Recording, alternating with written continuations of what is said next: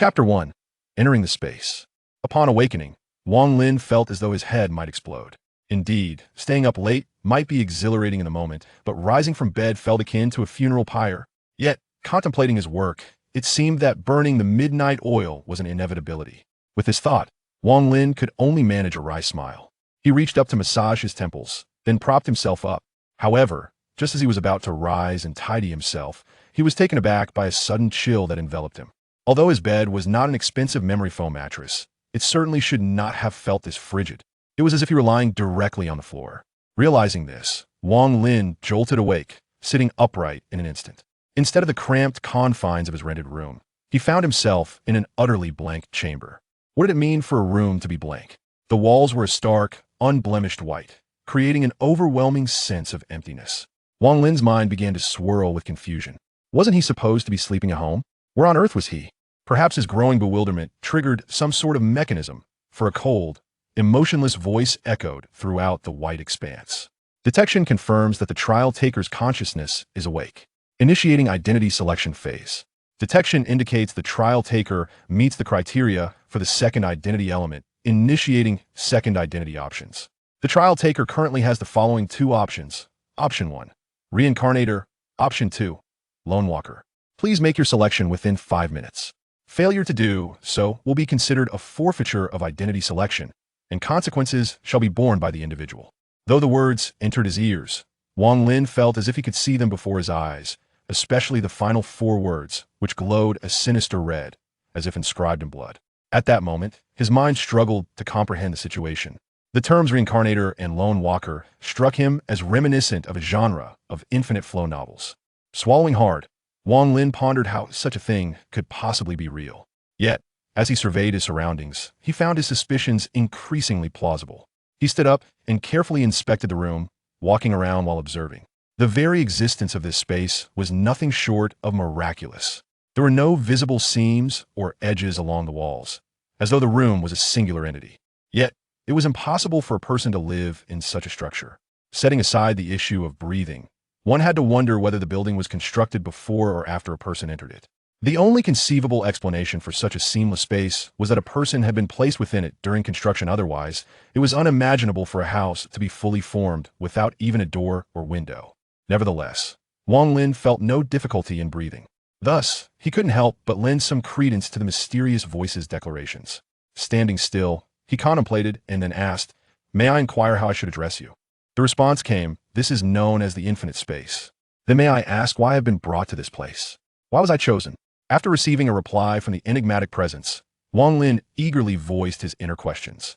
Why would someone as ordinary as he be selected? He felt he possessed nothing particularly special. The reasons were twofold. Were the 2 reasons? Reason 1, you're already deceased. What the hell? You are the one who's dead. Upon hearing this, Wang Lin lost his composure. Who would remain calm after being told they were dead? The space, devoid of life, thus had no concept of death. The flat statement rendered Wang Lin momentarily speechless. Then how could I possibly be dead? I'm still so young, and I have no ailments. Perhaps I merely worked too many night shifts, and then... At this point, Wang Lin's voice trailed off. If there was any risk of death, it might have stemmed from his excessive night shifts. Moreover, he recalled that during that period, his heart would occasionally spasm painfully, though he had dismissed it at the time. Assuming this to be the case, could it be that the discomfort he felt before sleeping was? The trial taker was not mistaken. It was indeed cardiac arrest induced by prolonged sleeplessness. However, he remained oblivious to it, ultimately perishing in his slumber. As if sensing Wang Lin's thoughts, the emotionless voice reverberated throughout the chamber, and a screen materialized in the air, displaying images of Wang Lin's gradual demise after falling asleep. In the footage, as the hour hand struck 8 o'clock, Wang Lin finished his shift. Eagerly, he hopped onto his little electric scooter to rush home. Upon unlocking the door, he returned to his small yet comforting rented room. Once home, Wang Lin swiftly changed out of his security uniform, hurriedly showered, brushed his teeth, and then collapsed onto his bed to sleep. Observing the scenes unfolding on the screen, Wang Lin thought to himself, "There's nothing wrong with this. It's perfectly normal." He was an ordinary individual, unlike the protagonists in novels. He had simply navigated through 9 years of compulsory education, followed by high school and university, ultimately becoming a security guard. Yet none of this led Wang Lin to wallow in self-pity after all. His ability to attend school was thanks to the kindness of others. Consequently, he felt quite content with his life. During his university years, the elderly headmaster of the orphanage, having grown frail with age, eventually passed away. Yet, Wang Lin cherished the final moments he spent there, surrounded by many children whom the old man had once rescued. Though the elder was unremarkable to these orphans and to Wang Lin, he was a deity in their hearts. Following the headmaster's funeral, Wang Lin returned to school, and through the efforts of his homeroom teacher, he was granted financial aid. After all, in this era, good people still outnumbered the bad. It was these experiences that instilled in Wang Lin a profound gratitude for the world. In university, he had a girlfriend who was quite fond of him. Campus romance was often simple and joyous. During those years, smiles adorned Wang Lin's face more frequently. Regrettably, circumstances rarely unfold as one imagines, and after graduation, they were forced to part ways for various reasons. Although Wang Lin experienced heartache, he could only accept reality. Could he blame the girl? No, he held no resentment toward her whatsoever. He could only lament that he was merely an ordinary person, unable to provide her with what she desired, lacking the capability to do so. Perhaps in that moment the boy truly matured. There's a saying that resonates. The three most helpless stages for a boy are acknowledging his father's ordinariness, recognizing his own limitations, and accepting the mediocrity of his offspring. It was during this time that Wang Lin grasped the second point. The footage depicted the moments after Wang Lin drifted into slumber, during which he contemplated these thoughts. At that time, his heart had indeed felt uncomfortable. Yet, he had dismissed it, attributing it to sleeplessness, believing he would feel better after waking up. And so, the tragedy unfolded. After Wang Lin fell asleep, his breathing gradually slowed, eventually ceasing altogether without a sound. Wang Lin had died, alone in that small room, unnoticed by anyone. Just like an ant on the ground, he was disregarded, his passing unacknowledged. With Wang Lin's demise, it seemed as though everything around him came to a standstill. Moments later, the ring on his finger began to emit a faint glow. Then, his body started to fade, disappearing completely, leaving no trace behind. Scene restoration complete. This book features a sole female protagonist, who is not merely a decorative character. The main character does not form teams essentially. All valuable items will belong to him alone. Furthermore, there is no savior complex typically, unless by accident. Enemies do not survive beyond a single chapter, as the protagonist firmly believes that the best enemy is a dead one. Additionally, there are no burdens, only the protagonist and the female lead exist, while all others are not allies. Thus, it is entirely self-serving, devoid of foolishness, and characterized by decisive action. Readers who identify with the savior complex are advised not to read further, as the author possesses a fragile heart and cannot withstand criticism. Thank you. Chapter 2, The Choice. There's no need to be so direct, I already understand. Wang Lin, unable to suppress his embarrassment at the footage depicting his own death, covered his face in mortification. The death scene had concluded. I recommend the trial taker to come to terms with this. After all, death is a natural part of existence, and at least yours wasn't particularly tragic. Wang Lin. He couldn't help but express his gratitude, albeit sarcastically. However, the space seemed to have spoken too much. If other reincarnators were to learn of this, they might very well drop their jaws in disbelief.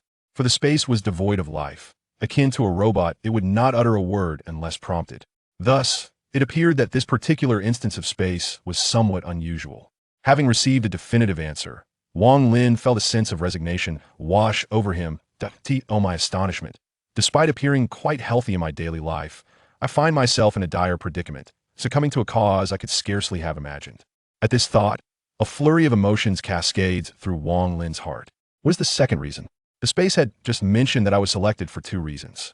Although the first reason is somewhat perplexing, it is something I must accept. Reason 2. The talents of the practitioner align with the requirements of the lone wanderer. My talent? What talent could I possibly possess? I am but a mere insignificant individual. Upon hearing this, Wang Lin couldn't help but chuckle bitterly. He is well aware of his own capabilities. While he occasionally indulges in fantasies of grandeur, he recognizes them as mere daydreams. After all, this situation is still rather overwhelming. All interpretative authority resides with the space, and no objections will be entertained. All right, you're the boss, your word is law. Wang Lin concedes to your whims. What, then, is the distinction between a rebirth practitioner and a lone wanderer? There are three identities available for selection within the space. The first, the rebirth practitioner, constitutes the foundational practitioners, making up approximately 95% of the entire space. The second, the lone wanderer, is designated for those practitioners possessing unique talents, accounting for merely 2%. As the name implies, a lone wanderer enters the task world alone, completing missions independently, requiring rebirth practitioners to possess exceptional abilities to succeed. The lone wanderer embodies a high-risk, high-reward identity, bearing all risks alone while simultaneously reaping all rewards. The third identity is not disclosed due to insufficient authority of the practitioner. Explanations concluded. Upon hearing this, Wang Lin gained a clearer understanding of this so-called infinite space. It resembles the infinite flow novels he had previously encountered, though the specific differences remain unclear for now. According to the space, he should only have the identity of a rebirth practitioner to choose from. However, some unknown factor triggered the option for the lone wanderer identity, thus presenting him with a second selection. Nonetheless, he generally prefers solitude. While not socially anxious, he can converse quite well in the company of others. However, in comparison, Wang Lin finds greater solace in his own tranquility. He is uncertain if this is a flaw, but he often feels lonelier in crowded settings. Thus, he is quite amenable to the identity of the lone wanderer. Since returning is not an option, I shall forge ahead. Space, I choose to become a lone wanderer. Hesitation leads to defeat. Although Wang Lin is not typically a decisive person, once he makes a choice, he refrains from overthinking. Practitioner selection completed, contract signed. As the voice of the space fell, Wang Lin beheld faint luminous points materializing before him. As the points multiplied, they ultimately coalesced into a singular transparent scroll. It was adorned with strange symbols, and at the bottom was Wang Lin's name. Wang Lin pondered whether he should leave a fingerprint. Suddenly, the transparent scroll burst apart, transforming into luminous points that swiftly surged into Wang Lin's body. Contract established, awakening the lone wanderer talent. As the words faded, Wang Lin felt as if he had been struck by lightning, his body convulsing uncontrollably. At that moment, he felt utterly exasperated. His entire being was engulfed in pain and numbness, rendering him unable to control his body, even to express a curse. Fortunately, this sensation dissipated after a few seconds. Barely recovering, Wang Lin gently addressed the space. The awakened talent is a forced awakening, accompanied by some discomfort. Any objections should be suppressed. Wang Lin, talent awakening complete. The lone wanderer may only view their skills after completing their exclusive trial task. Failure to complete the trial will result in the loss of the lone wanderer identity, reverting to an ordinary rebirth practitioner. Should death occur during the task, the lone wanderer will face true annihilation. Upon hearing this, Wang Lin's heart cooled instantly. Perhaps the space intentionally emphasized the fatal consequences to underscore their severity. The finality of death loomed large, rendered in a blood-red hue, inducing a sense of unease. Now introducing the exclusive benefits of the lone wanderer. Benefit 1. The lone wanderer experiences a 20% increase in rewards within the task world, an additional 10% under special circumstances, and a 50% increase in task penalties, a decrease of 10% under special circumstances. Benefit 2. Randomly acquires 3 unique skills, each with distinct characteristics. Benefit 3. Receives a hint about the task world 1 day prior to its commencement. Benefits distribution initiated exclusive skills for the lone wanderer to be drawn. A colossal spinning wheel materialized out of thin air, crashing down before Wang Lin, startling him. Gazing at the immense wheel mere meters away, Wang Lin wiped the cold sweat from his brow. However, this time he refrained from complaining, for he knew the space would disregard him. Approaching the contraption, Wang Lin stepped forward and pressed the red button at its center. The massive wheel began to spin, and though he wished to observe its contents, nothing was visible. After a while, the wheel came to a halt. Just as Wang Lin thought he might need to press again, the wheel resumed its rotation. It spun and halted 3 times in total. Remarkably, it operated autonomously. As the final rotation concluded, the immense machine vanished, and the voice of the space echoed once more. Acquired skill, absolute rationality. Acquired skill, energy control, passive skill. Acquired skill, devour, optimize one-time use. Absolute rationality. Quality, level. Effect, eliminates internal influences. Any external disturbances will be filtered out. Mastery over oneself, mastery over all. Energy control, passive skill. Quality, a level. Effect, perfectly manages one's energy. Any form of energy can be flawlessly controlled. Devour, optimize one-time use. Quality, level. Devour effect, perfectly consumes any entity which could be anything if desired. One could even devour a stone, though its utility remains uncertain. Optimize effect perfectly enhances one of one's own talents, skills, or bloodlines. Note, this skill can be used in isolation after utilizing devour. Only optimize remains, and after using optimize, the skill will cease to exist. Skills distribution complete. Initiating the exclusive world of the lone wanderer. Teleportation commencing.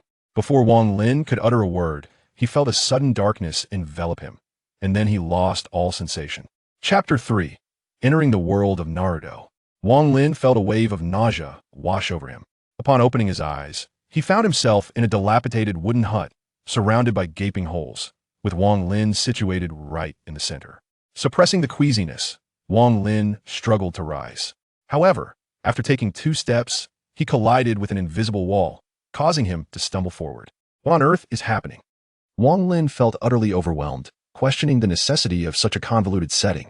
This task was designated as an exclusive mission for solitary wanderers, and it had yet to commence. While contemplating his situation, he touched his face, realizing that he had already lost his temper.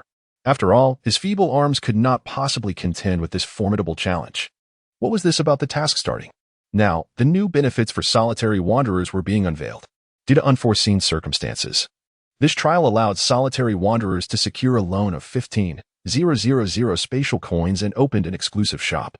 The solitary wanderer would be required to repay 15,000 spatial coins plus an interest of 25,000 coins upon completion of the task. Would he agree? Goodness, what kind of loan is this? The principal and interest are exorbitant. Do you not understand that usury is illegal? The authority of the spatial realm held all explanation rights and would not entertain any rebuttals. I cannot argue with you. Let me ponder this. Wang Lin muttered to himself, beginning to contemplate his predicament. He was merely an ordinary individual, incapable of competing with the extraordinary protagonists typically found in novels. Those characters were invariably impressive, equipped with fortuitous abilities or surrounded by a plethora of advantageous companions. Wang Lin surmised that the trial he faced as a solitary wanderer would undoubtedly be far more arduous than those assigned to other reincarnators. If he were to underestimate the challenge, he would surely meet his demise. However, the 15,000 spatial coins would provide him with a significant advantage from the very beginning. As for repayment, he recalled that there was a perk previously mentioned in the introduction for solitary wanderers which offered a 10% increase in rewards. If he were to benefit from this increase, his total would amount to 20%. Moreover, his original penalty was 50%, but it had been mitigated for various reasons. He certainly hoped he wouldn't be left with nothing. With these thoughts in mind, Wang Lin inquired, "Dear Spatial Overseer, what happens if I am unable to repay the loan in one go? Should you fail to repay in full, we will randomly deduct skills, equipment, and bloodlines of equal value. If you still cannot repay, your soul will be stripped of equivalent value." Wang Lin was taken aback by this revelation. The notion of losing one's soul indicated that this spatial realm was not to be trifled with. Nevertheless, the terms were undeniably tempting. His 3 skills could be considered invaluable. Ultimately, if he failed to repay, he would only lose those skills. As for the future consequences, he would address them later. If he were to fail the task, he would likely meet his end regardless. With this reasoning, Wang Lin consented to the loan. Upon the agreement, the exclusive shop was activated. A translucent, light blue panel materialized before him, displaying an array of items akin to browsing an online marketplace. Rice balls, effect, consuming restores health slowly. Bandages, effect, restores a portion of health upon use. Fake divine eye, effect, a jutsu from Naruto, artificially created and presented in scroll form, rendering its effectiveness only a tenth of the original. It can control a character for 3 months, after which the effect will automatically cease. Gazing at the myriad of intriguing items, Wang Lin's eyes widened in awe. If he could possess all of them, he would be invincible. However, such aspirations were merely fantasies. As he noticed his balance displayed as 15,000, feeling disheartened, he forcibly shifted his focus away from the shop panel. Wang Lin began contemplating how to maximize the value of the 15,000 spatial coins. After all, he was burdened with a high-interest loan. If he did not utilize it wisely, he could indeed lose everything. Yet, he was unaware of the specifics of the task, making it difficult to make informed choices. With these thoughts swirling in his mind, Wang Lin hurriedly asked, "By the way, I recall a benefit that allows me to learn about the task world in advance. Does that apply to this trial?" This trial takes place in the world of Naruto. The task will commence when the 3rd Hokage, Hiruzen Sarutobi, passes away. and will conclude at the end of the first battle between Naruto Uzumaki and Sasuke Uchiha, the Valley of the End. The difficulty level of this world is classified as dangerous. The solitary wanderer's trial task is to eliminate Naruto Uzumaki and Sasuke Uchiha, choice permitted. Warning: do not mention space in any context within this world. Failure to heed this warning will result in immediate execution. Caution: this world presents a dangerous difficulty. Do not venture outside the Hidden Leaf Village lightly, as this will significantly increase the world's difficulty. Note: as this is the solitary wanderer's first entry into this world, the language will be automatically comprehended. The world will officially commence in 10 minutes. Once it begins, the solitary wanderer will no longer be under spatial protection, so please prepare swiftly. Oh my goodness! The world of Naruto. You might as well end my life now. My frail body stands no chance against those high-powered adversaries. The main task is to slay those two formidable figures? Are you jesting with me? Upon learning that the setting was the world of Naruto, Wang Lin felt a surge of panic, his mind reeling as he processed the details of the trial task. This world is far from simple. Setting aside the terrifying prowess of elite warriors, even the likes of Chunin and Jonin are no match for a mere hand of theirs. Moreover, the task assigned to me is to eliminate either Naruto Uzumaki or Sasuke Uchiha.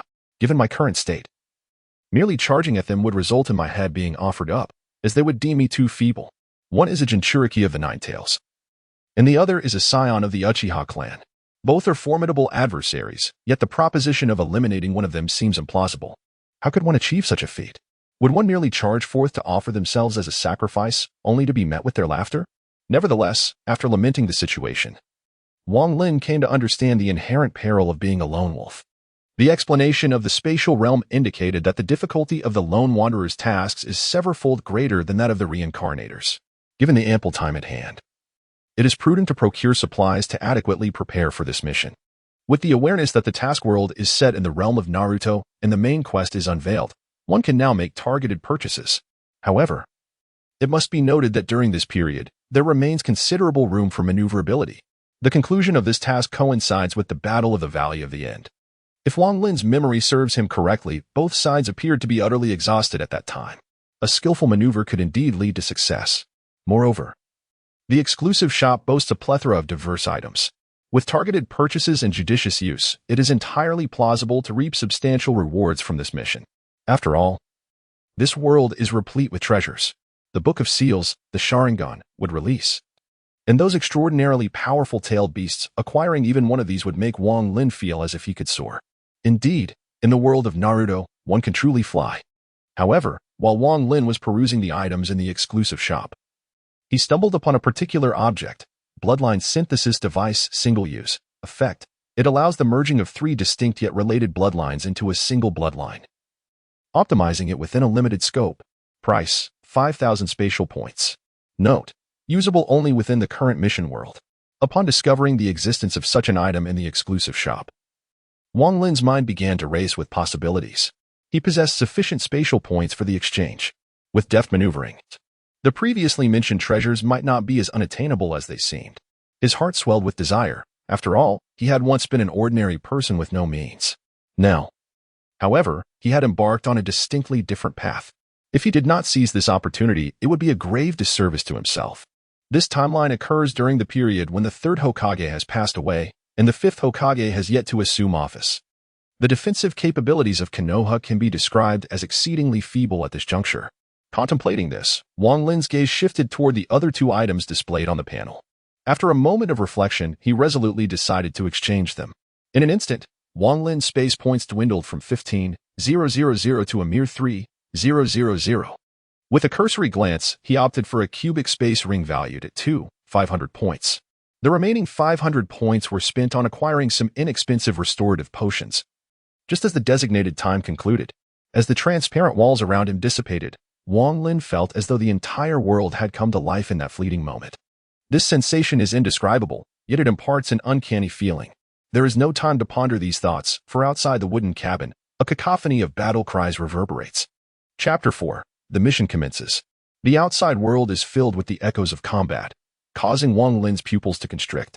It is worth mentioning that Wang Lin has exchanged for the smallest spatial ring, into which he has conveniently stored all the items he previously acquired.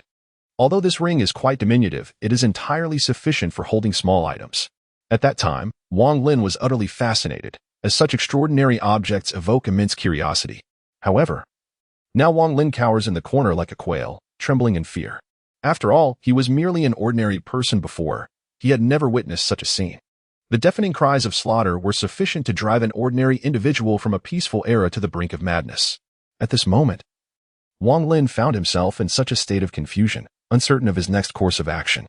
After taking several deep breaths in the corner, he finally felt a modicum of strength return to his legs. Cautiously, he peered out from the edge of the window and caught sight of two groups engaged in a fierce melee outside the wooden cabin, numbering nearly a score of individuals. Judging by their tattered attire, they appeared to be bandits, gaunt and haggard in appearance. As the cacophony of battle gradually subsided, the ground was left strewn with blood and a few lifeless bodies. The sight of the bloodied corpses evoked a wave of nausea within Wang Lin. As if all his strength had been siphoned away in an instant, he quickly retreated, the queasiness rising in his throat. Were it not for the wall supporting him, he would have collapsed to the ground. Individuals from a peaceful time had never encountered such a scene. Many could hardly bear the sight of fish or chickens being slaughtered, let alone witnessing death itself. After taking several deep breaths to quell the urge to vomit, he forced himself to remain alert and observant. Suddenly, three figures clad as ninjas materialized beside the bandits. The three ninjas were all adorned with animal masks, cloaked in black capes, and wore black fingerless gloves. Their foreheads bore headbands featuring a swirling design reminiscent of a leaf. This revelation illuminated Wang Lin's mind. Was that not the emblem of the Hidden Leaf Village? After traversing countless paths in vain, fortune had finally smiled upon him. Coincidentally, the first step of his scheme was to infiltrate the Hidden Leaf.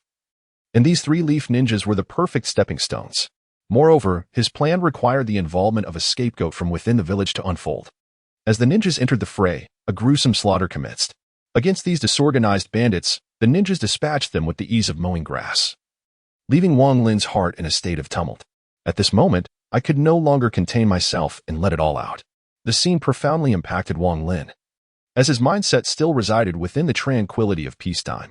The presence of blood, death, and corpses was overwhelmingly stimulating, although he had previously feigned indifference. The stark reality of these elements before his eyes evoked an entirely different sensation. At this moment, Wang Lin felt weak and unsteady, his limbs seemingly devoid of strength. It was his first encounter with death, a moment that stirred no emotions, even igniting a flicker of excitement within him. He rationalized that this was the fate of the protagonist, not himself. Now, he merely sensed a weakness in his legs, leaning against the wall.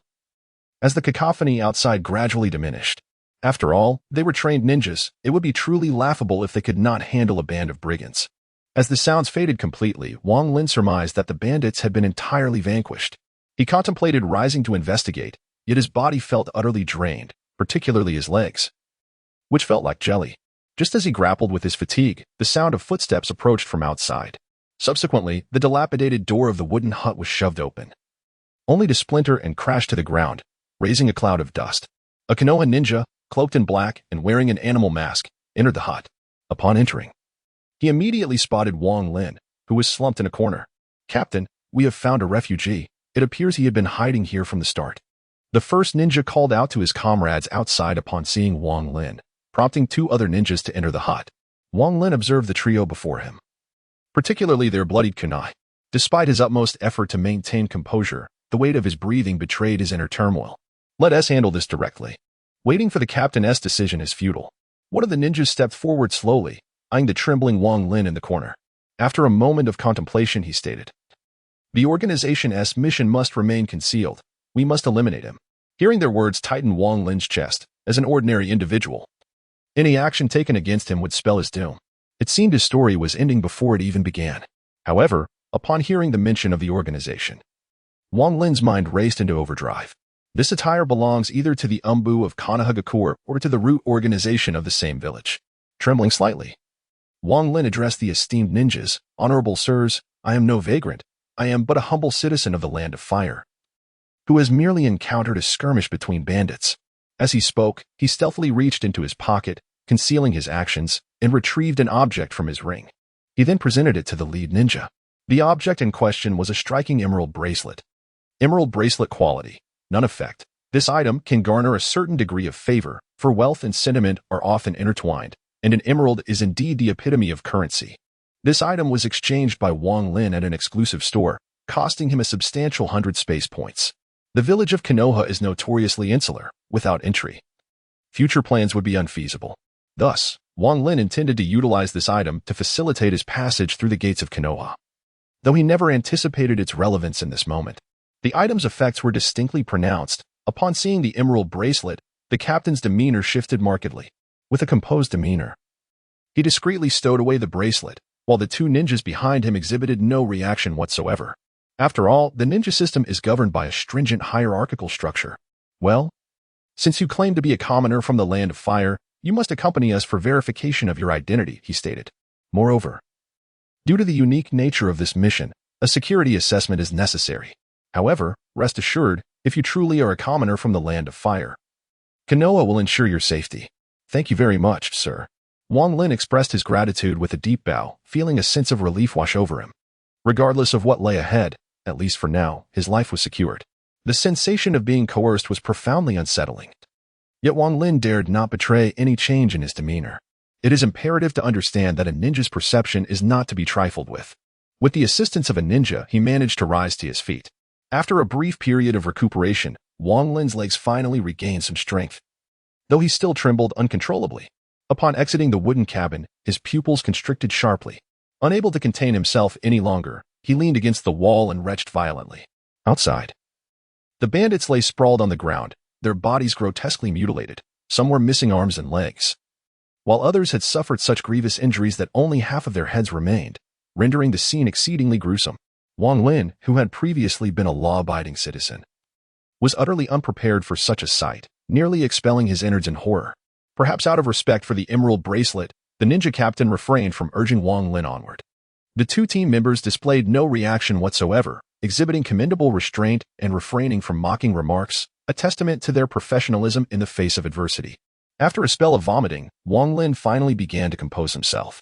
However, upon once more glimpsing the dismembered remains scattered about, the wave of nausea surged anew. This time, the captain ninja did not afford Wang Lin a moment to gather himself. He advanced and seized Wang Lin by the shoulders, then vanished from the spot, leaving behind a scene of scattered corpses and pools of blood. Wang Lin felt as though the surroundings had become a blur. Glancing down, he realized he was leaping from one towering tree to another. The captain ninja held Wang Lin tightly, propelling him forward as if he were a mere doll. Is this the power of a ninja? It's simply astonishing. Wang Lin could not escape this force. The strength of the ninja is immense.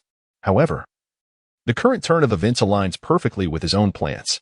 Nevertheless, the deaths of the previous bandits still left a significant impact on Wang Lin. He still feels a sense of nausea in his stomach. Presently, Wang Lin attempts to utilize the skills he has acquired. Prompt: the lone wanderer possesses no energy and cannot employ skills. Well, that is quite reasonable. Chapter 5. The plan commences. Although the technological advancements in the world of Naruto may seem somewhat skewed, with travel relying primarily on walking or running, the existence of chakra transforms the impossible into the possible. After all, have you ever witnessed someone leap over 10 meters high? Moreover, not to mention, the greenery in the Naruto world is indeed commendable. These trees towered to an astonishing height. Along the way, Wang Lin felt as though he were a mere child. Nevertheless, one must concede that the speed of the ninja was indeed remarkable. In merely half a day, a grand gate gradually came into view.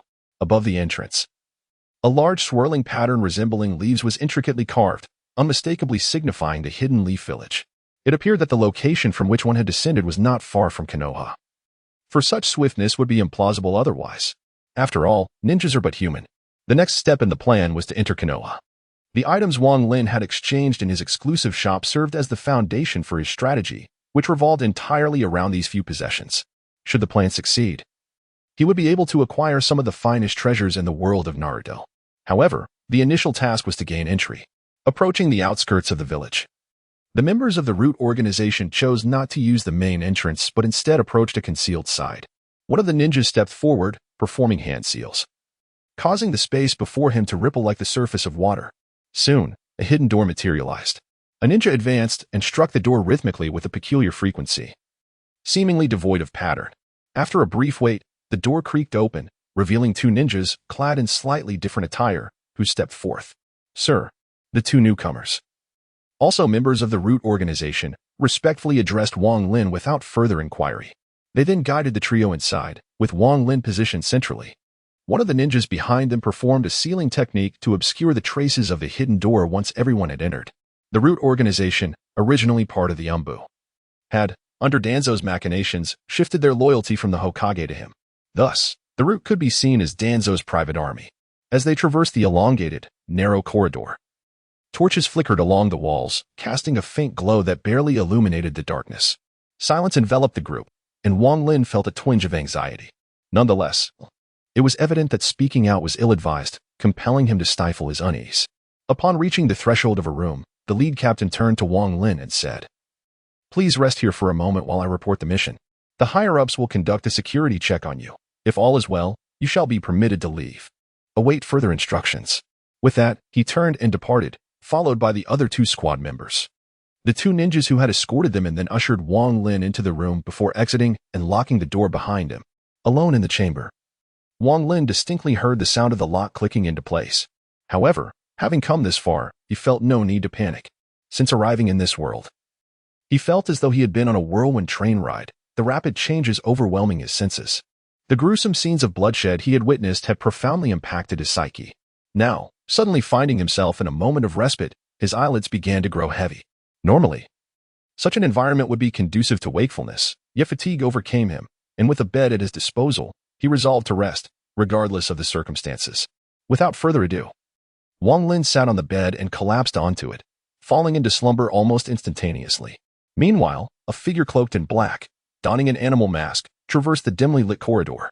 The surrounding illumination was scant, barely revealing the path ahead. After a brief passage, he arrived at a door and respectfully knocked. After a moment, an aged voice resonated from within. "Enter."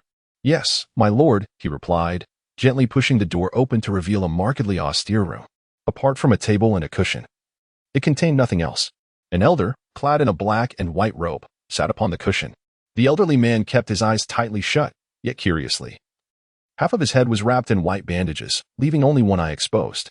He opened the visible eye and gazed at the person who had entered, inquiring, "In the wind, have you accomplished your task?" The ninja then removed the mask from his face and took off the cloak from his head, revealing vibrant orange hair and a pair of strikingly unusual gray irises. The ninja in question is indeed a high-ranking member of the Root organization, known as F in the Wind. The identity of the elderly figure within the room is also quite apparent. He is none other than Shimura Danzo, the leader of Root. "Lord Danzo, the mission has been accomplished. It was merely a band of brigands, nothing particularly extraordinary. However, during the course of our assignment, we encountered a civilian. According to his account, he hails from the land of fire, though he simply had the misfortune of crossing our path. My subordinates found this somewhat peculiar, as such places typically do not attract visitors. Consequently, we suspect that this individual may be concealing certain information, and thus we have brought him back for your judgment. He is currently within Root." F in the Wind reported accurately, yet he would certainly refrain from mentioning the acquisition of the emerald bracelet belonging to Wang Lin's grandmother.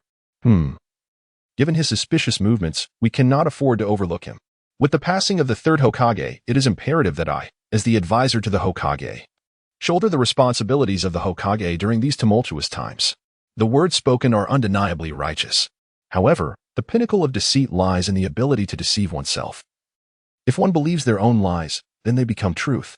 Currently, the Hidden Leaf Village finds itself in a perilous situation. Complacency is utterly inadmissible. Bring that suspicious individual to me.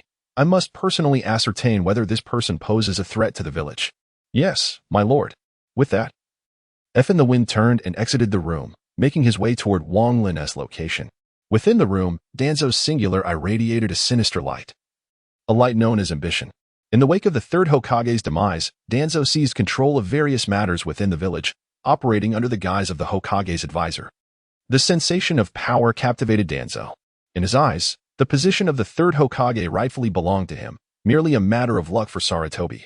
With the third now deceased, Danzo was unwilling to let the Hokage position slip away, yearning to claim it for himself.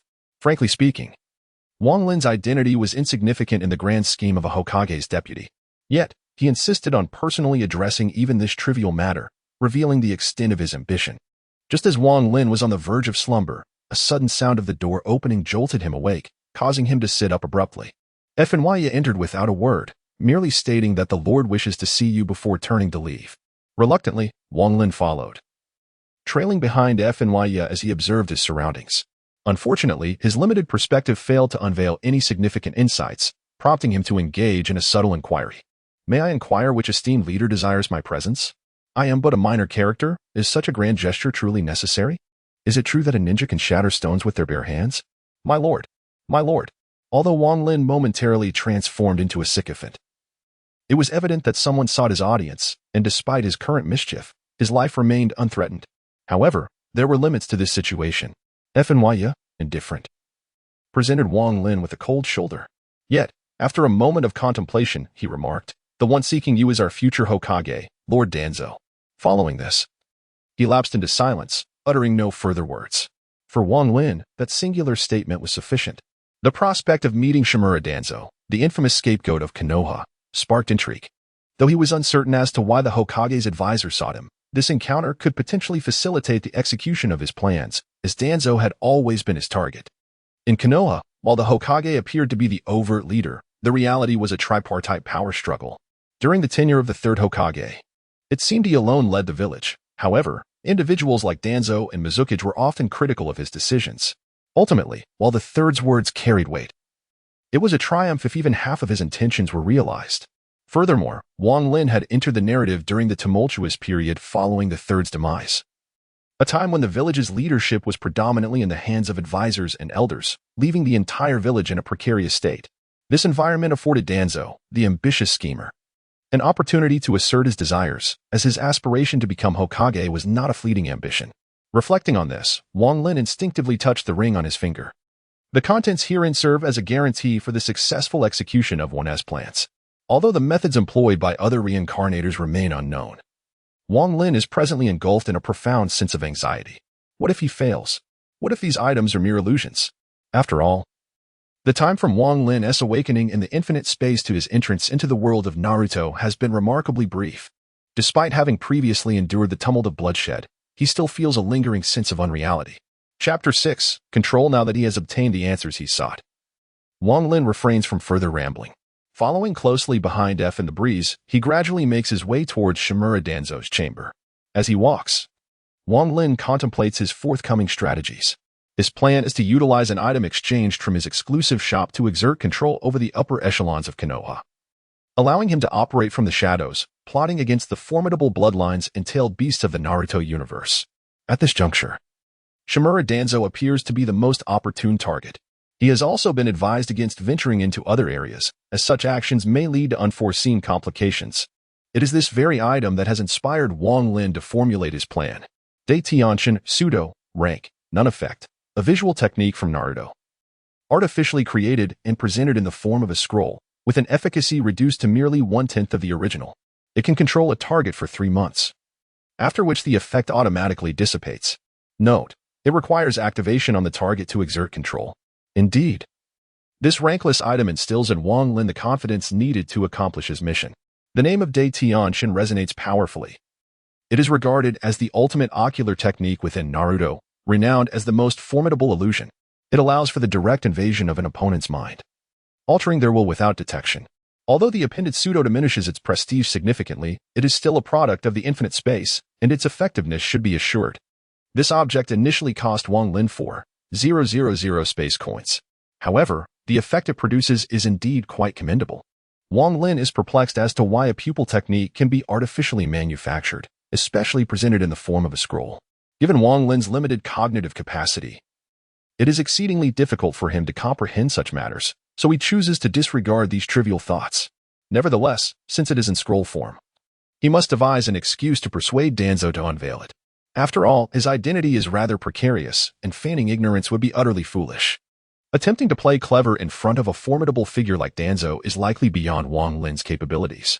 However, this period follows the demise of the third Hokage, and it remains uncertain whether Jiraiya and Naruto have sought out Tsunade.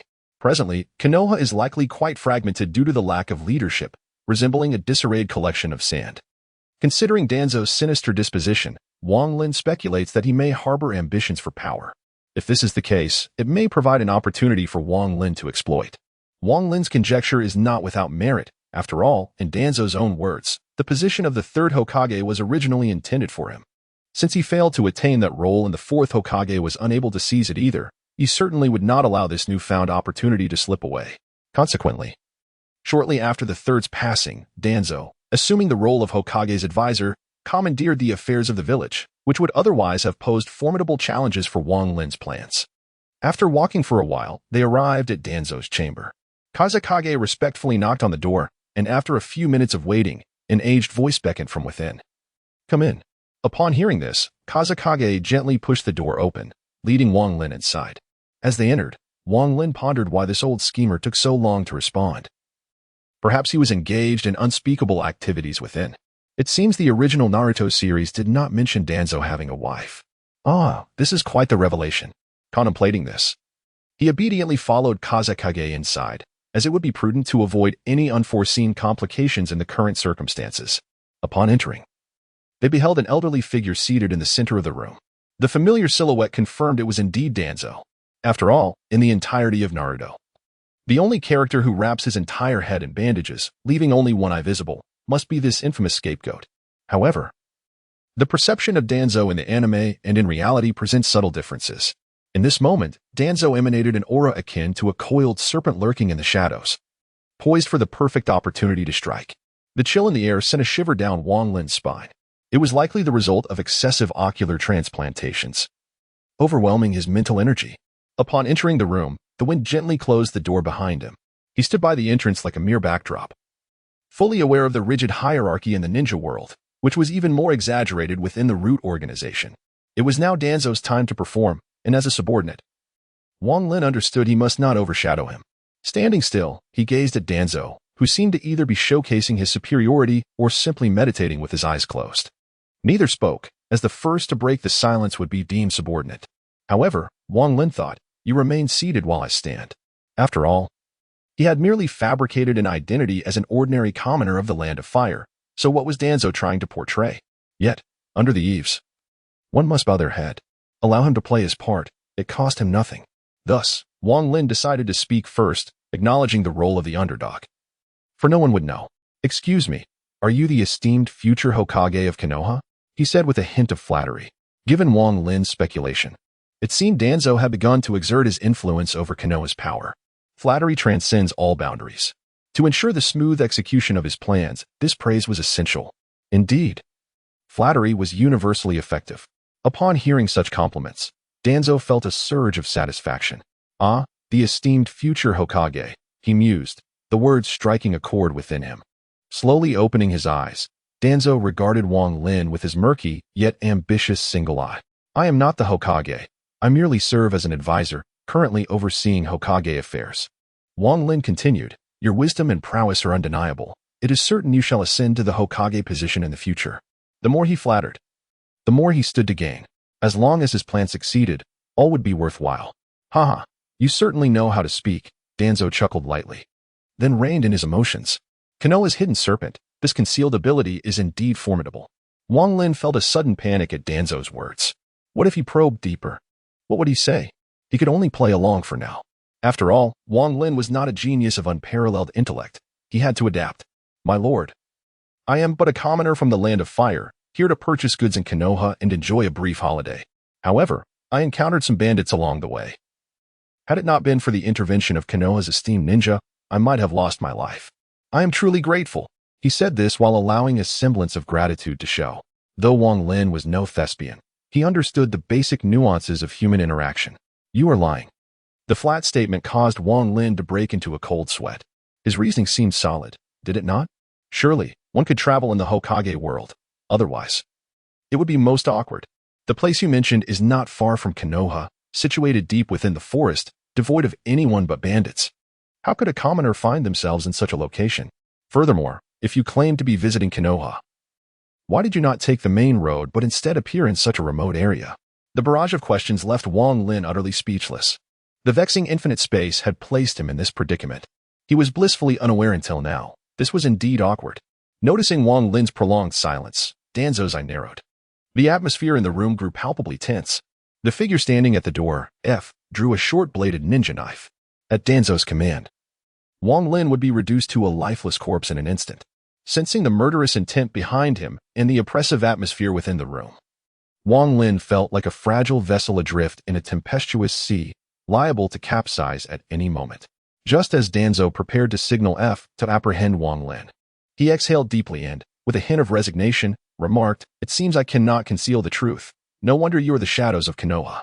Upon hearing this, Danzo's brow furrowed slightly. "My true identity is not that of a commoner from the Land of Fire. Rather, I serve as a guard under the daime of the Land of Fire. I found myself in that location due to a secret mission, one that pertains to the selection of the 8th Hokage, directly commissioned by the daime. However, since the daime cannot directly interfere with the Hokage's position, this mission must remain clandestine."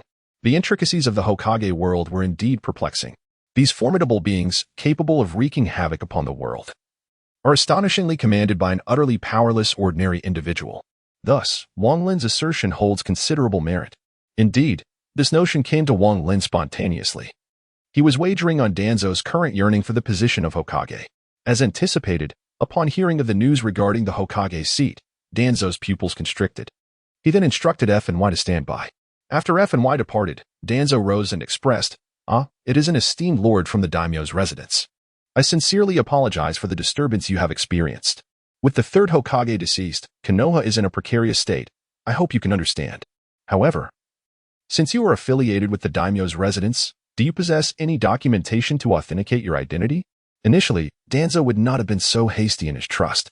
Yet, the blinding allure of power led him to unthinkingly accept this rationale. Upon hearing Danzo's words, Wang Lin mused that he had finally succeeded. He had awaited this very statement. Pretending to search within his robes, he discreetly retrieved the scroll of the Eye of the Moon from his space ring and presented it to Danzo. This is the appointment letter for the Hokage, personally inscribed by the daimyo. Upon glimpsing the scroll, ambition surged within Danzo. If he could manipulate the situation to his advantage, irrespective of who was appointed, the position of Hokage would ultimately belong to him. Without hesitation, Danzo accepted the scroll and unfurled it. Observing Danzo's actions, Wang Lin felt a surge of confidence. This move was assured. As Danzo opened the scroll, a blood-red eye emerged from within, 3 black tomos spinning slowly, gazing into his very soul like an abyss. In that brief moment, Danzo became utterly lost to himself. Chapter 7. The Book of Seals. After Danzo opened the scroll, he stood motionless for a moment, after which the scroll in his hand gradually vanished. A few minutes later, Danzo regained his composure and reverently knelt before Wang Lin, uttering, "I pay my respects to my master." What a terrifying ocular technique. Watching Danzo's respectful demeanor, Wang Lin's eyes narrowed. Such a potent illusionary assault was nearly impossible to defend against. Moreover, this was acquired within an infinite space, raising concerns that other reincarnators might possess similar tools or abilities. If he were to fall victim to such an attack, it would effectively spell his demise. The Eye of the Moon's ability to manipulate the thoughts of opponents is akin to killing them from an entirely different perspective, far more chilling than mere physical violence. Witnessing Danzo's transformation, Wang Lin felt a shiver course through his body, swiftly followed by a surge of fervor. His plan had succeeded. And now he would commence his quest to seize the formidable ninjutsu, bloodline limits, entailed beasts within the world of Hokage. Gazing at the kneeling Danzo, ambition surged within him. "I must grow stronger. I must seize control of my destiny." At this juncture, with the 3rd Hokage deceased and the 5th yet to be appointed, and Jiraiya's return still uncertain, the impact of Orochimaru's plan to dismantle Konoha had significantly diminished the strength of the Anbu. Only Danzo's root remained relatively intact, and he was secretly conducting unspeakable experiments. It could be said that Danzo was the most advantageous scapegoat during this period, as well as the most effective pawn. To control anyone is inferior to controlling him. Danzo offers the highest cost-effectiveness. Furthermore, since my trial task is to eliminate Naruto or Sasuke, the most opportune moment lies within the first valley of the end battle. Aside from the trial task, the space has not provided any additional prompts. Thus, if the main objective is to eliminate these two, could killing other notable characters in the story yield rewards as well? For instance, certain members of the Akatsuki or the Konoha 11. If memory serves correctly, the outcome of the first valley of the end battle resulted in Naruto's defeat and subsequent unconsciousness, while Sasuke, though victorious, was utterly exhausted. Moreover, I recall that some of the Konoha 11 pursued them, only to be separated by Orochimaru's subordinates. Although they all survived, they were gravely wounded. At that time, Kakashi was en route, so with careful maneuvering, I might even exceed my mission's requirements. However, for now, Wang Lin observed the kneeling Danzo. One must eat a meal bite by bite. Therefore, the next step is to learn about chakra. I cannot remain in such a vulnerable state any longer. The first step is to acquire the Book of Seals. The plan has been set in motion, and thus Wang Lin need no longer feign distress. He instructed Danzo to arrange for a residence, preferably discreet and inconspicuous, while he would handle the matters of identity. These matters, to be candid, are exceedingly taxing on the mind, and Wang Lin is rather disinclined to invest much effort into them. Although this variant of the deity is not eternal like the original and has a mere validity of 3 months, if managed diligently during this period, the potential rewards could be astonishing. Before long, a root ninja materialized before Wang Lin, respectfully escorting him to a secluded location behind Konoha, which served as Danzo's private residence. After all, how could one in the shadows of Konoha possibly be a mere ascetic, if one were to suggest such a notion? Even the neighboring Inuzuka would likely shake his head in disbelief, gazing upon the residence nestled within the dense forest. Wang Lin couldn't help but ponder whether it had been cultivated by Yamato's greening techniques. After all, it is common knowledge that while the first Hokage fought valiantly for supremacy, Yamato was busy enhancing Konoha's greenery. Upon entering the small courtyard, he found that provisions and clothing were meticulously prepared. Wang Lin, being quite capable in the culinary arts, did not see the need for a root member to attend to his needs. Having lived alone for so many years, the sudden presence of another might prove somewhat disconcerting. After tidying up his room, he suddenly heard the sound of a notification resonating in his mind. You have participated in the killing of a Jonin. As it was not the trialist who delivered the fatal blow, the rewards are halved and will be settled upon returning to the space. Upon hearing this, a smile crept across Wang Lin's face. Damn it, he thought. I warned you to wait. My possessions are not so easily acquired. The deceased Jonin was none other than Feng Zhangyo, who had received the emerald bracelet from Wang Lin's grandmother. Once Wang Lin had subdued Danzo, he issued his first command, to dispose of this individual and reclaim his grandmother's emerald bracelet. Wang Lin was neither a saint nor a foolish villain who would postpone matters until after one's demise. Furthermore, he sensed that the unranked item was anything but ordinary. The description indicated that it required a certain level of affinity to be obtained, leading Wang Lin to believe it was contingent upon individuals. In the wind. It is merely a minor figure, thus hardly noticeable. However, what if it were utilized against Tsunade, the fifth Hokage? Would the effects not be more pronounced if it were employed against higher authorities such as kings or marshals in other realms? Of course, Wang Lin would not admit that his motivations were largely driven by a desire for vengeance, were it not for his arrival in this world. He would still be a mere weakling, compelled to expend wealth for the sake of survival. This is but a trivial interlude, a mere confirmation of Wang Lin's suspicions. Indeed, he discovered that he could obtain rewards through killing or participating in a kill, albeit the rewards would only be settled upon his return to the infinite space. As for the matter of having rewards, Wang Lin deemed it inconsequential. His safety was paramount, for what was the worth of rewards if his life were forfeit? As night fell, he hastily consumed a light meal before settling in his quarters to await what was to come. Wang Lin was on the verge of entering another realm, one that transcended the ordinary, thus his appetite was diminished. After a prolonged wait, just as anxieties began to creep in regarding potential complications, a root ninja, clad in a manner resembling a specter, appeared before him. Yet, rather than succumbing to fear, Wang Lin regarded the ninja with fervent anticipation. The root ninja produced a scroll from within his robes, forming hand seals, and in an instant, a cloud of smoke enveloped the space, dissipating to reveal 3 items. A verdant bracelet, a scroll inscribed with chakra refinement techniques, and lastly, a towering scroll adorned with the words Book of Seals. The ninja placed the items upon the ground before vanishing into thin air. Gazing at the 3 objects, particularly the imposing Book of Seals, a smile of elation broke across Wang Lin's face, uncontrollable in its exuberance. What joy! The plan had succeeded. Chapter 8. Learning Chakra Before the Scroll.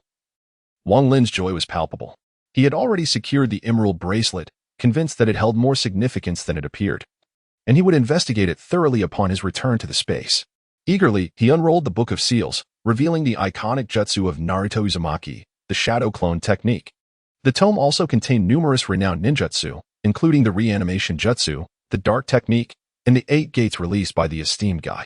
As for how this Book of Seals came into his possession, one could attribute it to the great Konoha's shadow, Danzo Shimura. With the 3rd Hokage deceased and the position of Hokage uncertain, the Wang Lin was aware Tsunade would take the mantle. Konoha's defenses were notably weakened. The root organization could easily pilfer the Book of Seals without raising suspicion. Naturally, the cleanup would fall upon Danzo, as the root organization was replete with capable individuals who could forge documents with relative ease. After a thorough examination, Wang Lin was astonished by the extent of the second Hokage's contributions. It was said he was a master of forbidden techniques. Indeed, approximately 70% of the forbidden jutsu within the Book of Seals were attributed to him, including the reanimation jutsu, the water release, water blade technique, and the flying thunder god technique, most of which he had created. This brought to mind a humorous anecdote regarding the second Hokage. Brother, water? No, forbidden.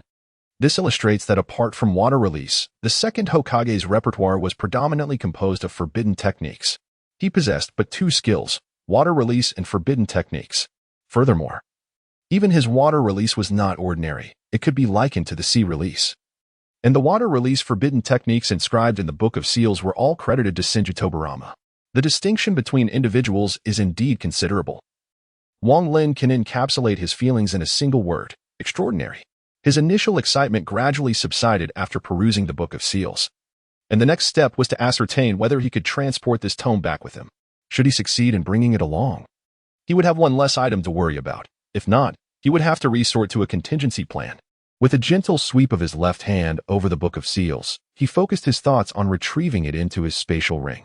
Almost immediately, a notification surfaced in his mind. The Book of Seals originates from the Hidden Leaf Village in the Naruto world, containing a majority of the forbidden techniques from that realm.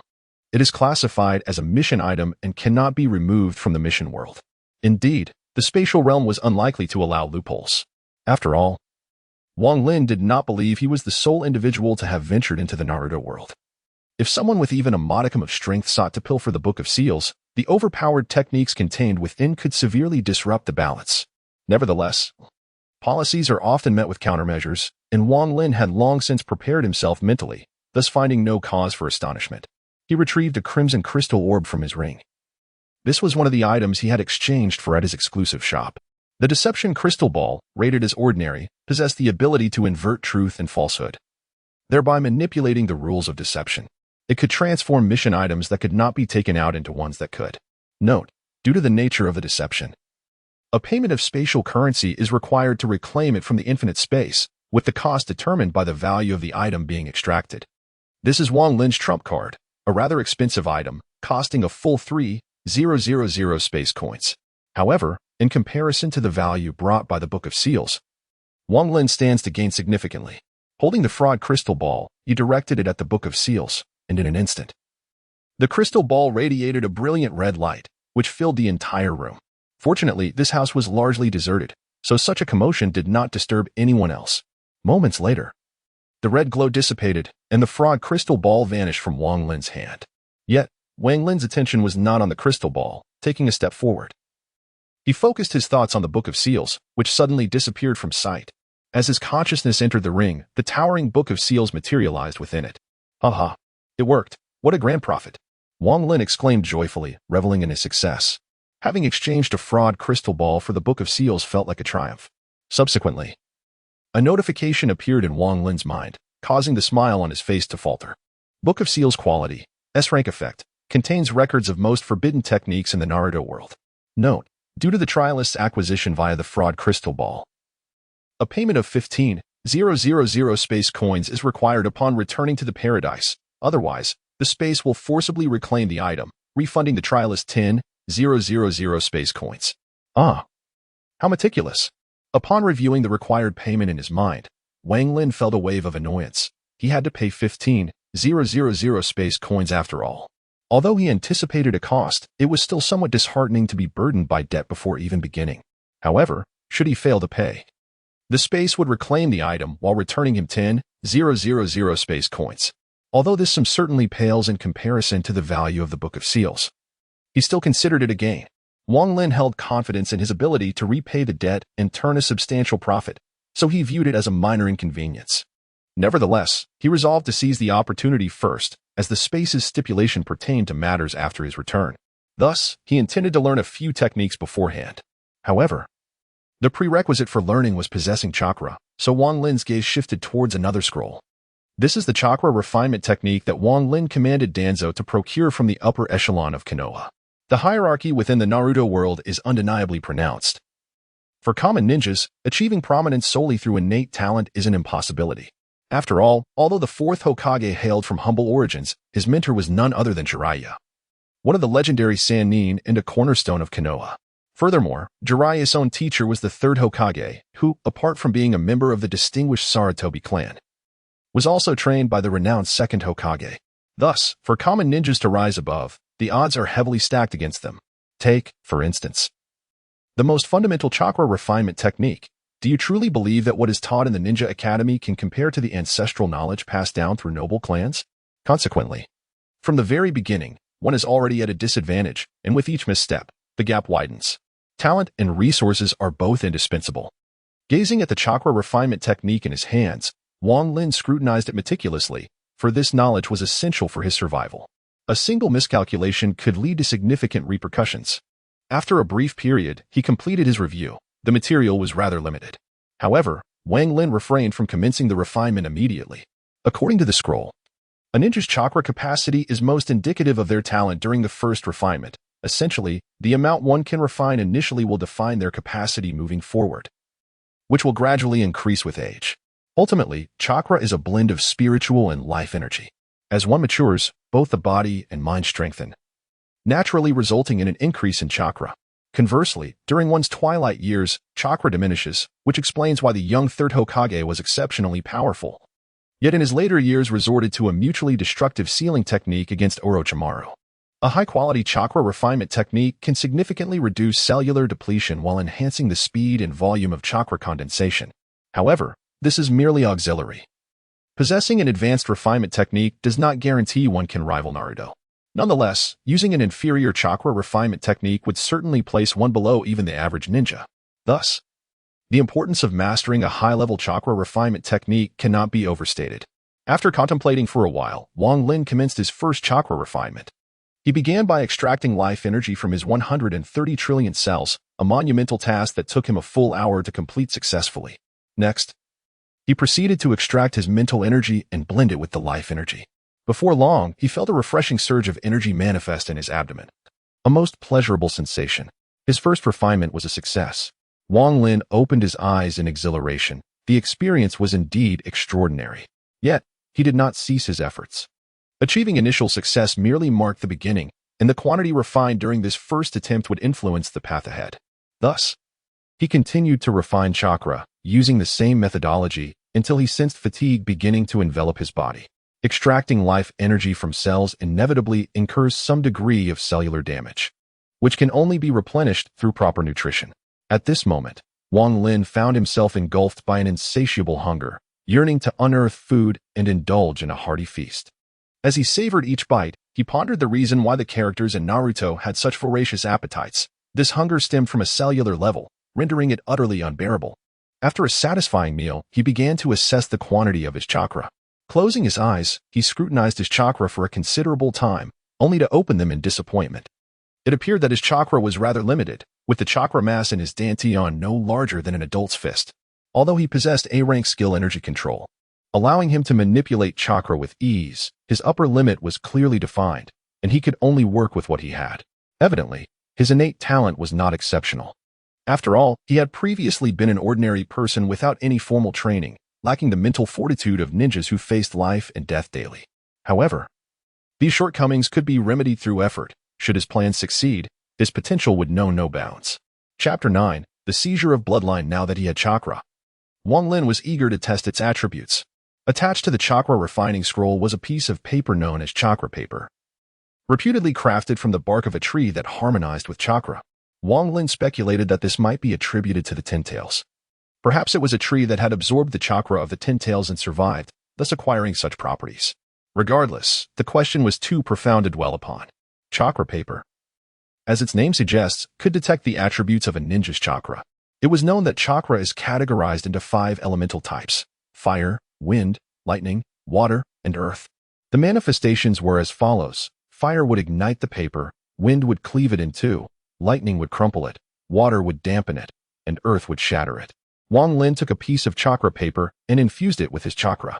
In an instant, the paper became crumpled. It seemed that his attribute was lightning. Observing the wrinkled paper in his hand, Wang Lin felt a sense of satisfaction. After all, lightning attribute ninjutsu was quite formidable.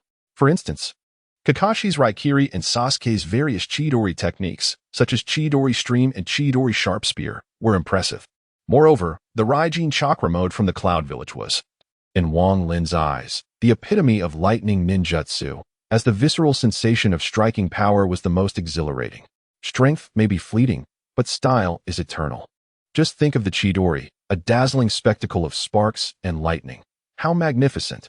Unfortunately, Raikiri and Chidori were Kakashi's original techniques, not documented in Konoha's archives. As for the Raijin Chakra mode, it was the lifeblood of the Cloud Village as an outsider. He would likely be met with hostility and resistance if he sought to claim it. Contemplating this, Wang Lin felt a wave of frustration wash over him. This was indeed a predicament. He could only rely on Danzo to devise a solution. If all else failed, he could develop his own techniques. With his energy control skill, it seemed plausible. After all, one could not anticipate every outcome. Perhaps he could follow Naruto's example, utilizing a Rasengan to conquer the world. The method for cultivating a Rasengan was also detailed in the Book of Seals. Furthermore, when weighed against his overarching plans, these concerns could be set aside. Ninjutsu merely served to enhance strength, while his ambitions could potentially alter his fate. With this thought, Wang Lin ceased to dwell on his troubles and turned to retire for the night. The fervor he had felt in refining his chakra had dissipated, and now weariness overtook him. At the break of dawn, Wang Lin arose and prepared a delightful breakfast of several fried eggs and a bowl of noodles. He relished every bite. As an orphan, he had learned to cook at an early age, and his culinary skills were quite commendable, making meal preparation a breeze. After finishing his meal and resting for a while, he summoned Danzo through mental communication. Shortly thereafter, Danzo appeared in the courtyard. Upon seeing Wang Lin, he knelt on one knee and respectfully inquired, "Master, how may I serve you? Please rise. I am not accustomed to being addressed while others kneel before me." Wang Lin found it peculiar for someone of Danzo's age to kneel before him. Although Danzo was not a noble character, his years commanded a certain respect. While Wang Lin had begun to shift his mindset, he still found it uncomfortable to have an elder, twice his age, kneeling before him. After all, the pursuit of strength was ultimately for the sake of freedom. At least that was Wang Lin's current philosophy. During your previous collaboration with Orochimaru, you must have retained the research materials, as well as blood samples from the Uchiha clan and the Sharingan. Additionally, you should still possess some of the Hashirama cells, even if Orochimaru is no longer present. Danzo responded, "Master, I managed to collect nearly all the Uchiha blood samples during the massacre, including those of Sasuke and Itachi. I have also gathered a considerable number of spare Sharingan. However, due to Orochimaru's defection, research on the Hashirama cells has encountered significant difficulties, with numerous casualties. Coupled with Hiruzen's interference, I was forced to halt the experiments, but I do still possess some samples of the Hashirama cells." Wang Lin was thoroughly pleased. With this information, he could commence his plans. He then stated, "Now, I have 3 tasks for you. First, gather the training methods for Kakashi's Raikiri, and find a way to obtain his Sharingan. Second, compile all the research materials and findings from your Root Foundation, along with any spare Sharingan you possess, and deliver them to me. I require all available Uchiha blood samples. Third, endeavor to collect samples from the Uzumaki clan and the Senju clan. Whether they be living individuals or corpses, acquire everything you can. As for samples from the Hyuga clan, I only want those from Hinata and Hanabi. Disregard the others. Prioritize these tasks above all else and spare no effort to complete them in the shortest time possible. Additionally, please send me a sample of the Hashirama cells at the highest concentration." After listening, Danzo readily agreed. The tyranny of the celestial beings resides in their ability to forcibly transform others into mere puppets while preserving their will. Observing the concealed right eye of Danzo, a mysterious light emanated from Wang Lin's gaze. Subsequently, Danzo set out to accomplish the task assigned by Wang Lin, who began to refine chakra in the courtyard. The refinement of chakra requires unwavering persistence, otherwise, the quantity will not increase. For Wang Lin, the most significant aspect within the world of Hokage was not the Book of Seals, nor the tailed beasts, but rather the bloodline of the Sage of Six Paths. The reason for initially pursuing the Book of Seals was due to the availability of a suitable tool, as it was the most convenient option. After all, meat that is already on the plate is still meat. Once it entered Wang Lin's ring, unless he perished, retrieval would be impossible. The second plan was to seize the most formidable bloodlines within the Hokage realm. The most powerful bloodlines naturally belong to the Uchiha, Senju, and Uzumaki clans, all tracing back to the Sage of Six Paths. As for the Hyuga clan, their lineage originates from the Sage's brother, and a small portion would suffice. Wang Lin intended to use the bloodline of the Hyuga clan to enhance that of the Sage of Six Paths, without any intentions of acquiring the Rinnegan. Although the Rinnegan is immensely powerful, its awakening is fraught with challenges. One must either possess a high concentration of bloodline or achieve a qualitative transformation in the number of Byakugan. Hence Wang Lin did not hold out hope for awakening the Rinnegan. Moreover, he believed that the bloodline of a brother and that of a sibling could indeed merge. Therefore, Wang Lin specifically exchanged for this item, preparing for this very step, bloodline synthesis device single-use effect. It can amalgamate three distinct yet fundamentally related bloodlines into one, while also optimizing it within a limited scope. Price, 5,000 spatial points. This item can undoubtedly be regarded as the most expensive among the treasures exchanged by Wang Lin, as it has already diminished by a third. However, it is the effect that Wang Lin values the most, as long as he collects their bloodlines and merges them. The most formidable bloodline in existence will emerge. Naturally, Wang Lin has also contemplated the merging process. Initially, his solitary wanderer benefits included 3 skills. One is absolute rationality, a skill that Wang Lin has yet to test. The second is energy manipulation. Although it is a passive skill, it has already allowed Wang Lin to savor its advantages. Climbing trees and walking on water have become effortless for him, and while he may not be entirely proficient, mastering energy manipulation feels like child's play. The third skill is devour and optimize. This skill is what Wang Lin values the most, and the bloodline synthesis device is merely a precursor to this ability. As long as he can successfully synthesize these bloodlines, in conjunction with this devouring skill, he will attain the most formidable bloodline in the world of Naruto. This is what Wang Lin values the most, for after all, ninjutsu and tailed beasts are merely external strengths. True power lies in the fortitude of one's own being. One need only recall the Fourth Shinobi World War, where a single Madara's fire style faced off against an entire squad's water style. Imagine if someone else were to take that challenge. As for the tailed beasts, let an ordinary person become a Jinchuriki and see how swiftly they meet their demise. Tailed beasts possess varying degrees of strength, since he is intent on seizing one. The Nine Tails becomes his ultimate target. Moreover, it is not merely the half that resides within Naruto that he covets, but rather the entirety. Chapter 10, Training and Concealment. After issuing orders to Danzo, Wang Lin diligently immersed himself in training within the confines of the courtyard. While he held the acquisition of bloodlines in high regard, he was acutely aware that haste would yield no fruitful results. The opportunity to seize a bloodline would present itself but once, necessitating perfection in execution. Failure would lead to a cascade of troublesome consequences. This moment also afforded him the chance to delve into various ninjutsu. However, before commencing his training, Wang Lin resolved to test his final skill. Absolute rationality quality, S-rank effect, eradicates the influence of internal factors, rendering any external disturbances inconsequential. Mastery over oneself equates to mastery over all. Wang Lin believed that given the skill S-rank classification, its potency would undoubtedly be formidable, even if he remained uncertain of the grading system within the infinite space. As he summoned his mental focus, the skill activated. In an instant, he felt his mind sharpened to an unparalleled clarity, devoid of any emotion save for pure rationality. The chakra within him diminished at a visibly rapid pace, in this state of absolute rationality. Wang Lin easily calculated that the current amount of chakra would sustain this clarity for approximately 3 minutes. Seizing the opportunity, Wang Lin promptly retrieved the sealing book and examined the first ninjutsu. It was none other than Naruto's signature technique, the multiple shadow clone jutsu. The difficulty of mastering this ninjutsu, to be frank, largely depends on the practitioner's chakra capacity. If one possesses an immense chakra reserve like Naruto, one can practice it freely, indulging in reckless abandon. However, for the average ninja, neglecting caution while training in this technique could lead to dire consequences. Chakra is intrinsically linked to a ninja's life. Its depletion spells death. The technique of multiple shadow clone jutsu is particularly challenging due to the difficulty in controlling the output of chakra, and excessive exertion results in immediate demise.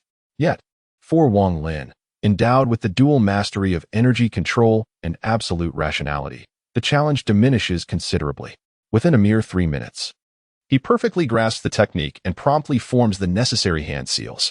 As he invokes the multiple shadow clone jutsu, a cloud of smoke materializes, revealing 2 shadow clones before him, all while retaining a portion of his chakra. However, as he separates the 2 clones, Wang Lin realizes he has slipped from his state of absolute rationality The residual chakra is insufficient to sustain such a heightened state. Nonetheless, gazing at the two shadow clones, a broad smile spreads across Wang Lin's face. He has effortlessly mastered this training enhancer. It appears that the skill of absolute rationality possesses remarkable versatility. Astonishingly, it also enhances his perceptive abilities.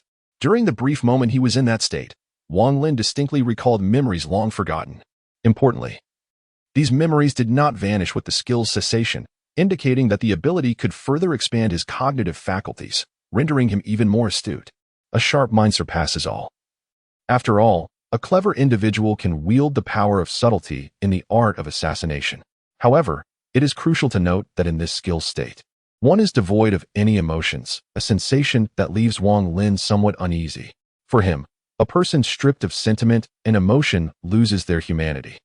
This skill can be utilized in future training and can turn the tide in combat, yet one must not become overly reliant upon it. Otherwise, should this skill become a habitual crutch, one might ultimately transform into a soulless entity devoid of emotion. Contemplating this, Wang Lin felt a shiver run down his spine. Steadying his mind, he commanded his shadow clones to commence their training. Although this technique could be exhausting if mismanaged, maintaining a proper rhythm would suffice. With two shadow clones, his training speed would double, urging him to make the most of it. Thus, Wang Lin began to refine his chakra. While one shadow clone practiced the three bodies technique and the other meticulously studied the sealing scroll, it is noteworthy that Wang Lin did not possess beginner-friendly training methods, a fact he owed to the ever-resourceful Danzo. Essentially, whatever Wang Lin desired, a member of the root would soon provide it. Moreover, he sensed, albeit instinctively rather than through perception, the presence of numerous ninjas safeguarding him. It would be quite the farce if a mere novice like Wang Lin, who had just begun to refine his chakra, detected them. That would necessitate a complete overhaul of this batch of ninjas. As time slipped by unnoticed in his training, an afternoon approached, nearing dusk, when a root ninja appeared in Wang Lin's courtyard. After leaving behind 3 scrolls, the ninja departed. Wang Lin proceeded to open the scrolls in succession, revealing data on human research, backup ocular samples of the Uchiha clan Sharingan, and the most refined Senju cells in Danzo's possession. Wang Lin's interest in the human research data was not driven by a desire to conduct experiments, for he was acutely aware of his own limitations. Engaging in petty schemes was one thing, but delving into research was beyond his capacity. His true objective was to later return to the infinite space, utilizing these materials to exchange for resources. After all, in an infinite space, one would encounter all manner of individuals, and Wang Lin had little doubt that there existed research enthusiasts among them. As for the backup Sharingan, it was undoubtedly a precaution for self-preservation.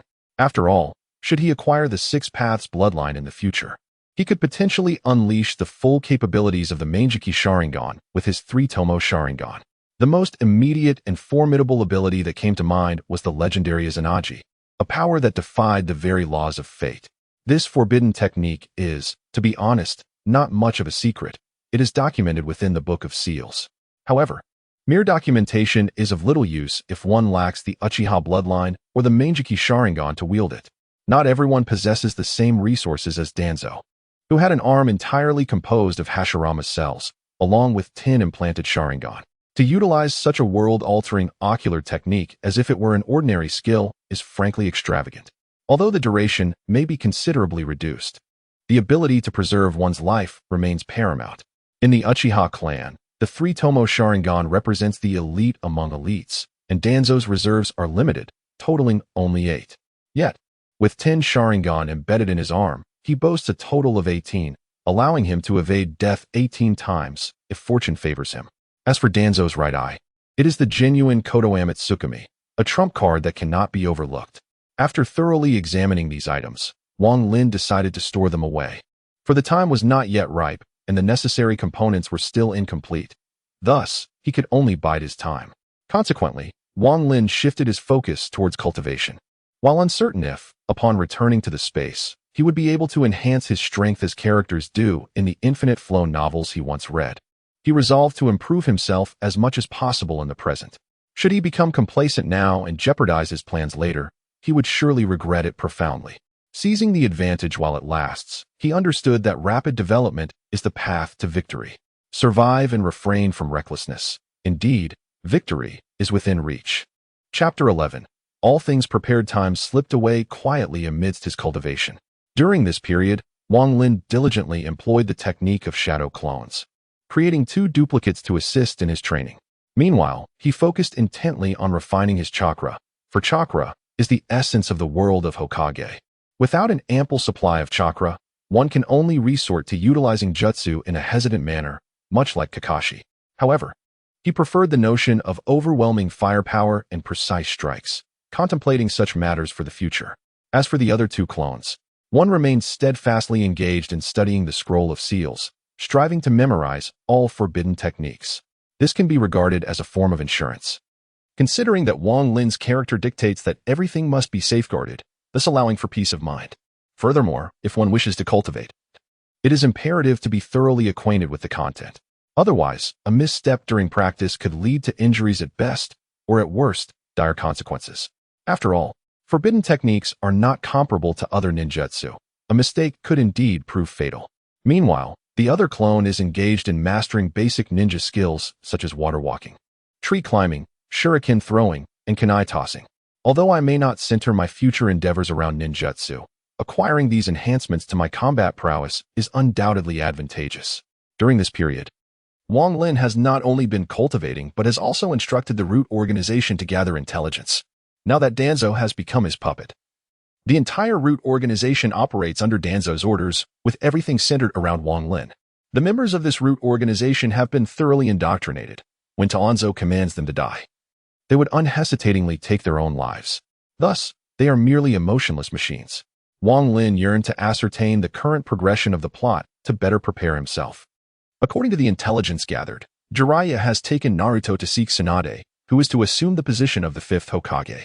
Following the timeline, this implies that after Tsunade's inauguration, Naruto and Sasuke will engage in a battle, leading to Sasuke's defection, and subsequently, the conflict at the Valley of the End. However, at the moment they clash, Kakashi will just be departing from Konoha, leaving room for maneuverability. Nevertheless, all of this must await Tsunade's ascension to Hokage. The immediate priority is to swiftly gather the necessary items. Despite the urgency in his heart, Wang Lin understood that composure was essential for success. In the blink of an eye, a month had passed. Wang Lin's chakra had nearly reached the level of a chunin, and he had mastered several forbidden techniques from the Book of Seals. The Edo Tensei technique was particularly alluring to him, though it defied ethics. Power knows no good or evil. To acquire this technique, Wang Lin dedicated several days to engage his absolute rationality in learning.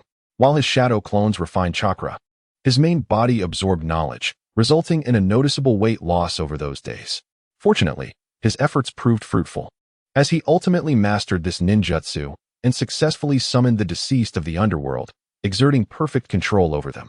After mastering this technique, Wang Lin reverted to his previous habits, refining his essence while one clone delved into forbidden arts and the other engaged in practical application. He diligently practiced various skills such as throwing techniques, instantaneous movement, and several sword techniques from the Konoha style, ultimately mastering them within the span of a month. The true benefit of absolute rationality lies not merely in its activation, but rather in the stimulation it provides to the brain upon completion, thereby enhancing innate talents across various domains. In the course of this past month, Wang Lin has felt a remarkable enhancement in his intellect. Many previously incomprehensible concepts have now become somewhat clear to him. Were it not for the apprehension that excessive use might obliterate his emotions, he would be inclined to engage with this newfound understanding incessantly. After all, the sensation of wielding such comprehensive control is akin to that of a deity, omniscient and omnipotent.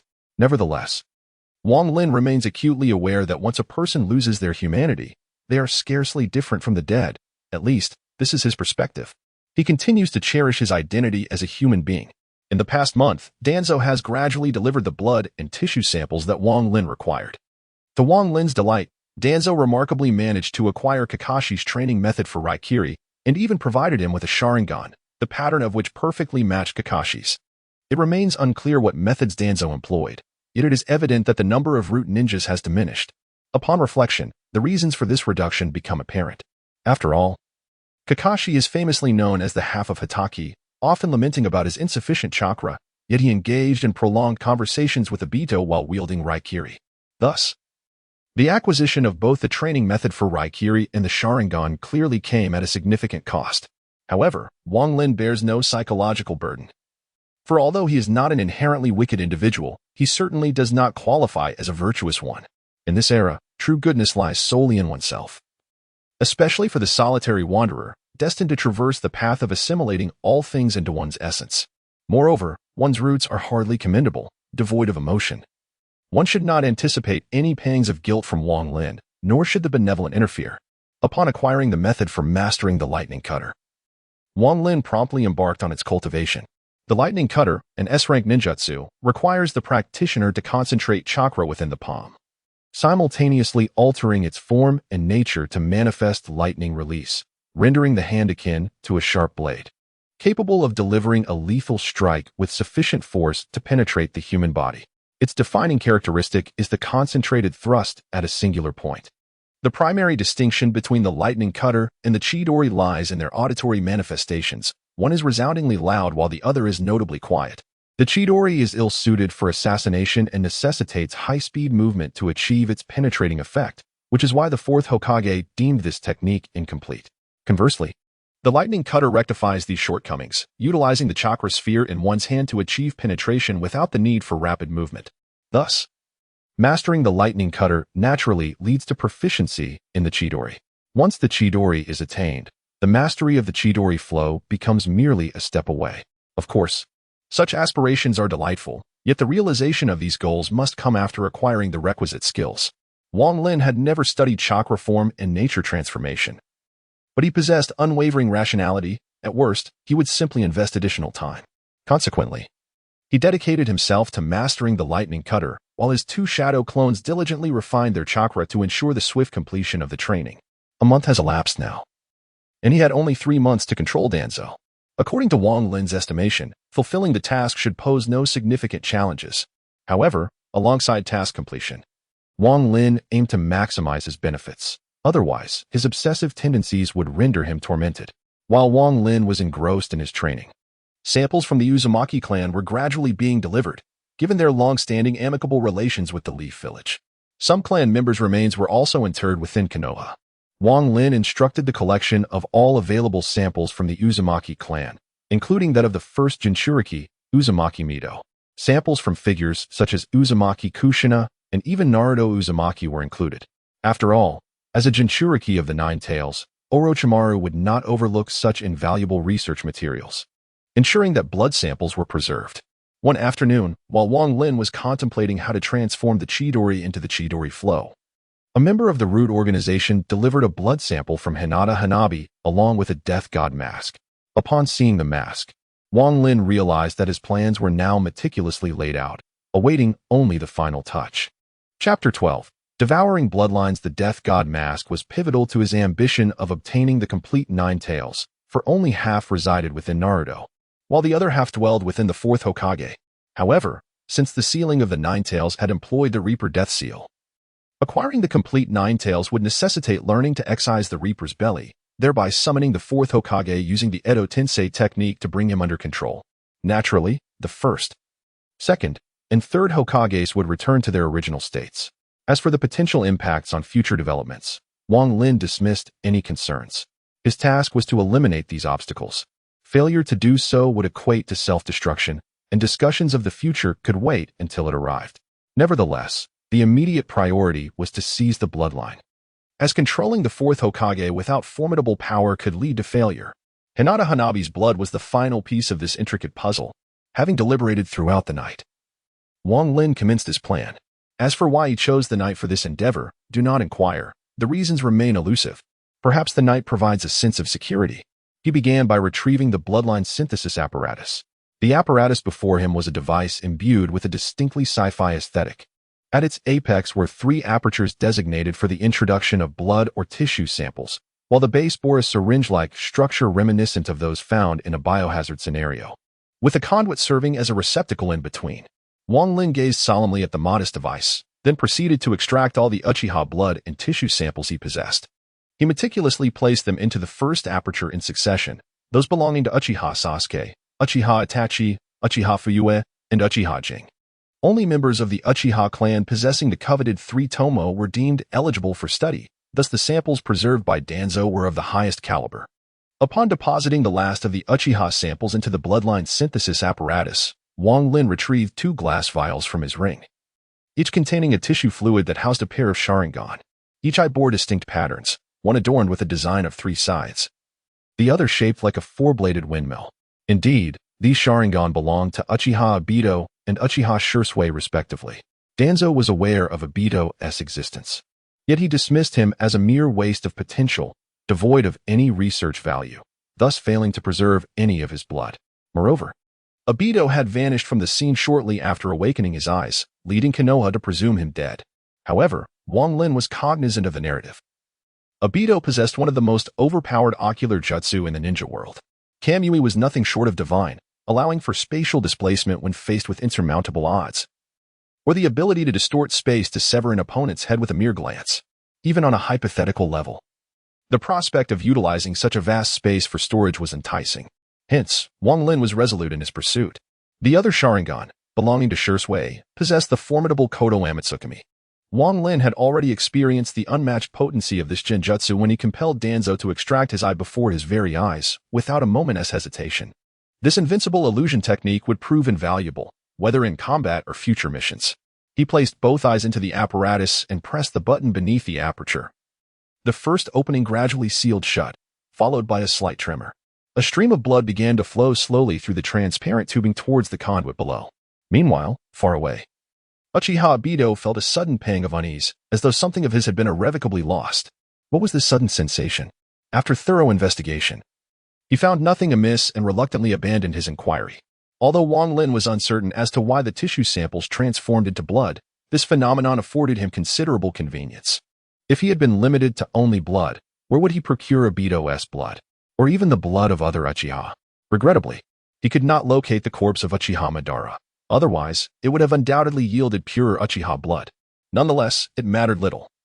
Wang Lin's lineage was still inferior to that of Madara, and certainly, it paled in comparison to Senju Hashirama's. Subsequently, Wang Lin proceeded to deposit all available blood and tissue samples from the Uzumaki and Senju clans into the second aperture. These 2 clans are distant blood relatives, hence, compared to the Uchiha clan, the blood ties between these 2 groups should be closer. Thus, it is reasonable to consider them as one.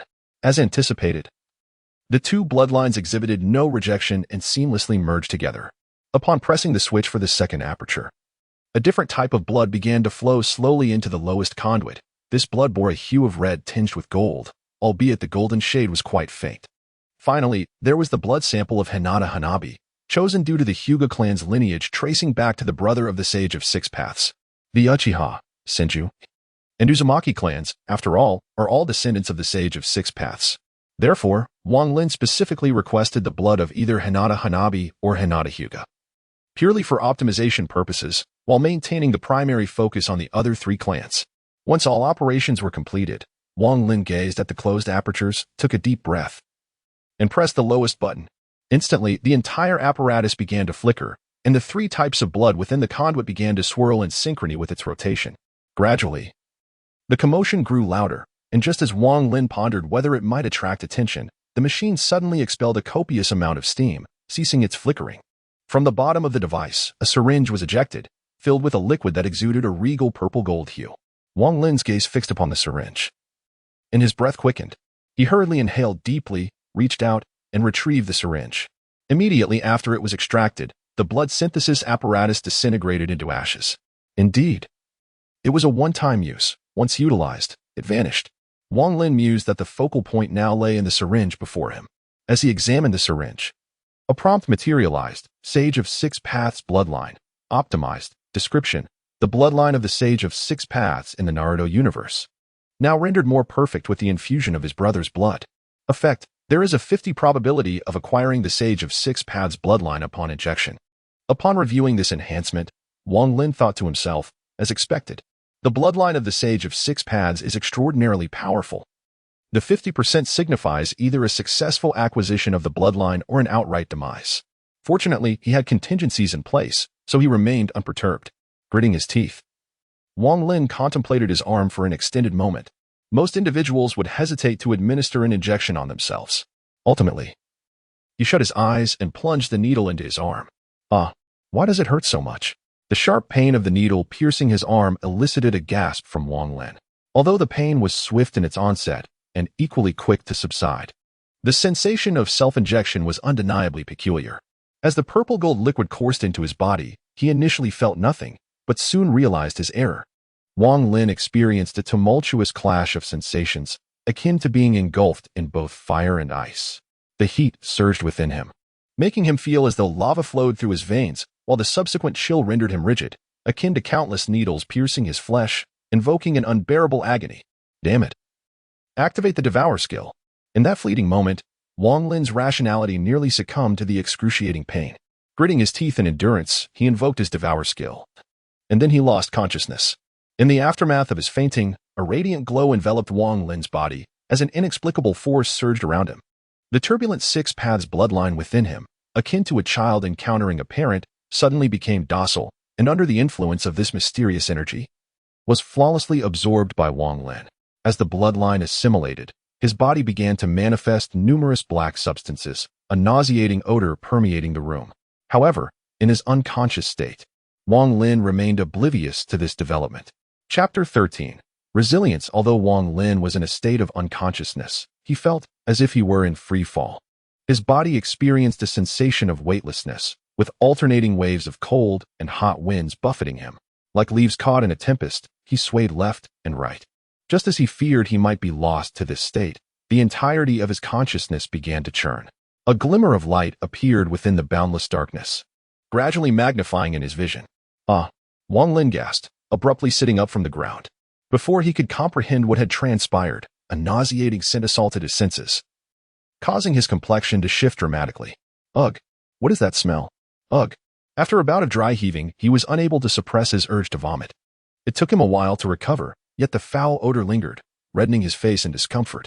Gritting his teeth against the nausea, Wang Lin examined his surroundings and discovered that he was enveloped in a layer of black substance, the source of the repugnant odor. Wang Lin leapt to his feet, only to collide headfirst with the ceiling, creating a substantial hole. With no time to contemplate the situation, the overwhelming stench threatened to drive him to madness. Summoning every ounce of strength, he extricated himself from the confines of the room, disregarding the potential for further damage to the ceiling. With a whoosh, Wang Lin dashed into the bathroom, but upon turning on the faucet, he miscalibrated his strength, causing the fixture to burst. Nevertheless, he paid no mind, using the flowing water to cleanse his body of the black substance. After vigorous scrubbing, ruining 3 towels and depleting 2 bottles of body wash, Wang Lin finally managed to rid himself of the grime. Yet, the room still reeked of the nauseating odor he had just expelled, leaving him with no choice but to form a hand seal. Wind release. Great wind technique. Initially intending to disperse the foul scent with this wind technique, Wang Lin found the outcome far from his expectations. A fierce gale erupted from his mouth, wreaking havoc throughout the room, scattering furniture and leaving devastation in its wake. Staring at the chaos he had wrought, he stood dumbfounded. Who am I? Where am I? What have I done? Wang Lin's face was a canvas of bewilderment, and as he surveyed the aftermath, he could only bury his face in his hands in disbelief. After this tumultuous episode, he managed to regain his composure and settled onto the ground to scrutinize the changes within his body. Firstly, since he was still alive, it was reasonable to surmise that the Six Paths bloodline had been successfully absorbed. As for the black substance coating him, Wang Lin speculated that it resembled a purification process. Previously, his body had appeared to be that of an ordinary human, and after 22 years of wear and tear, it was likely laden with impurities. Furthermore, having utilized the Devour skill, which also provided a secondary enhancement to the Six Paths bloodline, it was only natural for his body to undergo a purification process. His earlier leap had resulted in a shattered ceiling, and he had also broken the faucet. This is because his consciousness has yet to realize the enhancement of his physicality, which requires extensive training. There are no shortcuts. Therefore, his chakra should have increased, right? With his eyes closed and his mind focused, Wang Lin began to examine his chakra. However, to his bewilderment, he found no increase in his chakra. How could this be?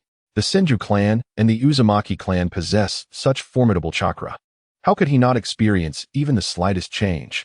Contemplating this, Wang Lin's expression darkened, as this deviated from his expectations.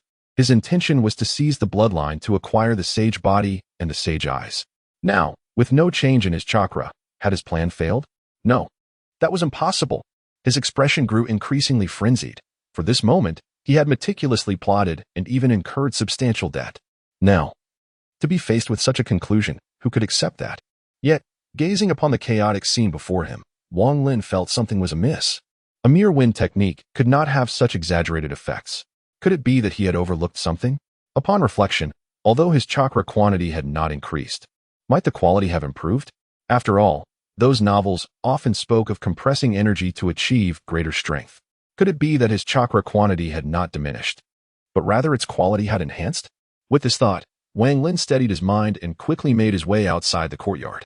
Standing amidst the open woods, he again formed hand seals, eager to discover the truth about his chakra. This ninjutsu would serve as the best proof.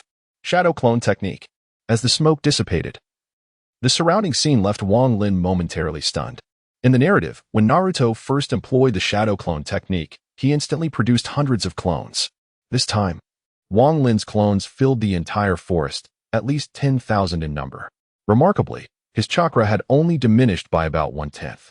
Even in that brief moment of astonishment, his chakra had begun to replenish itself. Gazing at the myriad of shadow clones surrounding him, Wang Lin stood frozen, then began to tremble with excitement. At last, he could no longer contain the surge of joy within him, bursting into uncontrollable laughter. Ha! I, Wang Lin, have finally defied fate. A place among the future powerhouses shall undoubtedly be reserved for me. Wang Lin, throwing his head back in laughter at that moment. Wang Lin no longer cared about any embarrassment. All his scheming had been for this instant. To him, no matter how potent the ninjutsu or how formidable the tailed beasts, they paled in comparison to one's own strength. Just look at Uchiha Madara and Senju Hashirama. Their immense power rendered tailed beasts mere trifles, akin to small dogs. Wang Lin was acutely aware of his own talent, nothing extraordinary, but through this method, he aimed to defy fate and fundamentally transform himself. This time, the shadow clone confirmed his speculation.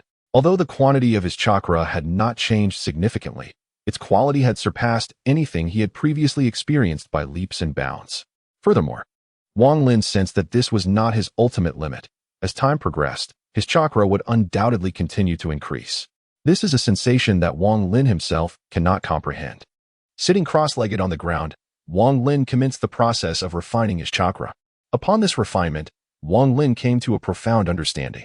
Previously, the extraction of chakra resembled the laborious process of siphoning water from a narrow ditch using a mere pipe, slow and meager.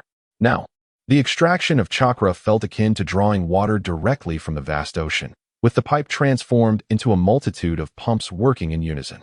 In this singular moment, the chakra he refined surpassed the quantity amassed over 10 days in the past, and its quality was markedly superior. As he opened his eyes and sensed the surging chakra within him, he beheld the multitude of shadow clones before him. And Wang Lin recognized that the path to becoming a formidable warrior had been set in motion. Chapter 14. Preparation: What defines a true warrior? How does one qualify as strong? Frankly, Wang Lin was uncertain, yet he harbored his own standards within. In his previous life, he was an ordinary individual, swept along by the currents of fate, devoid of extraordinary power, resigned to the role of an average person. Perhaps it was the memory of that girl that awakened in him a sense of helplessness, the yearning for what could not be attained, and the acquisition of what he was incapable of retaining. For Wang Lin, the aspiration to become strong stemmed from a desire to transcend the mundane, to acquire the ability to pursue his desires. The boundless realm had bestowed upon him this opportunity, and now he seized it with determination. The Six Paths bloodline would provide Wang Lin with a solid foundation, propelling him forward with swift strides. He would grow increasingly powerful, at the very least. He resolved never to experience that sense of impotence again. After dispelling the shadow clones, Wang Lin began to experiment with the ninjutsu he had learned amidst the serene woods. Like a child with a cherished toy, he unleashed his newfound abilities, much to the dismay of the trees and soil, which bore the brunt of his exuberance. Yet, through this tumultuous trial, Wang Lin grew accustomed to the surging power within him, no longer leaping to great heights in unrestrained exuberance. Furthermore, through his experiments, he discovered that he had acquired some characteristics of the sage body, though it left him with a lingering sense of incompleteness. Wang Lin speculated that this sensation stemmed from his recent acquisition of the Six Paths bloodline, with his celestial body and celestial eye yet to be fully awakened. However, Since the seed had already sprouted, it was merely a matter of time before it grew into a towering tree. Even this nascent celestial body had greatly benefited Wang Lin. Firstly, his chakra had become significantly stronger. Although the quantity had not increased much compared to before, its quality was leagues ahead of his former self. In a short span, Wang Lin's chakra had nearly regained its full potency, with a recovery speed that surpassed that of many elite shinobi. Moreover, he sensed that, over time, the quantity of his chakra would undoubtedly rise, as he had acquired this bloodline later in life, necessitating a period of adjustment. Had he been born with it? His chakra could rival that of the first Hokage. Nevertheless, with time, he would evolve from chakra to chakra ton, potentially becoming even more formidable than Hashirama Senju. The first Hokage. His bloodline was not merely a simple Senju lineage. It was the bloodline of their progenitor, the Sage of Six Paths. If he were to fall short compared to the descendants, it would indeed reflect poorly on the Sage of Six Paths. However, that was an impossibility, given that his two sons had directly influenced the entire shinobi world. The entire Naruto universe revolved around Ashura and Indra. Thus, Wang Lin remained confident. He merely needed a little more time. Now was not the moment for deep contemplation. Once he returned to the infinite space, he would have ample opportunity for reflection. Upon entering his chamber, Wang Lin began to ponder his next steps. With the most crucial phase already accomplished, it implied that his vitality was at least on par with Naruto's level. Wang Lin refrained from claiming to be equal to the first Hokage, primarily due to a lack of certainty. Those engaged in infinite flows likely had some form of interface to provide a tangible measure of their prowess. In contrast, he had glimpsed such an interface at the outset, but had not seen it since the commencement of his tasks. Though he had received several notifications along the way, they primarily pertained to kill notifications, leaving him oblivious to the rewards he had accrued. Wang Lin found this frustrating, relying solely on his memory for comparisons. Naruto's first use of shadow clones was limited to a mere 1,000, while his own shadow clones had exceeded 10,000 in number. Surely, this indicated that he had reached Naruto's level. Given this, he could advance his plan to bear the tailed beasts. Wang Lin propped his right hand against his face, his left hand supporting his right arm, a posture he found most conducive to contemplation. He recalled that Naruto possessed only half of the nine tails, which was of the yang attribute, while the yin attribute resided with his father. Turning his gaze to the wall of his room, he noticed the Grim Reaper mask hanging there. He remembered that it was due to Orochimaru's manipulation that the souls of the four Hokages had been released. But he could not rely on exploiting bugs himself. After a moment of contemplation, Wang Lin summoned Danzo through his senses. Indeed, since he could not exploit a bug, he would have to allow Danzo to summon individuals and release their souls. He dismissed any notions of cruelty. Wang Lin was, after all, a reincarnator. Although he was a lone wanderer among reincarnators, one thing was beyond doubt. Without transgressing his principles, Wang Lin would go to any lengths to achieve his goals. Martyrdom would not prolong life in the infinite space. He was solely focused on survival and ascending to a position of strength. Before long, Danzo appeared in the room, accompanied by two root ninjas. "Sir, I have brought the people," Danzo reported, maintaining his usual demeanor, though Wang Lin was aware that his right eye was now vacant. Nevertheless, Wang Lin felt no emotional turbulence. He knew that once the time for control was nearly up, Danzo would inevitably meet his end, irrespective of the rewards from the space. The 10 Sharingan embedded in Danzo's right arm were opportunities for survival he could not overlook. After all, they represented 10 chances at life. Combined with the 8 Sharingan he possessed and the double eyes he would awaken, yielding a total of 20 chances for survival. Ultimately, living was paramount. Wang Lin harbored a profound fear of death. Casting a glance at Danzo, he turned and retrieved the Grim Reaper mask from the wall, handing it to one of the root ninjas. Without hesitation, the ninja removed the mask from his own face, revealing a youthful countenance that appeared to be close in age to Wang Lin. A flicker of compassion crossed Wang Lin's eyes, but it was swiftly suppressed by a cold resolve. Reality was harsh. He had committed no wrongdoing. He merely sought to grow stronger and strive for survival. The ninja donned the Grim Reaper mask, and in an instant, the room darkened, a figure materializing behind him, clad in a white robe with outstretched, withered arms. The figure bore horns upon its head and clenched a short blade in its mouth. It was the Grim Reaper of the Naruto universe, albeit somewhat lackluster, having been rendered momentarily dazed by Orochimaru's manipulation. The Grim Reaper removed the short blade from its mouth, leaving one to ponder whether it could even salivate. If so, the hilt must have absorbed some flavor. After extracting the blade from its mouth, the Grim Reaper plunged it into its abdomen and sliced horizontally. As the Grim Reaper executed this motion, the masked root ninja's abdomen erupted with blood, and he fell to the ground, lifeless. Witnessing this brutal scene, Wang Lin felt a pang of reluctance, yet he forced himself to endure the sight. If he could not surpass this hurdle, survival in the infinite space would become exceedingly challenging. He had to live, to thrive. As the Grim Reaper sliced open its abdomen, the root ninja perished, releasing 4 pale blue orbs of soul energy that surged forth from the Grim Reaper's stomach. As all was completed, the figure of the Grim Reaper gradually faded away, and the mask of death slipped from the face of the root ninja. Gazing at the 4 luminous orbs of souls in the air, Wang Lin swiftly inscribed incantations upon the ground, intending to perform the reanimation jutsu. The sacrificial offering, of course, was another root ninja. Within a few minutes, the incantations were meticulously etched, and he formed the hand seals for the reanimation jutsu. Wang Lin was unaware of which soul belonged to the 4th Hokage, nor did he possess any of his DNA.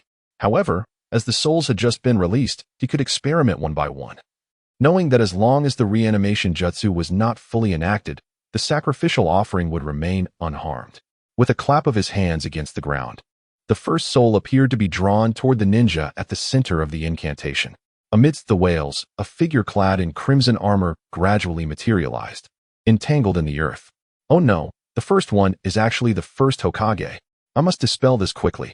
Observing the familiar visage before him, Wang Lin felt a cold sweat trickle down his brow. It was astonishing how the sequence mirrored that of the anime, and this formidable deity was beyond his control. As he altered the hand seals, the still-forming body of the 1st Hokage trembled, and the earth fell away from him. His soul seemed to be summoned, soaring into the sky and vanishing from sight. Watching the disappearing soul, Wang Lin wiped his brow in relief. Since the first was the 1st Hokage, the last should indeed be the 4th. This left Wang Lin utterly perplexed. However, there was no time to ponder further. Once again, he formed a series of seals, causing the previously bewildered root ninja to scream in anguish. At that moment, a figure clad in divine robes, with golden hair, materialized before him. Indeed, it was the soul of the 4th Hokage. Wang Lin found himself at a loss for words, realizing the remarkable potency of this world as correctional forces. The Edo Tensei had succeeded, and the 4th stood motionless, his eyes devoid of life. Yet, Wang Lin knew he could not allow him to regain consciousness. What he intended to do next would undoubtedly provoke a significant emotional response. Should the 4th's emotional turmoil lead to the dissolution of the Edo Tensei, Wang Lin would find himself in a most awkward predicament. Hastily, he approached and drove a kunai inscribed with seals into the back of the 4th's head, erasing his self-awareness and transforming him into a mere puppet. Upon completing all these tasks, Wang Lin finally exhaled a sigh of relief. Having completed this step, the subsequent tasks would prove to be far more manageable. Observing the 2 ethereal souls suspended in the air, Wang Lin discerned that one belonged to the 2nd generation and the other to the 3rd. A fleeting thought crossed his mind. Would there be a reward for disrupting these souls? However, as soon as this notion arose, the 2 souls soared into the heavens, vanishing from sight.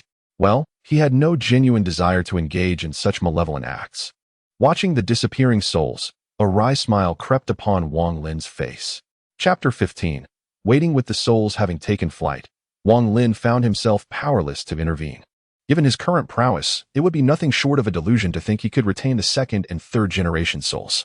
The reason the 4 souls had lingered within his abode was that they had just been released from the clutches of death. Furthermore, remnants of the unique energy of the Grim Reaper still permeated Wang Lin's dwelling, even though his 6th-path bloodline had yet to fully awaken. Nevertheless, the perception stemming from Yin escape allowed him to sense a faint awareness. After all, the 6th-path sage was most distinctive for his mastery of Yin and Yang escape. Yin escape manifested the formless into the tangible, while Yang escape breathed life into the lifeless. Certainly, Wang Lin could not accomplish such feats at present. However, as his strength grew, the ability to create life would not remain beyond his reach. Of course, let us not misconstrue this as the creation of life akin to a mere deck of cards. Rather, it is akin to the divine act of a creator, bringing forth new existence from nothingness, from death to life. While the world of Naruto may not be one of particularly high standing, the faculties at hand could yield simplicity here, yet pose formidable challenges in other realms. Consider an engine. When affixed to a motorcycle, it can soar rapidly. Yet when placed in a truck, it may only crawl at a meager pace. However, as this engine undergoes continual upgrades, one day even the truck shall fly with swiftness. Wang Lin had procured the key. He merely needed to enhance his strength further to wield the power to create or annihilate in any world, thereby manifesting a unique version of the six-path sage from Naruto. Returning to his dwelling, the reanimated Minato stood quietly in place. There was no immediate need for his intervention. He merely awaited the opportune moment to ensure the swift extraction of the tailed beasts when the time was right. For now, patience was paramount. According to the intelligence from the roots, the fifth Hokage had taken office, and if Wang Lin recalled correctly, it was shortly after Tsunade assumed the role. Soon thereafter, the second Hokage, unable to withstand Naruto's strength, had begun a battle atop the rooftop. Following that, the traitor fled, leading to the fateful confrontation at the Valley of the End. Only then could Wang Lin's plans unfold, having remained in Konoha for quite some time. It is worth noting that Wang Lin had yet to step outside the confines of the residence that Danzo had prepared for him. This was partly due to his strategic intentions. He sought stability and endeavored to mitigate any factors that could jeopardize his plans. Additionally, there lingered within him a certain phobia of inadequacy. In the past, when he lacked strength, he felt that stepping beyond that door would invite threats upon his life. It is not entirely to blame Wang Lin, as he was once an ordinary individual. Even though he had refined his chakra, his mindset remained unchanged. Upon entering the world of Naruto, he was immediately confronted with bandit skirmishes and witnessed firsthand the formidable lethality of ninjas. This overwhelming sense of insecurity left Wang Lin in a state of trepidation. Consequently, he had refrained from venturing out to explore. Now that he has secured the Book of Seals and successfully acquired the bloodline, his power has experienced a remarkable enhancement. Moreover, given the current circumstances, Wang Lin merely needs to bide his time, awaiting the natural progression of events, so that he may successfully complete his tasks and seize the tailed beasts. The world may have reached a semblance of perfection. Now, venturing out alone might not attract any malice. However, Wang Lin still felt a twinge of unease. Despite possessing a chakra reserve that rivals Naruto's, victory in battle is not solely determined by the quantity of chakra one wields. Wang Lin understood his own limitations. He could scarcely triumph over even a mediocre ninja, unless they were utterly inept. Against an adversary with even modest combat skills, an assassination attempt could easily spell his doom. After all, cultivating a keen sense of battle awareness requires extensive experience and time. It remains uncertain whether such tools exist within the infinite space. While it may not transform him into a peerless master instantaneously, even a shift in his mindset towards combat would suffice. Thus, after contemplating for a moment, Wang Lin could not suppress his desire to step outside. The allure of Ichiraku ramen from Naruto was simply irresistible. Having come this far, it would be a disservice to himself not to indulge. As an orphan, his greatest passion lay in savoring culinary delights. Yet his meager finances often relegated him to mere observation. Nevertheless, if he were to embark on this outing, certain safety measures were imperative. Consequently, Wang Lin issued a directive to Danzo through telepathic communication, summoning all elite shinobi from the route to discreetly safeguard his surroundings. He then retreated to his room, meticulously packing explosive tags, kunai, and smoke bombs, items generously provided by Danzo. Additionally, he gathered several substitution logs, specifically arranged by Danzo for his protection. Such life-preserving items are indeed best in abundance. Once prepared, Wang Lin took a moment to attune himself to the myriad life forces surrounding him, allowing his heart to find tranquility. Now that he felt ready, it was time to set forth. Wang Lin stepped out of his home, strolling leisurely towards the heart of Konoha village. His residence, nestled in the rear of Konoha, was somewhat secluded yet still part of the village. After a leisurely 20-minute walk, he began to notice the bustling figures around him. Vendors were calling out their wares, while children frolicked in playful pursuit along the streets. Among them, several individuals donned the signature vests of the Uzumaki clan, their foreheads adorned with the ninja headbands of Konoha. This is undoubtedly a ninja from the Hidden Leaf village. As Wang Lin strolled down the street, a sense of apprehension enveloped him. Would he encounter a scenario reminiscent of a novel, where a second-generation ninja would question his identity, proclaiming, "Who are you? I've never seen you before," followed by a barrage of provocations? Or perhaps, would he find himself akin to the protagonist, where calamity struck wherever he went, ultimately ensnaring him in its web? Throughout his journey, Wang Lin's thoughts meandered. for his prior pursuits had revolved around indulgences in delectable cuisine and the consumption of online novels. While he may not have memorized every trope, certain narratives lingered in his mind. Some particularly dark tales left him in a state of disarray for days on end, such as Dark Summoning, one of the 3 infamous grim tomes. Regrettably, Wang Lin had been unaware of its content, and upon delving deeper, he found himself engulfed in a profound melancholy that lasted for several days. However, reality rarely mirrored such tedium. After all, no one is merely a bystander. We all play the lead role in our own stories. The streets remained devoid of any unusual occurrences, only the vibrant essence of everyday life surrounding him. As he ambled along, Wang Lin encountered a plethora of tantalizing delicacies, takoyaki and sushi, to name a few, with a wallet not constrained by financial woes. He leisurely sampled various treats, all the while seeking directions. After wandering aimlessly, he finally stumbled upon a noodle shop, its sign boldly proclaiming Ichiraku ramen. This is precisely the Ichiraku ramen that Wang Lin sought. As he stepped into the noodle shop and lifted the curtain, the owner, Ichiraku, beamed and greeted. "Hello there. What can I get for you, dear customer?" Wang Lin stood momentarily, gazing at the man before him. Humorously dubbed by countless netizens as the most formidable figure in the ninja world, Otsutsuki Ichiraku. Of course, this was all in jest. For Wang Lin could distinctly sense Ichiraku's life force, identical to that of an ordinary civilian on the street. After a brief pause, certainly not the kind of prolonged stupor one might find in a novel, which would be utterly foolish, he replied, I'll have a bowl of your signature ramen. I'm not quite sure what else to choose." "Very well, please have a seat." Ichiraku responded cheerfully before turning to attend to his tasks. After all, he too had to earn a living, and unless it were a particularly familiar patron like Naruto, he likely would not have initiated the conversation. This suited Wang Lin perfectly, as he preferred to remain inconspicuous. Attracting unnecessary attention could lead to complications. Once seated, Wang Lin's order of Ichiraku ramen soon arrived. Gazing at the steaming bowl, inhaling the tantalizing aroma that stimulated his appetite, he couldn't resist and began to eat with enthusiasm. From the very first bite, he sensed a delightful difference. The exquisite Ilu ramen is remarkably chewy, and its flavor is simply delightful. Wang Lin ordered the spicy variant, characterized by a broth that is both piquant and fragrant, proving to be utterly delectable. Realizing this, Wang Lin began to savor the noodles and broth together. In no time, he finished an entire bowl. With a satisfied nod, he acknowledged the flavor that brought him immense contentment. However, at that moment, a boisterous voice resonated behind him. "Uncle Ilu, I would like a bowl of Ilu ramen, and please add a Naruto roll." Chapter 16. A word of advice upon hearing the voice from behind. Wang Lin did not need to turn around to discern the identity of the speaker. The immense chakra he sensed, coupled with another aura imbued with malice and a sense of destruction, unmistakably indicated the presence of the Nine Tails. Wang Lin mused inwardly.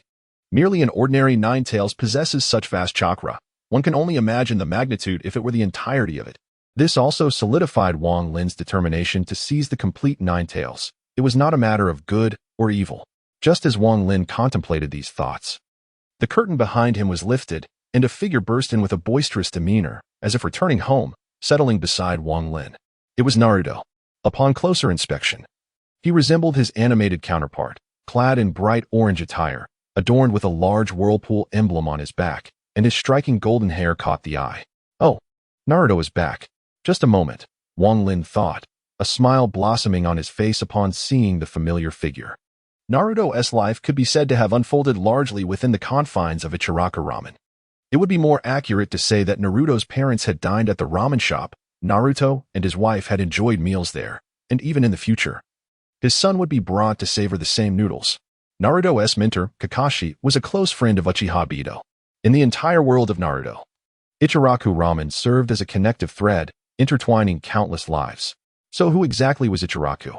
Unreservedly, Naruto noticed Wang Lin and exclaimed, "This big brother seems unfamiliar. I don't believe I've seen you before."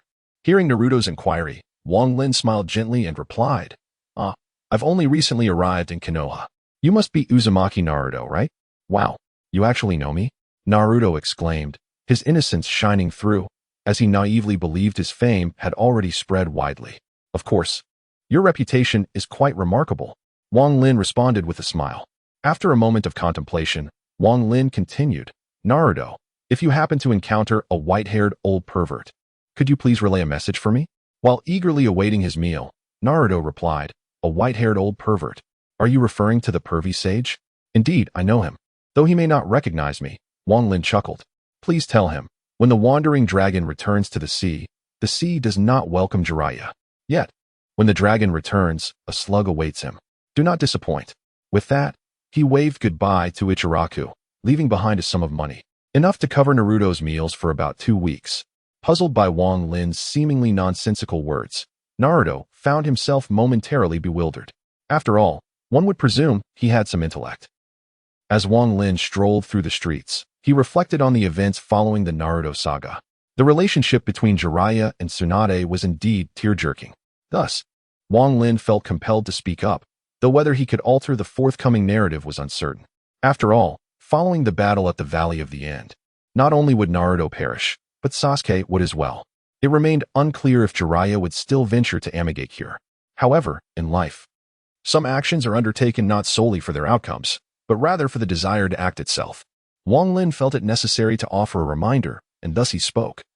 Indifferent to the eventual consequences. Although Wang Lin's task was to eliminate Naruto, this did not contradict his emotional ties. Humanity is a shackle that binds one's inherent malevolence. Recklessly unfastening this shackle would only invite darkness to consume oneself. Wang Lin held his identity as a human in high regard. Instinct grants life to the world, while humanity cultivates civilization.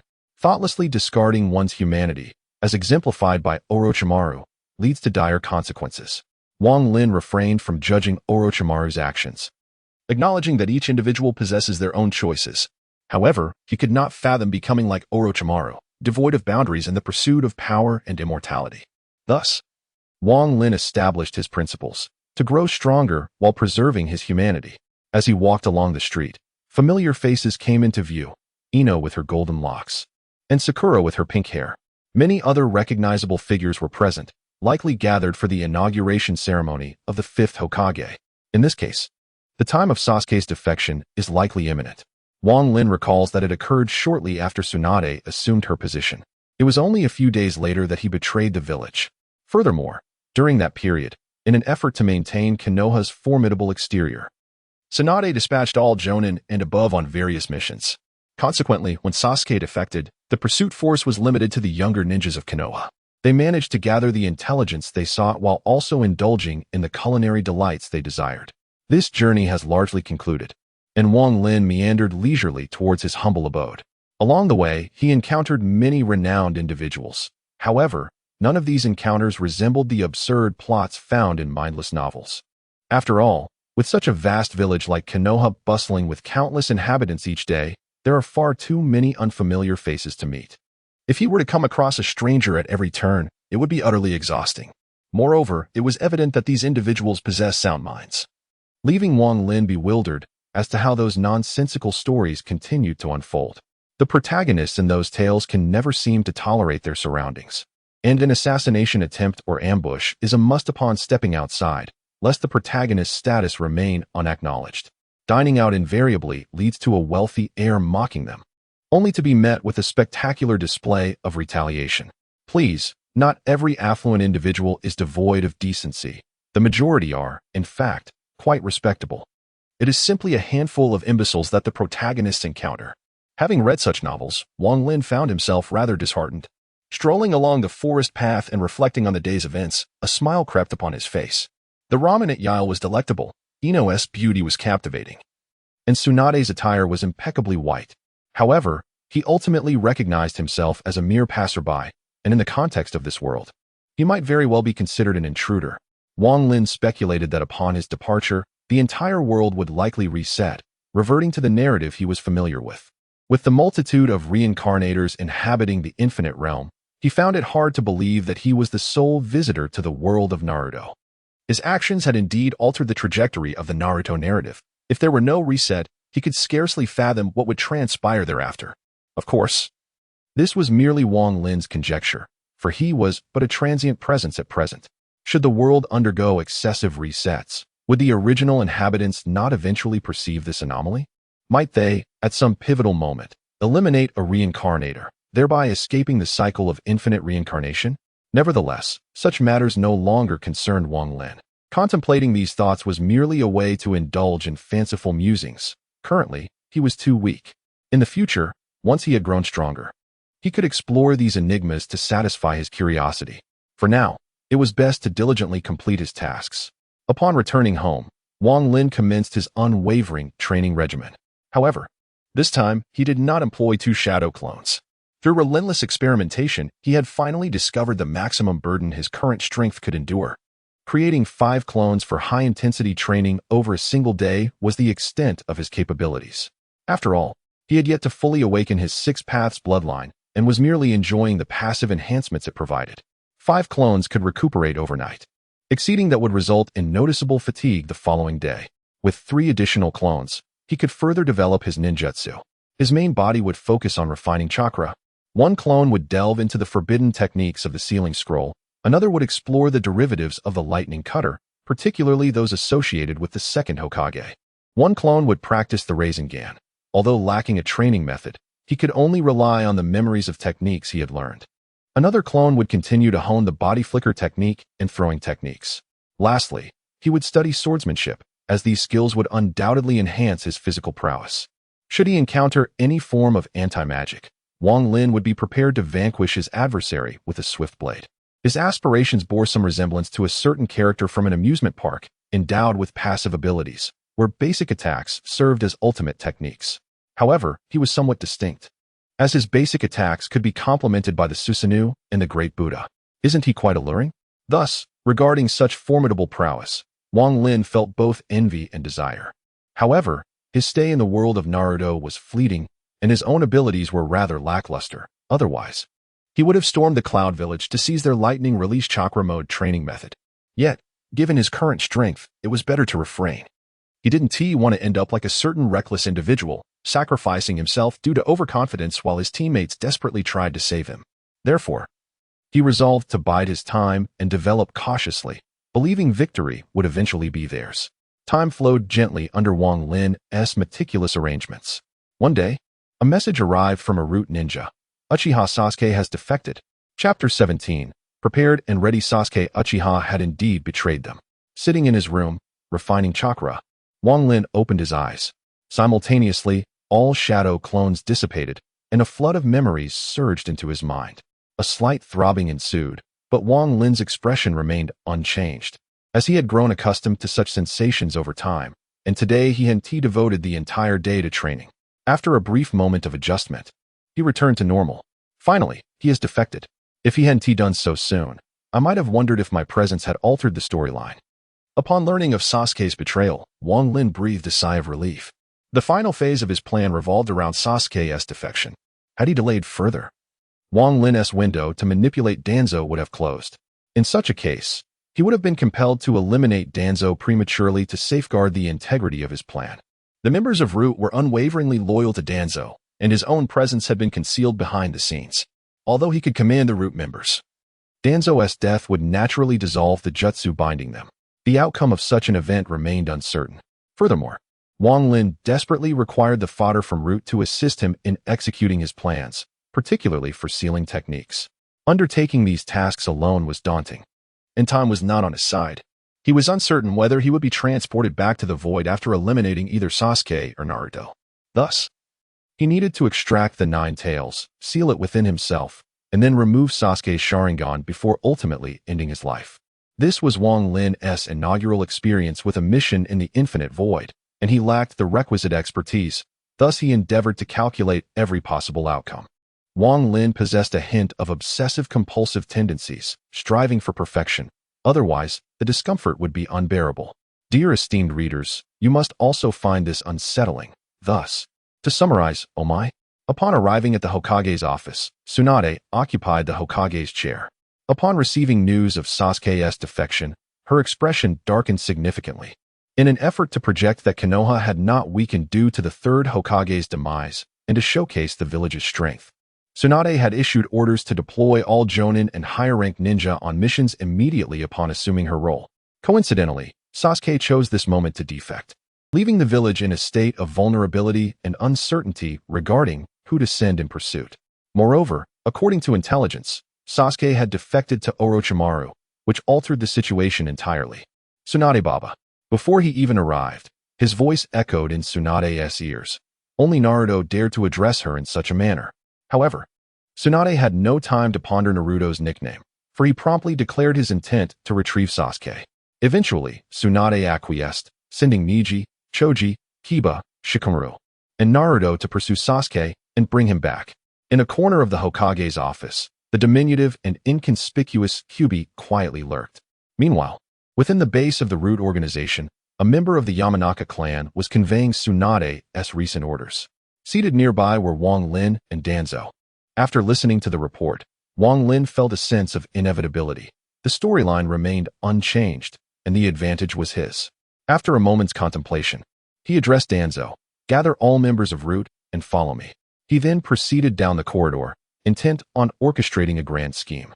Neji, Choji, Kiba, Shikamaru, and the latecomers Rock Lee and Gaara were all potential targets. Should he succeed in eliminating them, whether directly or indirectly, the rewards would still be substantial, even if diminished. To be candid, Wang Lin felt no attachment to the Naruto world. In fact, he harbored little sentiment towards it. Even prior to entering the Void, he had only been a half-hearted fan. However, this did not excuse him from letting them off the hook.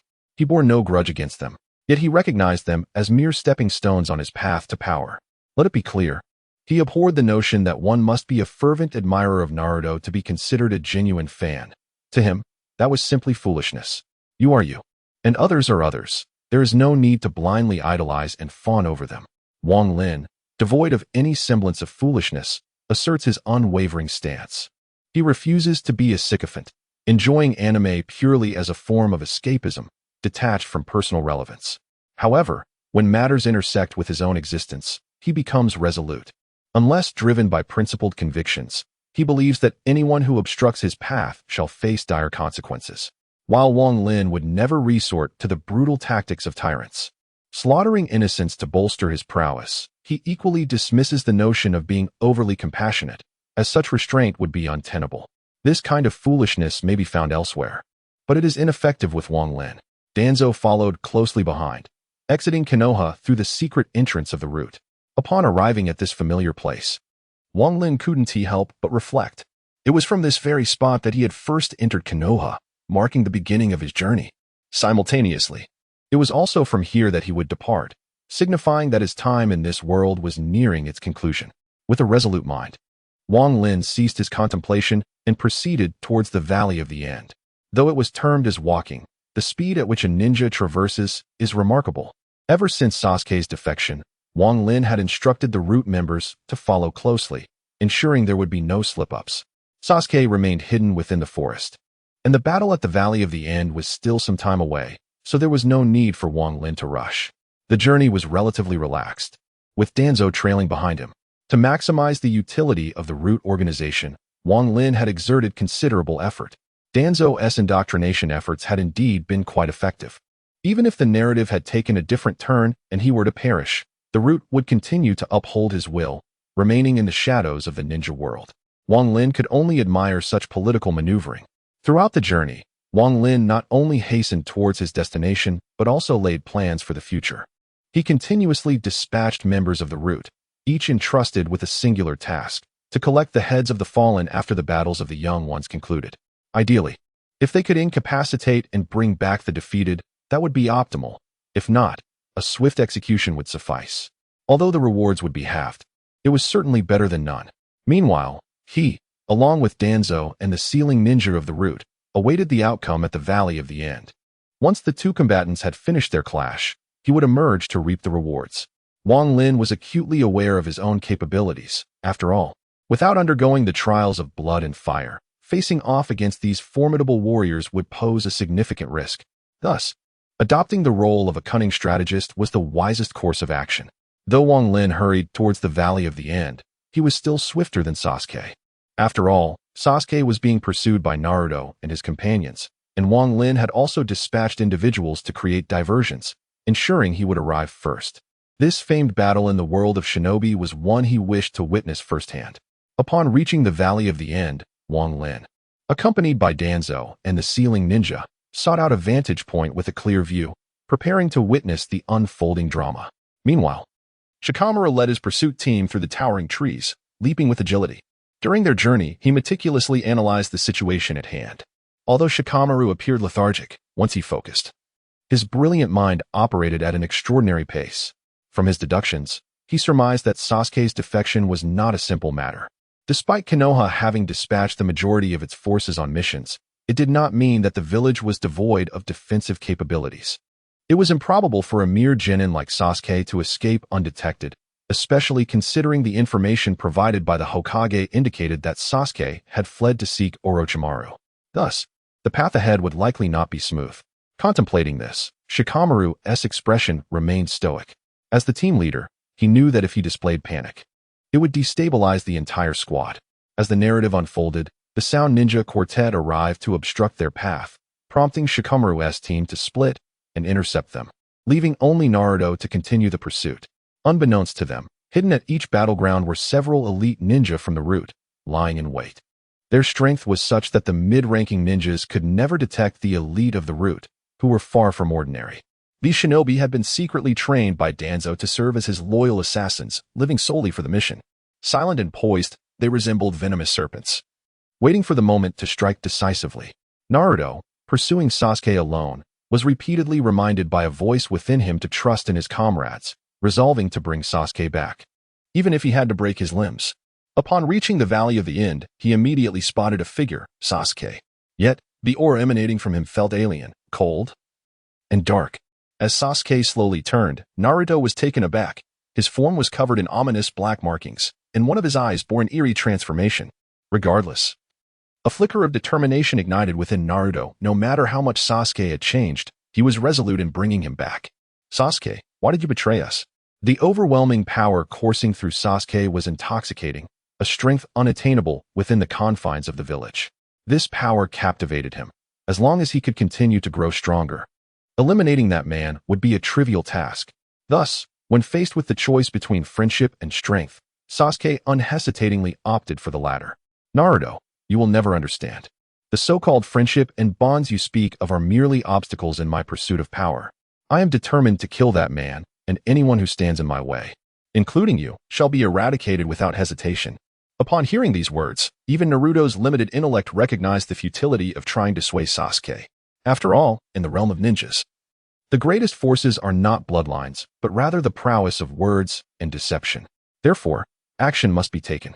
I will take you back shortly, Sasuke. Then let us see what you can do, Naruto. A fierce battle was imminent.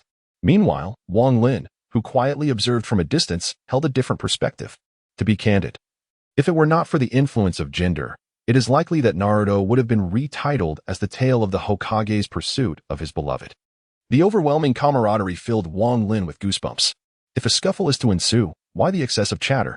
Engaging in combat while boasting. Could this be the hallmark of a ninja? It is perplexing, to say the least. However, setting aside such trivialities, the enhancement provided by the Heaven's Curse seal to Sasuke is indeed significant. As the two combatants continued their clash, they seemed to transcend their limits. Naruto's Nine Tails chakra and Sasuke's Heaven's Curse seal, each more formidable than the last. Observing the combat prowess of these two, Wang Lin felt justified in his cautious approach. Moreover, this reinforced his resolve to act with deliberation in future missions, eschewing recklessness. As he watched, a prompt echoed in his mind. Participation in the elimination of the character Nara Shikamaru will yield half the rewards. Taken aback, Wang Lin pondered the rapidity of events. It was no surprise. Once Naruto unleashed the Nine Tails, the battles of other formidable foes swiftly approached conclusion. Yet, he had not anticipated Shikamaru to be so formidable, proving elusive to capture. The directive he had issued to the elite was to capture him alive if possible. If not, a swift elimination would suffice. After all, capturing and killing are two distinct concepts. Nonetheless, Wang Lin remained unfazed. These rewards were secondary, merely embellishments to his endeavors. Furthermore, considering Shikamaru's tactical acumen, resolving the situation swiftly would likely prove quite challenging. Subsequently, he cast aside such thoughts, fixating his gaze on the duel between Naruto and Sasuke, poised to seize any opportunity that arose. Here, the battle between the two combatants had reached a fever pitch. As time progressed, Naruto gradually succumbed to the corrosive influence of the Nine Tails chakra. At this juncture, the Nine Tails remained fiercely volatile, incessantly eroding Naruto's vitality. Thus, over time, the burden on Naruto became immense.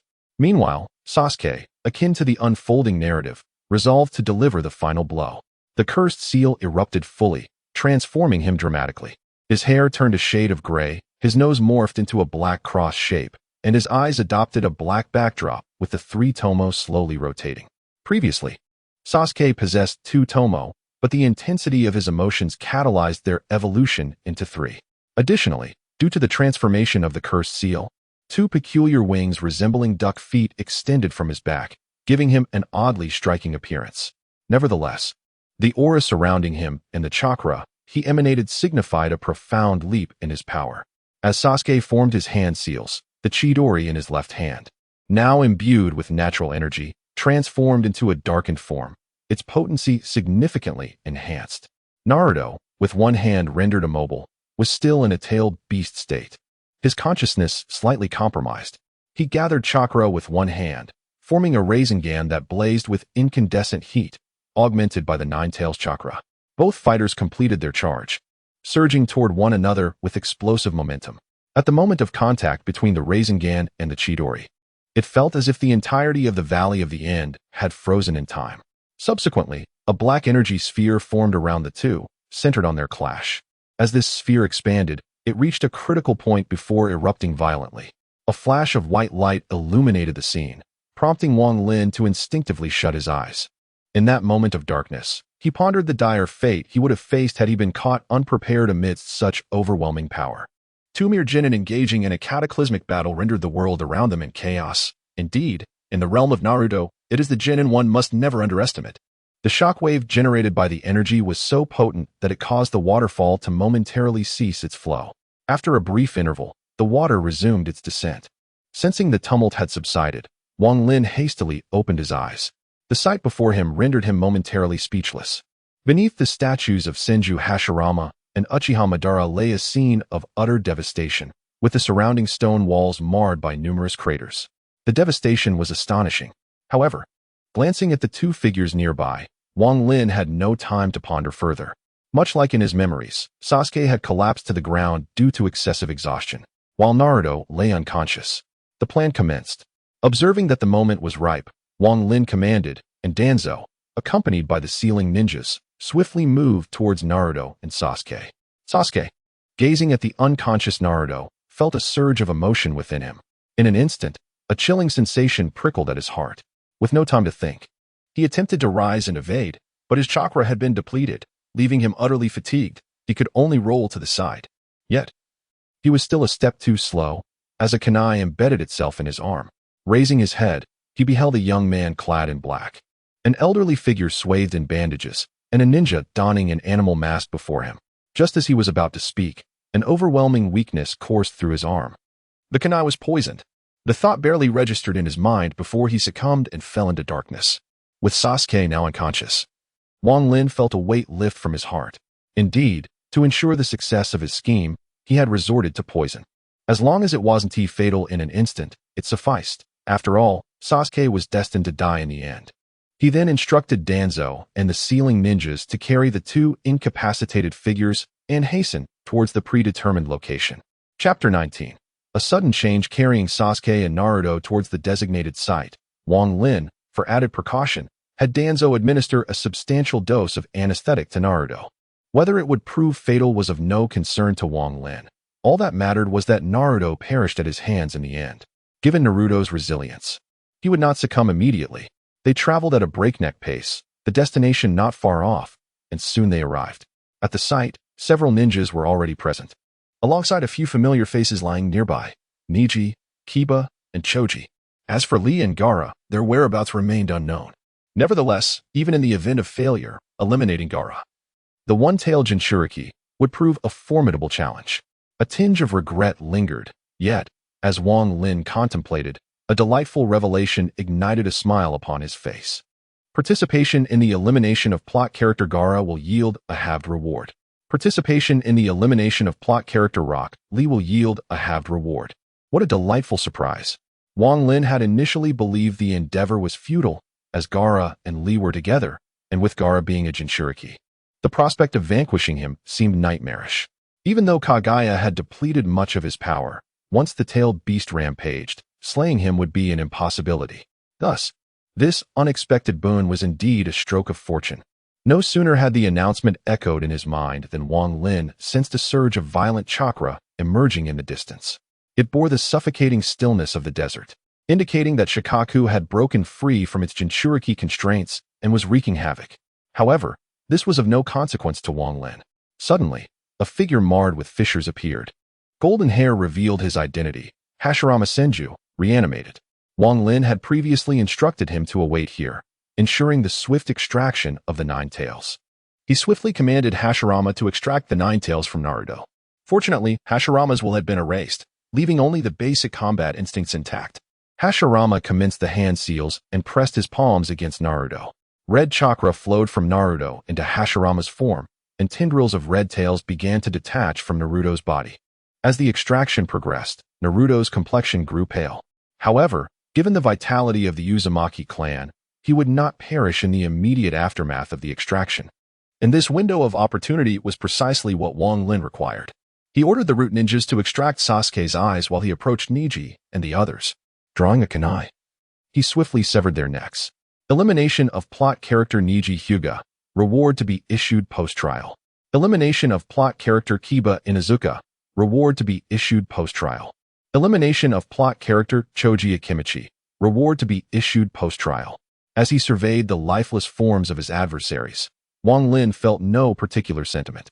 After nearly 3 months in the world of Naruto, it would be unreasonable to feel queasy at the sight of death, though his combat instincts still required refinement. He had long since overcome the psychological barriers associated with taking lives. On the other side, Sasuke's Sharingan had been extracted by the root ninjas and securely contained. Wang Lin accepted the eyes and stored them within his spatial ring. He then issued a command to Danzo. As Danzo performed hand seals, the root ninjas collapsed. Rendered powerless and motionless, Wang Lin approached and delivered the final blows, while the notifications continued to resonate in his mind. Elimination of an elite Jounin. Reward to be issued post-trial.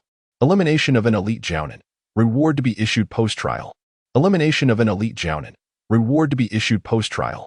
After dispatching the 6 Jounins, Wang Lin turned his gaze towards Hashirama. The extraction of the Nine Tails was nearly complete, but a little remained.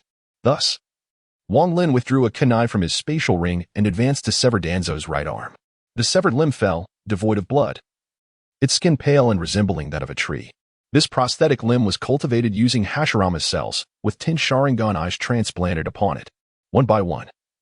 The Sharingan were extracted from the arm and placed into prepared containers. Then, the entire arm itself was carefully stored away. After all, anything cultivated from Hashirama's cells held some value. Best to keep it for future use.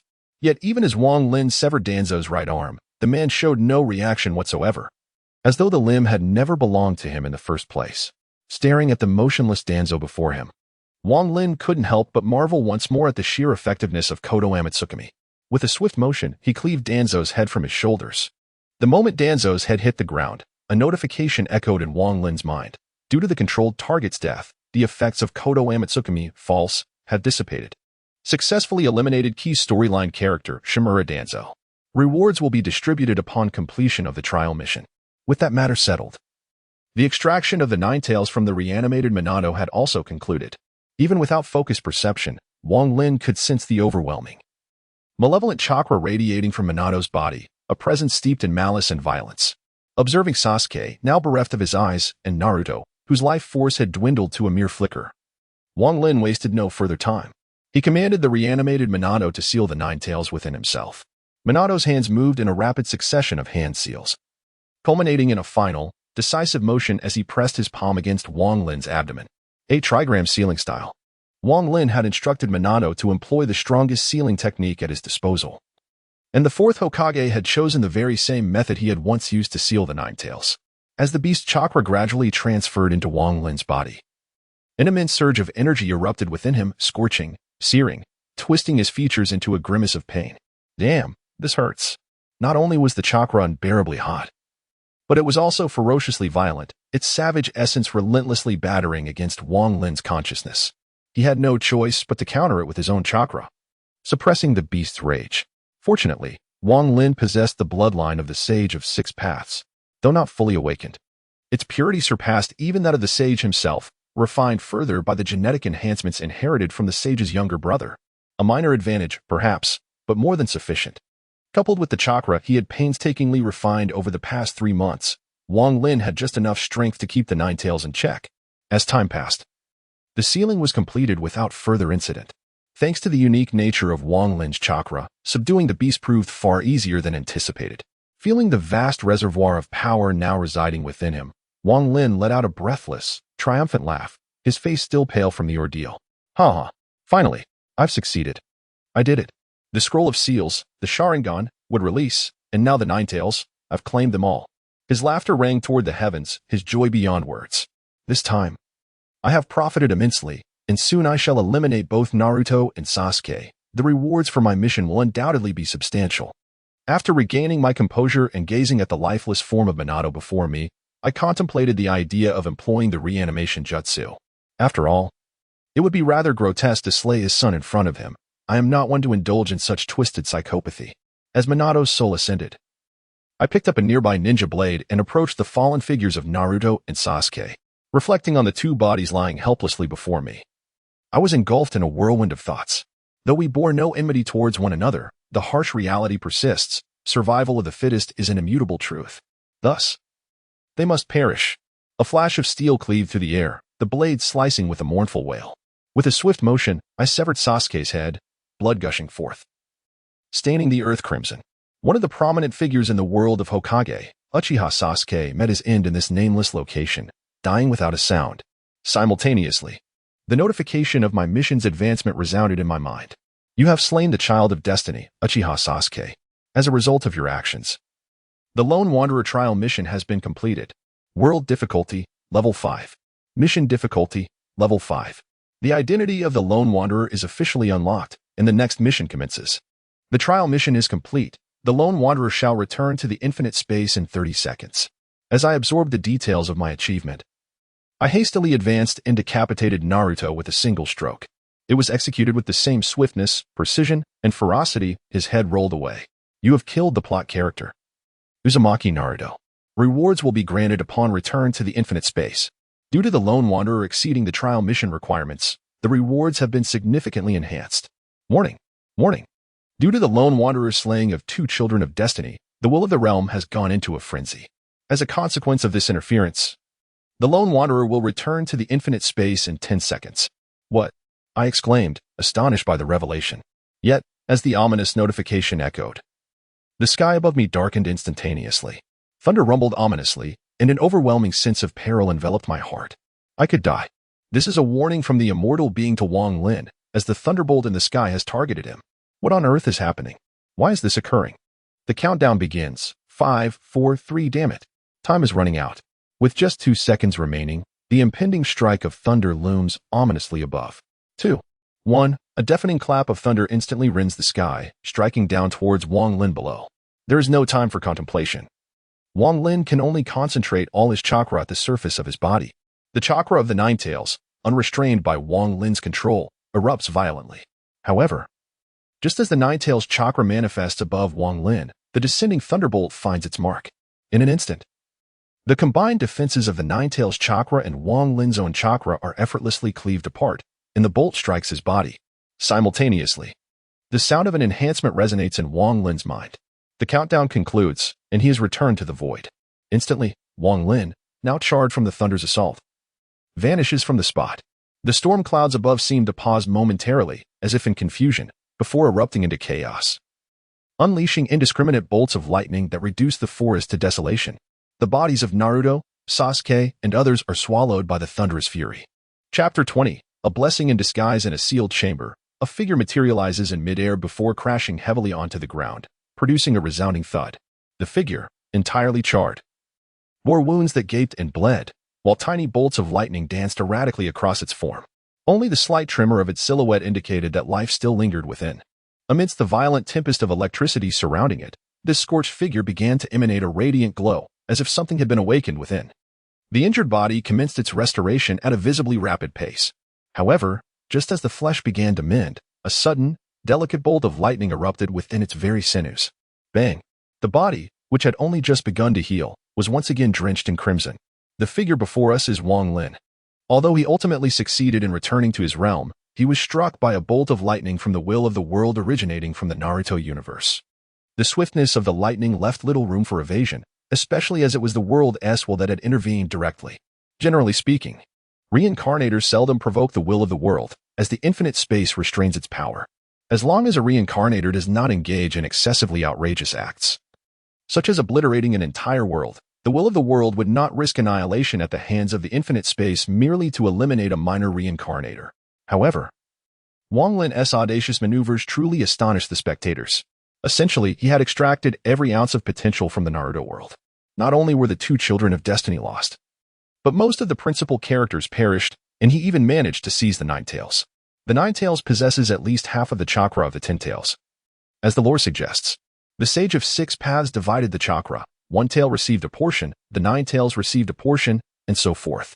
Ultimately, the remaining half was bestowed upon the Nine Tails, which explains why, during the Fourth Great Ninja War, Naruto, with merely half of the Nine Tails chakra, battled five-tailed beasts without succumbing to defeat. Thus, it is no wonder that the will of the world was enraged, descending with unrelenting fury. In the final moment, however, Wang Lin managed to teleport away, leaving the will of the world utterly confounded. Yet, Wang Lin did not emerge unscathed, although he successfully teleported at the last second. He still bore the brunt of the lightning strike. Had it not been for the Nine Tails chakra and his own to mitigate the impact, coupled with the formidable vitality bestowed by his bloodline, he would have likely been reduced to ash in an instant. Presently, Wang Lin finds himself in the depths of a profound coma, as the excruciating pain shattered his spirit, causing him to lose consciousness in a heartbeat. Fortunately, the potent life force of his sage body was activated due to the bodily damage, engaging in a tug-of-war with the residual lightning. The accompanying thunder wreaked havoc, while the vitality of his sage body commenced the process of restoration. Moments later, the voice of the infinite space resonated, announcing detection of the lone wanderer in a state of coma, initiating mandatory repair function. The repair commenced, and the room was suddenly illuminated by a crimson glow. Under this crimson light, the lingering lightning swiftly dissipated, allowing the vitality of the sage body to surge forth. In mere moments, Wang Lin's body was restored, and the overwhelming life force, devoid of adversaries to contend with, began to fortify Wang Lin's physical form. His flesh, meridians, and bones underwent a remarkable transformation. This time, Wang Lin found fortune in misfortune. The stimulation from the lightning catalyzed the awakening of his celestial body, advancing his vitality to a new echelon. Enhanced vitality is not merely a matter of elevated blood levels. It amplifies the potency of his ninjutsu and the strength he can exert. After all, a robust physique begets even greater power. However, at this moment, Wang Lin remained oblivious to this transformation, still ensconced in unconsciousness. Upon detecting that Wang Lin's body had fully recuperated, the crimson glow dissipated, signaling the completion of the restoration. Once the solitary consciousness regained clarity, the requisite fees for the repair were deducted. Thus, Wang Lin lay quietly on the floor of the room. Wang Lin felt as if he had slumbered for an eternity. Upon opening his eyes, he was greeted by the sight of a white ceiling. Gradually sitting upright, he found himself momentarily lost in thought. The memories of the past, the recollections from the world of Naruto, and the final moments of being struck by lightning flooded his mind, causing a tumultuous confusion. What was happening to him? Fortunately, the Six Paths bloodline endowed Wang Lin not only with a celestial body but also with the Sage's Eye. The benefits of the Sage's Eye significantly enhanced his soul. In a brief moment, he managed to clarify his thoughts, yet the excruciating pain and the sensation of death from his memory surged forth, overwhelming his consciousness. Although his body had returned to its original state, even stronger than before, it did not imply that his thoughts had likewise sharpened. The enhancement of his soul could augment his innate abilities but could not prevent the turmoil of his mind. It could be said that the stronger the soul, the more acute the mind, yet it was evident that Wang Lin's thoughts had become chaotic, and he had to rely solely on himself. The terrifying agony from his memories caused his entire being to tremble, and he dared not delve into those recollections. What terrified him the most was the overwhelming sensation of death that had accompanied that fleeting moment. No one can face death with tranquility, no one at all. The ultimate conclusion of life is death, which stands in stark opposition to life itself. In the face of death, trembling becomes the singular response. Even in the world of Naruto, Wang Lin had always sought to survive, fearing that a moment's negligence might lead to his demise, and ultimately, He had nearly met his end at the hands of lightning. The dread of death surpasses the anguish of the body. Wang Lin sat upon the ground, his arms wrapped tightly around his shoulders, curled into a tight ball. This instinctive gesture merely signifies that he teeters on the brink of collapse. At that very moment, a potent surge of fear propelled by the specter of death ignited a crimson glimmer in Wang Lin's eyes. 3 swirling tomo spun rapidly within his gaze, eventually transforming into the shape of a 4-pointed shuriken. Similar to the kaleidoscope of Uchiha Shisui, yet distinct in that Wang Lin's pattern was characterized by right angles. Unlike the curved pinwheel design of Shisui's, this kaleidoscope belongs solely to Wang Lin. The intense sensation of death stimulated his nerves, and coupled with the innate gift of the 6 Paths bloodline, it enabled Wang Lin to activate the kaleidoscope. However, immediately after its activation, the kaleidoscope, which had been spinning at a high velocity, came to an abrupt halt, as if some force had exerted pressure upon it, subsequently regressing into an ordinary 3-tomo design. Consequently, Wang Lin succumbed to unconsciousness once more due to this unforeseen turn of events. Fortunately, he soon regained consciousness. In this instance, Wang Lin merely sat in stunned silence. As a solitary wanderer, he possessed unique qualities. Having lived alone for 22 years, he had grown accustomed to solitude, which provided him with a sense of security. Caution and resilience were essential traits for a lone traveler. Without them, it would be arduous to navigate the vast worlds alone. However, the magnitude of the recent change was overwhelming, leaving Wang Lin momentarily disoriented. He lifted his gaze, staring blankly ahead. After a considerable time, a glimmer sparkled in his eyes, as if he had been holding his breath for an eternity. Suddenly, he gasped for air, taking deep breaths. After several moments, his expression finally returned to normal. He murmured to himself, "I have survived." Indeed, he had emerged victorious, successfully completing the trial of the solitary wanderer, and he was alive. As he spoke to himself, tears streamed down his cheeks. Regardless of the circumstances, he had persevered, and the future promised to be increasingly bright. Wiping away his tears, Wang Lin stood up. But before he could utter a word, he was astonished by the sensations coursing through his body. Vitality, unparalleled vitality. Moreover, his chakra had more than doubled in an instant. In terms of chakra alone, Wang Lin now possessed more than the combined total of his previous 2 selves. Additionally, his body had undergone certain transformations, and he felt as though he could accomplish extraordinary feats. For instance, he formed hand seals and executed the fire release, Great Fireball technique. A colossal fireball erupted from his mouth, rivaling the great fire annihilation unleashed by his memories of Uchiha Madara. The immense fireball collided heavily with the wall, leaving no trace behind. Wang Lin remained frozen in astonishment. Not only was it a physical transformation, he sensed changes in his vision as well. Chakra flowed into his ocular nerves, and retrieving a kunai from his spatial ring, he caught a glimpse of his own eyes reflecting 3 spinning tomo. Wang Lin was taken aback. This was the Sharingan, and it was a 3-tomo variant. Had he awakened it? At this moment, Wang Lin has become a muggle. It seems that being struck by lightning is not such an unacceptable occurrence after all. Chapter 21. Rewards. Being struck by lightning appears to have conferred significant benefits. The Sharingan has awakened, and remarkably, it has manifested with 3-tomo. However, there lingers an unsettling sensation, a peculiar feeling. It seems as if his Sharingan possesses a somewhat diluted quality, though Wang Lin cannot articulate it. Moreover, he can distinctly perceive an overall enhancement in his physical prowess. As Wang Lin momentarily lost himself in thought, the voice of the space finally arrived, albeit tardily. The solitary wanderer's training mission has been completed. The wanderer returns to the exclusive space. The exclusive room serves as an absolute safe haven. No one may enter without the wanderer's consent. Commencing the calculation of mission rewards. Mission World, Naruto World Difficulty, Hazardous Trial Task, Eliminate Naruto Uzumaki and Sasuke Uchiha, optional. Due to the wanderer exceeding the trial task requirements, the rewards are doubled. Calculating. Eliminating 6 elite jonin yields a reward of 900 space coins, doubled to 1,800 space coins. Participation in the elimination of 2 jonin grants 100 space coins, doubled to 200 space coins. Participation in the elimination of Shikamaru Nare yields 500 space coins, doubled to 1,000 space coins. Participation in the elimination of Rock Lee grants 500 space coins, doubled to 1,000 space coins. Participation in the elimination of the one-tailed Jinchuriki, Gaara, yields 1,000 space coins, doubled to 2,000 space coins. Eliminating Niji Hyuga, Choji Akimichi, and Kiba Inazuka grants a reward of 3,000 space coins, doubled to 6,000 space coins. Eliminating Danzo Shimura yields 1,500 space coins, doubled to 3,000 space coins. Eliminating Sasuke Uchiha grants 50,000 space coins, doubled to 100,000 space coins. Eliminating Naruto Uzumaki results in a doubled reward of 100,000 space coins. Evaluation of the Wanderer's mission, as commencing the distribution of rewards. Rewards obtained, 20 attribute points. 10,000 space coins. Reward item, ability assistance card, capable of replicating the abilities of a narrative character, initial replication at base level. Wanderer level, first stage. Settlement complete. Automatically deposited into the Wanderer S mark. As the voice of the space resonated continuously, the smile on Wang Lin's face grew increasingly unrestrained, eventually bordering on the grotesque. Following the completion of the settlement, Wang Lin opened the mark to inspect it. The mark upon his arm grants access to spatial information and spatial currency.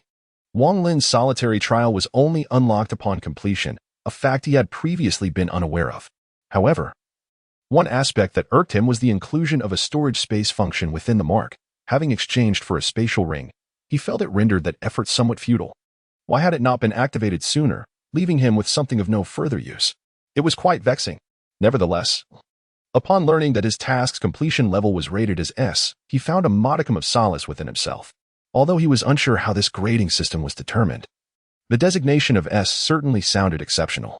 Having dispatched numerous narrative characters and even vanquished 2 formidable foes, the mere accumulation of spatial currency left him grinning from ear to ear. After perusing the information for a while, Wang Lin's spirits lifted with joy. This bounty was indeed worthy of my ambitions. It serves as the very foundation of my ascent to strength, with attribute points capable of enhancing his physique. It implied that as long as he accumulated enough, he could continue to grow increasingly powerful. At that moment, the voice of the space resonated once more. The trial task was completed, and the panel of the Wanderer was activated. Contractor number 6224942. Name, Wang Lin, Wanderer. Level, first stage. Level advancement does not confer any attribute bonuses. It merely corresponds to the Wanderer's authority within the infinite space, as well as the difficulty of the world and tasks. Bloodline, 6 paths bloodline optimized. Awakened Sage Body, Stage 2. Kaleidoscope Sharingan. Due to the significant enhancement of the Sage Body, the balance of yin and yang has been disrupted, causing the Kaleidoscope Sharingan to be suppressed and regress to the 3-tomo. Origin, Source of Lightning. Contract Beast, 9 tails. Strength, 15, related to attack power. Agility, 15, related to movement and attack speed. Constitution, 30, related to defense and resistance. Intelligence, 20, related to spell damage and soul. Charisma, 20, related to appearance and social interactions. Luck, 5, this aspect relies on fortune. After all, metaphysics cannot alter fate, and spinning cannot change destiny. Energy, 1000, based on one's own resources, whether it be fighting spirit, magical power, or primal force, all unified as energy. Note, the standard attributes for adult males are set at 5 points. Luck is linked to one's personal fortune. It is recommended that the Wanderer explores this independently. Unique talent, percentage, passive talent that can proportionally enhance life and energy. It is upgradable. Current enhancement at 1%. Existing skills include absolute rationality, energy control, and Devour optimization. Devour has been utilized. Possessions, Spatial Ring 1x1, Book of Sealings sealed, Human Modification Data, Sharingan X20, Hashirama's Splicing Body, Right Arm Portion, Emerald Bracelet. Ability Copy Card, and various miscellaneous items. Balance of Spatial Coins, 225,000. Personal information is provided for the convenience of the Wanderer to assess their own strength, and is not indicative of actual combat capability.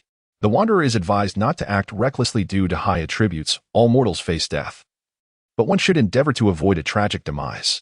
Upon examining the description of his bloodline, Wang Lin finally understood the reason behind the peculiar sensation associated with his Sharingan.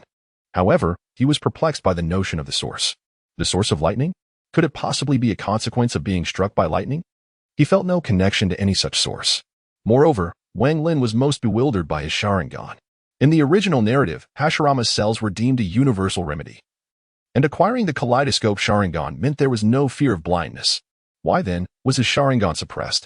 Unable to fathom this enigma, Wang Lin chose to set it aside for the time being. In this vast and boundless space, there must be a solution. For now, let us first examine the other gains.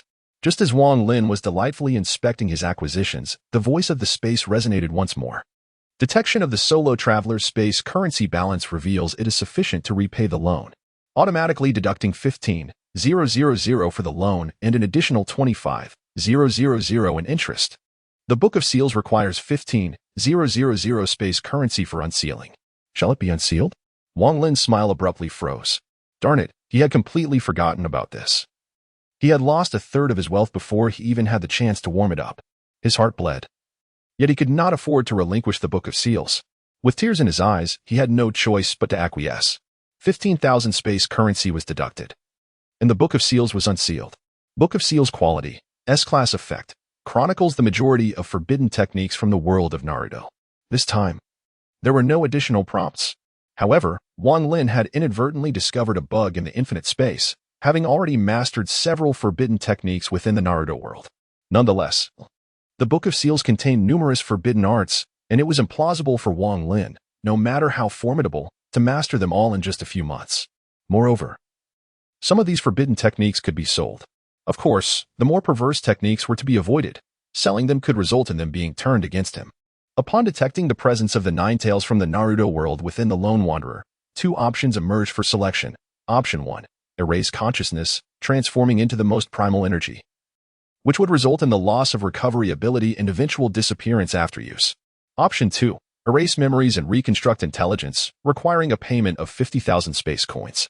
The sudden prompt left Wang Lin momentarily stunned. He recalled that he had a complete Nine Tails within him, yet it seemed to be dormant. Delving into his inner self, he observed the massive Nine Tails fox sealed within, currently ensnared in slumber. It was likely subdued within the infinite space. After all, the Nine Tails belonged to the original world, which was not surprising. Faced with the two options, Wang Lin chose the second without hesitation. Although the first option required no expenditure, it would obliterate the Nine Tails' core capability, the ability to recover chakra. After all, the Nine Tails was renowned for its limitless chakra, primarily due to its astonishing recovery speed. Without that recovery rate, the arduous efforts to acquire it would be rendered meaningless. However, the cost was indeed steep, a staggering 50,000 space coins. Reluctantly, and with a heavy heart, Wang Lin chose the second option. Once he selected option 2, a red light enveloped the Nine Tails within the ceiling space, causing it to shrink. When the crimson glow dissipated, an adorable little Nine Tails appeared in Wang Lin's ceiling space. Though still asleep, the chakra emanating from it no longer exuded the previous aura of hatred. It was as pure as a newborn infant. Yet, as Wang Lin gazed at his balance of space coins, he remained speechless. Space coin balance, 120,000. The arrogance he once displayed now felt like a distant memory, replaced by discomfort. Staring at the ceiling, he silently shed 2 tears. I'm not troubled at all, truly. However, just as Wang Lin wallowed in his discontent, the voice of the space reverberated once more, delivering another blow to his already wounded heart. Due to the Lone Wanderer's severe injuries, the cost of recovery was deducted. 20,000 space coins had been removed. Chapter 22. Strolling. What the hell? Are you robbing me? At that moment, Wang Lin was utterly bewildered. He had expended 20,000 on healing. What on earth was happening? The space offered no explanation. Instead, a luminous screen materialized before Wang Lin's eyes, depicting the scene when he had returned to the space after being struck by lightning, enveloped in a crimson glow. The space expressed its feelings with a simple emoticon. Wang Lin remained speechless, tears streaming down his face. The most unbearable aspect of this world is perhaps the notion of passing away without having spent one's wealth. Wang Lin, however, felt compelled to add another layer to this sentiment, the frustration of having acquired money, only to lose it before experiencing the lavish lifestyle it could offer. With 100,000 space coins in his possession, Wang Lin was uncertain about the purchasing power of currency within this infinite realm. Yet it surely could not be akin to that of a certain foolish nation that worships toilets, where a mere loaf of bread demands thousands. This is an infinite space after all. It should not lack sophistication to such a degree. After a while, Wang Lin reconciled himself with reality, acknowledging that one must let go of the old to embrace the new. This thought brought him some solace. Moreover, these space coins had indeed augmented his strength, after all. Having an obedient nine-tailed fox is far preferable to one that threatens to take your life at any moment. With his trial mission now concluded, he felt a sense of closure and was finally able to relax. Turning to the space, he inquired, "Space, how do I arrange my exclusive domain?" Following the solitary wanderer's intuition, he realized that simply contemplating his desires would yield the necessary guidance. Consequently, He transformed his exclusive space to resemble the rental house he once inhabited. Gazing upon the familiar room, a wave of drowsiness washed over him. During the final stretch in the world of Naruto, his mind had remained taut, wary of any misstep, following a lightning strike and oscillating between life and death. He now found himself in the most comforting of settings, and his once tense nerves began to unwind. Approaching his bed, Wang Lin collapsed heavily onto it, surrendering himself to sleep. He was utterly fatigued and yearned for a restful slumber. After a rejuvenating slumber, Wang Lin awoke feeling remarkably refreshed, his spirits soaring. Indeed, profound sleep serves as the finest remedy. After indulging in a thorough bath and tidying himself up, Wang Lin stepped through the door. Instantly, the cacophony of sounds enveloped him, and the vast expanse of the surroundings unfolded before his eyes. This infinite expanse evokes in Wang Lin a sensation reminiscent of a bustling marketplace, flanked on either side by an array of shops. These establishments are not mere ordinary shops. Some exude a profound sense of technological advancement, while others are reminiscent of medieval aesthetics.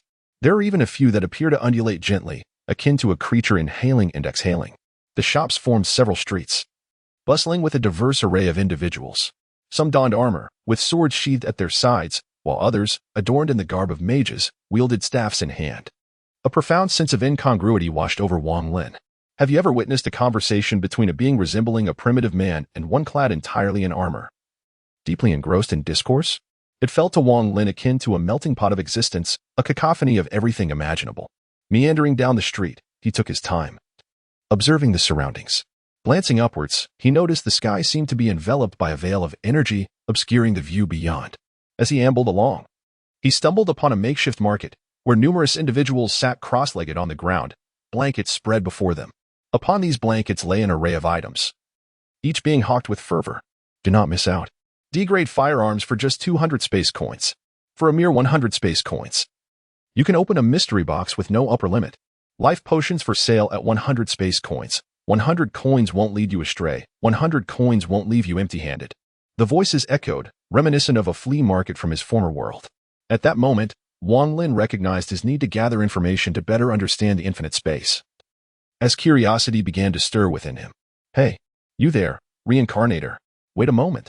As he continued to wander, a shout from behind caught his attention. Turning around, he saw someone of similar age rushing towards him. When the young man reached him, Wang Lin inquired, "Hello, is there something you need?" The young man appeared momentarily taken aback by Wang Lin's instinctual politeness. Within the infinite space, danger lurked at every turn, and reincarnators were not typically known for their benevolence. After a brief pause, Wang Lin furrowed his brow slightly, prompting the young man to recollect his purpose. My apologies. I have not encountered someone as courteous as you in quite some time. After a sheepish smile, he continued, I am called Qinluan, a pseudonym, of course. For using one's true name here is perilous. You must be a newcomer. A glint of wariness ignited in Wang Lin's eyes. He had not conversed with anyone. So how did this individual ascertain his status? Sensing Wang Lin's vigilance, Qinluan chuckled. I possess a unique skill that allows me to discern how many task worlds a reincarnator has traversed. In that instant, Wang Lin comprehended that having only experienced the world of Naruto rendered him a novice in Qinluan's eyes. Thus, Wang Lin asked, is there something you require? Qinluan produced a small booklet from his mark and handed it to Wang Lin. I specialize in information gathering, particularly aimed at newcomers, as they often harbor great potential. This booklet provides an introduction to the infinite space and costs just 50 space coins. It will facilitate your understanding of this realm, as seeking information independently can be quite cumbersome. Wang Lin felt a surge of interest. After all, gathering information piecemeal would consume considerable time. 50 space coins were a mere trifle for him. Without hesitation, he transferred the coins to Qinluan. The latter grinned widely, a straightforward fellow. Let us become friends. You can seek me out for information in the future. Your demeanor is quite pleasant, so allow me to share a free tip. When enhancing attribute points, ensure you do not anesthetize, otherwise, the effects will be diminished. After adding Wang Lin as a friend, he turned and departed. Wang Lin watched the retreating figure and then glanced at the booklet in his hand, a faint smile gracing his lips. An intriguing individual. He subsequently sought out a shop that resembled a restaurant and entered. To be honest, Wang Lin felt a pang of hunger. It had been ages since he had consumed anything. The establishment was named One Step to Ascend, although Wang Lin felt a twinge of hesitation. The peculiar nature of the surrounding shops, along with those using mysterious substances, led him to believe that this place might not be as difficult to accept after all. Pushing the door open, He was greeted by a young lady at the front desk, who smiled warmly upon seeing him and said, "Welcome. May I take your order?" Wang Lin chose a secluded corner to sit down and glanced at the menu, which featured an array of dishes he had never even heard of. For instance, there were items like Cthulhu tentacle skewers, braised blood eagle head, and whip of the calamity horse. Reading these, Wang Lin couldn't help but feel a sense of bewilderment. Ultimately, he opted for a dish he deemed relatively normal: green forest beast egg fried rice, accompanied by a glass of Tianwu precious fresh juice. While awaiting his meal, he took out a small booklet he had purchased earlier. Wang Lin realized that he needed to gain a thorough understanding of the circumstances within the infinite space. Chapter 23. Understanding the environment here is somewhat satisfactory, albeit sparsely populated. However, it perfectly aligns with Wang Lin's preferences as being a solitary individual. He finds comfort in solitude amidst the throngs of people. It is not that he is entirely incapable of social interaction unless he genuinely acknowledges someone. Even those familiar to him will evoke a sense of wariness. After all, Wang Lin firmly believes that humanity can be the most formidable force. For the human heart is notoriously inscrutable. He carefully examined the brochure introducing the infinite space. It was concise, only a few pages long, and he finished reading it in no time. Through this pamphlet, Wang Lin gained a preliminary understanding of the infinite space. Firstly, it is vast, an expanse that transcends mere dimensions. The number of reincarnators within this realm is utterly incalculable, given the existence of numerous districts, each starting with a guaranteed minimum of 100,000. Moreover, the mortality rate in the infinite space is alarmingly high. In the first world, the death rate soared to 90%. The second world fared even worse, with a staggering mortality rate of 95%. However, the death rate in the third world saw a significant decline, settling at 80%. Among the myriad concerns that weigh on Wang Lin's mind, the foremost is the hierarchy of worlds. The categorization of worlds in infinite space is rather vague, as it is said that one can never ascertain where one's demise may occur. The pamphlet contains an anecdote about a high-level reincarnator who met their end in a world of simple difficulty, allegedly due to a causality weapon that obliterated them entirely. Thus, the difficulty of a world is merely a perception. The notion that a simple world allows for reckless abandon is a fallacy. The sole universal currency in infinite space is the space coin, intrinsically linked to one's prowess. Every item within this realm demands space coins. Without them, one will find themselves utterly immobilized. The classification of items and skills ranges from SSS, SS, S, A, B, C, to D. The highest tier of items and skills available for trade in the marketplace is S. Items of SS rank and above can only be obtained through missions, and it is exceedingly rare for a reincarnator to part with such treasures for sale. Indeed, one would be hard-pressed to procure an SS item for a sum of several 100,000 space coins. Conversely, an SS item can effortlessly fetch a price of several 100,000 space coins. Infinite space is divided into lower and higher districts, and Wang Lin currently resides in the lower district. Only reincarnators who attain a 5th-tier rank may participate in the Ascension Trial.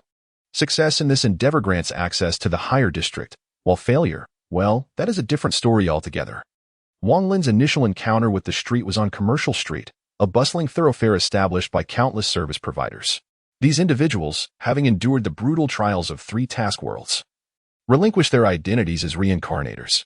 The previous Commercial Street was a creation of numerous service providers, while the subsequent Market Street served as a trading hub. Beyond the trading market lay the most significant reinforcement hall within the infinite space, specifically designed to augment attribute points. Surrounding the reinforcement hall was an arena, tailored for those intent on grappling with life and death stakes, where one could also place bets, fostering a livelihood for many. After absorbing this information, Wang Lin felt a profound sense of shock. The infinite space imparted a visceral sense of brutality, a perspective he had overlooked while focusing solely on his tasks. Now, it appeared that this realm resembled a primordial forest, where strength dictated supremacy, harsh yet straightforward. The final note in the pamphlet was clear: upon completing a trial task, one would receive rest days based on performance. The task ratings ranged from D to S, corresponding to 1 to 5 days of respite. Consequently, those with lower task completion ratings were doomed to ceaselessly traverse the task worlds, yielding minimal rewards and diminishing strength, ultimately leading to a dismal demise in some world. The strong would grow stronger while the weak would only weaken. Having finished the pamphlet, Wang Lin's mind remained unsettled. The last statement was easily comprehensible. If one were to squander time in the task world and receive the lowest rating, their rewards would diminish correspondingly. The result would be stagnant strength, necessitating a return to trials after just one day of rest. This pattern, compounded by previous slothfulness, would yield poor ratings and further weaken one's abilities, creating a vicious cycle leading to inevitable failure. Wang Lin recalled having achieved an S rating, which entitled him to 5 days of rest. The infinite space was akin to nurturing a venomous creature. One must either strive to enhance their strength or succumb to increasing frailty, culminating in death. However, Wang Lin was resolute in his survival, envisioning a future of prosperity. Seated in a corner, he contemplated the days ahead, filled with potential. After a brief wait, his egg-fried rice and juice arrived, which he consumed swiftly before settling the bill and departing. As he strolled along the street, he made his way towards the central reinforcement hall as indicated in the pamphlet, all the while absorbing the purchasing power of spatial currency. Upon preliminary investigation, he discovered the purchasing power of spatial currency to be rather exaggerated. Typically, reincarnators could earn between 500 to 1,000 spatial coins in their first task world, sufficient only for purchasing subpar D-grade items or weapons. Notably, decent D-grade items commanded prices exceeding 2,000 coins, with C and B grades being substantially more expensive. Wang Lin observed a C-grade pistol priced at over 5,000 coins, thus realizing the formidable purchasing power of the 100,000 spatial coins he possessed. This fortune would allow him to equip himself with at least C-grade gear in the upcoming task world. Nevertheless, Wang Lin found it peculiar that the pamphlet made no mention of items or skills lacking grade distinctions. He had yet to encounter such items in the market. This thought lingered in his mind as he decided to set it aside for future contemplation. As he continued on his journey, he encountered a diverse array of individuals. Many gazes fell upon him as he walked, a phenomenon he understood well, for the pamphlet had advised altering one's appearance in the infinite space. Failing to do so could lead to enmity, making encounters in the task world a matter of life and death. However, Wang Lin felt no fear. As a lone wolf, he undertook trial tasks independently, leaving no room for personal vendettas. He intended to purchase a mask, as altering his face felt inherently unsettling. While numerous eyes were drawn to him, the scene was far removed from the absurdities often depicted in lesser narratives. Those who chose not to conceal or alter their appearances were either novices or seasoned veterans. The individuals present had, at the very least, experienced 2 tasks, while those lacking acumen had perished in their initial task world. Yet, should a conflict arise, Wang Lin did not fear. His attributes, bolstered by the 6 Paths bloodline, averaged 15 points. According to the pamphlet, reincarnator attributes ranged from 1 to 20 points for the first tier, 20 to 40 for the second, and so forth, culminating in the 5th tier at 100 points. Anything beyond that fell into the realm of advanced zones. With an average base attribute of 15 points, Wang Lin stood at the pinnacle of the first tier, whereas typical reincarnators required 3 to 5 task worlds to elevate even 1 or 2 base attributes above 15 points. Thus, he remained unperturbed. After approximately half an hour of walking, Wang Lin finally beheld a grand edifice, reminiscent of an ancient Roman palace, sturdy and majestic. Its red façade unmistakable. Upon entering, he was greeted by several large doors, each marked with clear signage: Attribute Reinforcement Hall, Equipment Item Reinforcement Hall, Arena, Combat Reinforcement Hall. Wang Lin proceeded directly to the Attribute Reinforcement Hall. As he stepped through the entrance, a magical array materialized beneath his feet, enveloping him in a shimmering light before transporting him to a private chamber. A luminous screen appeared before him, announcing, Initiate Reinforcement, submit 100 spatial coins. Wang Lin was unperturbed. The pamphlet had made it clear that all transactions within the infinite space required spatial coins, including attribute reinforcement. Hence, the adage no money, no progress was wholly accurate. Without funds, one could not even enhance their attributes. After paying the requisite 100 spatial coins, a device akin to the enhancement chamber from Captain America emerged from the ground, and a panel displaying his attributes appeared before him. Strength, 15 agility, 15 constitution, 30 intelligence, 20 charisma, 20 points available for the lone wolf, 20. Please select attributes for reinforcement. Wang Lin pondered. As a lone wolf, he needed to excel in solo combat. Therefore, specialization was not an option. However, an average distribution could lead to mediocrity. Without absolute advantages and attributes, victory would be elusive and escape impossible. Nevertheless, with a balanced development, as long as he could keep pace with reincarnators of the same tier, he would undoubtedly stand among the elite. Wang Lin received 20 attribute points at the outset. a boon that would typically require a novice reincarnator 5 worlds to achieve. After a brief reflection, he allocated 5 points to strength, 5 to agility, and 10 to intelligence. While he understood that charisma was useful for social interactions, he prioritized strength for this initial endeavor, confident that he could enhance it in the future. 20 points in charisma should suffice for now. Once he made his choices, the chamber's door opened, and he stepped inside, the door sealing shut behind him. The reinforcement process commenced, accompanied by intense pain. He was prompted to consider utilizing the anesthesia function, which was complimentary. Wang Lin chose not to proceed. For the previous descent had mentioned that the use of anesthetics would impair the enhancement effects. Thus, if one were to augment their strength by 5 points, it might only translate to 3 in reality. Wang Lin was unwilling to become a mere fade. Nonetheless, the majority of reincarnators would partake in such practices, as the process of enhancement could be quite exhilarating. Therefore, to surpass others, one must be prepared to invest more than the rest. The enhancement chamber began to operate gradually, and an excruciating pain surged through his entire body. However, this pain left Wang Lin somewhat skeptical, as he felt it was less intense than the sensation of being struck by lightning in the world of Naruto. What is this? Is it truly just this? His skin began to redden, yet a hint of doubt flickered across Wang Lin's face, for this sensation was somewhat bearable. Is this all there is? The sensation of pain was simply unbearable. Was the quality of the reincarnators truly so lacking? In truth, Chandun did not deceive Wang Lin. The agony during enhancement was indeed genuine. However, having been struck by the thunder of the world's will, Wang Lin had already endured such torment, rendering the pain of enhancement a trivial matter for him. In fact, he found himself almost inclined to drift into slumber amidst this discomfort. Could you perhaps show me a modicum of respect? The enhancement chamber seemed to plead. Thus, the excruciating process that left countless reincarnators in despair came to a swift conclusion, leaving Wang Lin somewhat speechless. Was this truly all there was to it? He had prepared himself mentally for far more. Chandun had indeed not misled him. Such pain during enhancement could only be withstood by a select few. Wang Lin's threshold for suffering had significantly increased due to his encounter with the lightning, which explained his indifference to the ordeal. A typical reincarnator in his place would surely have succumbed to unconsciousness, their name reversed to spell Chandun. Upon completion of the enhancement, Wang Lin's fundamental attributes transformed into Strength 20, Agility 20, Constitution 30, and Intelligence 30, while his charm remained at 20. He had reached the pinnacle of a first-tier reincarnator, having accomplished in a single world what seasoned reincarnators typically achieved after traversing 5 or more realms. Thus, a monster was born. Moreover, Wang Lin possessed no additional equipment to bolster his abilities, relying solely on his bloodline enhancement. Should he procure gear that augmented his attributes, his power would undoubtedly escalate further.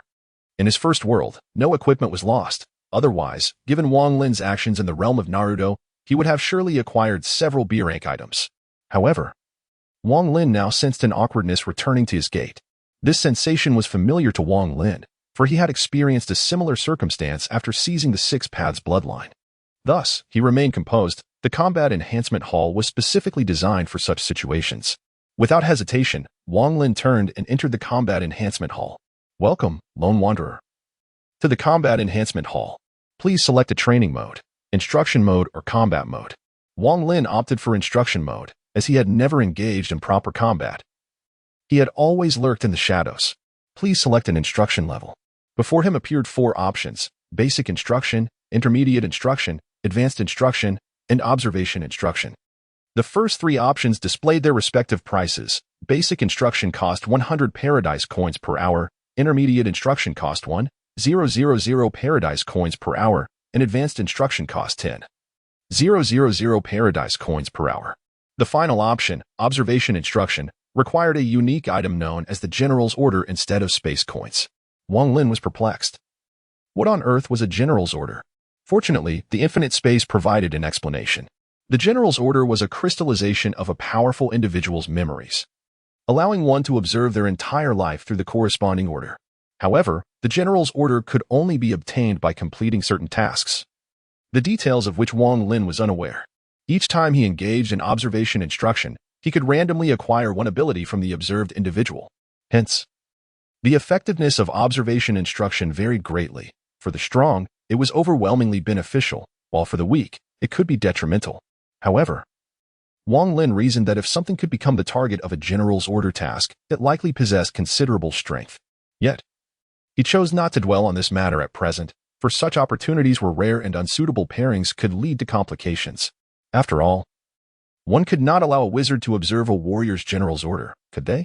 Would it end up like Gandalf, learning merely a light spell to strike with a staff? Wang Lin hesitated for a moment before deciding to select intermediate instruction. Although he possessed ample funds, he was cautious not to squander them. Previously, he had seen a C-grade knife in the trading market, which, despite its mediocre attributes, was priced at 4,000 space coins. Although 100,000 seemed substantial at first glance, he realized he needed to arm himself judiciously. Furthermore, Wang Lin had a tendency toward perfectionism. If he was dissatisfied, he would not make a purchase. While the items sold by reincarnators included some decent choices, the suitable options were scarce, necessitating a stroke of luck. Thus, Wang Lin resolved to first enhance his inherent abilities before determining his next course of action. He was acutely aware that combat was his Achilles heel. His success in completing tasks stemmed from the unique items available in his exclusive shop and his own strategies. Had he relied solely on his combat skills, he would likely have perished in the world of Naruto. Therefore, learning the art of combat was paramount. Chapter 25. Learning after Wang Lin paid the space coins. A multitude of glowing points manifested before him. Gradually, they coalesced into the visage of a silver-white hedgehog head, adorned with a black fabric mask. The left eye obscured by a headband, and a figure exuding a languid demeanor, cradling a symbol of affection. Upon beholding this familiar figure, Wang Lin found himself momentarily speechless. This is none other than Kakashi, after all. In the entire world of shinobi, who else would carry adult literature so closely? The surrounding scenery shifted instantly, resembling the location where Team 7 once competed for bells. Intermediate Instructor, Hatake Kakashi. Source, The World of Naruto. Observing the boundless potential of this space, Wang Lin speculated that this teaching might be linked to the user's abilities. His own limitations predominantly stemmed from the Naruto universe. Moreover, he considered himself a novice, possessing a modicum of foundational knowledge but lacking in practical application, which is why the space chose Kakashi as his mentor. However, Wang Lin harbored doubts about Kakashi's reliability as a teacher. After all, this man had 3 students, Naruto, Sasuke, and Sakura, none of whom he had properly instructed. As for Sasuke, Wang Lin refrained from further comment on his development. Naruto was a different story, without Jiraiya's guidance, who could fathom what he might have become? As for Sakura, she was completely disconnected from Kakashi's tutelage. Without Tsunade, she might still be languishing in obscurity. Nevertheless, he hoped that this infinite space would not deceive him for such a trifling amount, so he decided to observe first. Are you the one I am to teach? How troublesome, Kakashi remarked, closing the book in his hands and stowing it away in his ninja pouch, his expression still languid. Deciding to waste no time, he initiated the lesson. It seemed that this was not the real Kakashi. After all, Wang Lin had previously deprived him of his Sharingan in the Naruto world, and the Kakashi before him retained his former appearance. Thus, Wang Lin surmised that this instruction was akin to a projection or mirage. I detect chakra emanating from your body. You must be a ninja. Therefore, let us engage in battle. Kakashi retrieved a bell from his pouch. Try to snatch the bell from my waist.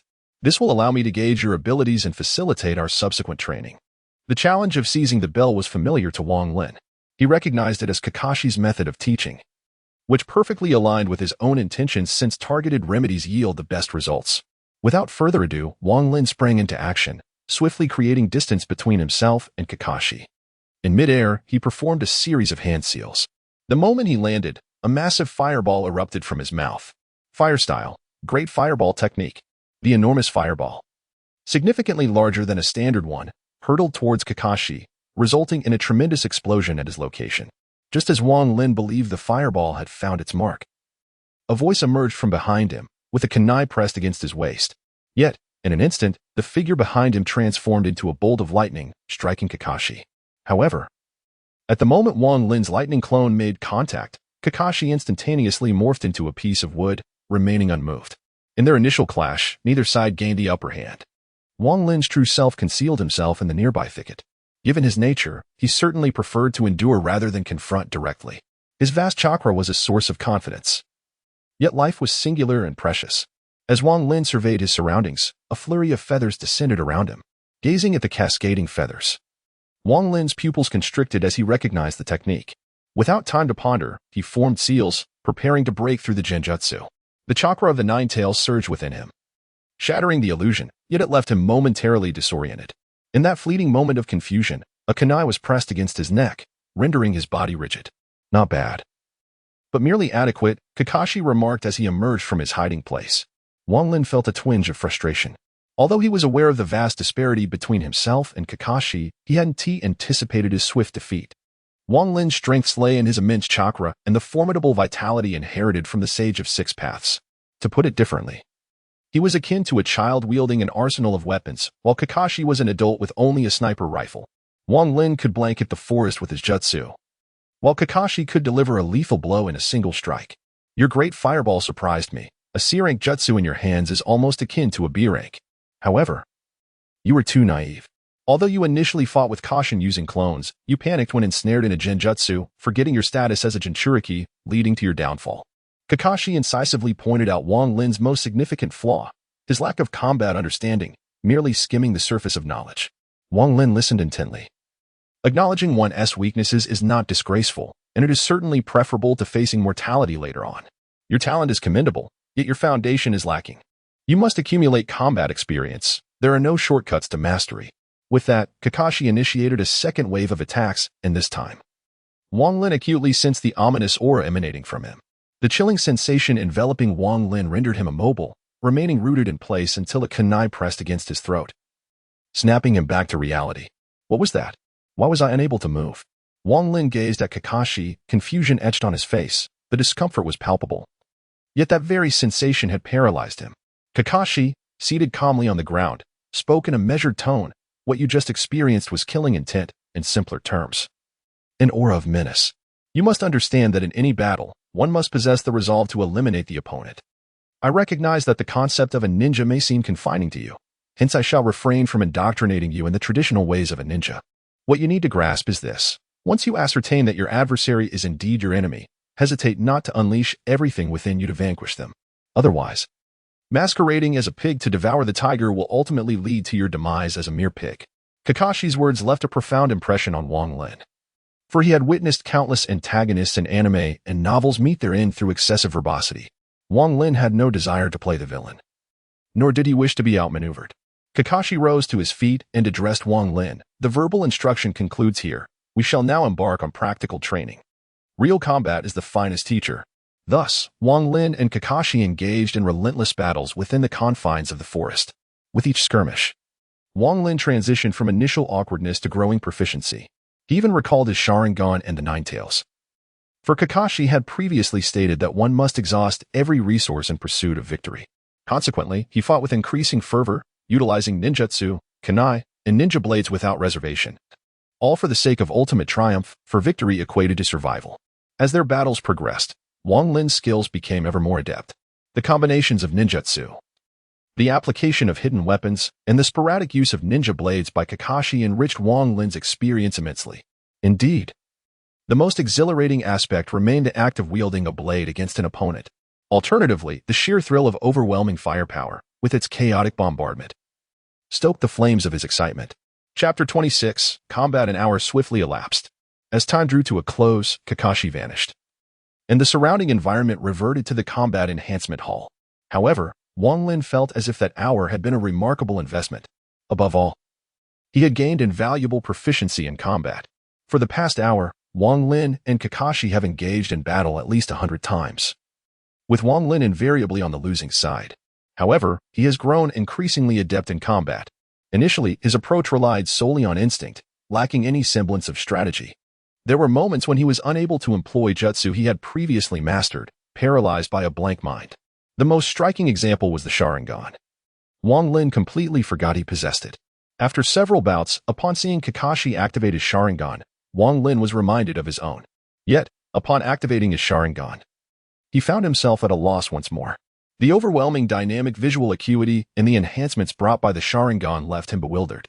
It took numerous defeats before Wang Lin began to find his footing. Thus, it is said that experience is the greatest teacher.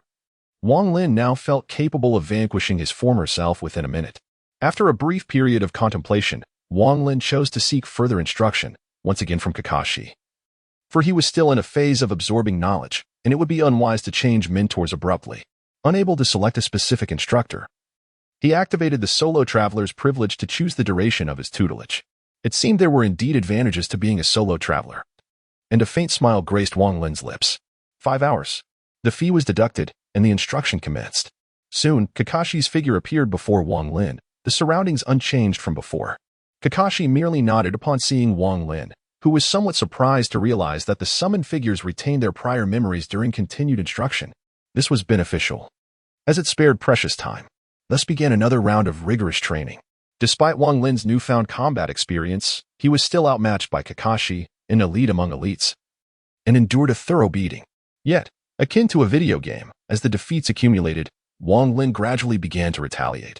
From initially being able to parry a single strike to eventually engaging in back-and-forth exchanges, Wang Lin absorbed the lessons like a sponge. The Six Paths bloodline bestowed upon him extraordinary stamina and chakra, rendering 5 hours a mere trifle. In the limitless realm of instructional mode, there were no restrictions on the characters being taught, allowing for continuous combat throughout the 5 hours.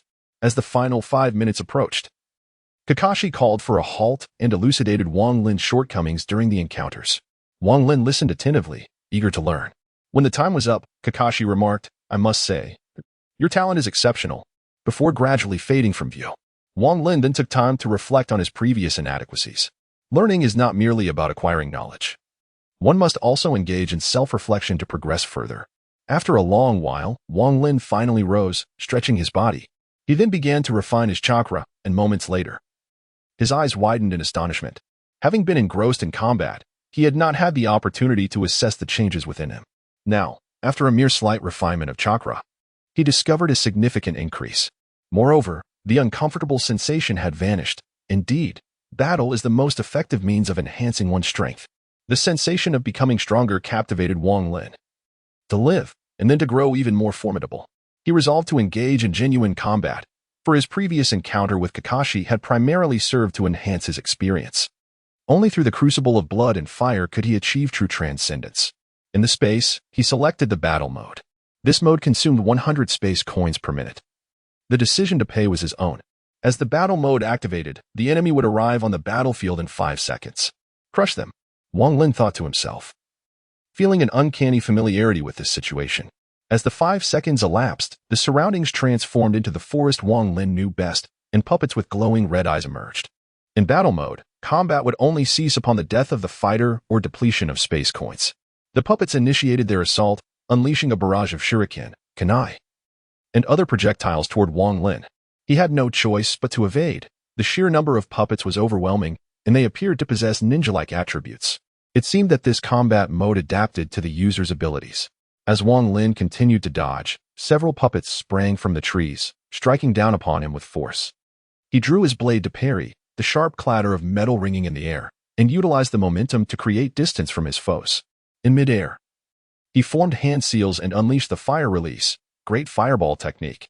A colossal fireball surged toward the puppets, only to be met by 2 puppets who unleashed jets of water from their mouths. Wang Lin's eyes narrowed as he swiftly altered his hand seals. Wind release, great breakthrough.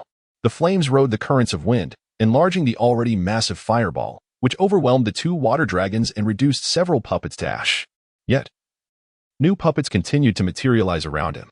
Wang Lin then employed the shadow clone technique. In an instant, his clones filled the forest, and he unleashed thousands of them. However, before he could revel in this newfound power, more puppets emerged from the woods, mercilessly trampling his clones. With no other option, he was thrust into a chaotic melee. Throughout the battle, clones vanished while puppets shattered and fell.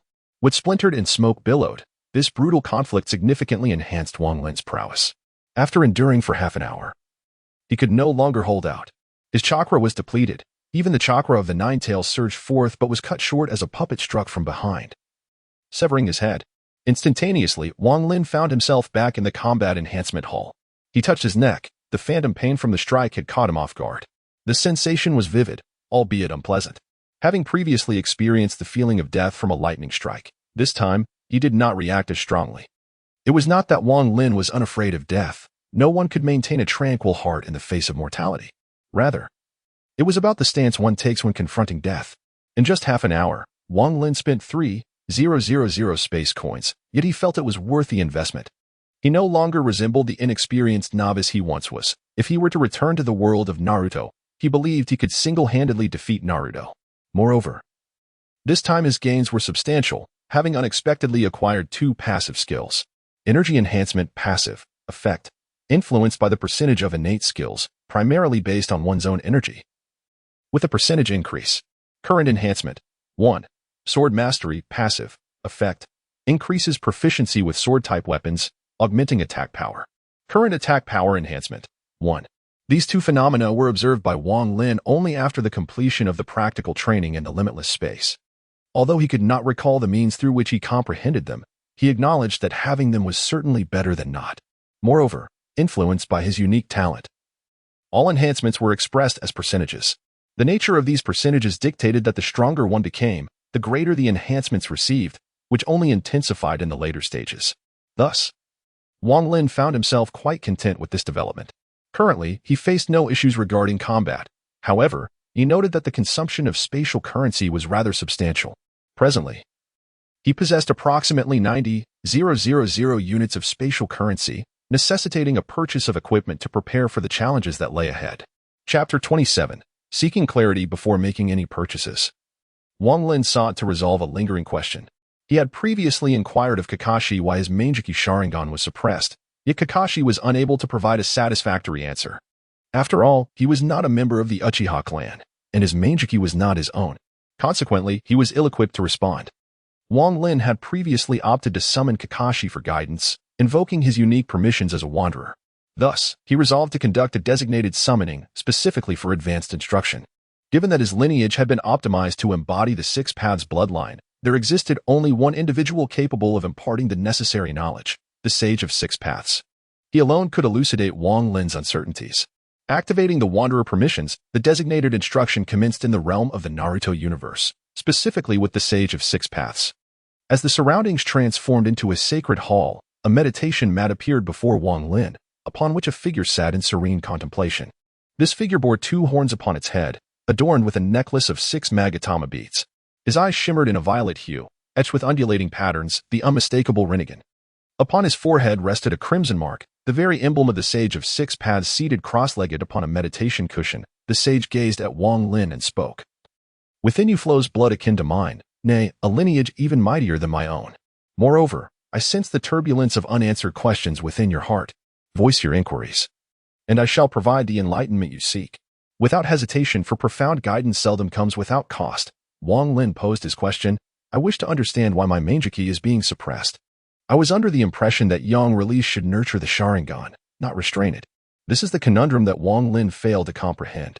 In the original narrative, the Uchiha clan members, upon transplanting Hashirama's cells, experience a significant enhancement in their Sharingan abilities, without the looming fear of blindness. Yet, in his case, it was suppressed. Upon hearing this, the Sage of Six Paths, exuding an air of calm, remarked, generally speaking, the eyes reflect the soul and serve as the most direct manifestation of Yin release. Among my progeny, Ashura is a user of Yang release, while Indra employs Yin release, thus allowing for their mutual enhancement.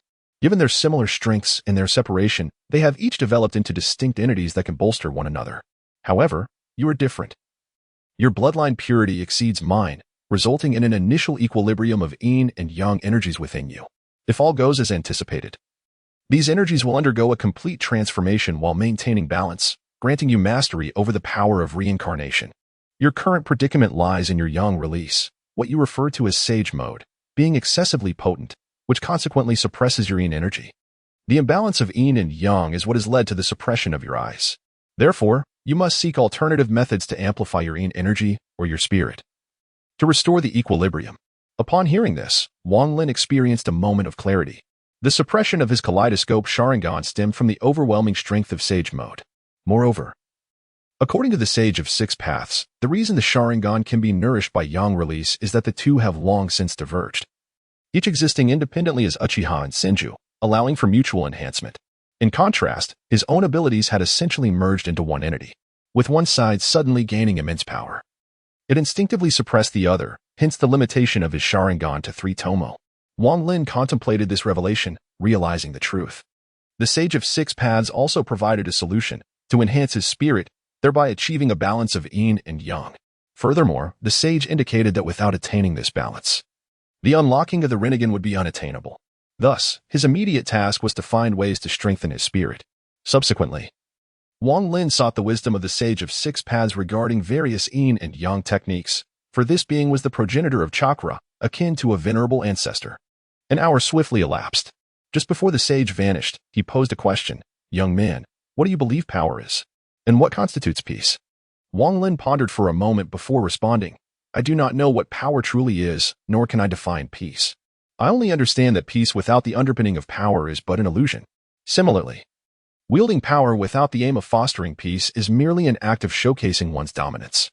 I am indifferent to others. My sole focus is on acquiring strength, for I wish to live a better life." His answer was somewhat ambiguous, as such inquiries often yield a multitude of responses. Wang Lin's resolution was clear. He sought strength to improve his existence. The Sage of Six Paths smiled faintly, said nothing further, and subsequently vanished from sight. As Wang Lin exited the combat enhancement hall, he glanced back, reflecting on his recent dialogue with the sage. Realizing that without anyone to safeguard him, he must cultivate his own sharpness. He then activated the seal on his arm, teleporting back to his private chamber. After an intense 8-hour training session in the combat enhancement hall, he had been entirely absorbed in his practice, devoid of thoughts regarding his surroundings. Now, with his mind returning to the present, fatigue began to wash over him. The familiar environment lulled him into a state of drowsiness, lying on the somewhat soft bed. He succumbed to deep sleep within minutes. Not long after Wang Lin drifted into slumber, a radiant red light materialized on his abdomen, revealing an adorable little nine-tailed fox nestled there. It then cozily settled beside him, both the boy and the fox slipping into a peaceful slumber, unbeknownst to Wang Lin. Time eluded him, and he could not ascertain how long he had slept. Eventually, Wang Lin awakened, feeling an acute difficulty in breathing and a gnawing hunger in his stomach. Had it not been for these sensations, he would have slept longer. Opening his eyes, he beheld the curled-up form of the nine-tailed fox beside him, leaving him utterly perplexed. What is happening? Why is the nine-tailed fox here? Closing his eyes to sense his surroundings, he discovered that he still maintained a connection with the fox. Yet it was indeed absent from the ceiling space. What is the situation? Can the tailed beast still emerge? Wang Lin immediately inquired within the space, and a voice resonated within his mind. Previously, the lone wanderer had chosen to reshape the contract beast's consciousness, altering the sealing agreement, while retaining its abilities. It also liberated the contract beast from constraints, removing the fatal consequence of losing it. Otherwise, why would it be so costly? Wang Lin found himself pleasantly surprised. This meant he had become an immortal Jinchuriki. During previous battles, he had utilized the chakra of the nine tails without sensing any difference. Now, it seemed that the 50,000 space coins he spent were truly worth it. All he could exclaim was, "Infinite space is truly remarkable. Infinite space, boundless and omnipotent." While he jested about being out of breath, Wang Lin felt that this infinite space was not as devoid of emotion as described in the pamphlet. Although it revealed only a hint of sentiment, it made Wang Lin aware of a subtle difference. It seemed that infinite space possessed emotions, though he was hesitant to confirm this. However, at that moment, he had no time to ponder such matters, as he was still a novice. He decided to dismiss these thoughts and go out for a meal.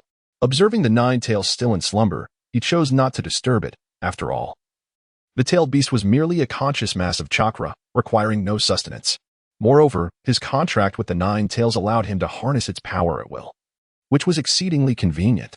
Subsequently, Wang Lin exited his exclusive space, leaving the nine tails to sleep soundly on the bed.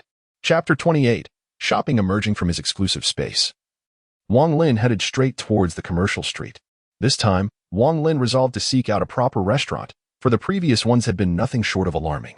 For instance, at one establishment, the fried rice was inexplicably green, although it was labeled as the fried rice of the Lord of the Green Forest. Wang Lin found it rather unpalatable. Ultimately, he had no choice but to endure the discomfort and consume it. To be fair, the flavor was passable. Nevertheless, for a true food enthusiast, such an experience was rather cruel.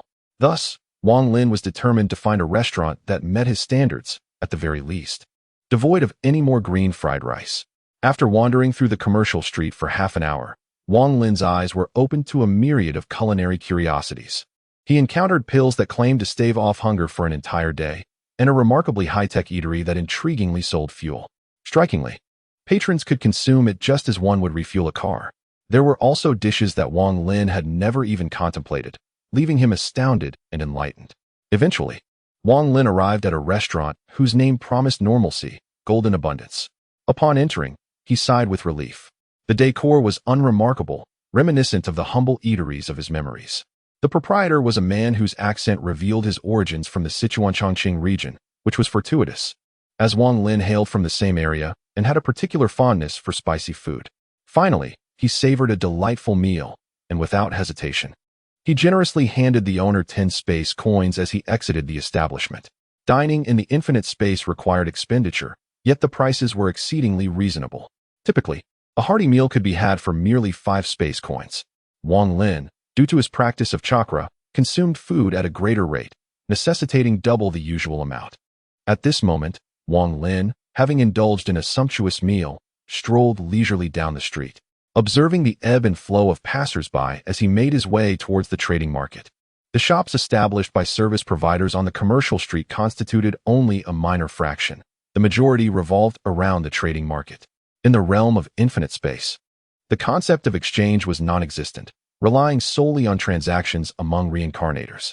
However, should one dare to disrupt the economy with practices such as buying low and selling high, the infinite space would swiftly eliminate such offenders. Consequently, no one dared to employ capitalist tactics, rendering the trading market's environment relatively pleasant. Wang Lin's primary objectives were threefold. Firstly, he sought to acquire a quality mask to conceal his appearance. Secondly, he aimed to devise a solution for his soul-related quandary. Lastly, he intended to arm himself, procuring a proper set of equipment. This included not only weapons and armor, but also a comprehensive array of consumables. Having previously expended a considerable amount of spatial currency, he still possessed approximately 90,000 units. In theory, this sum should suffice. Nevertheless, finding suitable gear often required a stroke of luck, and while he was aware of his soul predicament, he remained utterly lost on how to address it, thus opting to peruse the market in hopes of a serendipitous encounter. As he ambled through the trading market, Wang Lin observed numerous stalls brimming with an eclectic assortment of items, guns, knives, and various peculiar objects. The myriad worlds traversed by reincarnators contributed to the chaotic Lang that was the infinite space. With a stroke of fortune, one could procure virtually anything they desired. Wandering along the path felt akin to shopping, as he scrutinized items that piqued his interest. Eventually, he arrived before a figure clad in the garb of a medieval sorcerer, who presented 3 intriguing items: a mask, a vial of potion, and an object resembling a postage stamp. Wang Lin examined the mask with great care. Unfortunately, such equipment was exceedingly rare, making encounters with it a stroke of luck. To be candid, rather than spend money on a mask, modifying his appearance with spatial currency would yield similar results at a lower cost. However, Wang Lin dismissed this notion. After all, he was not short on funds. Nightmare Masquerade. See Effect 1. Conceals the wearer's visage. Effect 2. Nightmare. The wearer can unleash illusions through the mask, utilizing their intelligence attribute for determination. If successful, the target will be plunged into a state of fear for 2 seconds. Description: Nightmare. This is a half-face mask, which strikingly resembles the visage of a medieval demon. The vendor has been stationed here for quite some time, primarily offering masks that are, to be frank, rather unimpressive. Moreover, he demands a price of 3,000 spatial coins for this particular mask. To be honest, that seems rather steep. Although items or equipment of C grade in the realm of infinite space typically range from 2,000 to 5,000 coins, the effectiveness must also be taken into account. The C grade mask in question possesses only one truly useful effect, and the first effect is largely ineffective for most reincarnators. After all, the majority of reincarnators have altered their appearances, rendering the purchase of a single effect C grade item for 3,000 space coins rather unwise. Nevertheless, Wang Lin felt a flicker of delight, having searched for so long to finally discover a mask that he found somewhat satisfactory. However, he thought to himself that while he had money, he should not be so extravagant.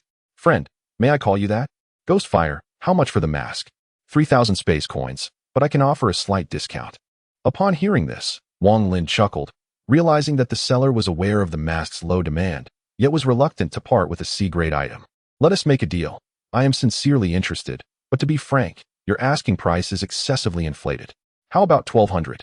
Ghostfire's expression soured at Wang Lin's drastic reduction of over half the price. Reducing it by such a margin is unreasonable.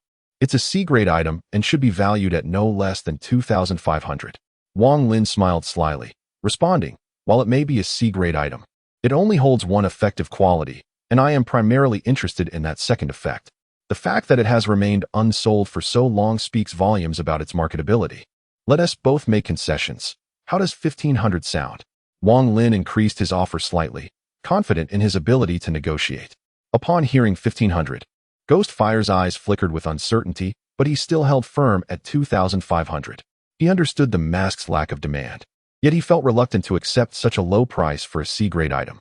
Noticing Ghostfire's silence, Wang Lin sensed he was close to a deal. All right, I'll raise my offer to 1,800, but if that doesn't work, then so be it. Still, Ghostfire remained silent.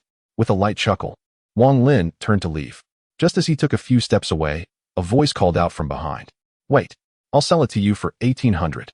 A smile broke across Wang Lin's face as he turned back to Ghostfire. I'm pleased to do business with you. The transaction proceeded smoothly, despite Ghostfire's displeasure. Once the mask was in his possession, Wang Lin immediately donned it, successfully completing his first objective.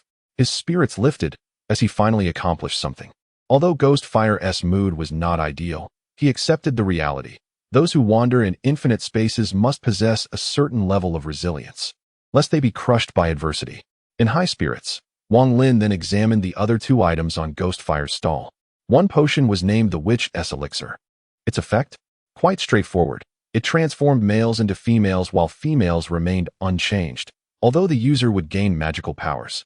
However, possessing magic would preclude any normal life. Should one engage in a game of poker, they would be consumed by flames and perish. Thus, Wang Lin regarded Ghostfire with a peculiar gaze, pondering if he was, indeed, a pervert. Yet, the final item, resembling a postage stamp, left Wang Lin astonished. World of the Dead grade. D effect. It allows the user to be transported to the world of the dead with simple difficulty. The theme of the world is random. Description: a realm of death, a world of chaos. This is a type of beacon-like artifact, particularly suited for novices in this realm. However, this item has its pitfalls. In the world of the deceased, it is manageable if it pertains to a zombie-infested domain, yet it becomes exceedingly awkward when confronted with skeletal adversaries. Furthermore, it is a misconception that simpler worlds lack peril. When the reincarnator strength surpasses the limits set by such realms, their powers may be significantly sealed upon entry. This could potentially incite a cataclysmic upheaval within the world, leading to a steep escalation in difficulty. Moreover, as the challenge intensifies, their abilities remain shackled. Thus, it is often the case that fewer reincarnators are inclined to venture into ostensibly simpler worlds. Nevertheless, Wang Lin harbored a different perspective, for he too had merely entered a new world. This simplistic world, delineated by hierarchy, perfectly aligns with Wang Lin's novice status. Moreover, the realm of the deceased should inherently relate to souls. After all, entities such as spirits and skeletons are, to varying degrees, intertwined with the essence of the soul. Additionally, this item is quite affordable, priced at merely 1,000 spatial coins, a sum Wang Lin can readily afford. Presently, he harbors an unclear but nascent plan, yet it remains incomplete. Thus, Wang Lin promptly purchased the realm of the deceased. Chapter 29. The method. Having acquired the realm of the deceased, Wang Lin bid farewell to the ghostly flame. Indeed, fortune plays a pivotal role in the trading market. As he pondered the beacon he had just obtained, he contemplated how to maximize its value. However, he currently lacked direction, akin to solving a complex equation. He possessed one variable, but required additional elements to unravel the mystery. Consequently, he meandered through the marketplace, lost in thought. He had procured a mask, yet his equipment remained unsettled. After considerable deliberation, Wang Lin finally selected a long blade. Demon Blood Blade quality. See Effect 1, Blood Curse, inflicts a bleeding effect. Effect 2, Blood Drain, increases attack power upon slaying an enemy. The effect dissipates after combat. Equipment requirements: strength of 8 or above, constitution of 6 or above. Description: a blade that drains blood, sealed with the essence of a demon. This is the first instance for Wang Lin encountering equipment with specific requirements. He has never come across such a thing before. The knife possesses an aesthetic appeal, with its crimson blade reminiscent of the weapon wielded by the character Yon from League of Legends. Its effectiveness is commendable, as both items are particularly practical. Priced at 4,000 spatial coins, the vendor firmly stated that haggling was not an option. Nonetheless, Wang Lin expressed indifference and made the purchase without hesitation, recognizing the rarity of acquiring equipment that resonated with his desires. Subsequently, he also acquired a revolver from the vendor. Python revolver grade. See Effect 1. Severing limbs. The large caliber bullets can instantly rend the flesh of adversaries, contingent upon their physical attributes. Effect 2. Energy conversion. This revolver operates without the need for ammunition. It merely requires the user's energy to fire. However, due to its large caliber, the energy consumption may be considerable. Description: a true man fears no depletion. Wang Lin would not concede that this revolver struck a chord within him. He could not deny the revolver's striking appearance, with its silver body and prominent barrel. Generally, firearms tend to be more affordable unless they are of a higher grade, making them less expensive than melee weapons. Moreover, the revolver's reliance on energy rather than bullets was an appealing trait for Wang Lin. From the vendor, he learned that the energy consumption of this revolver was not merely substantial, it was exceedingly high.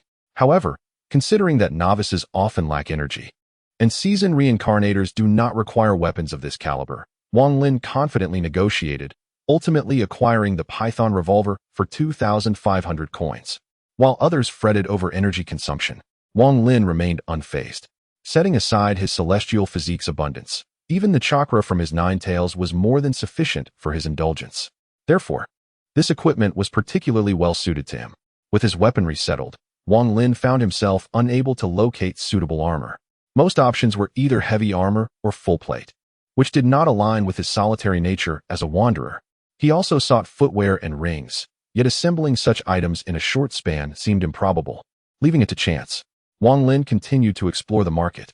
Gradually, the crowd thinned, as the trading market was limited and, in non-peak times, not many vendors displayed their wares. In a corner, he spotted a cloaked figure seated against the wall. Many reincarnators approached, only to shake their heads and depart. Above the stall, the word premium was inscribed, piquing Wang Lin's curiosity as he approached.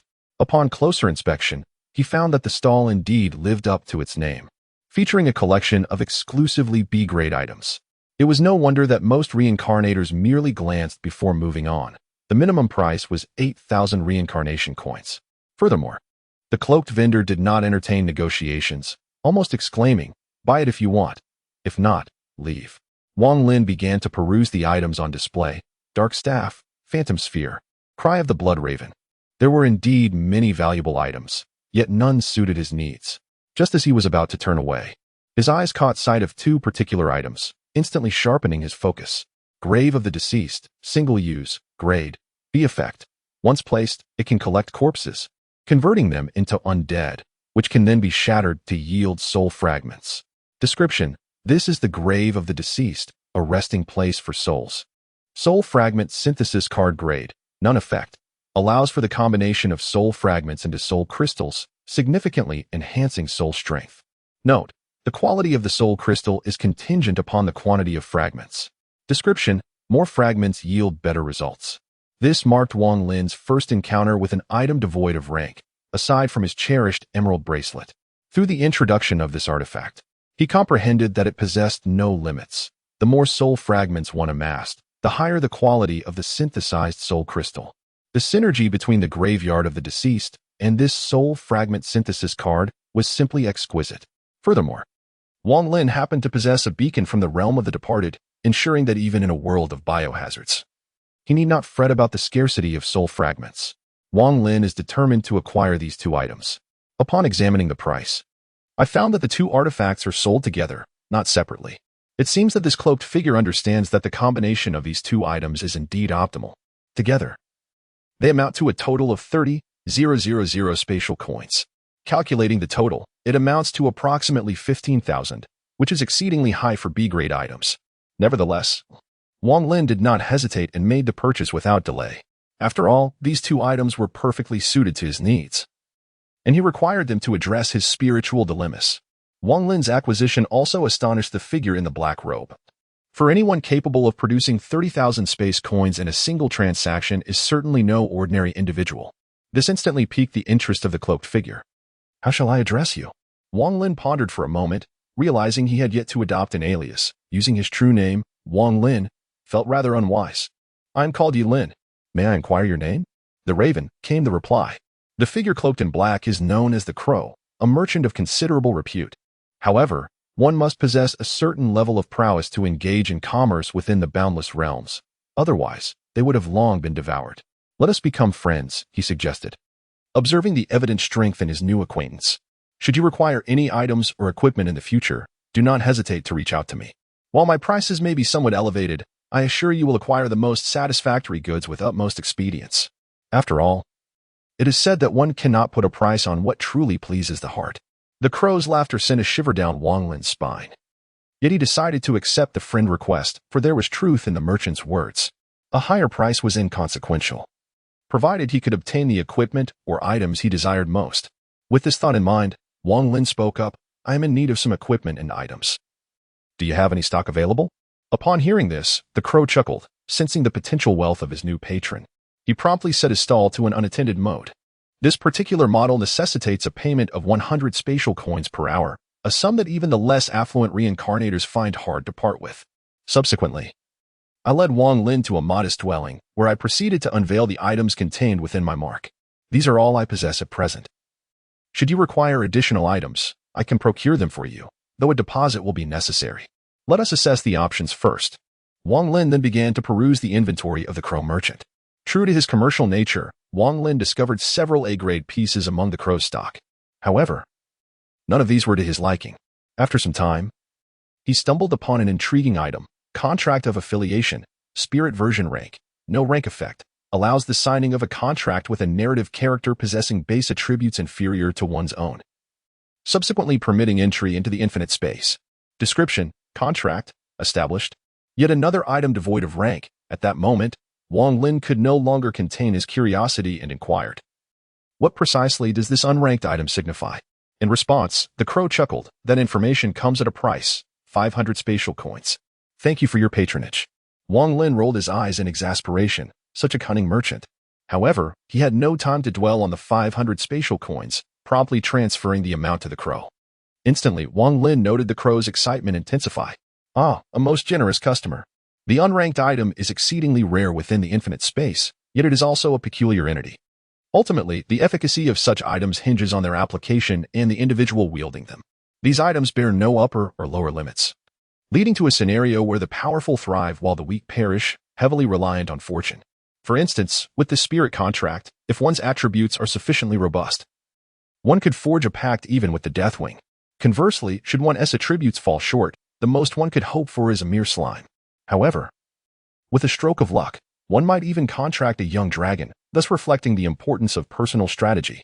With this understanding, Wang Lin grasped that such items depended heavily on usage. His initial suspicion was confirmed.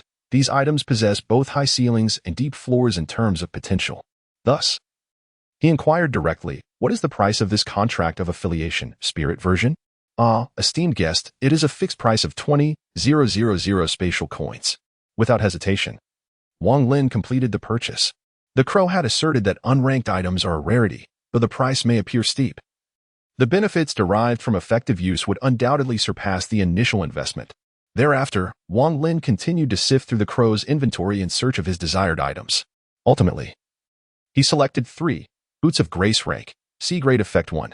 Graceful, increases agility by 5 points effect 2. Rampage, active skill that, when activated, boost movement speed by 5. Description: graceful? No, it is Rampage. Black Mysterious Garb rank, C-grade effect 1. Resilience. This equipment is not easily damaged effect 2. Cloak. Reduces the attention directed towards you by others effect 3. Mitigation. Reduces incoming damage by 5. Albeit at the cost of durability equipment requirements. Agility of 10 points or more. Intelligence of 10 points or more. Description: when the flowers bloom in the wilderness, darkness unveils its beauty. Silver Ring rank, C-grade effect 1. Purity. Defends against dark-type spells. Determined by intelligence attributes effect 2. Vitality. Increases life recovery by 5 equipment requirements. Constitution of 12 points or more. Description: silver, life, the bane of darkness. The acquisition of these 3 pieces of equipment prompted Wang Lin to replace his old firearm with a more formidable weapon, resulting in a significant depletion of his spatial currency. These 3 items cost Wang Lin a staggering 12,000 spatial coins, a considerable markup imposed by the unscrupulous merchant. However, had Wang Lin embarked on the journey to procure them himself, the time consumed would have been substantial, thus he acquiesced to the price. After bidding farewell to the raven, Wang Lin purchased a supply of pet food from the service provider's shop before returning to his exclusive space. Now that the nine-tailed fox is considered his contracted beast, it should be able to eat, though Wang Lin remains uncertain. Chapter 30. A new task upon being transported back to his exclusive space through the imprint. Wang Lin discovered the nine-tailed fox still nestled in bed, fast asleep. Although the nine-tailed fox is not a true flesh and blood creature, but rather a manifestation of concentrated chakra, it seemed rather concerning that it could sleep so soundly. Wang Lin hurriedly picked up the nine-tailed fox, flipping it over in his hands to inspect it, inadvertently rousing the little creature from its slumber. Whimper, whimper. The nine-tailed fox gazed at its master with a bewildered expression.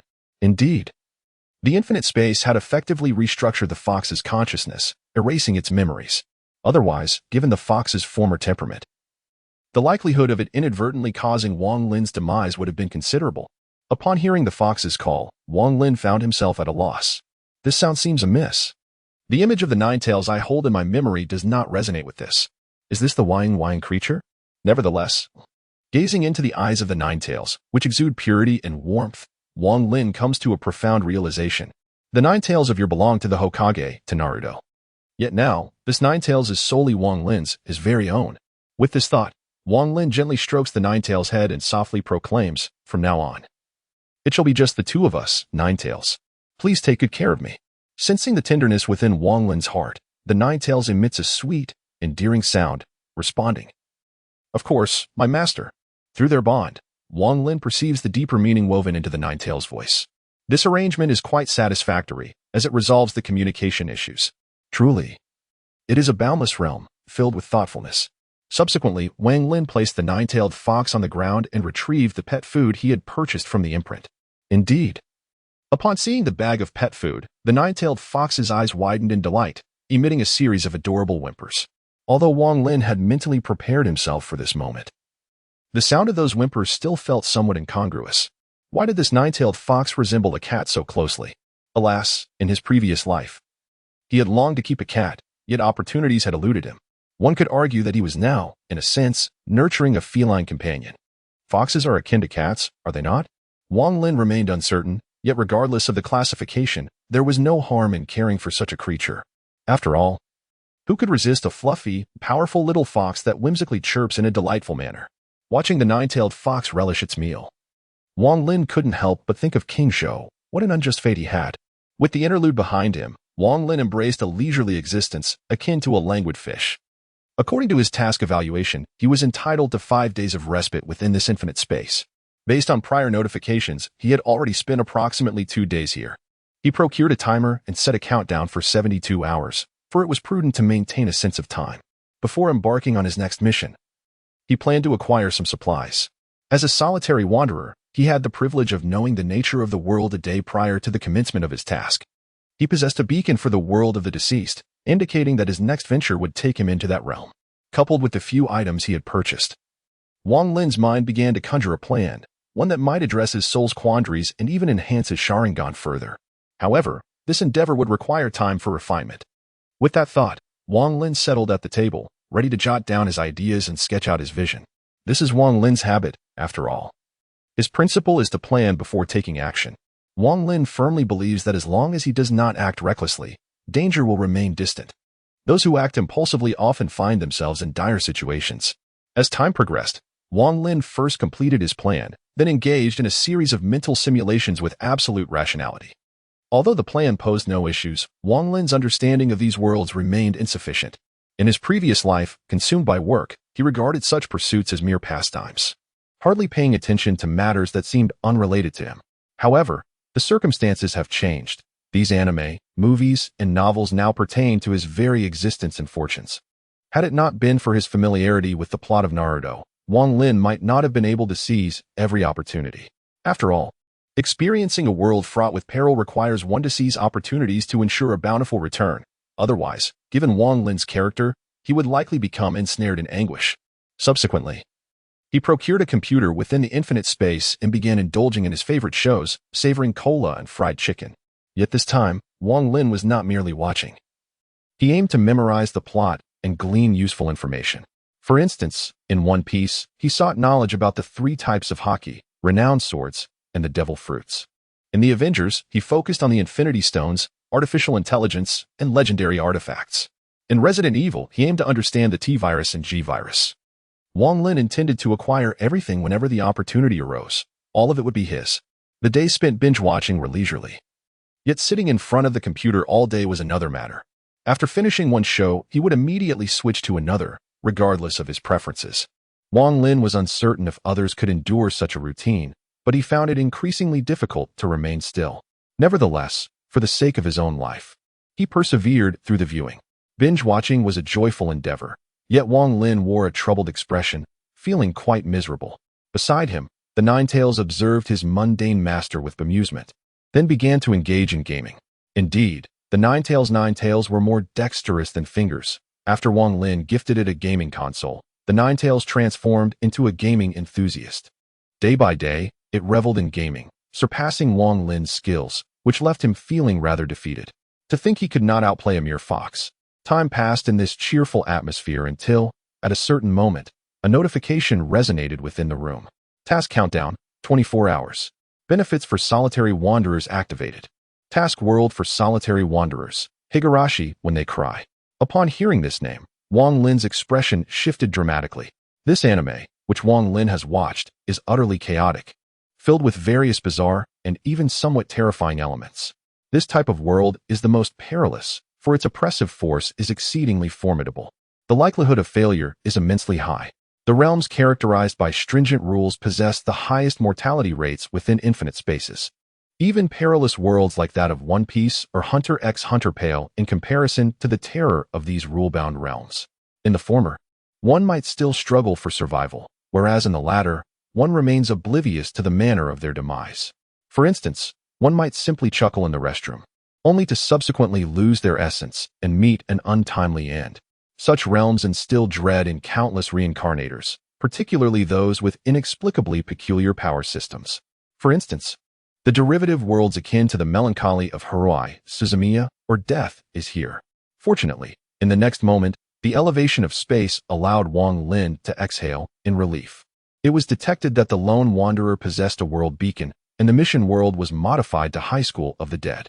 Due to the simplicity of the world's difficulty and the wanderer's strength far exceeding the world's limits, the difficulty level escalated considerably.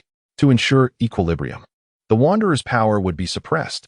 Apart from fundamental attributes and equipment enhancements, all other abilities would be rendered unusable. The lone wanderer is advised to exercise caution. For while death is an inherent aspect of life, perishing due to an unfortunate mishap would be utterly lamentable. The elevation of space left Wang Lin in a state of bemusement. Why did it feel as though the infinite space was so frivolous? Perhaps it was merely an illusion. Nevertheless, he had now discerned which mission world awaited him. The specifics of the task would only become apparent upon entering the world, yet Wang Lin could prepare in advance. For instance, he decided to procure some antidotes, as this world was of a biochemical nature, and his presence had significantly heightened its difficulty. It would be unwise not to prepare serums against biochemical viruses. Should he suffer a bite, it could lead to disastrous consequences. After all, his powers were curtailed, and beyond his basic physical attributes, all other abilities remained dormant. Chapter 31. Preparing to enter without further ado, clutching the little nine-tailed fox, Wang Lin departed from his exclusive space. Upon arriving at the trading market, he allowed the nine-tailed fox to walk independently on the ground, trailing behind him as he began to browse through one stall after another. This time, having realized that it is a world of biohazards, with the adversary being zombies. One can make targeted purchases. Wang Lin is now truly experiencing the advantages of being forewarned. Due to the time differential, most reincarnators enter a world simultaneously, resulting in a significant influx of reincarnators into the mission realm at certain intervals, perhaps in 3 days or 2. Although it is said that entry is based on task evaluations, one can actively apply to enter together. This is what it means to form a team, or perhaps a collective. In the realm of infinite space, numerous teams exist, for the ability to survive in combat is significantly enhanced through collaboration. However, Wang Lin remains indifferent to this notion, setting aside the fact that his identity as a lone wanderer precludes him from joining any group. His disposition simply does not align with such arrangements. After all, while a direct attack may be evaded, a concealed strike is much more perilous. Who knows when a treacherous blow might be delivered from behind? Thus, the concept of teamwork is one he prefers to forego, favoring instead the loyalty that comes from a subordinate contract. The trust between individuals is a fragile construct, one that can shatter at the slightest provocation, such as a mere argument. Of course, it can also be a robust bond, strong enough that one might willingly sacrifice their life for another.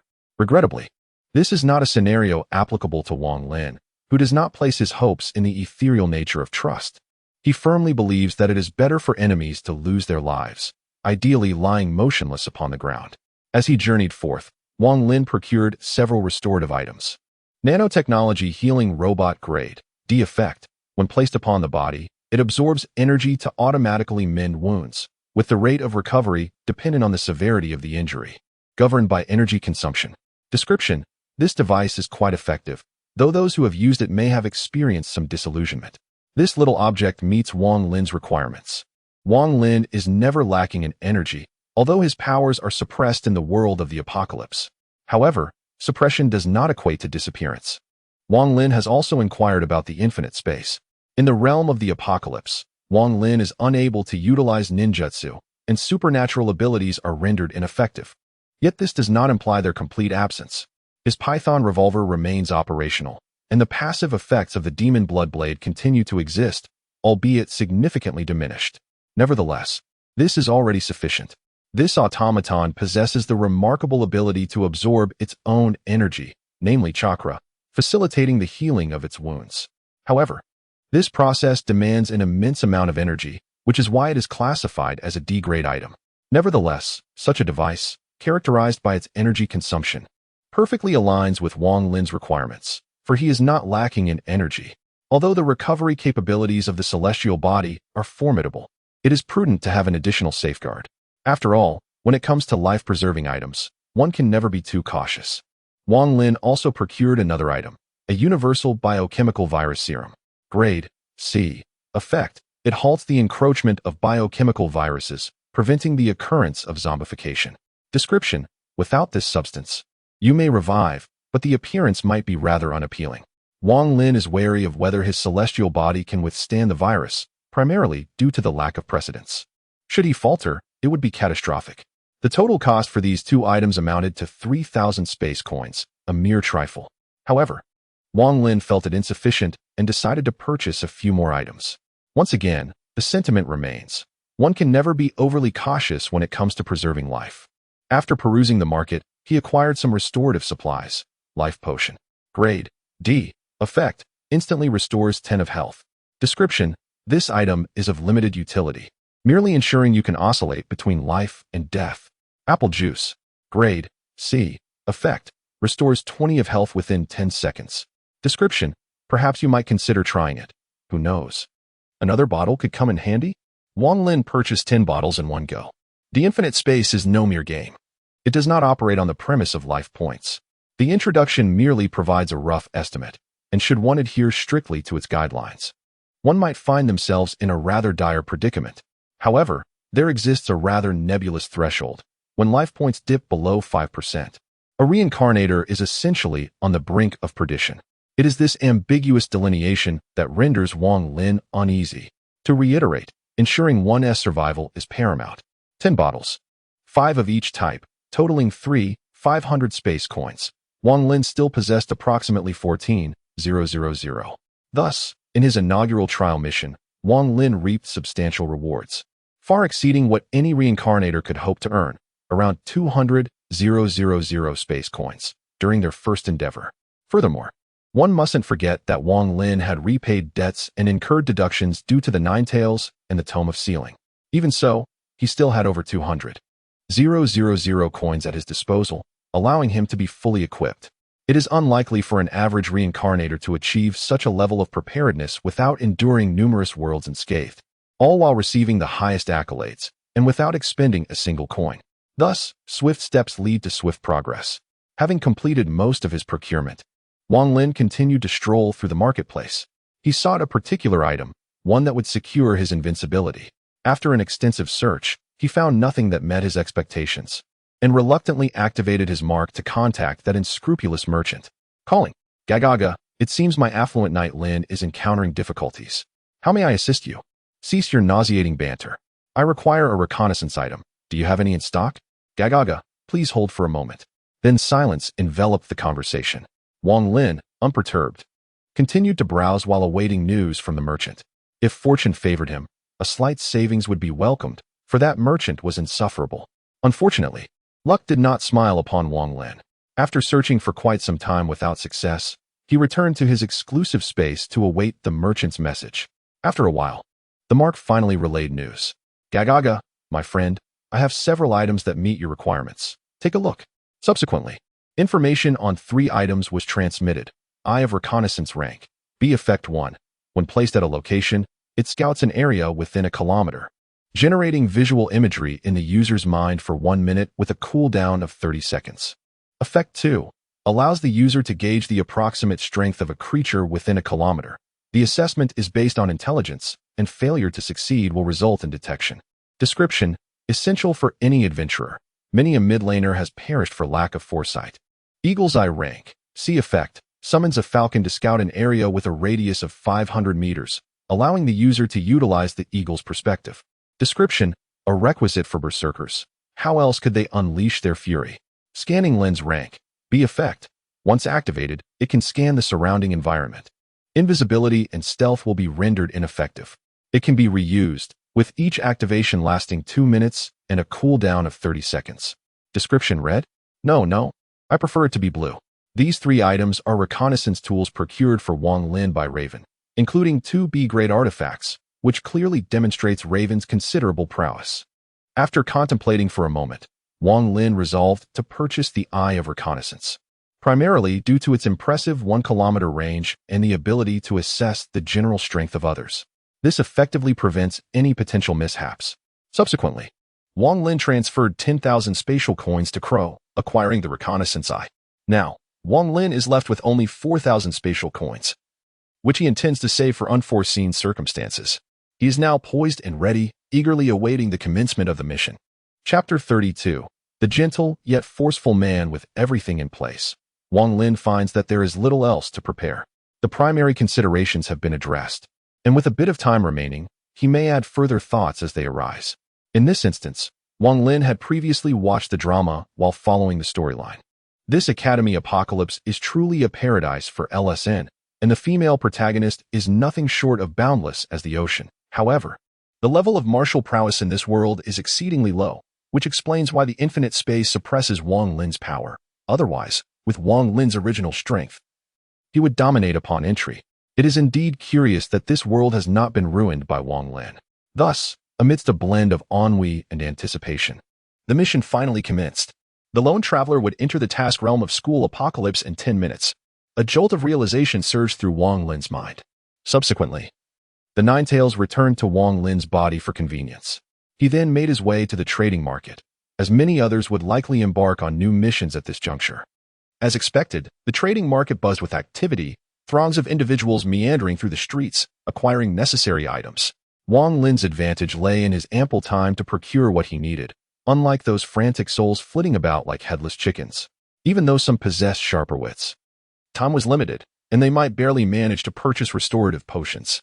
Seeking a party, I am willing to invest my entire fortune just to complete my task. My mission is that of a full-time hunter. As long as I can survive, I am open to anything. A female reincarnator shouted in the trading market. Yet no one was willing to join her. Unfortunately, the realms of Naruto, One Piece, and full-time occupations were all ludicrously high in terms of combat power, presenting life-threatening challenges. Observing the lack of response, despair deepened in the eyes of the female reincarnator. However, such is the nature of infinite space. No one would take risks for a stranger. Wang Lin certainly would not, as there was no necessity. He was not a saint, and if she posed a threat to his safety, he would not hesitate to eliminate her. With the mission world now activated, the teleportation began. A familiar sensation washed over Wang Lin, signaling the impending discomfort. Upon regaining his bearings, Wang Lin found himself within a traditional Japanese residence. A television set before him was broadcasting the midday news. Good afternoon, dear friends. Welcome to Tokyo TV's midday news. Recently, the Tokyo area has entered a sweltering summer, with temperatures rising continuously. Beneath him lay tatami mats. In the door was a traditional sliding paper door. The walls were adorned with Japanese-style calligraphy and decorations, and the space was quite spacious. Before Wang Lin could fully process his surroundings, the enhancements of infinite space yanked him back to reality. Task World, School Apocalypse World Difficulty. Hard. Due to the high strength of reincarnators, the world difficulty has significantly increased. Suppressing the Lone Traveler's power. Lone Traveler Task. Stage 1. Survival at the end of days. Endure the outbreak of corpses. World overview. A once tranquil realm has descended into chaos due to the emergence of a mysterious virus, blurring the lines between life and death. Warning: do not mention anything related to infinite space in this world. Failure to adhere will result in execution. The Lone Traveler's tasks are multiple, the more tasks completed, the higher the evaluation. Corpse Outbreak. 72 hours warning. During the corpse outbreak, the Lone Traveler must be within the private Fujimi Academy or the solo mission will fail. Number of reincarnators in this task world. 50 individuals. Notice: detection of the Lone Traveler's lack of comprehension of the world's language has led to the automatic expenditure of 100 space coins to acquire it. Detection of host Lone Traveler privileges has been activated and identity has been automatically assigned. Mission commenced. Seeing that it was a hard task, Wang Lin let out a sigh of relief. Although he had only just experienced one task world, starting off in a perilous realm had kept him on edge. While his presence had caused the world difficulty to rise from simple to hard, at least it was not a dangerous world. As for those entering this world alongside him, Wang Lin could only express sympathy. It was merely bad luck for them. He felt no guilt. One must look out for oneself, although that was not the intended meaning. It was how Wang Lin interpreted it on the surface. However, the first stage of this solo mission was somewhat peculiar. In Wang Lin's memory, the corpses in School Apocalypse were not particularly strong. Yet, the space had issued such a warning, indicating that it would certainly not be simple. Wang Lin speculated that the significant increase in world difficulty had led to some unknown alterations within this realm. Could it be that this world's chaos was a result of his own presence? Wang Lin stroked his chin, pondering the uncertainty of that notion. This residence serves as Wang Lin's sanctuary in this realm, and owing to his solitary wanderer status, his initial narrative identity has already been predetermined. However, upon reviewing his identity details, a frown graced Wang Lin's visage. A student at the prestigious Fujimi Academy. An international student hailing from a distant Eastern nation, these attributes seemed rather commonplace. Yet, the subsequent descriptors left him speechless: a gentle disposition, amiable towards others, yet capable of unleashing formidable retribution upon those who provoke him, earning him the notorious moniker of the Smiling Brute. At this revelation, Wang Lin could not help but feel a twinge of dismay, although the constraints of this world rendered supernatural abilities ineffective. Was it truly prudent to conceal his exceptional physical prowess beneath such an identity? While the affiliation with Fujimi Academy provided him some solace, this character portrayal left him feeling quite melancholic. A person of his gentle nature, reduced to the role of a brute, specifically, a smiling one. He buried his face in his hands.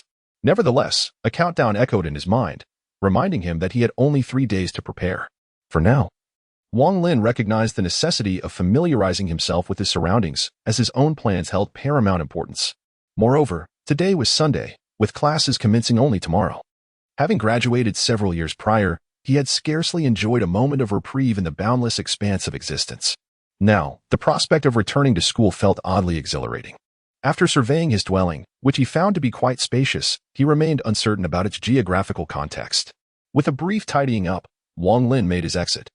Prior to entering, he had concealed all his equipment, as appearing like a wizard in a technological world would surely be jarring. While he could not speak for others, he personally found this arrangement rather agreeable. The infinite space proved considerate, aside from its method of erasure. Being a solitary wanderer afforded him certain privileges within this realm. Unlike other reincarnators who had to rely solely on their own resilience, survive if they could, perish if they could not. To put it plainly, solitary wanderers were the elite of this space, while reincarnators served merely as the foundation, abundant in number. Wang Lin had simply not engaged extensively with reincarnators, or else he would not have expressed such a whimsical lamentation. Wang Lin's equipment was rather standard. His revolver and knife were stowed within his mark, and the attire he wore was casual. However, his mask could only be kept within his mark for the time being. Committing the surrounding environment to memory to avoid losing his way upon return, he set out for reconnaissance. Considering the impending onslaught of corpses, understanding the geographical layout was crucial. As it pertained directly to his meticulously crafted plans, it was imperative to make proper arrangements in advance. This time, Wang Lin placed great importance on the matter.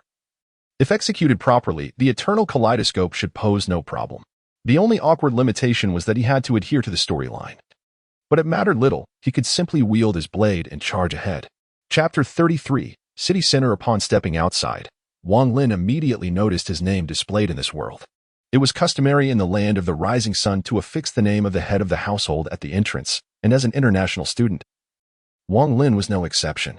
Ilinyi, this was his new name, or rather, the name he bore in this realm. The plaque at the door read, "International student from an ancient Eastern nation, gentle and kind." With a soft chuckle, Wang Lin turned away, beginning to understand why there were so many instances of stalking in the East.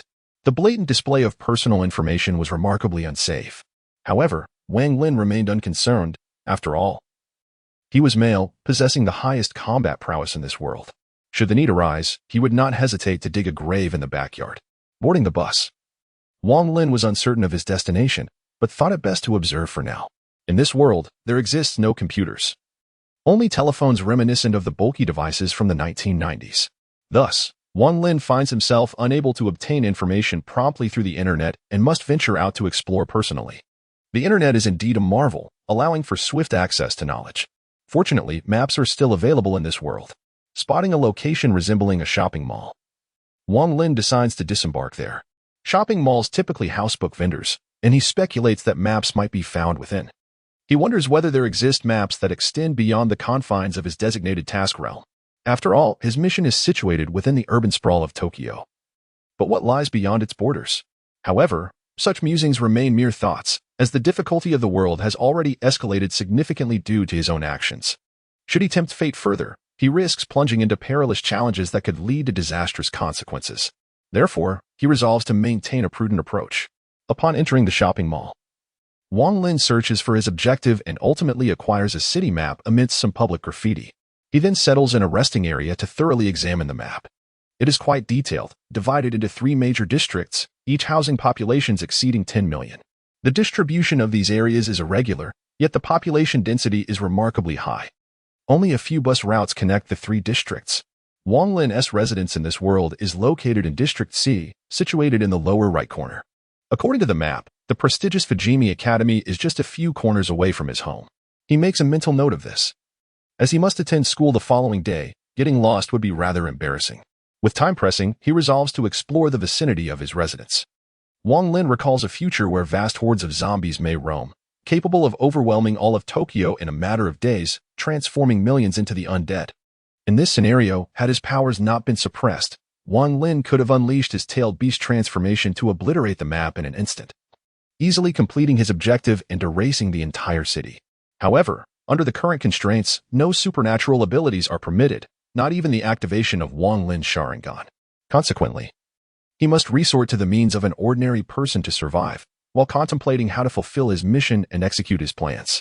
He must prepare in advance, at the very least establishing a secure stronghold and stockpiling sufficient supplies to last 3 months or even longer. It remains uncertain what changes this world has undergone.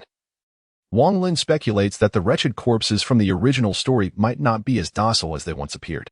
Fortunately, he possesses the privileges of a lone wanderer, beginning his journey as a student of Tingmei Academy, which allows him to encounter the protagonists and discern how much this world has transformed because of his presence. Subsequently, Wang Lin began to gather information in the snack area. His residence is filled with cash, and since this world lacks a certain messaging service, he need not strain his intellect to acquire funds. Rather, his main challenge lies in the rarity of writing.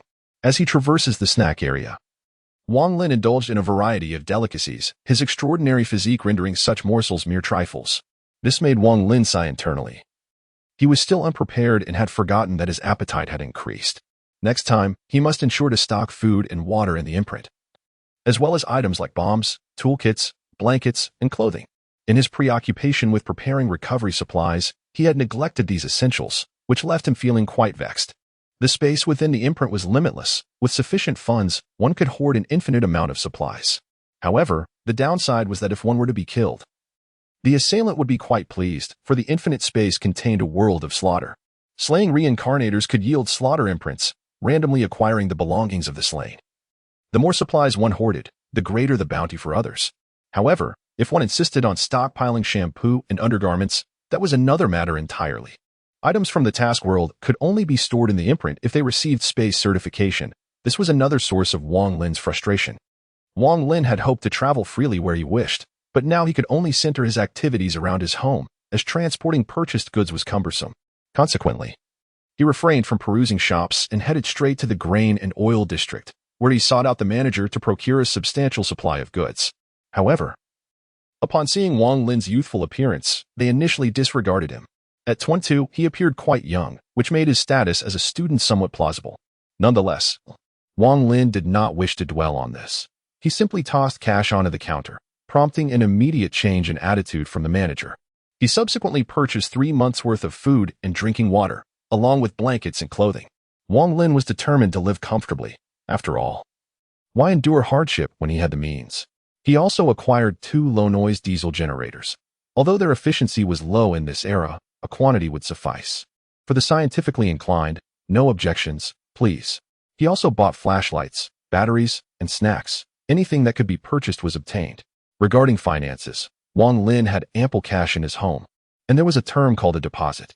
He paid the deposit up front, with the full balance to be settled 4 days later. In this situation, one may choose to proceed as they wish, for Wang Lin has no intention of exerting effort to amass wealth. As for the reason behind Wang Lin's procurement of such a vast array of supplies, the manager did not inquire, for the customer is indeed king. His sole responsibility is to generate profit. Subsequently, Wang Lin accompanied the manager in his vehicle back to their destination. Given the magnitude of the transaction, the manager insisted on collecting a deposit before dispatching the goods. After all, one cannot possibly imagine how to accommodate several million in cash within a limited pocket. Thus, returning home to retrieve the funds was the most sensible course of action, and coincidentally, Wang Lin was also disinclined to navigate public transportation. Hence, they meandered back home, where Wang Lin handed over the cash to the manager, albeit just the deposit. It was at that moment that Wang Lin discerned a marked shift in the manager's demeanor. Expressions of cordiality and various extravagant titles emerged. Wang Lin remarked, "I still preferred your former, unyielding disposition. This manager is remarkably efficient," having arranged for all the items requested by Wang Lin to be delivered that very evening. Fortunately, Wang Lin's initial space was ample, leaving him with sufficient surplus.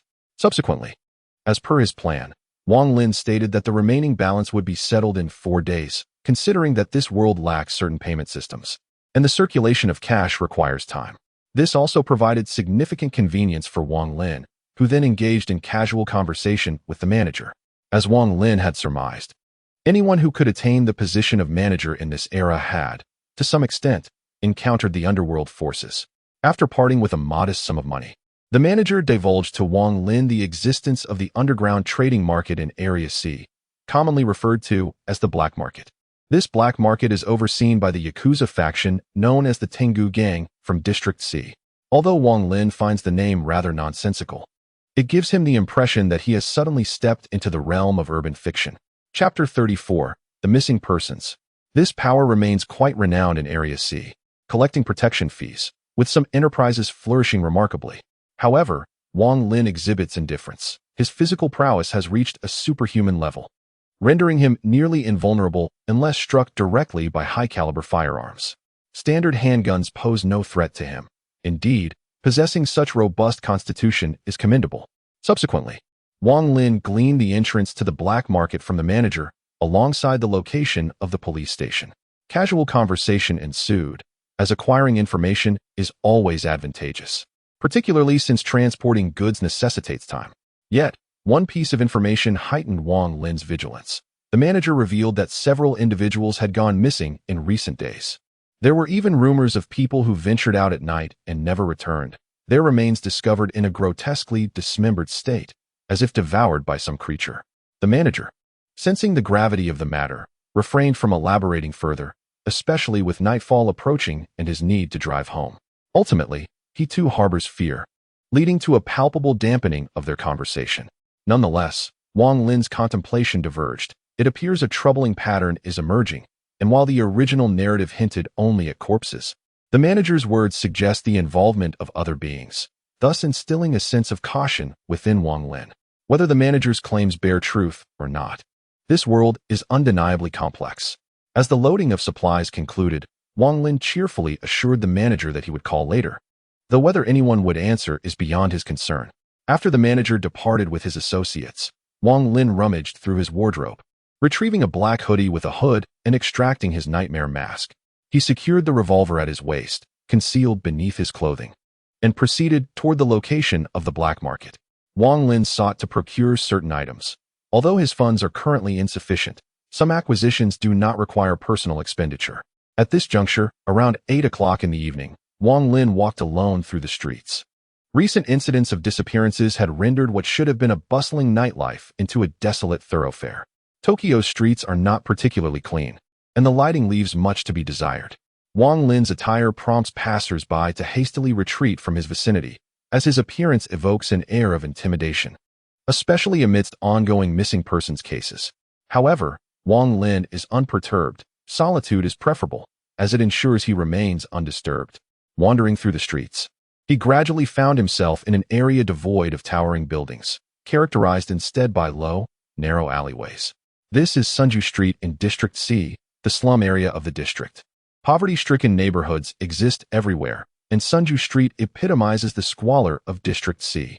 However, just as Wang Lin was about to enter, he caught sight of a familiar figure. With her striking purple hair, exquisite features, and an aloof demeanor, she stood approximately 1.75 meters tall with a graceful and well-proportioned physique, clad perpetually in a school uniform. She was none other than Siko Tudu, the esteemed daughter of the renowned Tudu family, known for their mastery of the sword. What could possibly bring her to this place? This location, indeed, intersects with the slums, and it is currently night. Wang Lin felt a twinge of confusion. Could the esteemed Miss Qianjia truly be embroiled in such a kitsch narrative of the underprivileged? Surely, the world could not be reduced to such madness. Tokisaki Siko was a prodigy of the sword, having triumphed in the national tournament a year prior and serving as the captain of the third-year Kendo club. Was it possible that he might uncover her hidden secret? Yet, almost immediately, Wang Lin blushed at the vulgarity of his own thoughts. There, he observed Tokisaki Siko crouched at a street corner, 3 stray dogs emerging from a nearby heap of refuse, affectionately licking her hand. Rather than expressing disdain, this young lady displayed a gentle demeanor. At this moment, Wang Lin understood. Indeed, in the original narrative, Tokisaki Siko was portrayed as humble and kind, albeit harboring a profound inclination towards violence deep within. However, Wang Lin realized that he was merely being hard on himself. Consider this. If a middle school student encountered a deviant, would it be justifiable to feel remorse after acting in self-defense? If Tokisaki Siko were an ordinary girl, would she not have fallen victim to the pervert? Would it not lead to a world where pain is met with song? No, certainly not. In the face of such threats, Wang Lin firmly believed that one should let the aggressor perish. Harm is harm. Do not engage in frivolous discussions about the virtues of gratitude towards those who inflict pain, as it is said that one grows stronger through suffering. As a certain wise lady once proclaimed, "If you do not harm me, I too shall grow stronger." Thus, harm remains harm. Retaliation is all that is required, devoid of any guilt. For if one refrains from striking back, the aggressor will only escalate their attacks. It is imperative for young women to safeguard themselves, ensuring that tragedy does not befall them. The most effective means of preventing tragedy is to extinguish its seed before it has the chance to blossom. Nevertheless, at this moment, Wang Lin had his own affairs to attend to, and given his unfamiliarity with Tokisaki Siko, his appearance might be misconstrued as that of a pervert. Therefore, he resolved to turn away, for he had tasks to fulfill. However, as fate would have it, it is often said that the very occurrences one wishes to avoid are the ones that transpire. Just as Wang Lin had taken a couple of steps away, a cacophony of barking erupted behind him, followed by 2 heart-wrenching howls that soon faded into silence. His pupils dilated in alarm. Could it be mere coincidence? He hurried back to where Tokisaki Siko had been, only to find a shocking scene before him. The stray dog she had been feeding lay lifeless, while a lizard-like creature feasted upon them.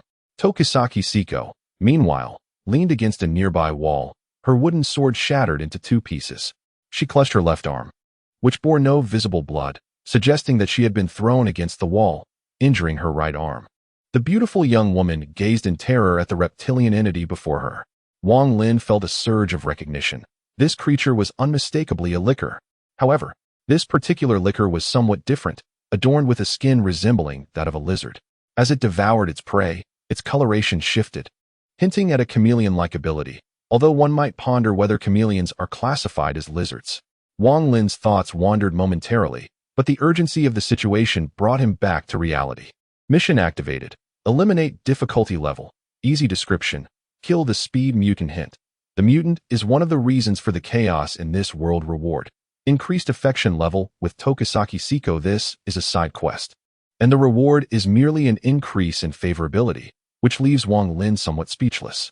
What use is favorability to him? Can it be consumed? Nevertheless, having triggered a side quest is a rare opportunity, as it will aid in the final evaluation of the main task, so Wang Lin cannot afford to overlook it. This mutant bears a certain resemblance to the devourers that Wang Lin remembers, and given the simplicity of the task, it would indeed be a pity not to engage. However, Wang Lin would never admit to harboring any interest in Seiko Busujima, primarily due to the immense allure of the ocean. Chapter 35. Elimination. Having resolved to act, Wang Lin hesitated no longer. He swiftly drew his revolver, the python, and aimed it at the devourer. This was indeed how he referred to it.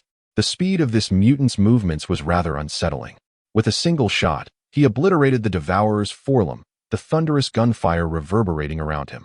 It seemed that after the conclusion of this task, he would need to find a replacement for the python. At the very least, he should acquire a silencer. Firing a gun in a world teeming with zombies would surely be tantamount to courting death. Wang Lin mused, acknowledging the revolver's formidable power, yet lamenting its equally formidable noise, which left him momentarily dazed. Equally bewildered was Seiko Busujima, who leaned against the wall. "Who is it?" she exclaimed, her expression filled with terror as she gazed at Wang Lin. "We must flee. It is a monster." It appeared that this typically composed woman had succumbed to panic.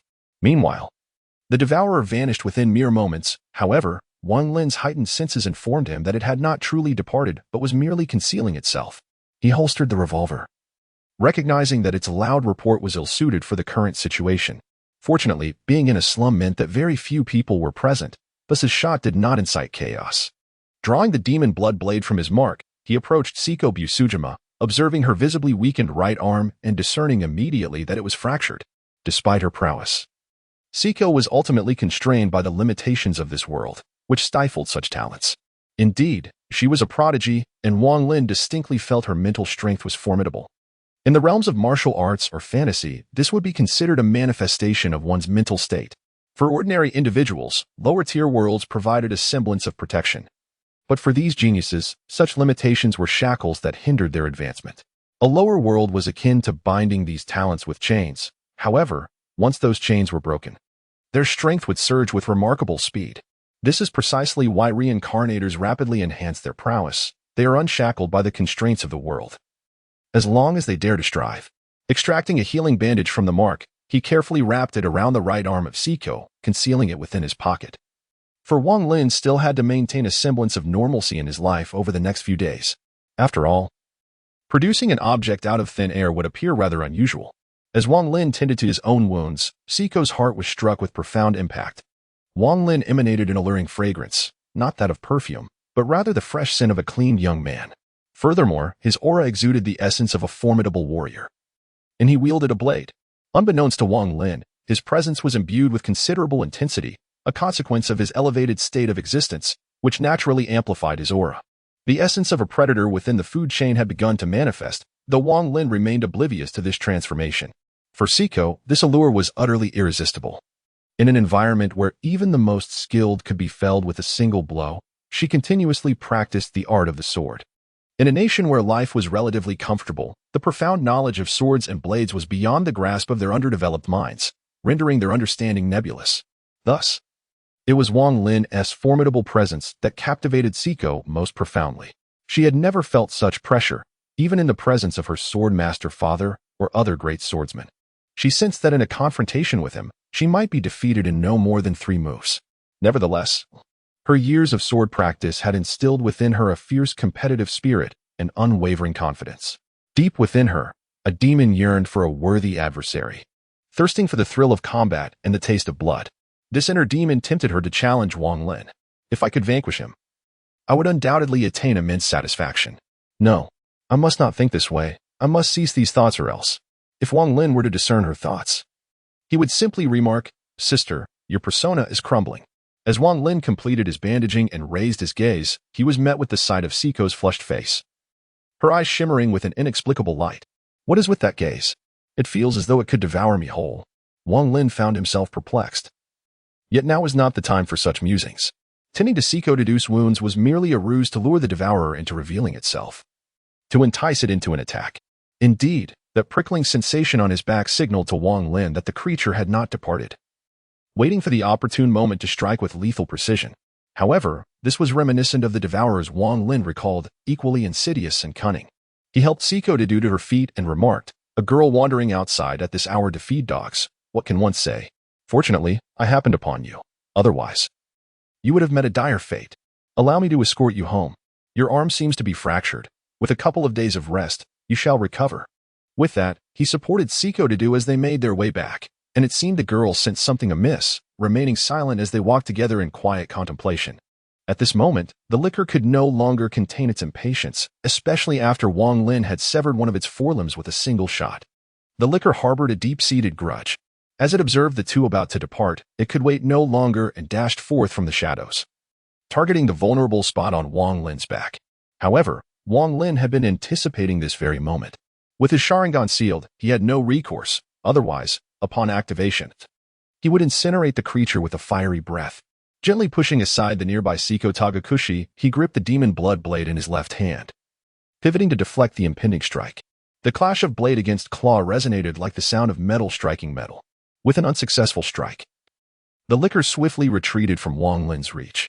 Wang Lin refrained from pursuing. Combat was not a mindless endeavor, and the aesthetics of violence were not manifested in such a manner. Moreover, Wang Lin found himself astonished at the liquor's formidable claws, which had emitted a ringing sound upon contact. Thus, a tense standoff ensued between man and beast. Wang Lin held his long blade in a relaxed position, its tip resting against the ground, aimed directly at the liquor. The liquor, akin to a feline predator, prowled back and forth, its body lowered, a clear indication of a hunting stance. It appeared that this liquor possessed feline genetics, though whether it was akin to a tiger or a lion remained uncertain. Suddenly, the liquor's hind legs propelled it forward with the velocity of a bullet, charging toward Wang Lin. Yet, Wang Lin was already prepared and surged forward to meet the assault. In the instant of their confrontation, his exceptional physical prowess allowed him to pivot mid-sprint. He swiftly veered to the left of the liquor, exposing a significant opening. Seizing this opportunity, Wang Lin tightened his grip on the hilt and swung his blade toward the liquor's midsection. The sound of a clean slice echoed as the sharpness of the demon blood blade was fully realized in that moment. The distinctive features of felines, strong yet vulnerable waists, rendered even a non-feline's midsection a critical target. With a single strike, Wang Lin cleaved the liquor in two. While the demon blood blade's sharpness was remarkable, it was Wang Lin's formidable physical attributes that were paramount. Combat did not necessitate convoluted maneuvers. Kakashi had taught him one crucial lesson: employ every means available to vanquish the enemy. The liquor, now deprived of its lower half, writhed on the ground in agony, prompting Wang Lin to decisively sever its head. Concurrently, a notification from the infinite space signaled the completion of a side quest. It was that simple. There was no need for prolonged exchanges, for a single fatal blow was the essence of the matter. Considering that, with his foundational attributes, Wang Lin would require a grueling battle spanning 300 rounds against a creature that might be classified as an elite. He mused that perhaps it would be more pragmatic to procure a shovel and dig a grave for himself. From a distance, Siko Tagakushi observed Wang Lin's prowess, her excitement unmistakable in her eyes. Such an impressive individual. Should I manage to defeat him, I would surely attain fulfillment, she mused, a hint of obsession creeping into her thoughts. Chapter 36. Simple and direct with a swift motion, Wang Lin severed the liquor's head, though.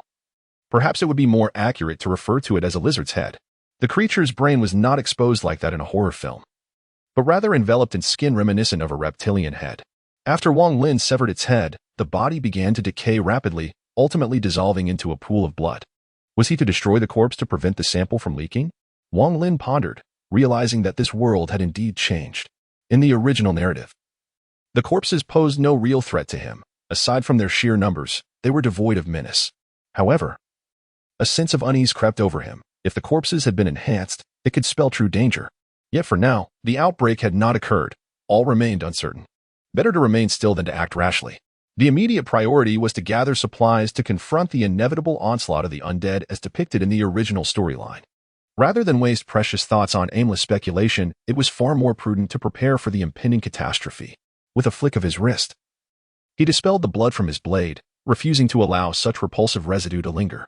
Sheathing the demonic blood blade upon his back, he turned towards Seiko Busujima. This individual is undoubtedly one of the protagonists.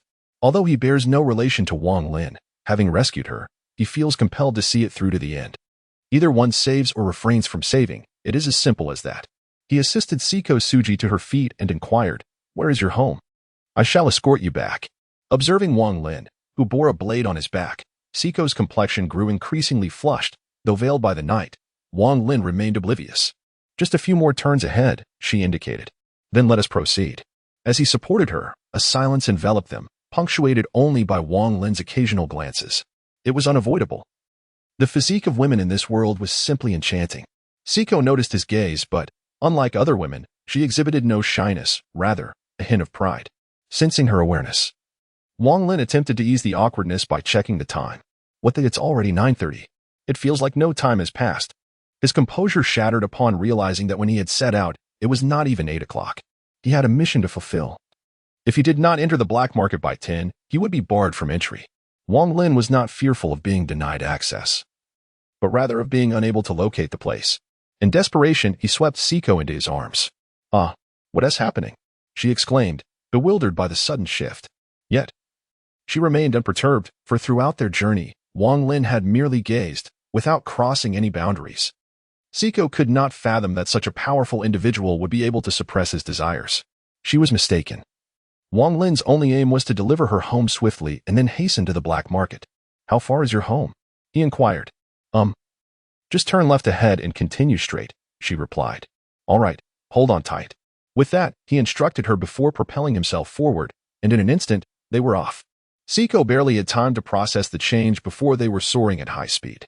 However, her strong mental fortitude prevented her from shrieking like an ordinary woman, and she clutched Wang Lin's garment tightly. Yet, the velocity astounded her. Was this speed typical of a mere mortal? In a flash, they arrived at Seiko's opulent residence within 2 minutes. Gazing at the luxurious villa, Wang Lin marveled. Truly, the life of a wealthy scion is unparalleled. He gently set her down, offered a few casual words of farewell, and turned to leave. As she watched his retreating figure, Seiko's inner yearning surged once more. She craved a worthy adversary. Subsequently, Wang Lin dashed into the slums. The clock read precisely 9:30. He had half an hour to spare. Women truly could be a hindrance. A moment's inattention could lead to such delays. Yet, this was indeed the vastness of the sea. Wang Lin reminisced about that ocean, eliciting a smirk. However, he needed to focus on the task at hand, and his expression grew serious. Wang Lin would never approach important matters with levity, for that could lead to peril. He began his search for the black market's entrance, which was relatively easy to locate. After navigating a few corners, he stumbled upon a narrow alley. A group of thuggish individuals loitered there, all congregating at the alley's entrance. Noticing this, Wang Lin strode confidently forward. A scruffy individual stepped in front of him, blocking his path. "Who is your introducer?" he demanded. "Maritani Aikir," Wang Lin replied. "This is the name of the previous manager, regardless of its usability. I shall mention it first." Upon hearing this unfamiliar name, the young thug frowned slightly but refrained from acting rashly. After all, if these ruffians were as dim-witted as tofu, they would have been apprehended long ago. "I need to make an inquiry. Please hold on." He then retreated to the side, producing a large mobile phone to make a call. Wang Lin paid no mind. Having found his location, the rest would be straightforward. Gaining entry would facilitate discussion. If denied, he would resort to the simplest of methods. Minutes later, the earlier young thug approached, stating, "I'm sorry, but the person you mentioned does not recognize you, so I cannot allow you entry. Please leave." As he spoke, other thugs gathered around, likely intimidating the average person. However, would Wang Lin be intimidated? No, indeed. He merely sighed and remarked, "You know, I truly dislike trouble, yet you insist on causing it for me." Upon hearing his words, the surrounding thugs swiftly drew their weapons, an array of them. Yet, in the next moment, they hesitated, and the leading thug began to sweat profusely. A silver revolver was pressed against his forehead. Given its caliber, a single shot would suffice to end it all. Although these young delinquents had seen firearms, it was only on television. In reality, they had never encountered such a situation. One by one, they were paralyzed with fear. The leader of the group swallowed hard and stammered, Friend. There's no need to use the gun, truly. No need. Upon hearing this, Wang Lin smiled faintly and replied, Rest assured, as long as you guide me inside, you will be safe. Leave the rest to me and your superiors. All right. Please, don't get agitated.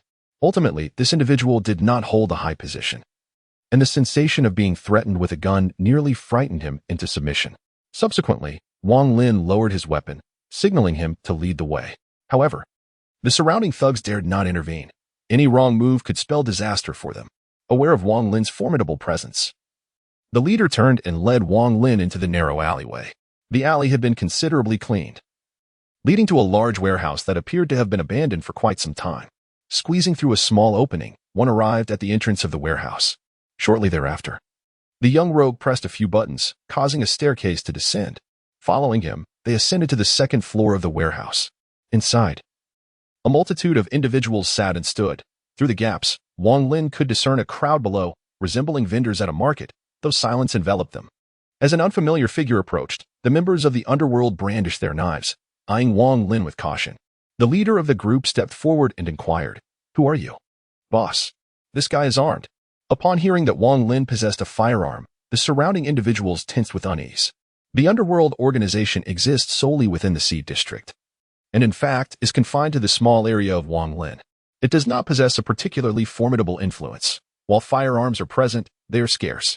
Currently, only the leader among them wields a handgun, with the majority armed with knives and clubs. The atmosphere grew tense in an instant. Yet Wang Lin found no inclination to squander time. He kicked aside the petty thug who had accompanied him and approached the crowd, stating, I have no desire to engage in idle chatter. You need only to understand this. I am the one in charge here. Moments later, the clanging sounds echoed from the second floor of the warehouse for a duration of 2 minutes, culminating in a scene where a group of individuals knelt on the ground, their faces smeared with blood, while Wang Lin sat comfortably in a chair. Dealing with a group of ordinary people proved to be exceedingly effortless. There was no need to draw a weapon. As he nonchalantly groomed his nails, he addressed the kneeling figures, I am not a benevolent soul, and thus, I shall not indulge in needless conversation. Prepare a shipment of weapons and deliver them to this address. Furthermore, reinforce the walls and doors surrounding my home according to my specifications, preferably with steel. I expect to see results by tomorrow night.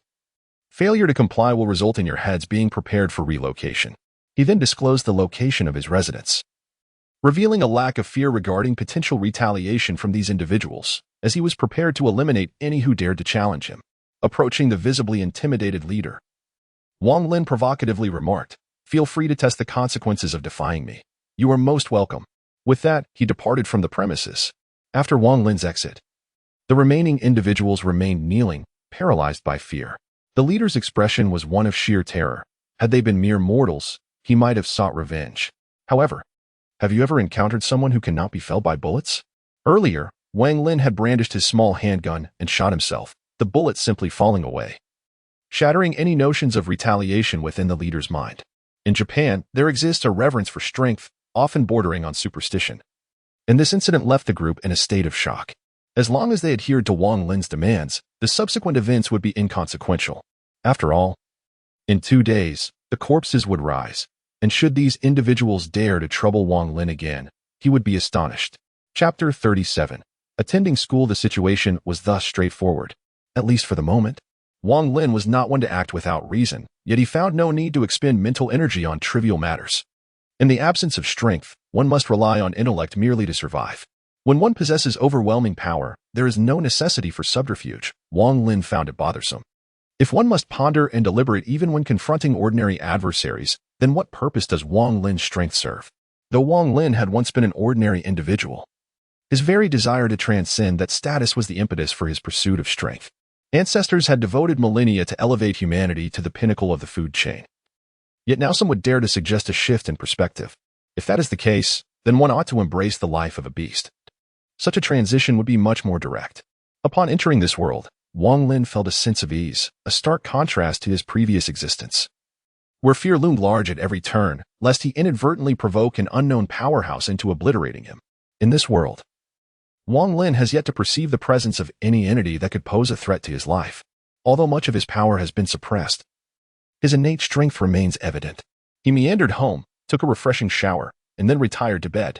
Lying there, Wang Lin resolved that upon completing his mission in this world, he would acquire a portable dwelling, akin to an artifact he had once encountered in a novel, capable of manifesting a villa at will. He deemed it essential to ensure his comfort. Otherwise, what was the purpose of growing stronger? Enduring a life akin to that of a hermit was simply unacceptable to him. As dawn broke, Wang Lin rose early, preparing a delightful breakfast for himself before donning his school uniform in anticipation of the day ahead. Remarkably, the metamorphosis of his existence has rendered him notably more handsome, and his charm attribute has soared to an impressive 20 points, exuding an aura akin to a gentle spring breeze. However, should anyone threaten his life, they would soon learn that he is known as the Smiling Reaper. Stepping outside, he encountered a group of ruffians loitering at his doorstep, led by the very individual Wang Lin had reprimanded the previous night. Upon spotting Wang Lin, the entire gang bowed deeply in unison, greeting him. "Oh, we have the honor of seeing you, esteemed sir." This commotion left Wang Lin utterly bewildered, pondering how he had inadvertently become a figure of authority in society. Yet, he quickly regained his composure, dismissing the matter as inconsequential. After all, the world would transform dramatically in just 2 days. A man approached Wang Lin, stating, "Sir, I have brought some workers with the intention of renovating your residence according to your vision." Upon hearing this, Wang Lin tossed him a spare key and replied, "I expect to see results by this afternoon. Just ensure my house remains intact." He then sauntered off to school.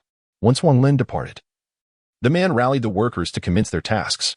After all, Wang Lin had previously warned that if he did not see progress by nightfall, there would be dire consequences.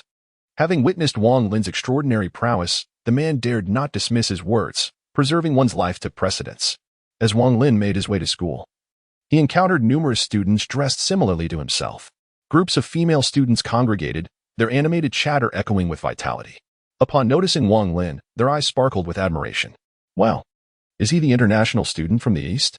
How handsome," one exclaimed. "But I heard he is a gentle yet formidable man. I adore him," another chimed in. "Indeed. A man with such a mild demeanor and a sense of safety is simply irresistible." They transformed into infatuated admirers, leaving Wang Lin somewhat speechless. His identity as a figure of infinite potential was undeniably exhilarating. It felt akin to dominating a basketball court, with throngs of girls cheering him on, an exhilarating experience indeed. However, upon seeing Wang Lin, the boys around him felt their courage wane. His impeccable persona led many to seek confrontation, yet each time, Wang Lin easily triumphed, instilling a sense of trepidation among them as his reputation grew. Upon entering the school, the chorus of admiration from female students intensified, creating an atmosphere that felt nothing short of paradise. Gazing at the beautiful students clad in sailor uniforms and black stockings, Wang Lin silently mused that women only served to hinder his swift actions. Yet, another voice within him countered, "But wealthy women may grant you a fine blade." Shaking his head to dispel the distraction, he eventually located his classroom, 3rd year, Class 4, settling into his designated seat, which he had usurped from another student unwilling to switch. Thus began another monotonous day of schooling.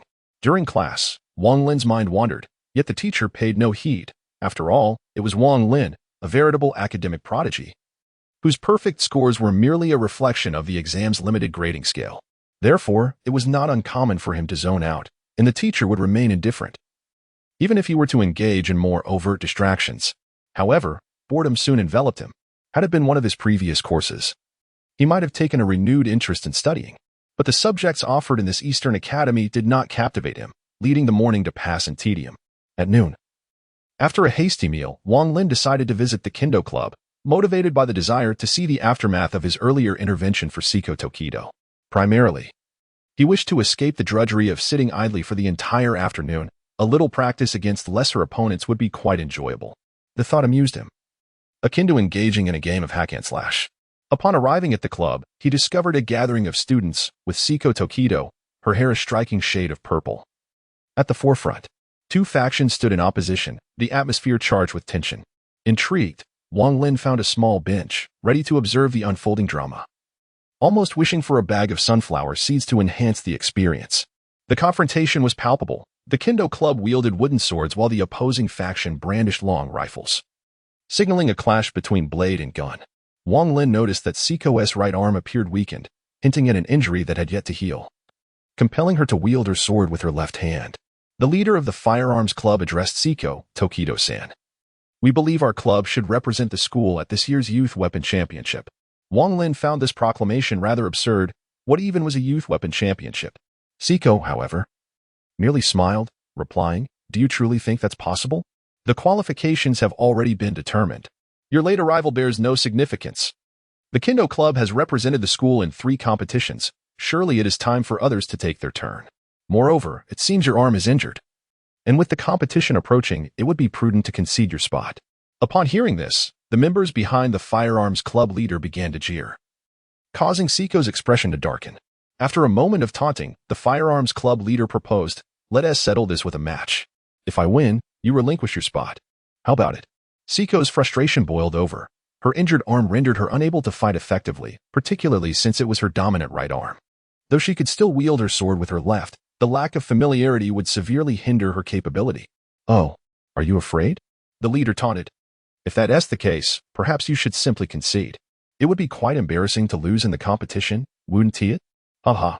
The laughter from the firearms club members echoed, igniting anger in the faces of the Kendo Club members.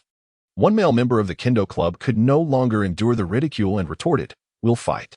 Who's afraid of you?" Immediately, the firearms club leader smirked, declaring, "Best of 5, first to 3 victories. Let us begin now." Siko had no choice but to acquiesce, recognizing the blatant unfairness of the situation. Thus commenced the best of 5 match. Though the outcome was rather disheartening, it was evident that, aside from Siko, the remaining members of the Kendo Club were lacking in skill. The first competitor from the Kendo Club was swiftly defeated by 3 rifle shots. The second managed to secure a tie, but the Kendo Club remained at a disadvantage. As the third round approached, Siko resolved to take the stage personally. If they lost again, hope would be lost entirely. Upon stepping into the arena, Siko unleashed a fervent assault, aware that her time was limited, and her left hand could not match the efficiency of her right. In this match, victory seemed assured, however. The awkward reality was that the Kendo Club lacked any formidable warriors. Just as Siko Tokisaki was about to concede defeat, her gaze fell upon Wang Lin, who was seated in a corner, enjoying a snack. It was him. A surge of joy filled her heart. She had witnessed Wang Lin's prowess, which was undeniably impressive. She doubted she could even match him. With newfound determination, she approached Wang Lin. Meanwhile, Wang Lin was engrossed in his snack when he noticed Siko's gaze directed at him, and she began to walk over. A sense of foreboding washed over him. He merely wished to enjoy his snack, not to court trouble. Quickly, he turned to leave, but just then, a fragrant breeze brushed against his back as Siko wrapped her arms around him. "I know it was you that night. Can you help me? I don't want to lose." Her pleading voice echoed behind him. Wang Lin resolutely refused to acknowledge that he had been swayed by the softness against his back. He was not that kind of person. Certainly not. Chapter 38. Entangled with no choice but to turn around, Wang Lin found himself facing Siko, who was nearly his height. He felt a sense of resignation. He had only wished to be a mere bystander, yet here he was, becoming the focus of attention. Siko had firmly embraced him, leaving the onlookers in a state of astonishment. As the daughter of the Tokisaki family, her beauty was unparalleled, yet no man dared to meet her gaze. Her years of training in Kendo had imbued her with a piercing intensity, causing most men to avert their eyes in shame after a brief encounter. Consequently, the sight of Siko embracing a stranger left the crowd, both male and female, utterly astonished. Wang Lin, aware of the envious glances directed at him, felt a touch of discomfort. He was not fond of being the target of such hostility. Nevertheless, with Siko clinging to him, it seemed rather unreasonable not to assist her. Gently, he pushed her away and said, "I'll help you this once, but don't expect a repeat. How on earth did you spot me? I was clearly hiding in the corner." He then made his way toward the competition arena, muttering under his breath. Siko, standing behind him, displayed a gentle smile. Upon reaching the arena, Wang Lin observed his opponent wielding a spear and surveyed the surroundings. He took the wooden sword from Siko's hands and remarked, "Who will face me? I prefer to settle matters swiftly, so let us get this over with." The members of the Spear Arts Club flushed with indignation, feeling utterly disregarded. The president of the Spear Arts Club stepped forward and addressed Wang Lin. "Are you the Kendo Club's assistant? It matters not. Come forth." It appeared that a tinge of jealousy colored his tone, as Wang Lin, being a man himself, could easily discern. Without hesitation, the president lunged towards Wang Lin, showcasing an impressive display of spear techniques. However, Wang Lin simply watched him with bemusement. "Aren't you tired? You're still 3 meters away from me. What is the point of all this flair?" With a swift step forward, Wang Lin struck the president's wrist with his wooden sword, sending the spear flying from his grasp with a resounding thud. This sudden turn of events left the opponent utterly bewildered. "Where's my gun? What is happening?" Observing the unknown little figure before him, Wang Lin could not be bothered to engage in idle chatter and swiftly sent the intruder flying with a single kick. Casting a glance back at Seiko Tojo, he remarked, "Is that all?" However, Seiko Tojo perceived the nuance. Although Wang Lin's attack appeared straightforward, it was executed with remarkable ferocity. This keen insight once again sent a shiver down Seiko's spine. This was the man she sought to conquer. This sensation made Seiko Tojo tremble slightly. She realized she could no longer dwell on it, as further contemplation would lead to. Wang Lin gazed at the crowd in silence. Observing was one thing, but being subjected to the spectacle felt entirely different. Enough of this childish narrative. It seems the author has run out of steam. Who else is left? Step forward, and I shall resolve this in one fell swoop. Upon hearing this, the members of the Gunplay Society glared at Wang Lin with ire. A few of them summoned their courage and advanced together, for they sensed that a one-on-one confrontation would be futile. They launched their assault, yet to Wang Lin, their attacks appeared sluggish.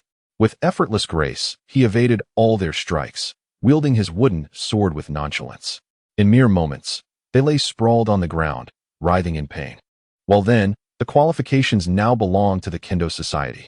Now, let us all return to our respective homes and mothers.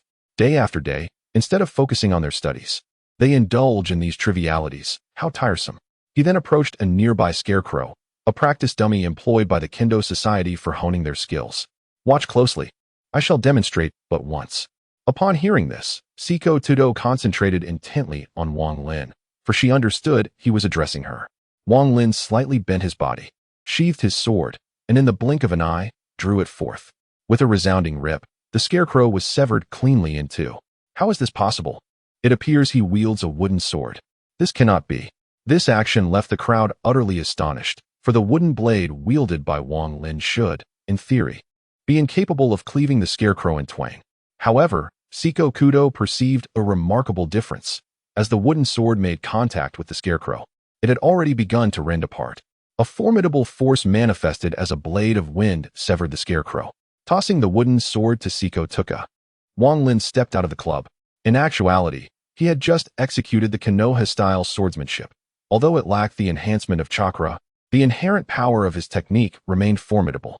Coupled with his robust physical attributes, he had successfully created an impressive fade. Thus, the afternoon passed splendidly. After school, as Wang Lin prepared to exit the school gates, he stumbled upon another protagonist, Takashi Komuro. However, this character appeared to be in a rather unfortunate predicament, as he was accompanied by his childhood friend, Rei Miyamoto, and his close companion, Yoshihiro. Wang Lin couldn't recall the name, yet the melodramatic tale left a deep impression on him. Essentially, Takashi and Rei had been childhood friends, but due to Takashi's clumsiness, he ended up entangled with Yoshihiro, only for Yoshihiro to perish, prompting a confession of love towards Takashi. Such a narrative was difficult for Wang Lin to digest. After all, the logic of such romantic entanglements seemed rather flawed. Strolling through the streets, Wang Lin ambled towards home. Midway, he halted and remarked, "I must say, you are a lady of considerable stature, and your act of trailing me is rather inconsistent with your character." Upon hearing this, Seiko, who had been following him discreetly, blushed and stepped forward. It turned out she had been shadowing Wang Lin since school ended, albeit covertly. Nevertheless, Wang Lin had long been aware of her presence. Sheer strength does not equate to loss of awareness. Gazing at the flustered Seiko, Wang Lin found himself somewhat exasperated. While admiring a beautiful woman is indeed a delightful experience, it becomes less enjoyable when that beauty clings persistently. Moreover, to be frank, Wang Lin could engage in flirtation, but should it come to genuine affection, he would find it overwhelming. Past romantic failures had instilled in him a reluctance towards such emotions. Seiko lowered her head and expressed, "I wish to extend my gratitude for saving me that night. Thank you." She then attempted to bow at a 90-degree angle, prompting Wang Lin to urgently intervene. He could hardly tolerate such displays. All right, it's nothing significant. Let us head home. Upon hearing this, Siko looked at Wang Lin, her eyes gleaming with excitement. You are a strong individual. May I inquire if you practice the swordsmanship of the ancient Eastern realms? Could you teach me? I sense your strength, and I doubt I could withstand even a single blow from you. As expected, Wang Lin surmised that her character was one that relished challenging the strong to satiate her inner desires, with some experiences having warped her psyche somewhat. Yet, at this moment, he could not conceive a means to dissuade Siko, for the fervor in her gaze was unmistakable.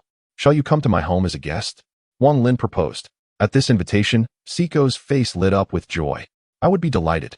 Chapter 39. Weapons. Upon arriving at his residence with Siko, Wang Lin was taken aback by the transformation of his home. Surrounding it were protective nets made of steel wire, each adorned with menacing spikes. The rear was reinforced with steel bars, ensuring substantial strength. Wang Lin had opted for bars with a diameter of at least 5 centimeters. The interior of the house had also undergone slight modifications, with a generator and a water filtration system strategically positioned. However, the ruffians had vacated, seemingly intimidated by the thought of encountering Wang Lin, the fearsome individual. Weapons, primarily long swords and clubs, were meticulously stacked within a box located inside his home. Wang Lin expressed his satisfaction with the arrangements, determined to accomplish another objective that evening. If memory served him correctly, there was a woman named Naruyuki in the school days narrative. The woman's character is of little significance. What truly matters is that her residence is filled to the brim with an entire arsenal of firearms. Who knows how she acquired such a vast collection of weapons in this day and age? Furthermore, Wang Lin recalls that this woman's home is not far from the police station, and in this region of the East, it is customary to display residents' identity information prominently on the door. In this context, one must not misunderstand. Wang Lin merely desires that crate of firearms. For when confronted with the undead, firearms prove far more effective than blades. Furthermore, Wang Lin seeks to collect souls, which can be acquired simply from corpses.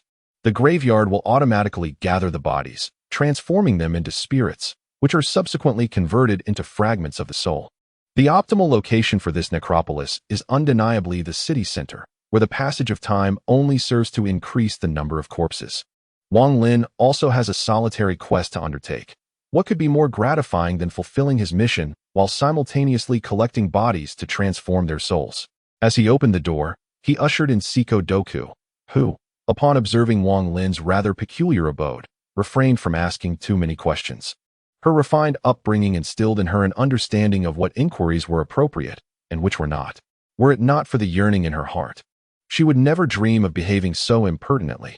As Wang Lin walked, he remarked, "Let us set aside any matters for after we dine. Make yourself at home while I prepare the meal." Upon hearing this, Siko Doku promptly rose to intercept him, stating, "Cooking is best left to me. It would be quite rude to have a man in the kitchen." Siko Doku adhered to the most authentic traditions of Eastern etiquette, which dictate that men should not engage in culinary tasks. However, to Wang Lin, such customs seemed ludicrous, and he dismissed the notion of propriety with disdain. After all, what relevance do such antiquated norms hold in this modern age? He then gently pressed Siko Doku onto the sofa, instructing her to simply sit and relax while he returned to the kitchen, where the sounds of clattering utensils soon filled the air.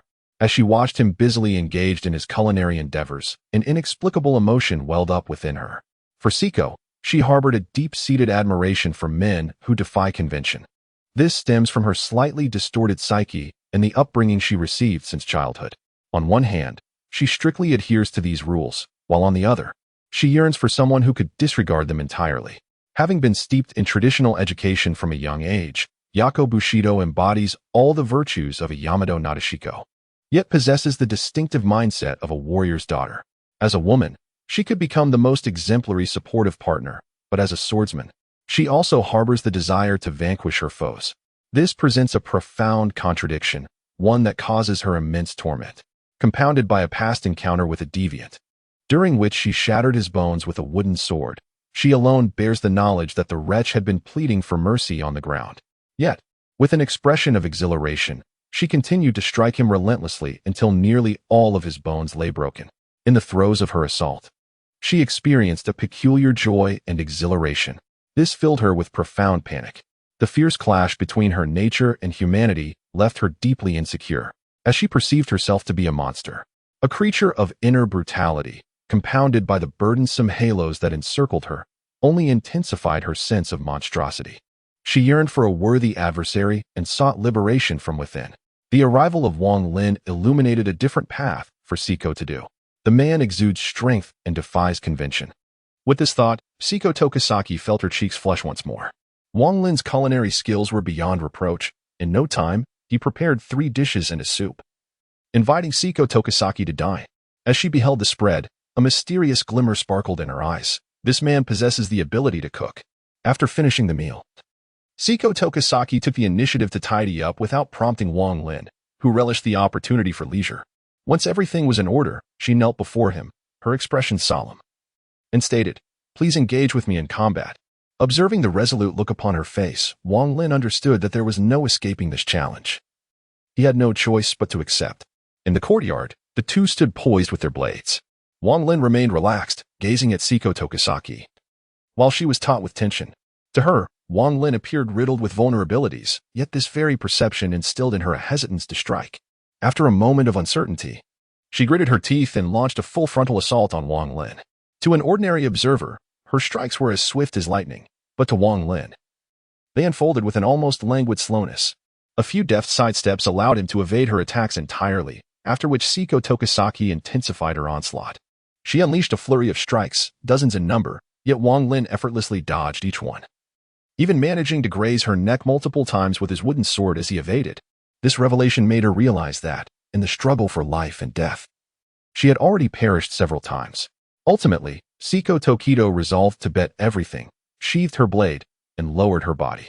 Her gaze remained fixed on Wang Lin. Her entire form coiled like a spring. In an instant, Siko Tokido lunged towards Wang Lin, her knife drawn. A sharp crack echoed as the wooden sword in her hand shattered, while Wang Lin's blade was poised against her pale neck. She acknowledged her defeat. Siko understood she had lost. Weakly, she knelt on the ground, the sensation of powerlessness shaking her very spirit. Slightly bending down, Wang Lin observed the disheartened Siko Tokido and remarked, "Your swordsmanship is commendable. However, you harbor an inner obstruction that causes hesitation in your strikes." Upon hearing Wang Lin's words, Siko abruptly lifted her head, her eyes intensely fixed on him. Yet, Wang Lin continued, absorbed in his thoughts, "I am unaware of the barriers within your heart. But allow me to share a different perspective. Do you know that within every individual lies a beast? One is either driven by this beast or becomes its master. This beast is devoid of morality, much like the sword in your hand. When wielded for good, it serves a noble purpose. When misused, it becomes a tool for malevolence.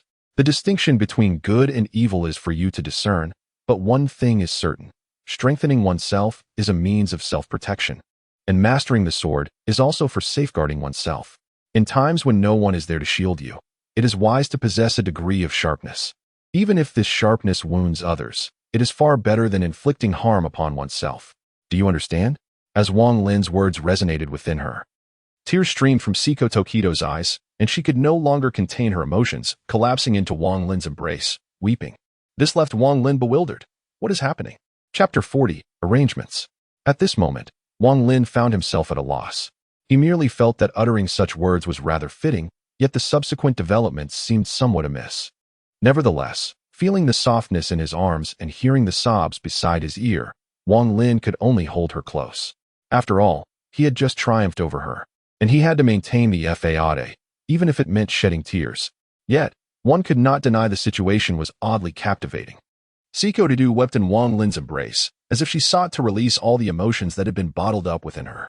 For so many years, she had silently endured everything alone, unwilling and afraid to confide in anyone. However, Wang Lin's final words struck a chord within Siko Tokido, shattering her defenses. Indeed, why should she torment herself for someone intent on causing her harm for so long? Lifting her gaze from Wang Lin's embrace, she looked at this man, and a wave of distinct emotions surged within Siko Tokido's heart. I shall not let this man escape, not for a moment. As I observed Siko Tokisaki fixate upon me, even with my fortitude, I found it somewhat overwhelming, leading to an awkward scratch of my head.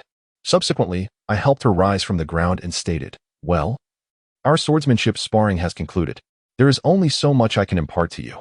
Rest well tonight, and tomorrow shall be better, will it not?" Upon witnessing my smile, Seiko's tears faded, and she nodded earnestly in agreement. I then escorted her back home. However, unbeknownst to me, as I turned to depart, Seiko remained rooted in place, gazing at my retreating figure until it vanished from view. Upon returning home, I felt somewhat dazed. Who could fathom how events had unfolded thus? I am not entirely devoid of emotion, yet as a solitary wanderer, I believe that only by shedding attachments and weaknesses can one grow stronger. Perhaps it is the result of decades spent in solitude or the remnants of a past failed romance that render me averse to such sentiments. Shaking my head, I forcefully extinguished these thoughts. This is merely a task-oriented world, and I am but a transient visitor. Once the task is accomplished, I must depart. Wang Lin can somewhat sense Desido Seiko's thoughts. The perceptive abilities of a immortal are formidable, yet Wang Lin has consciously chosen to evade this awareness.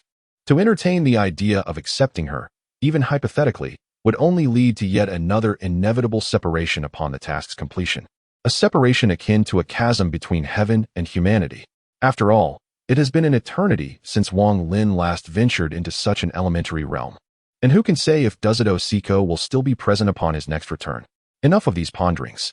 Pouring a glass of water, Wang Lin resolved to set aside these trivial thoughts, prioritizing the completion of his duties first. He then proceeded to arrange the box of weapons in his home, meticulously inspecting the surrounding facilities. Ensuring he was familiar with his environment, he organized some items within easy reach. By the time this was all accomplished, dusk had nearly set in. It was time to embark on his journey. Entering his room, he donned the black hoodie he had previously worn and affixed his mask. Fully equipped, he set forth. Under the cover of night, Wang Lin hastened towards his initial destination. The necropolis artifact, once deployed, establishes a concealed graveyard within the designated area. This graveyard serves as the epicenter for collecting both corpses and souls from the vicinity. Thus, Wang Lin must place it at the heart of Zone C, which is singularly represented by the Fujime Academy where he resides. The geographical location of this academy is situated at the heart of Zone C, making it the most optimal choice for its placement. Moreover, with the impending outbreak of corpses tomorrow, preparing everything tonight will not hinder subsequent plans. Under the cover of night, Wang Lin approached the side of Tingmei Academy, where a fence had been erected to separate this area. However, before Wang Lin, such a tall barrier posed no obstacle. With a slight exertion of his legs, he effortlessly leaped over the fence, landing gracefully and silently. The enhancements from his equipment would not dissipate due to the constraints of this world. The agility boost from his shoes granted him an additional 5 points in agility. The advantages of heightened agility extend far beyond mere speed. Evading the patrolling security guards, Wang Lin swiftly made his way towards the academy's warehouse. The warehouse serves as a repository for miscellaneous items within the academy, a place long abandoned for months. It is the most suitable location for the resting place of the deceased. Approaching the warehouse, a gentle prod with a finger causes the lock to shatter. With a delicate pull, Wang Lin opens the large door and steps inside. Before him lies a row of discarded equipment and various detritus, of which he holds no interest. From the spatial imprint, he retrieves the graveyard of the undead. Graveyard of the deceased, single use, grade, B effect, once placed. It can collect corpses and transform them into undead, which can then be shattered to convert into soul shards. Description: this is the resting place for the deceased. A sanctuary for souls. Gazing at the crystalline skull in his hand, Wang Lin gently places it upon the ground. As it makes contact with the earth, the crystal skull begins to radiate a ghostly blue light. Under the illumination of this eerie glow, the surrounding environment begins to transform. The previous clutter of obsolete machinery and miscellaneous items starts to slowly dissolve and disintegrate. The floor beneath his feet becomes soft, akin to flesh. Everything around him morphs into a graveyard for malevolent spirits, with tombstones rising ominously. The initial crystalline skull now rests upon the largest tombstone, its hollow eye sockets glimmering with a sinister light. However, without the sustenance of corpses or souls, this graveyard remains unchanged. Yet, once properly established, it is destined to consume countless bodies and souls when the dead arise. Though zombies possess scarce souls, the sheer number is overwhelming. Furthermore, should one engage in the slaughter of innocents, not only would the bloodshed be excessive, but there would also be those who rise in defiance. A careless act might even draw the attention of the world's will, resulting in dire consequences. Conversely, the extermination of the undead will seldom attract the ire of righteous individuals or hidden powerhouses. They would rather you eliminate more, as long as it is not within a world dominated by darkness. Zombies and the undead are universally viewed as malevolent. Moreover, the souls are secondary. The primary focus is on the corpses. The advantage of the Great Graveyard lies in its ability to convert bodies into undead, which can then be transformed into soul shards. Thus, this world aligns perfectly with Wang Lin's aspirations. After surveying the established graveyard, he turns to leave. As he exits the warehouse, he casually takes a length of iron chain, wrapping it thrice around the warehouse door before compressing it into a solid form with a squeeze. Nodding with satisfaction, he approaches the perimeter wall, applying force to leap away from the academy. Once Wang Lin departs, the patrolling security guard conducts his customary inspection of the academy. As he passes by the warehouse, an involuntary shiver runs down his spine. What an unexpected chill. This weather is so unpredictable. He aimlessly shines his flashlight about, then considers his duties completed and hastens back to the security office. Unbeknownst to him, just beyond a mere wall, a sinister graveyard composed of flesh emanates a dim, foreboding glow. Chapter 41. The eve walking down the street, Wang Lin feels quite elated. Perhaps it is due to the smooth completion of his tasks, or perhaps for another reason altogether. Regardless, his spirits are high, but now he must proceed to fulfill his second task. This involves a police officer named Nan Lixiang. Or at least, she is likely a police officer. Wang Lin cannot quite recall, yet it seems to be the case. This woman possesses a cache of firearms and ammunition, not to mention a Hummer. Ah, the Hummer, a symbol of male romanticism. This beastly vehicle, akin to a revolver, is rugged and passionate, embodying the essence of masculine romance. Thus, Wang Lin resolved that all of these would belong to him. Regarding the fate of the protagonists from the original narrative with indifference, after all, they were not acquaintances of his, so why should he concern himself? However, he was unaware of the whereabouts of Nan Lixiang's residence, only knowing it was not far from the police station. Fortunately, prior to entering this world, he had prepared an item that would simplify his task considerably. Observation Eye Rank, B Effect 1. When placed at a location, it surveys a radius of 1 kilometer, generating a mental image for the duration of 1 minute, with a cooldown of 30 seconds. Effect 2. It allows the user to assess the approximate strength of a creature within a 1 kilometer range. A failed intelligence check will result in detection. Description: essential for venturing forth. Many mid-lane champions have perished due to neglecting to place wards.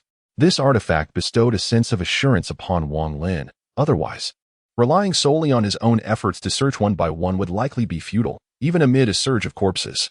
After navigating several street corners and proceeding straight for a while, Wang Lin finally beheld the police station.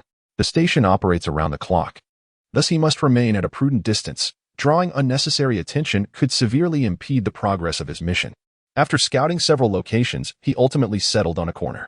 Wang Lin retrieved the Eye of Investigation from the realm of marks. The object in question is precisely as its name suggests, a needle protruding from beneath an eye. Its usage is remarkably straightforward. One merely needs to insert it. Upon first encountering this peculiar sight, Wang Lin found himself speechless, pondering whether there could be a touch more dignity to it, as it struck him as rather absurd. After suppressing a couple of sarcastic remarks, he plunged the Eye of Investigation into the ground. Immediately, the eye at the top began to rotate, and Wang Lin felt a three-dimensional panoramic image materialize in his mind. Much like a navigational map, it could be zoomed in or out according to his thoughts, displaying remarkable clarity. Wang Lin was thoroughly impressed. Truly, it was an exceptional creation from infinite space.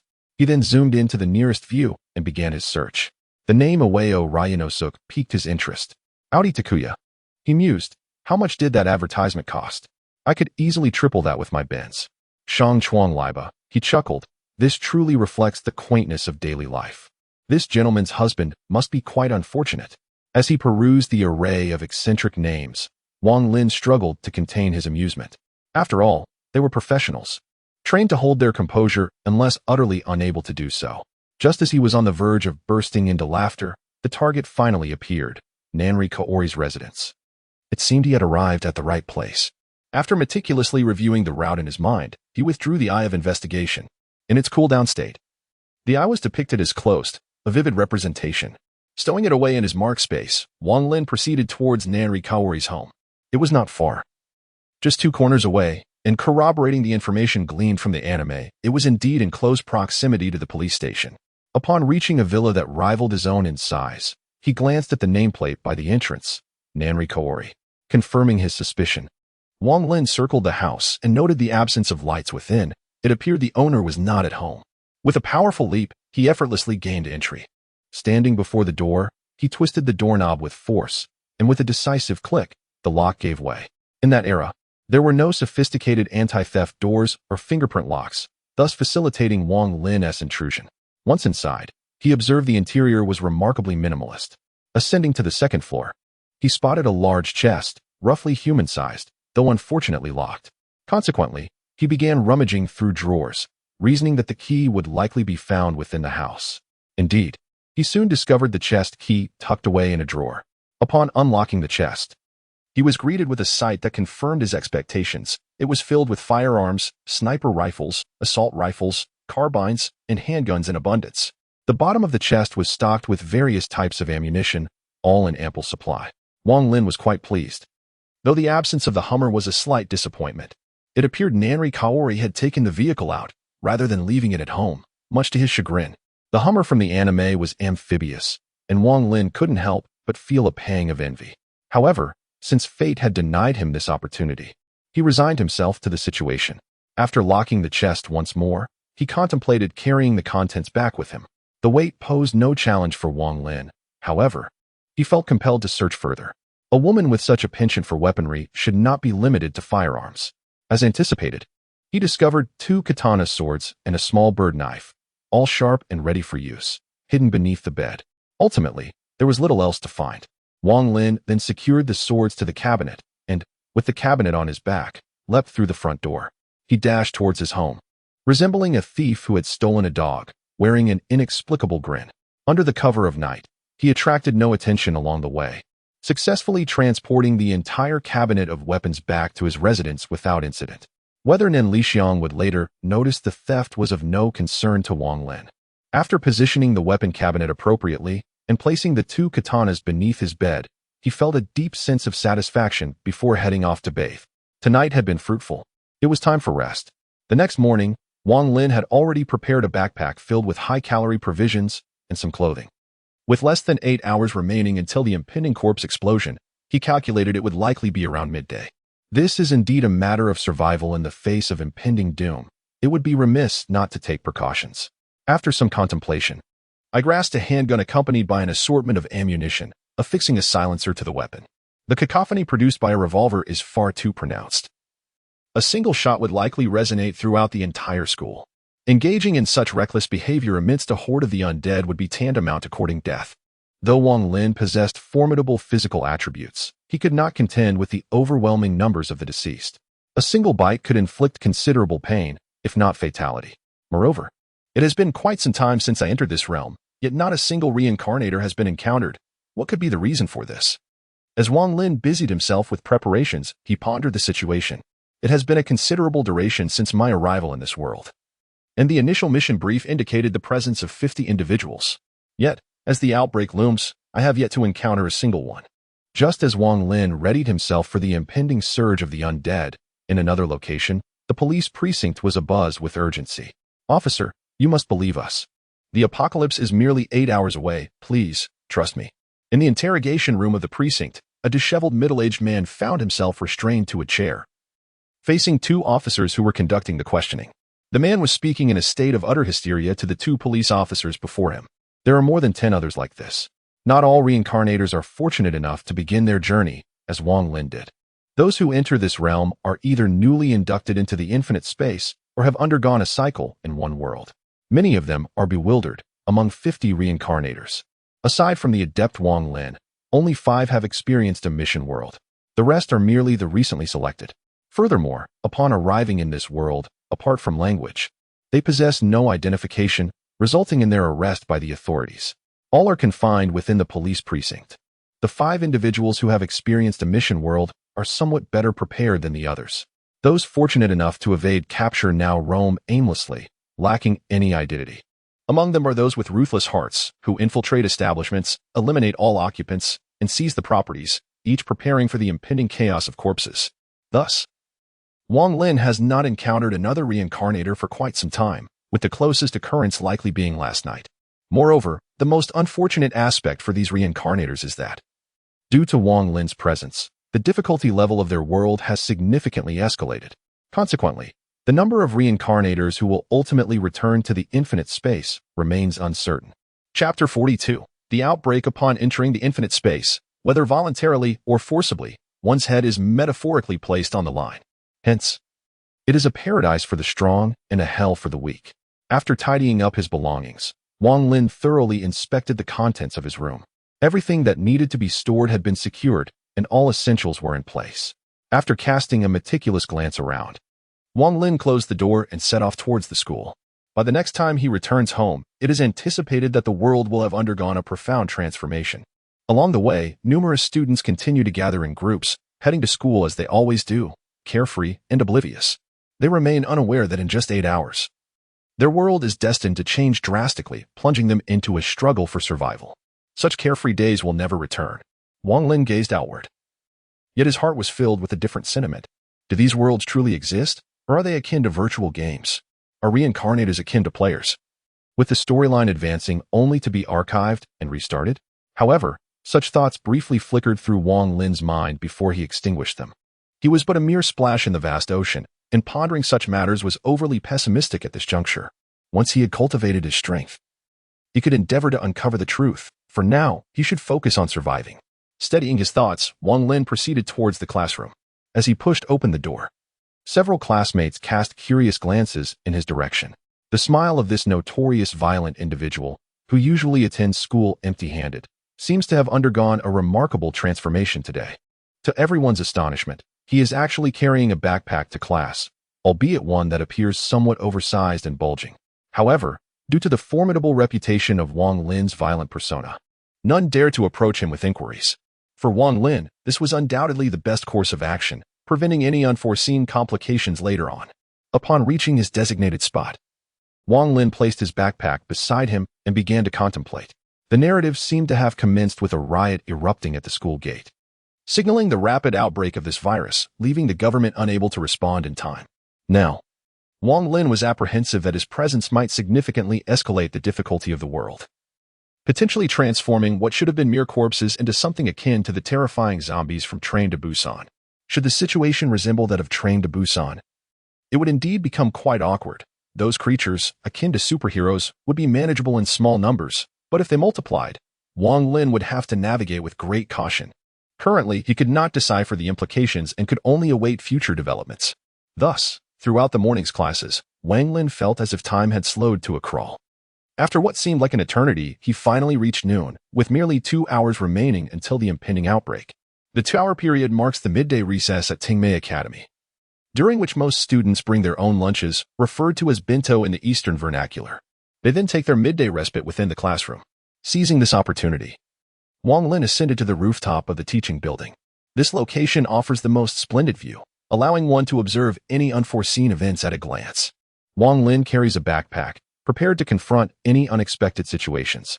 However, a minor twist occurs with the arrival of Siko Tadu, who holds 2 bento boxes in her hands.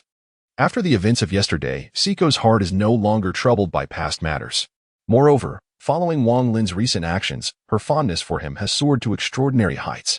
Thus, she has taken the time to prepare 2 bento boxes for a shared lunch with Wang Lin. As a scion of the martial arts family, Siko embodies a passionate and resolute nature. Consequently, she has resolved not to let go of the man who captivates her so deeply. Upon arriving at Wang Lin's classroom and discovering he is absent, she inquires around and learns he is on the rooftop. Yet, when she finds him, Wang Lin gazes at her in utter bewilderment. What is happening? This scenario is not as it should be. Logically, Siko should be in her club activities. Seeing Wang Lin's perplexed expression, Siko smiles gently and says, "Lin Kuan, I specially prepared 2 bento boxes for us to enjoy together." She hands him one, and upon opening it, he finds delectable vegetables, chicken, and a heart-shaped egg. Noticing the delightful contents, Wang Lin realizes that due to his influence, Siko has resolved many of her inner conflicts, leading events to unfold in unforeseen ways. He cannot help but touch his face, pondering, do I possess such allure? Indeed, his charm attributes are impressively high, reaching a score of 20. Observing Siko's face slightly flushed yet steadfastly gazing at him, Wang Lin smiles in return. Whatever, he thinks, let it be as it may. At worst, he can sign a contract to take her away. As a lone wolf, forming teams with others is unfeasible. Contractual affiliations are his best option. Free from concerns of betrayal, he decides to let go of his worries and embrace the flow of fate. The two begin their lunch on the rooftop. And Seiko's bento is exceptionally delicious. Wang Lin cannot fathom the reason behind its exquisite taste, but he relishes it nonetheless. Watching the person he admires devour the food she prepared fills Seiko with joy. The bento's portion is modest, and within 10 minutes, it is consumed. As Seiko tidies up the bento box and prepares to leave, Wang Lin grasps her hand, saying, "Don't go just yet. Since you're here, stay with me for a while." Instantly, Seiko's cheeks flush brightly, yet she obediently sits beside Wang Lin, unaware of why she is so compliant. She finds this sensation remarkably comforting. Wang Lin notices Seiko's transformation but realizes that the countdown to impending chaos is merely 10 minutes away, rendering such romantic sentiments inappropriate at this moment. "Did you bring your sword?" he inquires. I left it in the club, and didn't he bring it along?" Seiko replies, somewhat dazed as Wang Lin's question catches her off guard. "I see. Well, it's too late to retrieve it now," she muses, curious about what he means by about to begin. Wang Lin rises, pulling Seiko to her feet and guiding her to the edge of the rooftop. They stand silently, with neither speaking. Seiko, embodying the essence of a devoted partner, recognizes Wang Lin's intention to remain silent and chooses not to press further, simply standing by his side in quiet companionship.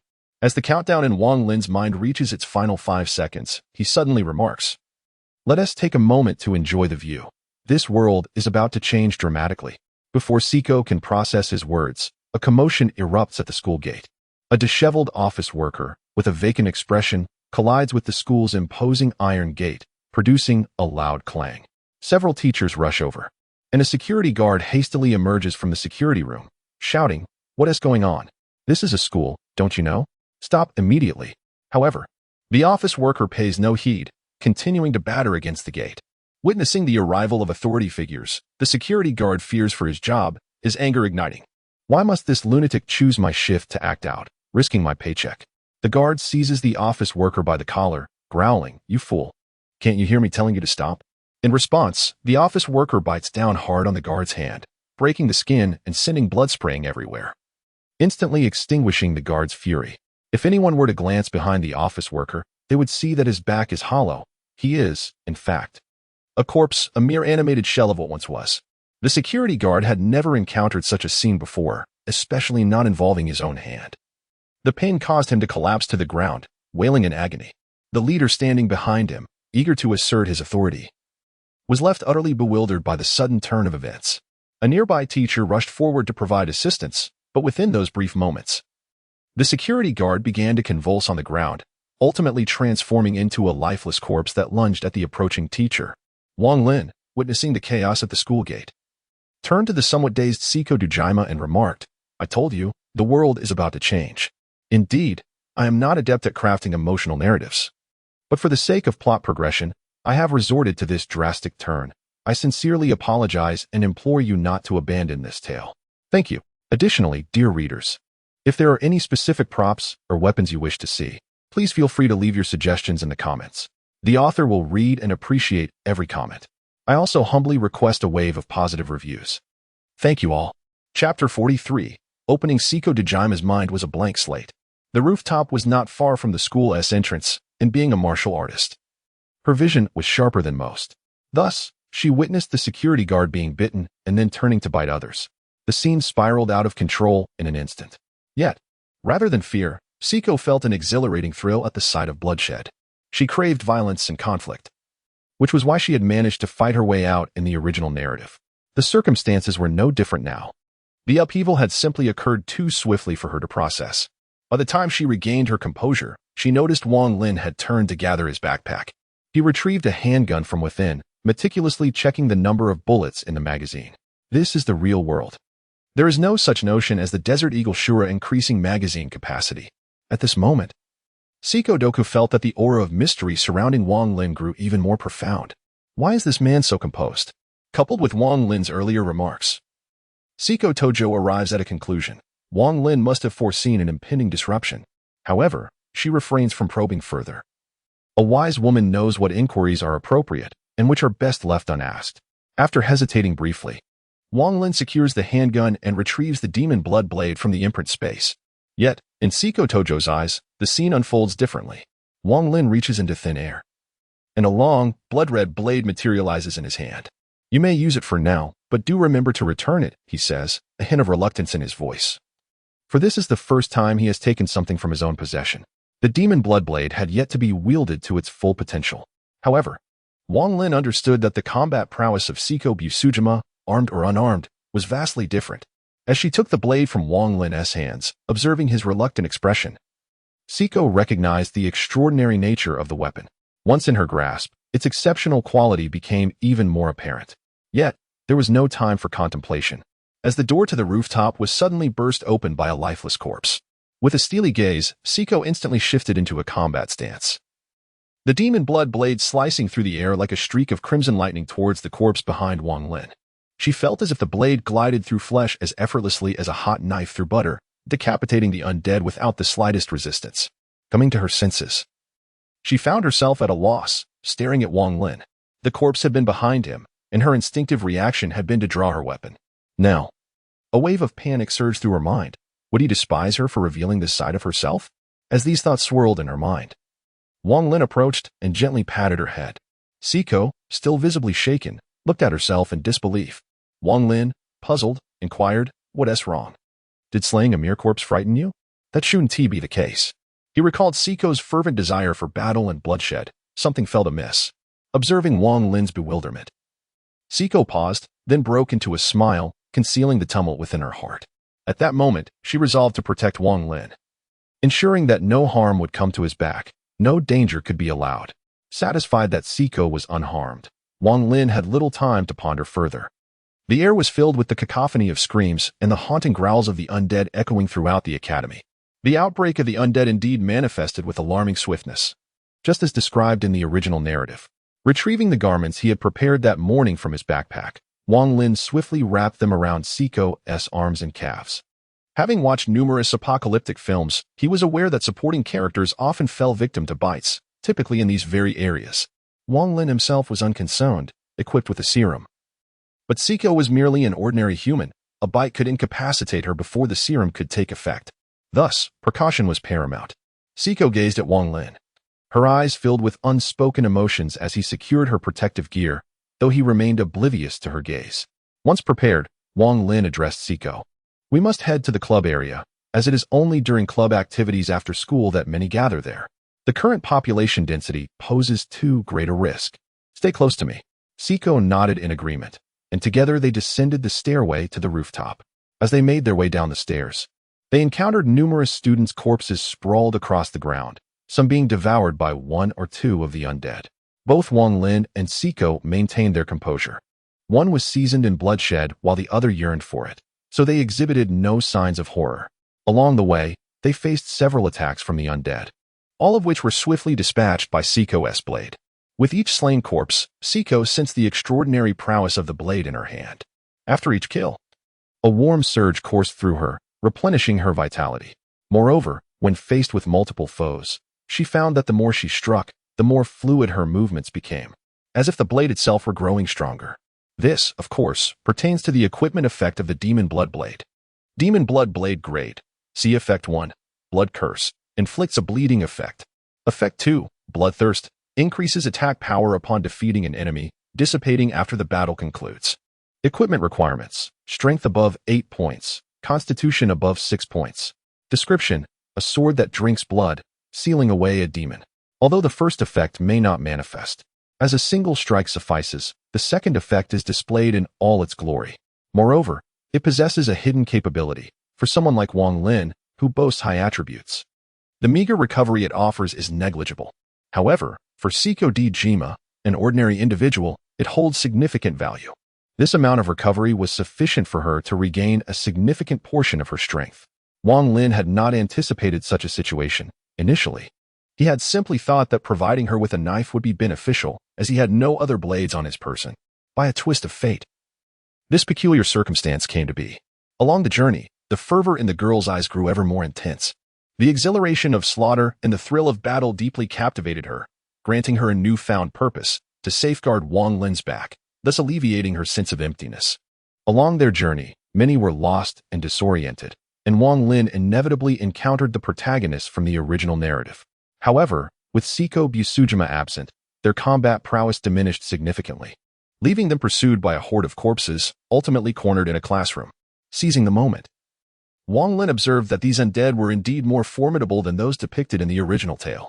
The corpses in the source material could be easily dispatched by ordinary individuals mustering their courage. Yet, due to the drastically increased difficulty of this world, these undead had been enhanced, exhibiting an intense desire to attack. Strikingly, once a target succumbs to infection, their aggressive instincts wane, redirecting their hostility towards the uninfected, as if they possessed the ability to discern friend from foe.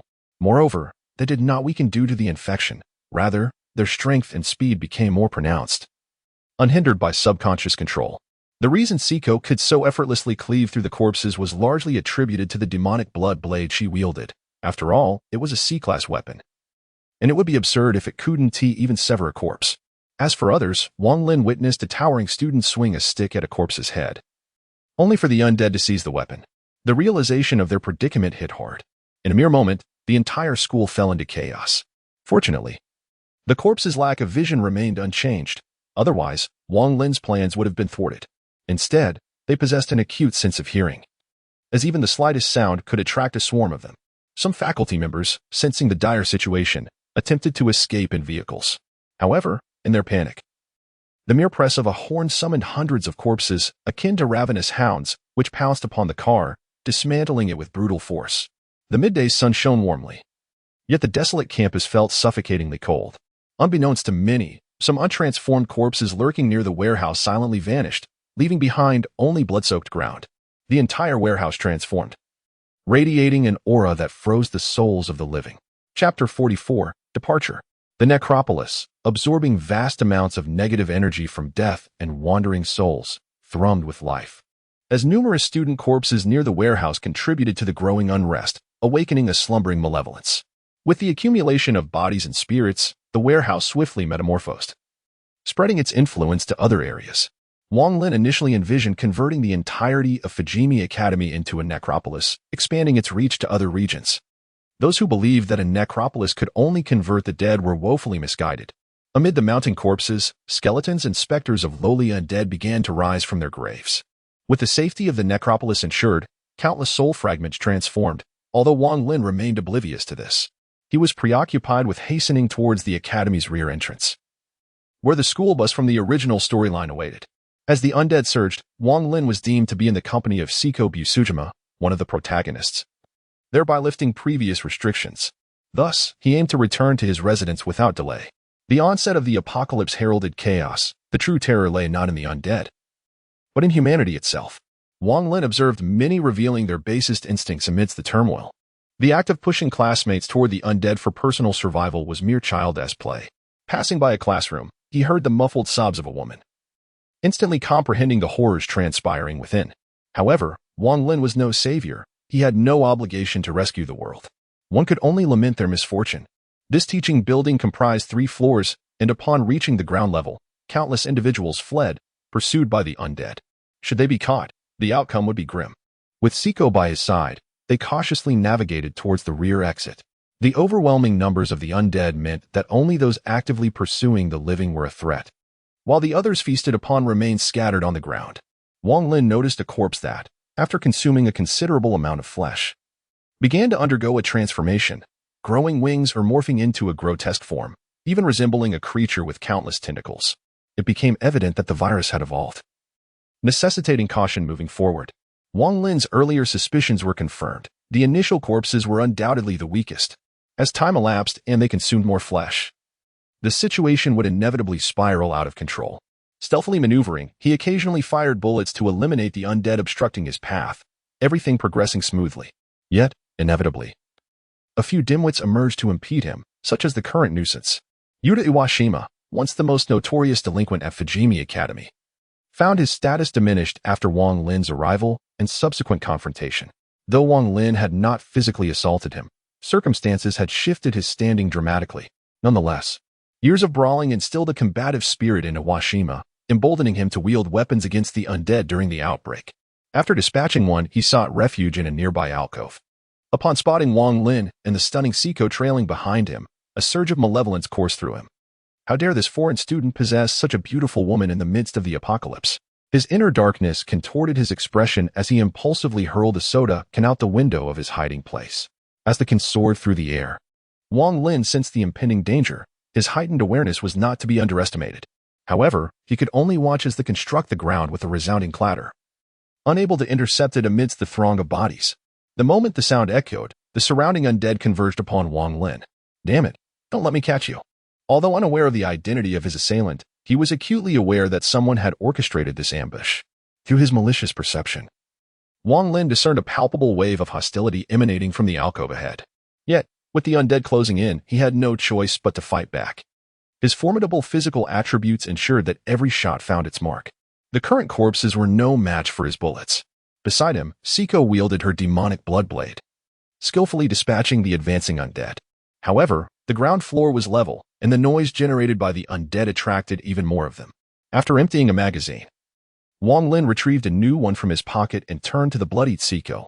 You go ahead, I'll cover you from behind. Siko Doka did not hesitate. Any delay could result in the demise of both individuals.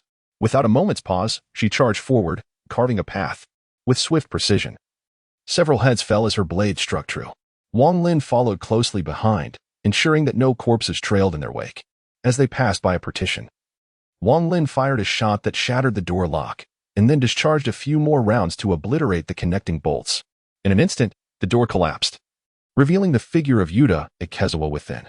The figure stared in terror at Wang Lin, utterly shocked to discover that he possessed a firearm.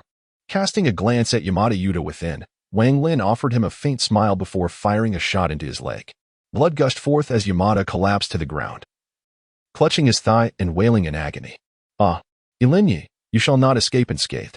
Before Yamada could utter more words, Wang Lin fired another shot, this time into his mouth, rendering it grotesquely mangled, leaving him to emit only feeble whimpers.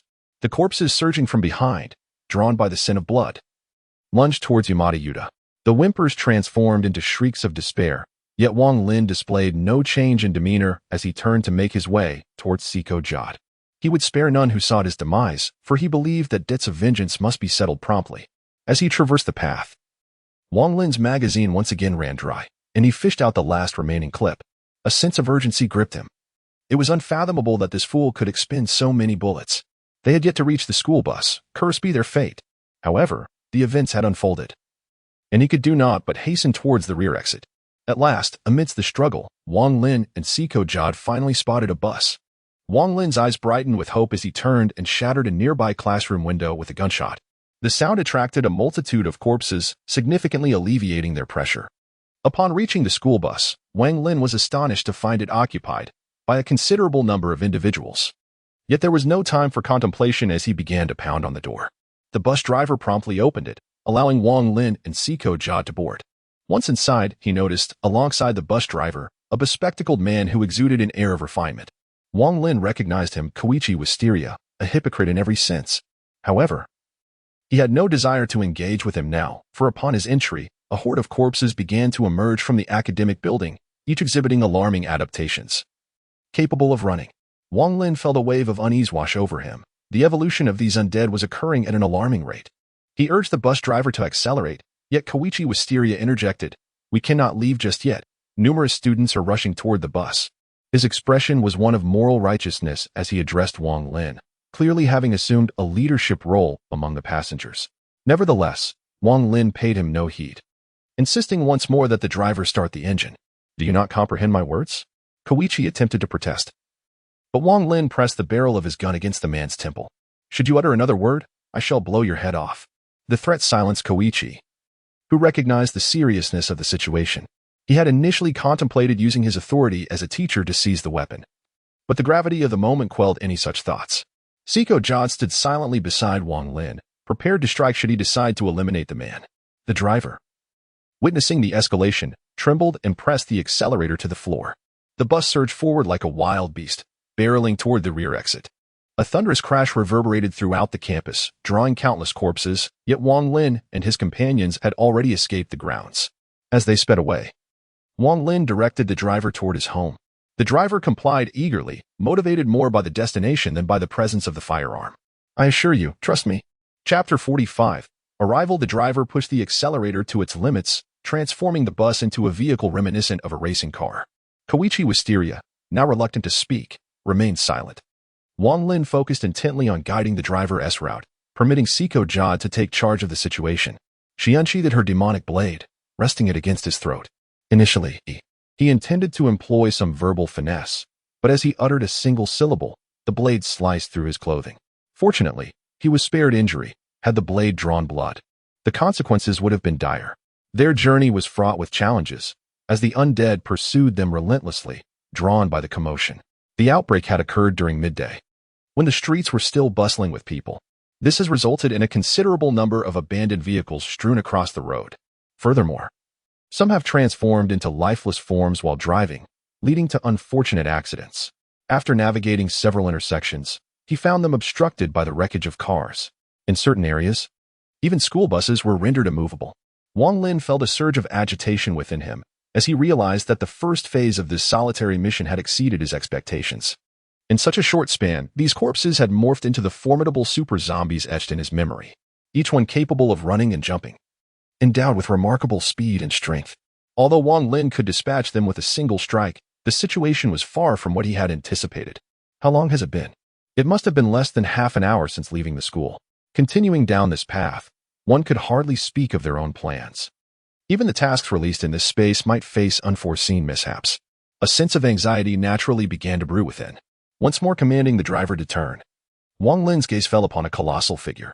Its muscles were as solid as marble, resembling the stature of a green giant, yet this creature's skin bore a crimson hue. Much like a gorilla, its hands were immensely large, and it was seen grasping a lifeless body, voraciously devouring it. This individual stood out conspicuously, and Wang Lin's vision was several times sharper than that of an ordinary person, allowing him to immediately identify this peculiar infected individual. His expression shifted dramatically, for he recognized this figure. Goodness, is that not the tank from Left 4 Dead? He exclaimed. Was this intrusion not a bit excessive? Wang Lin hastily instructed the driver to halt, and upon spotting the tank carcass by the roadside, the driver's face paled instantly, slamming the brakes to the floor. Those who have driven know that sudden braking in a high-speed vehicle can yield only one outcome, a catastrophic rollover. The school bus was no exception. Its front tire burst abruptly, causing the entire vehicle to flip over and roll forward. Without a moment to ponder, I swiftly grabbed Siko in, skillfully stowing the demon blood blade into the marked space. Cradling Siko in my arms with one hand, I grasped the handrail with the other. It was then that I truly felt the sensation of a pendulum. With a resounding crash, the bus, after tumbling several times, collided directly with the corpse of a tank. The poor tank, caught off guard, was sent flying 5 meters away, much like a baseball. This sudden occurrence left the tank utterly bewildered. I was simply enjoying my meal, when what on earth happened? However, it was swiftly followed by an overwhelming surge of anger. Although this extraordinary sensation resulted in a remarkable physical transformation, it is evident that it came at the cost of intellectual capacity. Tank, have you seen these muscles? This is all a trade-off for brains. A robust physique has led to a pitifully small mental capacity. Thus, when anger flared, reason was cast aside, and he charged towards the school bus with the ferocity of a gorilla, hands pounding the ground. As the vehicle overturned, Wang Lin shielded Siko Busujima in his embrace, ensuring she sustained minimal injuries. With his impressive constitution of 30 points, the collision barely fazed him. However, others were not as fortunate. The driver vanished without a trace, and in a moment of spinning chaos, Wang Lin glimpsed the driver being flung from the window. The passengers inside suffered grievous injuries or worse. Koichi Zaitsu, the villain from the original narrative, proved remarkably resilient, merely losing consciousness rather than perishing. Yet, in this dire situation, being unconscious was akin to receiving a death sentence. Lin Kuan, are we going to die? Siko gazed at Wang Lin, her eyes filled with a tenderness that was unmistakable as she sensed the hopelessness of their predicament. Yet, she thought to herself, dying alongside her beloved was a form of happiness. No, I won't die, and neither will you. We will both survive. With determination, Wang Lin retrieved the demon blood blade from his mark, wielding it with singular force to carve an opening in the vehicle. Cradling Siko, he leaped through the breach. Upon emerging, he was met with the charging corpse of Tank. Frustration boiled within him, igniting a fury that could not be contained. Damn it! If only this accursed world didn't suppress me. He cursed under his breath and charged forward, colliding directly with the corpse. In that fleeting moment, he invoked the dance of the crescent moon, a sword technique he had learned during his time in the world of Naruto. Although devoid of chakra enhancement, his rage compelled him to instinctively unleash it. The sound of tearing flesh echoed as the proud body of the tank crumbled under Wang Lin's furious strike. Splitting in two as easily as slicing through cabbage, blood splattering across the ground along with various mutated organs. Siko was left in stunned disbelief.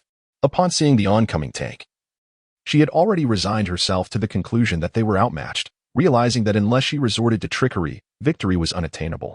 Yet, Wang Lin charged forth without hesitation, causing her heart to skip a beat as she witnessed him employ an extraordinary sword technique, effortlessly cleaving the massive corpse in two. The smoothness of the cut revealed the ease with which Wang Lin executed the blow. How is this possible? How can he be this strong? Her perception of Wang Lin's strength was once again recalibrated, accompanied by a flicker of self-doubt regarding her own abilities. Unbeknownst to Wang Lin, who was reveling in his current triumph, he felt frustrated at being relentlessly pursued by these rudimentary zombies since arriving in this world. This filled Wang Lin with a surge of frustration. If only chakra could be utilized, and the Nine Tails could be unleashed, he would have effortlessly cleared the area with a tailed beast bomb. Unfortunately, the constraints of this world rendered the seal containing the Nine Tails within him ineffective, leaving it in a dormant state. Sighing, he lamented that he had hoped for an easier time this round. Indeed, the notion of being a lone wanderer had distanced itself from him. After muttering a few grievances, Wang Lin turned towards Siko Busujima.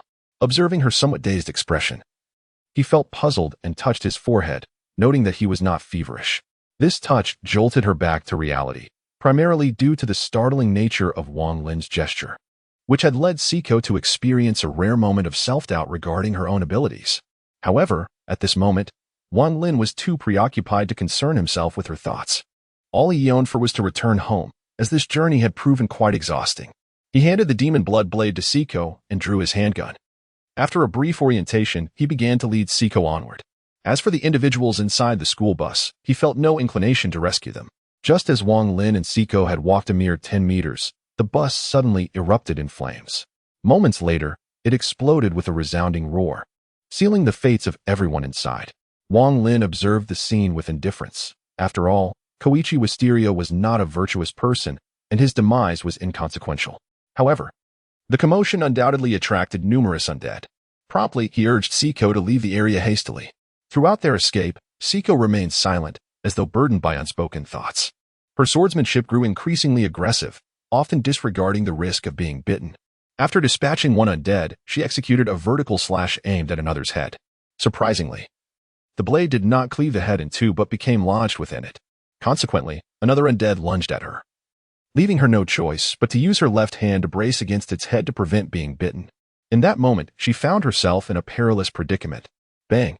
Bang! 2 shots rang out, and the 2 undead before Siko collapsed. Wang Lin stepped forward, extracting the demon blood blade from the head of one of the corpses and presenting it to Siko. Stay calm.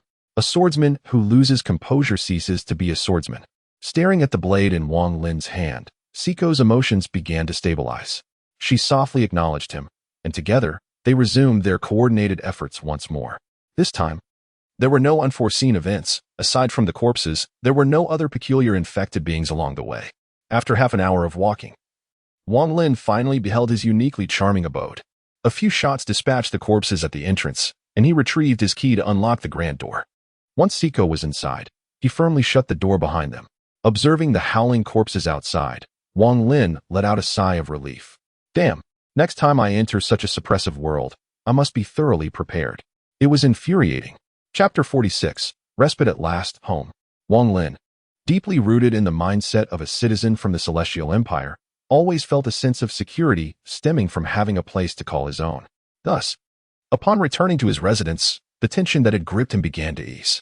Throughout this journey, although no infected individual posed a direct threat to his life, Wang Lin found himself surrounded by a multitude of corpses, instilling a sense of dread that he might be bitten. Observations indicated that the onset of the virus was alarmingly rapid. One could transform in less than a minute after being bitten. While Wang Lin possessed heightened attributes that might shield him from infection, there lingered the possibility of contagion, albeit with a delayed onset. It was also conceivable that the oppressive nature of the world rendered him no different from an ordinary person in this regard. encircled by countless cadavers. A few bites could prove fatal, and even if he had procured a specialized biochemical serum, time would not permit its administration.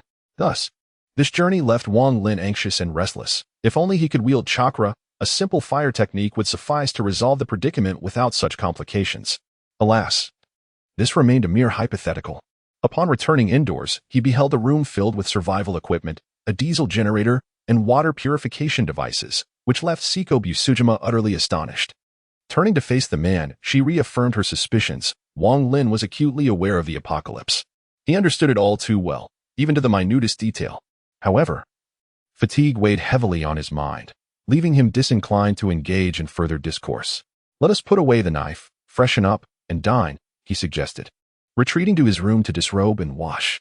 Wang Lin's residence featured a communal bathroom, yet his quarters contained a private lavatory, allowing both individuals to attend to their hygiene simultaneously. He turned on the faucet, warm water cascading over him, which brought a wave of relaxation. From the outset, he had prepared these amenities, for there was no stipulation that existence in a task world must be fraught with hardship. In truth, capable reincarnators often equipped themselves with items to enhance comfort, as the duration of their missions tended to extend with their growing prowess. After enduring a task for 6 months, would one truly wish to live like a wild animal? Setting aside the question of survival, the psychological toll could be profound. Consequently, many reincarnators even prepared dolls and other indescribable items for solace. Thus, seasoned reincarnators, when conditions permitted, sought to improve their living standards, whether in sustenance or shelter. Wang Lin's inclination stemmed from the cultural mindset of the Celestial Empire, thus affirming the enduring spirit of his homeland. After a refreshing shower, Wang Lin felt rejuvenated. Indeed, treating oneself well is never a fault. Clad in gear that could be removed, unlike the binding nature of video games, he understood that reality was distinct from fantasy. Regardless of bindings, what was his remained his, impervious to theft. Should anyone attempt to seize his belongings without consent, they would find themselves facing dire consequences. Descending the stairs, he was immediately greeted by the delectable aroma of food. It appeared that Seiko was preparing a meal, living up to the reputation of a woman akin to Yamado Nadeshiko. Upon entering the kitchen, Wang Lin was nearly overwhelmed by the sight before him. Seiko donned only an apron that covered nothing else. Having mentioned his intention to wash up before bathing, and given that her attire was stained with blood from their journey, she had simply rinsed herself and slipped into the apron to start cooking. This moment left Wang Lin blushing, realizing that he had forgotten to prepare a change of clothes for Seiko Tokiwa. The awkwardness was palpable, while Tokiwa gazed at Wang Lin with an expression of serene composure. With a gentle smile, she inquired, "Have you finished washing, Lin-kun? As I lack a change of garments, I must remain in this attire for the time being. Dinner will be served shortly, so please bear with me." Though she maintained her calm demeanor, Wang Lin found it impossible to remain composed. Leaving her with a hasty promise to fetch her a garment, he hurried back to his room, his retreat marked by a hint of fluster. Observing his somewhat disheveled back, Tokiwa smiled gently, her eyes filled with warmth. "This man is truly unique." Upon entering the room, Wang Lin searched for quite some time and only managed to find a few casual garments, all of which were masculine. It was unavoidable. He had not anticipated bringing Tokushima Seiko back. However, it was certainly preferable to donning an apron, so he reluctantly embraced these clothes and descended. After presenting the garments, the meal was ready. A quintessential Japanese cuisine awaited him as Wang Lin handed the clothes to the girl and then settled at the dining table in anticipation. Shortly thereafter, the girl appeared before Wang Lin, having changed into the attire. Instantly, his eyes sparkled with delight. Tokushima Seiko already possessed a commendable figure, and the addition of men's casual wear elevated her aura significantly. The high ponytail she sported added a touch of youthful exuberance. The two then commenced their meal. The flavors were decent, though Wang Lin found himself somewhat unaccustomed to the fare. Primarily, the Japanese dishes did not quite suit his palate. Yet given that she had gone to the trouble of preparing it, he refrained from voicing any complaints. After the meal, Tokushima Seiko began tidying up. Wang Lin had made ample preparations.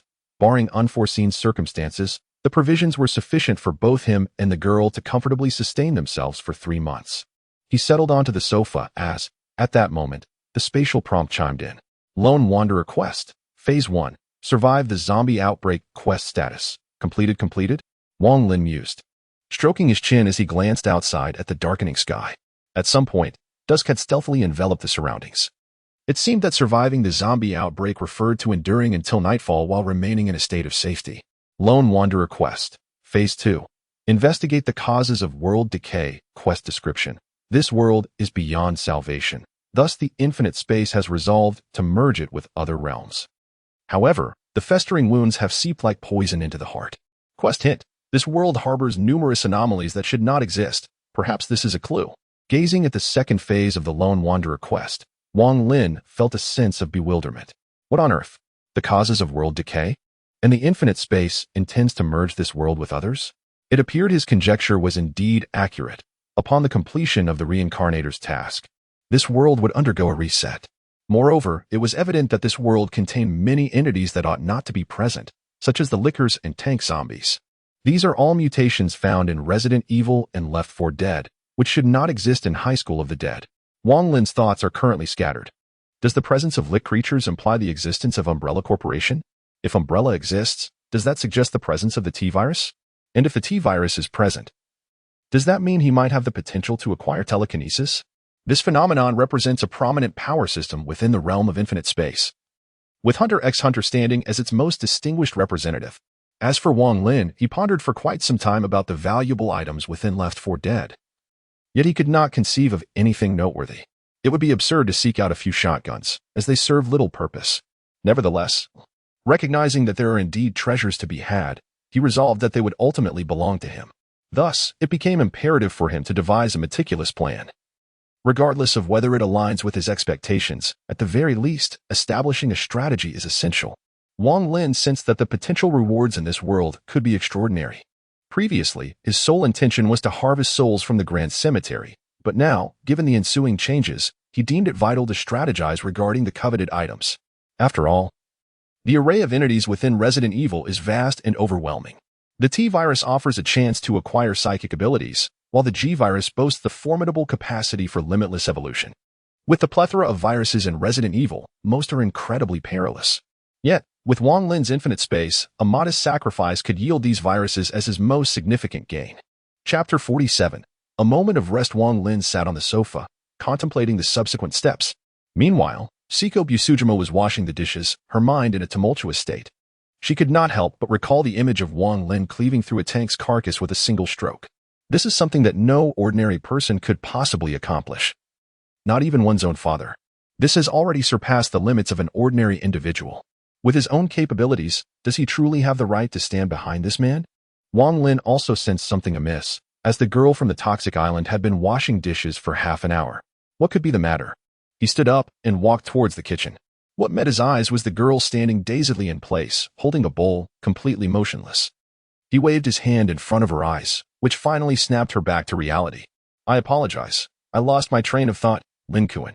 After regaining her composure, Seiko from the toxic island hurriedly explained before resuming her dishwashing. Observing the flustered girl, Wang Lin pondered for a moment and surmised her thoughts. After a brief hesitation, he said, "Once you finish tidying up, I have something to discuss with you." He then returned to the sofa, sitting quietly. His solitary existence as a lone wanderer destined him to be alone. However, he was fortunate enough to be able to form a contract with a subordinate. Furthermore, he happened to possess an item. Subordinate contract. Heroic spirit version rank. Unranked effect. Establish a contract with a narrative character whose base attributes are lower than his own, subsequently allowing entry into an infinite space. Description. Contract achieved. This artifact possesses the capability to contract a narrative character. Initially, Wang Lin had no intention of such a venture, nor had he even contemplated a target for this contract. The appearance of Seiko Busujima was merely a stroke of serendipity.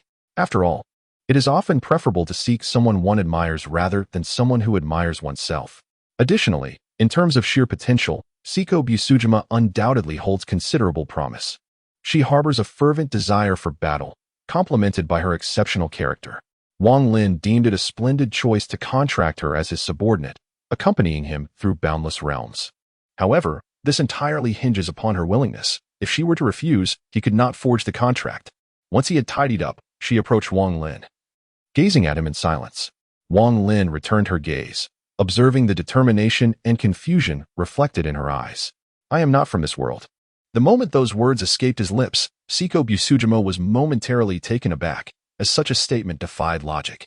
Wang Lin continued, I cannot disclose my origins, for to do so would be perilous. My strength is derived from that realm.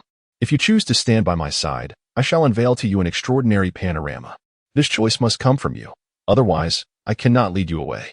Having said this, Wang Lin resolved to say no more, as he noticed her expression beginning to shift. The incredibility of his revelations rendered her somewhat incredulous. Sensing her need for contemplation, he decided to grant her the time to ponder. For Wang Lin, the possibility of forging a contract was not of paramount importance. Lacking strength, he did not wish to harbor vulnerabilities. Just as he prepared to depart, Seiko Busujima seized his arm. He turned to find her gaze resolute, staring unwaveringly at him. Simultaneously, a notification echoed in his mind. The narrative character Seiko Busujima's affinity had reached its zenith. A contract could be formed. Observing her steadfastness, an unfamiliar sensation blossomed within Wang Lin. To be chosen with such conviction by another is a rather splendid feeling. Consequently, Wang Lin proceeded to bind her with a subordinate contract. Subordinate, Seiko Busujima strength, for agility, 5 constitution, for intelligence, 5 charm, 10 luck, 5 energy, 0 talent 1, part of the swordsman, a natural swordswoman. She is the finest master of the blade, enhancing her swordsmanship in the attack power of sword-type weapons. Talent 2, heart of slaughter, a bloodthirsty Shura princess. Yearning for battle and carnage, her attacks gain an additional boost based on 50% of her strength attribute. Contract ability, immortal spirit, upon death. She will resurrect after 24 hours, albeit at the cost of some talents, leading to potential personality anomalies. Seiko Busujima's attributes are slightly elevated compared to the average individual, however. Wang Lin was astonished to discover that her charm attribute was an impressive 10 points. Observing her striking physique, he could not deny this. Furthermore, she possessed dual talents, rendering her potential exponentially greater than that of the original Wang Lin. At this moment, Seiko Suji was receiving information from the infinite realm. After a while, she finally opened her eyes, gazing at the man before her with a complex expression. She understood that her life would now be irrevocably intertwined with his, bound together in life and death. Nonetheless, she felt a profound satisfaction with this outcome. Moreover, based on the information within her mind, she realized that she too would be able to grow as powerful as he was. To her astonishment, she reflected on the man's extraordinary origins. Seiko had never anticipated such an exaggerated background for Wang Lin. After becoming his subordinate, she learned of his identity as a lone wanderer and even glimpsed his missions. She could sense the attributes that Wang Lin possessed. It was no wonder he could cleave a tank's mutated form in half. Such immense strength would be unusual if he could not achieve it. Additionally, Seiko felt a vast reservoir of energy within Wang Lin. Although this energy remained tranquil, as if in slumber, she sensed that once awakened, it could effortlessly bring about the nation's destruction. This clearly indicated the extent of Wang Lin's suppression. Well then, the contract is complete. You may now digest this information. You should be aware of my plans, Wang Lin said as he recounted his soul harvesting scheme to Seiko. Although the lone wanderer's mission provided some guidance, the outside world was currently in chaos. Thus, it would be prudent to wait until the situation stabilized before proceeding.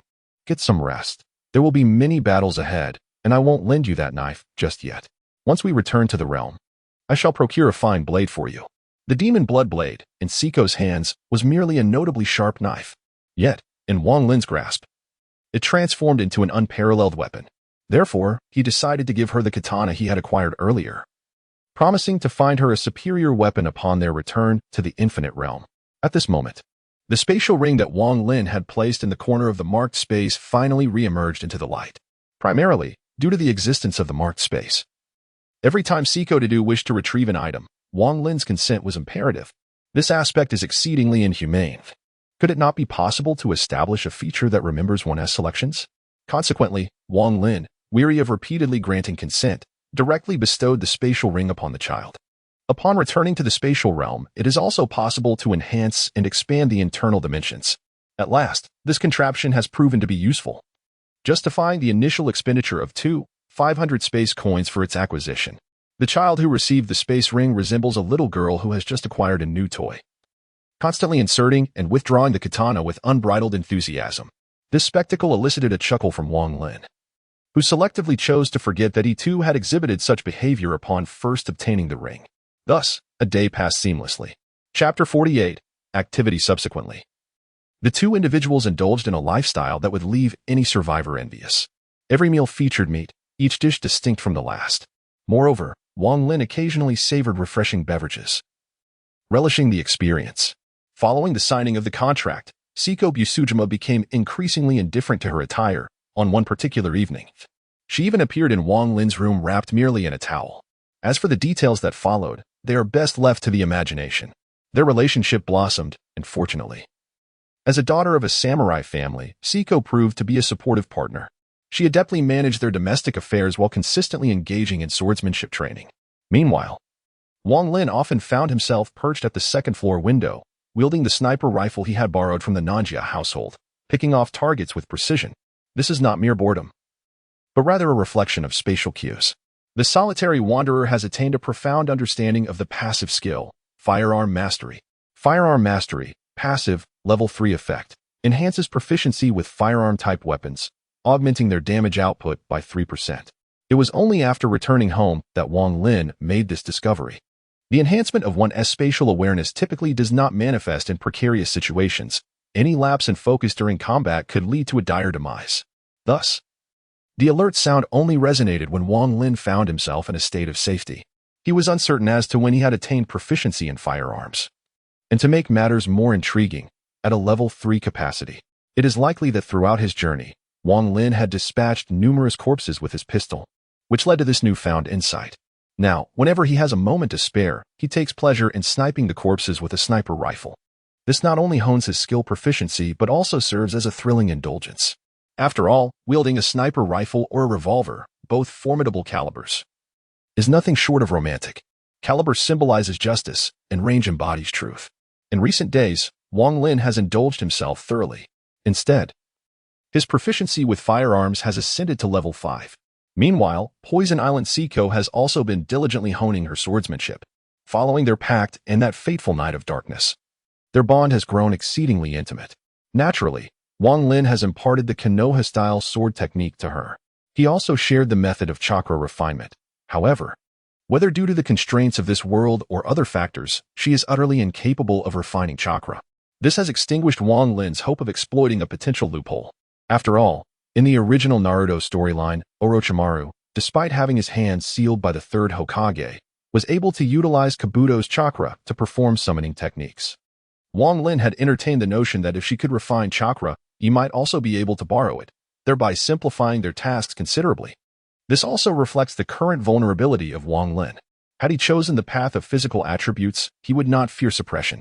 Some reincarnators embark on this path, focusing solely on their innate attributes. When encountering suppressive energies or the realms of absolute magic, they thrive in chaos, and facing foes with inferior attributes, the likelihood of failure is virtually non-existent.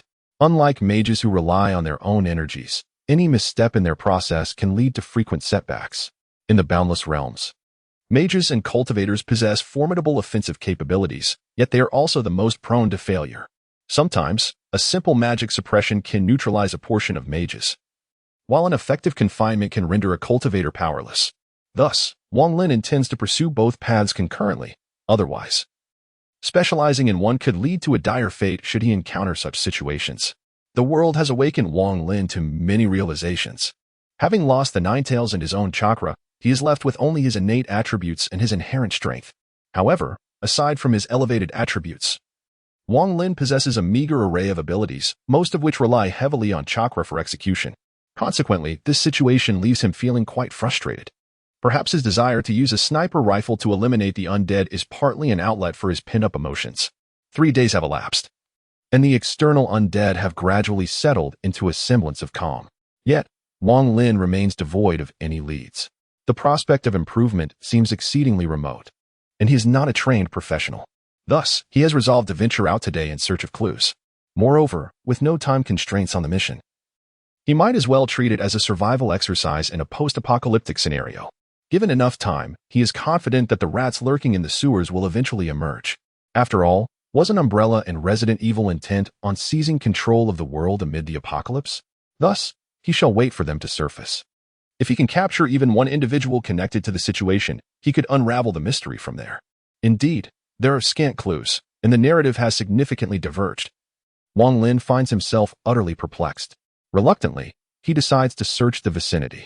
In another part of the narrative, Jiao Sheng de Xiang is a medical personnel stationed at a military base in Area C. However, 3 days prior, he bore witness to a catastrophic event. Initially, all seemed well until, at midday, a group of marauders appeared at the entrance. Ignoring warnings, they charged toward the sentinels, resulting in some sustaining bites. Ultimately, the sentinels opened fire, yet these marauders, despite being shot multiple times, managed to remain on their feet. Those soldiers who had been bitten began to exhibit madness within mere moments, subsequently attacking those around them. In less than 10 minutes, a vast military base fell into chaos. As a medical staff member, Jiao Sheng de Xiang locked the infirmary as the disaster unfolded. With only glucose and some saline solution, he managed to endure for a day. However, due to the limited supplies within the infirmary, he stealthily ventured out the following day in search of food. Unfortunately, weakened as he was, he encountered a mutated corpse upon exiting. The moment it lunged at him, the pain and fear of death drove him into a frenzy. After dispatching the creature with his surgical knife, he staggered back to the infirmary. Overwhelmed by terror, he indiscriminately ingested any medication he could find, anti-inflammatories, penicillin, regardless of whether it was suitable for consumption. Ultimately, he underwent transformation, possibly due to the effects of the drugs, leading him to begin devouring everything in sight, thus claiming dominion over the military base. Shortly after this unusual mutation took hold, a small team arrived on the scene. These individuals are exceptionally well-equipped, yet they are unified by a distinctive emblem upon their backs. Should Wang Lin catch sight of it, he would instantly recognize it as the insignia of the Umbrella Corporation. The leading soldier signaled, prompting the team behind him to assume a tactical formation. Subsequently, the military base erupted into a fierce conflict. The sounds of gunfire and explosions incessantly emanated from within the compound, accompanied by the echoes of anguished roars. Even from the comfort of his home, Wang Lin could faintly discern these unsettling noises. What could possibly be happening? Wang Lin's remarkable perceptive abilities detected the tumult of battle. This left Wang Lin somewhat perplexed. He swiftly retrieved a map and compared it with the direction from which the sounds originated. To his surprise, he discovered that it was a military base situated relatively close to his location, which aroused a sense of suspicion within him. It has been 3 days, and logically, this should not be the case. Could it be that there are still people inside the military base? Or perhaps some unforeseen circumstances have arisen? Nevertheless, I must venture out to seek my fortune and uncover any potential clues. Thus, I shall proceed to investigate. I turned to summon the young one who was engrossed in her training. We quickly gathered our essentials and set off towards the military base. Chapter 49. The Tyrant. Throughout our journey, we hastened towards our destination with great urgency. Naturally, I kept a watchful eye on the young one, for despite her rigorous training, she could not possibly match my prowess in just 3 days. Along the way, I encountered various forms of the undead. Some were swift as the wind, while others possessed immense strength. All had undergone some form of mutation, and those who had not were likely already consumed by other corpses. However, despite their transformations, these beings remained devoid of intelligence, which caused them to gather along our path due to their erratic behaviors. Hence, I felt no concern about being besieged by the undead. The young one appeared exhilarated as she dispatched the corpses, having relinquished her restraint after breaking through that barrier of inhibition.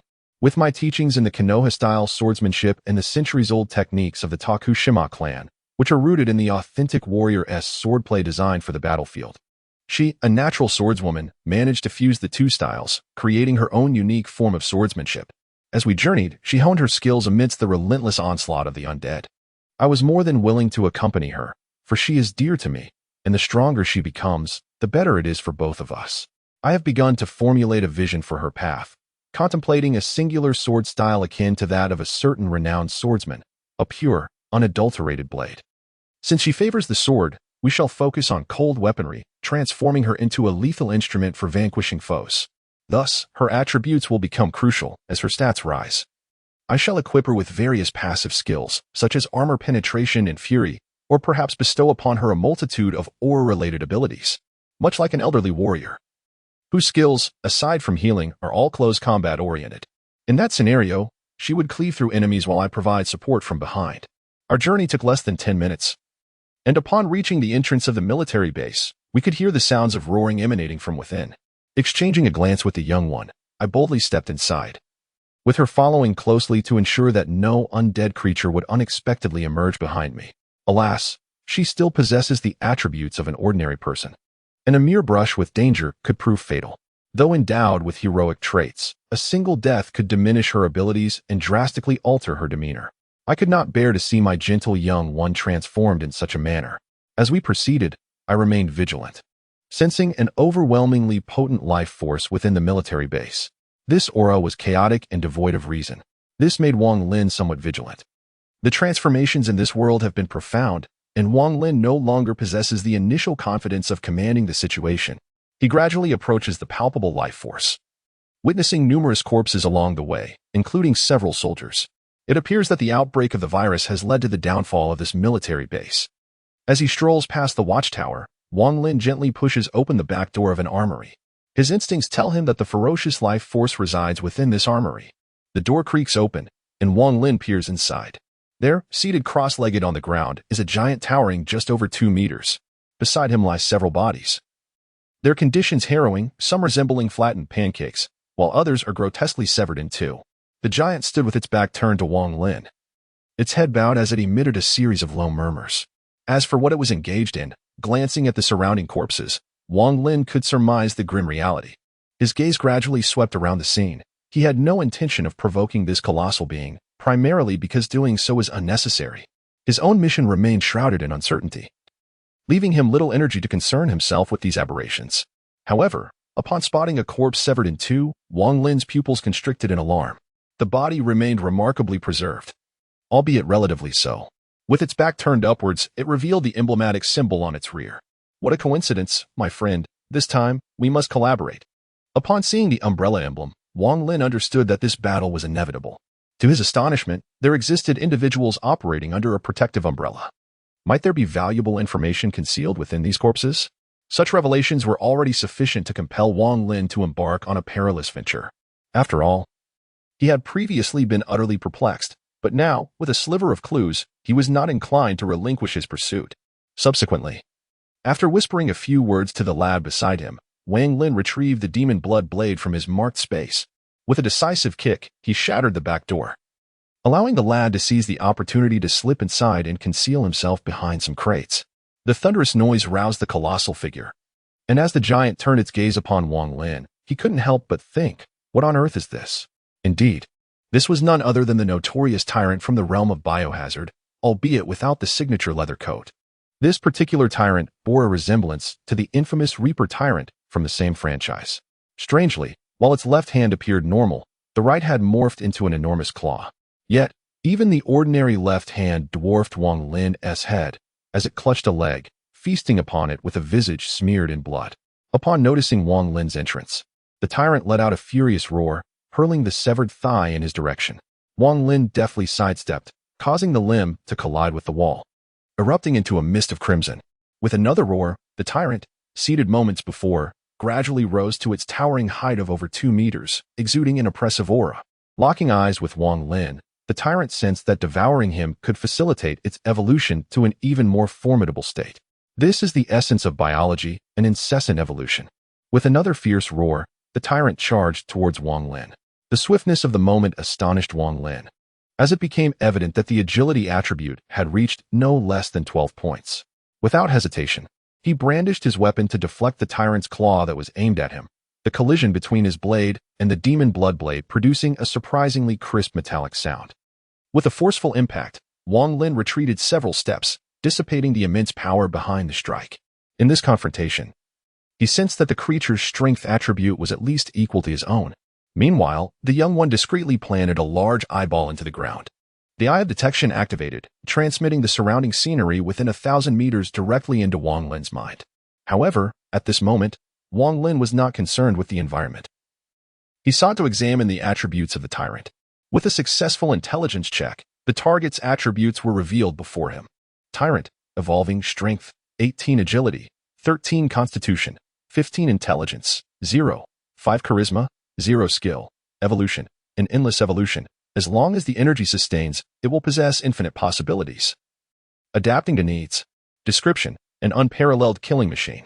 This attribute is simply outrageous. Is this truly a world of difficult challenges? With such attributes, even Wang Lin can confidently assert that even a reincarnator who has traversed through 2 task worlds would find themselves at a disadvantage. The attributes have nearly reached the pinnacle of the first tier. There exists a skill that baffles Wang Lin somewhat, but fortunately, his attribute points surpass this entity's, preventing any potential mishaps. Now that the attributes of this creature have been revealed, its intelligence stands at a mere 0.5, which does not surprise Wang Lin in the least. After all, it would indeed be perplexing if this being possessed any wisdom. With his blade poised, Wang Lin gazes at the enraged tyrant, who has fallen into a state of frenzy after a failed strike, a smile creeping onto his face. Let us see who the true prey is. Chapter 50.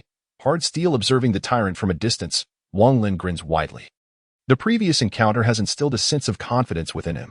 Although this creature possesses a considerable number of attribute points, it is not invincible. Fueled by rage, the tyrant's underdeveloped mind becomes consumed with fury as it swings its massive claws toward Wang Lin in a fierce charge. As it draws near, the claws are raised high, then descend with tremendous force aimed at Wang Lin. Wang Lin, however, does not relent. With superior attributes, he refuses to be intimidated. He raises the demon blood blade and, channeling his strength, meets the tyrant's claws head-on. Crack! Upon impact, the blade and claws produce a series of sharp sounds, locking together in a fierce contest of strength. The tyrant, devoid of strategy, relies solely on brute force, while Wang Lin, feeling the weight of his own elevated attributes and the frustrations of his journey in this world, decides against playing coy. With determination, he resolves to crush his opponent directly. Should he fail, he would write his name backward in disgrace. Thus, in this brief stalemate, the scales begin to tilt in Wang Lin's favor. Sensing the shift in power, the tyrant lets out a furious roar. Yet this is no mediocre anime where characters inexplicably gain strength. Utilizing the leverage of his lodged blade, Wang Lin hoists the tyrant off the ground. Then, with a unified motion of his waist and legs, he hurls the tyrant forcefully to the ground. Roar. The tyrant swiftly rises after landing, bellowing at Wang Lin. As the roar reverberates, the tyrant's form begins to morph. Its right claws converge, transforming into a flail-like weapon adorned with numerous spikes, leaving no doubt as to its destructive potential. Meanwhile, the tyrant's body contorts grotesquely, as if most of its energy has been channeled into its right hand, leaving the rest of its form emaciated and withered. The rapidity of these changes was palpable, and Wang Lin naturally took note. Yet he refrained from intervening. After all, who could predict whether such bioengineered monstrosities would reappear in the future? Acquiring additional intelligence would prove advantageous. As the tyrant's demeanor shifted, its once resounding roars transformed into a deep, ominous growl, sending shivers down Wang Lin's spine. He sensed a burgeoning threat emanating from the tyrant, leaving him bewildered. Hastily, he conducted another reconnaissance, only to be astonished by the transformation of the tyrant's attributes. Tyrant, Berserk Hammer Form, Strength, 30 Agility, 3 Constitution, 13 Intelligence, 0. 5 Charisma, 0 Skill, Evolution, an endless evolution. As long as energy is sufficient, it shall possess infinite potential, adapting to demands.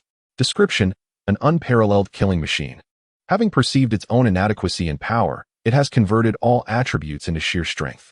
Wang Lin's astonishment was palpable. The strength had skyrocketed to 30, surpassing even his own. However, the other attributes had diminished significantly, with agility plummeting to a mere 3. It seemed that the tyrant's evolutionary skill was specifically tailored to confront its current environment or adversary, strategically evolving in response. In their contest of strength, the tyrant had clearly tilted the scales in its favor, reallocating all attributes into raw power. Wang Lin pondered whether this evolution was reversible. If it were, there would be hope, but if not, it would spell disaster, for Wang Lin was not a man whose strength alone defined him. As the heavy footfalls approached, the tyrant lumbered awkwardly towards Wang Lin, causing a wave of concern to wash over him. Will this fellow trip himself up? However, what followed was a meteor hammer, filled with the sound of rushing wind, hurtling toward Wang Lin. The palpable force contained within it made Wang Lin's expression change. He realized instantly that he could not endure this blow. Taking it head-on could result in injury. The force of this blow was immense. Yet Wang Lin's body slightly bent before he leapt backward. Boom! The hammer struck fiercely at the spot where Wang Lin had previously stood, generating a tremendous wave of air. Seizing this gust, Wang Lin executed a graceful backflip in midair, landing elegantly on the ground. This strike did not inflict even the slightest harm upon Wang Lin. It is only when confronted with adversaries of inferior attributes that Wang Lin opts for a direct confrontation. After all, The probability of failure for attribute-based reincarnators against foes with lesser attributes is exceedingly low. In contrast, those who rely on skill and technique, such as the renowned mage and the cunning rogue, epitomize a different path of reincarnation. At times, this can lead to a reversal by foes whose attributes are inferior. Although the critical strike power has reached an impressive 30 points, Wang Lin is not foolish enough to engage it head-on. As the tyrant's meteor hammer crashed onto the ground, Wang Lin exerted force once more with his feet, charging towards the tyrant. A high-strength attribute signifies elevated attack power. However, without corresponding agility to support it, one becomes exceedingly rigid. This is exemplified by the tyrant at present, who, lacking agility, finds himself in a rather awkward predicament. The meteor hammer, being excessively heavy, cannot be retracted swiftly, leaving his entire body in a state of rigidity. In this state of vulnerability, Wang Lin felt compelled to strike several blows. Leaping onto the colossal meteor hammer, he seized the moment to stamp down forcefully, driving the already embedded weapon deeper into the floor. Harnessing this momentum, Wang Lin charged directly towards the tyrant's neck. Transitioning from a single-handed grip to a two-handed hold on his blade, he aimed a decisive strike at the tyrant's throat. However, just as Wang Lin prepared to conclude this battle with one swift stroke, an unsettling sensation prickled at the nape of his neck, a harbinger of danger. The threat originated from his left. Without hesitation, he swiftly positioned his sword to guard against the impending attack. A resounding thud reverberated as the blade met the force, propelling Wang Lin's body backward to crash heavily onto the ground. Fortunately, in that fleeting moment, he had managed to shield himself with his sword, sustaining only minor discomfort from the impact. As he steadied himself, using the blade for support, Wang Lin finally discerned the nature of his assailant, a spring-like appendage, which astonishingly belonged to the tyrant's left hand. This took Wang Lin by surprise, as his attention had been entirely focused on the tyrant's right hand. Leaving the left hand unnoticed, Wang Lin had thought it had deteriorated, only to discover it had transformed into a concealed weapon. Furthermore, the most immediate impression this strike left on Wang Lin was one of overwhelming explosiveness. Remarkably, a shallow dent had formed on the blade of the demonic blood blade. This is indeed a Class C weapon, yet it has left a mark from such an impact. This filled Wang Lin's heart with a surge of vigilance. Had he not sensed it in time, or if he had hesitated and failed to block with the demon blood blade, he would have taken the blow directly to his body, and the tide of battle would likely have shifted from advantage to disadvantage. Unexpectedly, this critical hit of 0.5 in intelligence possessed such perceptive acuity. Meanwhile, the tyrant's left hand, which had stealthily attacked Wang Lin, gradually retracted, becoming diminutive in size. Those unaware would never suspect that this was the most lethal weapon at play. With this moment of hesitation, the tyrant had already reacted, and the meteor hammer was once again poised to strike fiercely at Wang Lin. Gazing at the descending meteor hammer, Wang Lin's mood plummeted. Chapter 51. Clue Damn It. A wave of terror engulfed Wang Lin, swiftly followed by a sense of dread. He had initially thought the battle could be concluded, only to realize he had nearly fallen victim to an ambush. If he had been inattentive just a moment longer, he would have faced a disastrous turn of events. The fear of such a calamity ignited a fierce anger within him, especially considering this was his first genuine battle. Previously, he had only engaged in practice duels with Kakashi within the confines of the Infinite Spaces Combat Enhancement Hall. With no time to ponder, the ominous sound of the meteor hammer slicing through the air compelled Wang Lin to retreat abruptly. However, this time, the tyrant unexpectedly altered his attack method, his entire body unnaturally following the trajectory of the meteor hammer as if it were a part of him. It resembled the actions of a thunder god, the hammer carrying his form, utterly defying the laws of physics. Goodness, this is truly excessive. Observing the hammer that was not descending but rather soaring towards him, Wang Lin couldn't help but curse. This is the realm of biochemistry, not a fantasy world.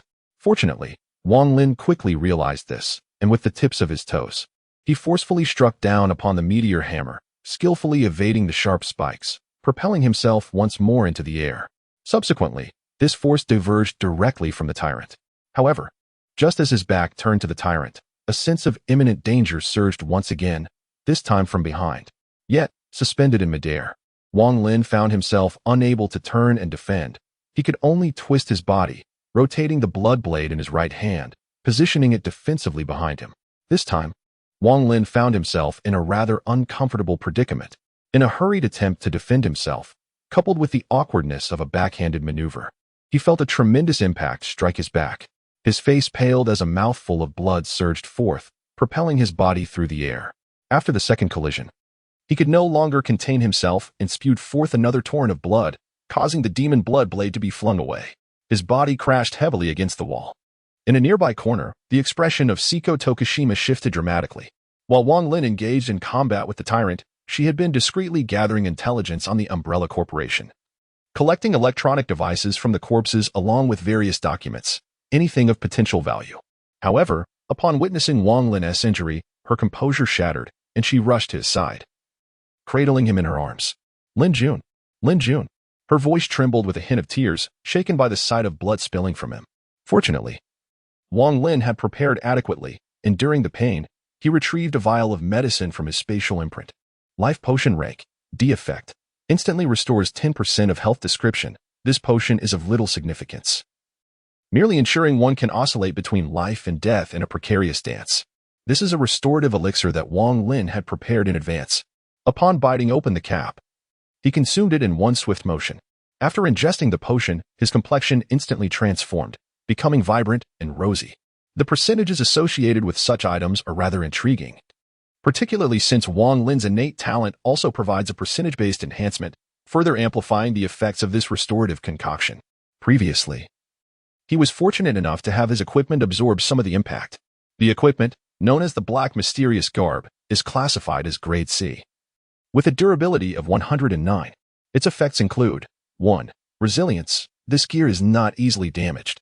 2. Veil. It diminishes the attention directed towards the wearer. 3. Mitigation. It reduces incoming damage by 5, albeit at the cost of decreased durability. Requirements for wearing this equipment include agility and intelligence levels above 10. The description reads, when the flowers bloom in the shadows, they are the blossoms of darkness. Previously, it lacked durability, but now it has shown a slight decrease, indicating that the garment indeed shielded Wang Lin from harm. This suggests that the tyrant's left hand is the most formidable aspect of his being. Wang Lin now harbors doubts regarding whether the entirety of his 30 points in strength attributes has been allocated to that left hand. He narrowly avoided disaster. Despite possessing a robust constitution of 30 points, he was still injured, which seems rather unjustifiable. However, he could not fathom a reasonable explanation and would have to ponder it later. Having successfully executed a surprise attack, the tyrant emitted a mocking laughter, akin to derision. This left Wang Lin feeling quite displeased. How could he be mocked by such a lowly individual? He then leaned towards the young one and whispered a few words, to which the youth nodded in understanding and scurried off to continue gathering information. Meanwhile, Wang Lin slowly rose to his feet and picked up the fallen demon blood blade beside him. This time, Wang Lin would no longer underestimate this individual. Furthermore, this experience imparted a crucial lesson to Wang Lin: never underestimate one's opponent. This is merely a creature within one world. If seasoned reincarnators were present, one could only imagine the peculiar skills or extraordinary items they might possess. A moment of carelessness, regardless of one's high attributes, could lead to an unexpected downfall. This caused Wang Lin's disdain to recede, and he vowed never to let it surface again. Wang Lin did not wish for death, especially not in such a catastrophic manner. His eyes narrowed slightly, signaling his seriousness. The tyrant gazed at Wang Lin, who once again stood resolute with his weapon drawn, a grotesque sound emanating from its misshapen head as if mocking him. Wang Lin was thoroughly exasperated. Really? Are you certain you possess only an intelligence of 0.5? Yet, Wang Lin refused to indulge it any further. Damn it, what is so funny? Suddenly, a thunderous bang startled the young informant nearby, causing him to jump in surprise. The grotesque head that had continued to emit mocking sounds erupted violently. In Wang Lin's hand appeared a gleaming silver revolver, from which wisps of smoke still curled. Damn it.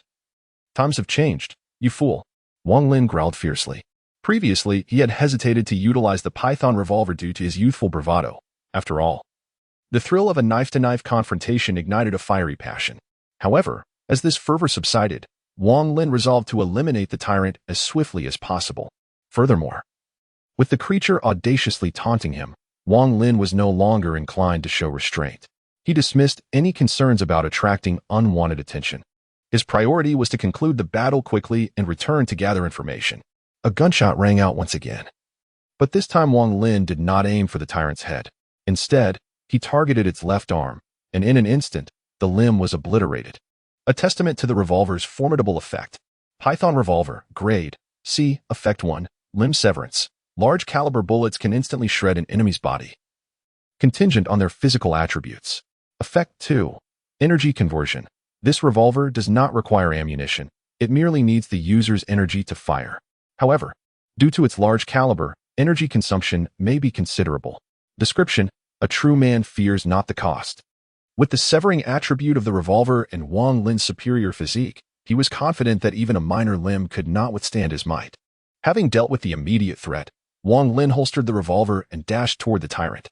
In agony, the tyrant flailed its right hand, wielding a spiked mace haphazardly. As long as one is alive, pain will inevitably affect one's movements. Wang Lin effortlessly dodged the tyrant's erratic swings and leaped forward. With both hands gripping his blade, he aimed directly for the tyrant's neck. Take that. In an instant, Wang Lin's blade severed the tyrant's grotesque head from its body, which then stiffened momentarily before crashing heavily to the ground, motionless. Wang Lin flicked his wrist, shaking off the blood from his blade. Damn it. Just because I don't roar like a tiger, do you think I'm a sickly cat? With a disdainful spit at the fallen tyrant, Wang Lin expressed his contempt.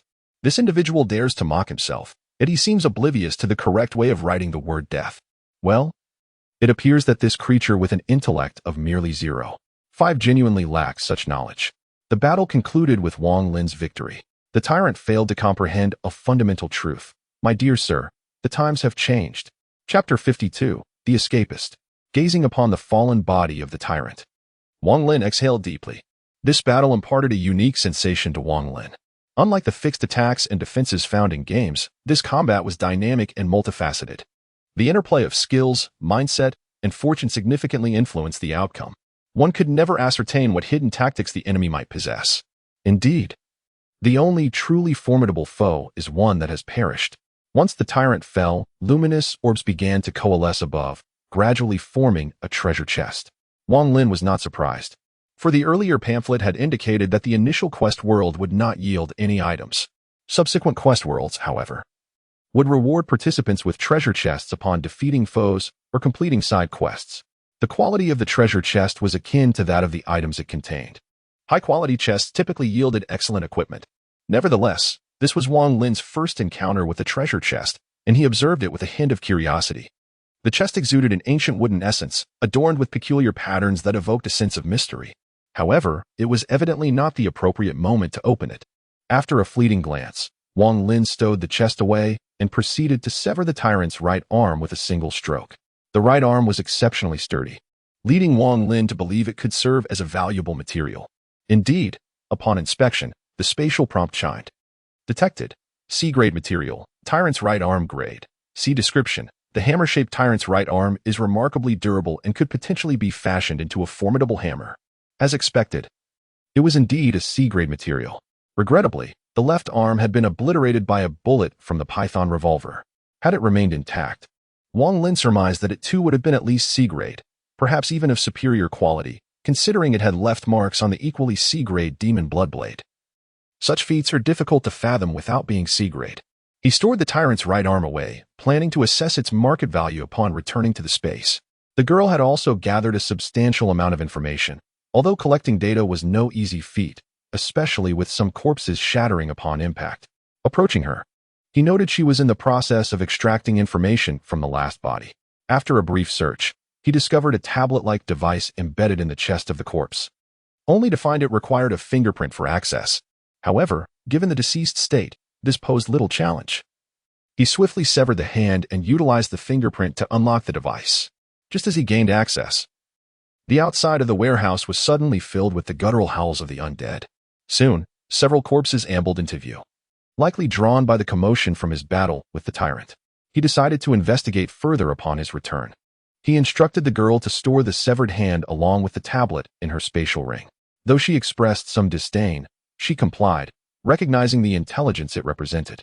With a swift motion, he dispatched the approaching corpses and, alongside the girl, made their escape towards the military base. Along the way, numerous undead had already infiltrated the base. Yet they were easily dealt with, presenting little threat. Wang Lin even encountered some mutated beings, such as lickers and apes. However, these peculiar infected creatures paid no heed to the duo, seemingly drawn instead to the direction of the tyrant's corpse. Wang Lin speculated that the tyrant's remains could aid their evolution, hence their disregard for him and the girl. He was relieved by this, as he had little desire to engage in further conflict at that moment. As they carved a bloody path through the throng, they ultimately managed to escape before the military base was completely overrun by the undead. After a frenzied dash, they finally returned home. Upon entering, Wang Lin eagerly made his way to the bathroom, with the girl closely trailing behind. The subsequent events were understood without words. After a refreshing shower, they reconvened in the living room, where the girl retrieved the collected information and the tablet from her spatial ring, along with the dismembered hand, which she regarded with evident distaste. Wang Lin meticulously examined each item. The information was incomplete, marred by bloodstains that obscured clarity. The details mentioned a C-team, Subject 9, and a mission. These items offer no useful information, rendering any guesses futile. Upon unlocking the tablet, Wang Lin discovered merely 2 emails. Opening the first, he found an anonymous voice message. Hank, the research on Subject 0 has made significant progress. As long as you arrive with sincerity, your daughter may awaken once more. I have discreetly extracted the findings of Subject 0. I have sent you the location. Come prepared with ample sincerity. Below the voice message lay an address. Wang Lin retrieved the map he had previously prepared and noted that the location was on the outskirts of Zone C. The second email was received that very morning. Upon opening it, he was surprised to find a task description. The sender remained anonymous, yet the task indicated that experimental samples had appeared within Military Base 3. Hank's team was instructed to collect these samples and return them to the outpost. Though succinct, Wang Lin inferred a few things. The experimental sample likely referred to the tyrant, and the owner of the tablet was presumably this Hank. What was thought to be merely an infected individual of experimental value resulted in the annihilation of the entire team. Unfortunately, the location of the outpost was absent. Otherwise, this information could lead to the Umbrella Corporation's base. Moreover, Wang Lin was particularly intrigued by the mention of Subject 0 in the voice message. Evidently, there were undisclosed developments at play, though such details felt inconsequential now.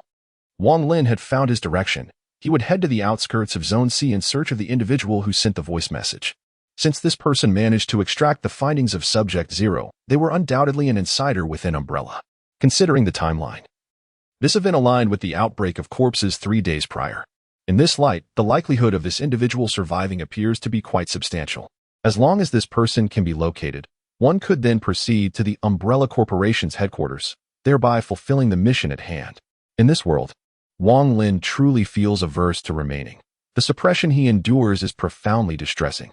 He hastens to gather the treasures of this realm, intent on completing his mission and returning to the infinite space. Consequently, Wang Lin resolves to set out for the address mentioned in the email the following day. Moreover, he does not intend to bring the child along, primarily due to the child's frail physical attributes. The world has undergone inexplicable changes, and should a few more aberrant tyrants emerge, even Wang Lin might find it challenging to safeguard her child, primarily due to her own frailty, which leaves her vulnerable to severe injury from mere brushes or collisions. Consequently, after articulating these concerns to her child, Wang Lin received a rational agreement in return. Yet, through her child's gaze, she could sense an undercurrent of reluctance. Previously, her child had been plagued by an innate tendency towards violence, instilling a sense of fear. Now, however, the inability to engage in combat due to insufficient strength was a bitter pill for her proud spirit to swallow. Nevertheless, as a quintessential supportive partner, she would not allow emotional turmoil to complicate Wang Lin's burdens. This is also the aspect that Wang Lin values most. Foolish women are simply intolerable. Knowing full well the risks, they still insist on pursuing danger, ultimately leading themselves into perilous situations. Wang Lin aims to eradicate this behavior at its root. And as long as he acquires the raw T-virus, he can enhance the girl. At that point, the issue of strength will also be resolved. Chapter 53. The Ways of the World. After resting at home for a night, Wang Lin rose early in the morning. However, Siko Bisujima had awakened even earlier and was busy preparing breakfast. Wang Lin was not accustomed to Japanese cuisine, so Siko, relying on her cookbook, had self-taught many Chinese dishes. The meal she prepared was simply exquisite. Wang Lin, a person who appreciates rituals, thought it delightful to enjoy a sumptuous meal before his departure. After satisfying his hunger, he retrieved some restorative items from his spatial storage, along with a vial of biochemical serum. After all, there were only 2 vials in total. If something mutated were to stealthily intrude and harm her, it would be quite awkward. Before leaving, Wang Lin looked at the girl who was seeing him off and reiterated his warnings. Make sure the restorative items and supplies are properly packed. The space in the ring is sufficient. Also, once I depart, do not open the door for anyone. The most fearsome thing in this apocalypse is not the corpses, but people. The girl gazed at Wang Lin with a gentle expression and nodded. Afterward, he departed, armed with a sniper rifle, heading towards the address specified in the email. She stood there, staring blankly as his figure vanished from view. Subsequently, she drew a katana and began her training for the day. She aimed to become strong enough to stand behind Wang Lin and protect him. As Wang Lin traversed the landscape, he did not hold back, leaping between houses with agility. For his abilities were derived from those of a ninja. Running atop rooftops was a trivial task for him, especially in this era where most buildings in Japan were low.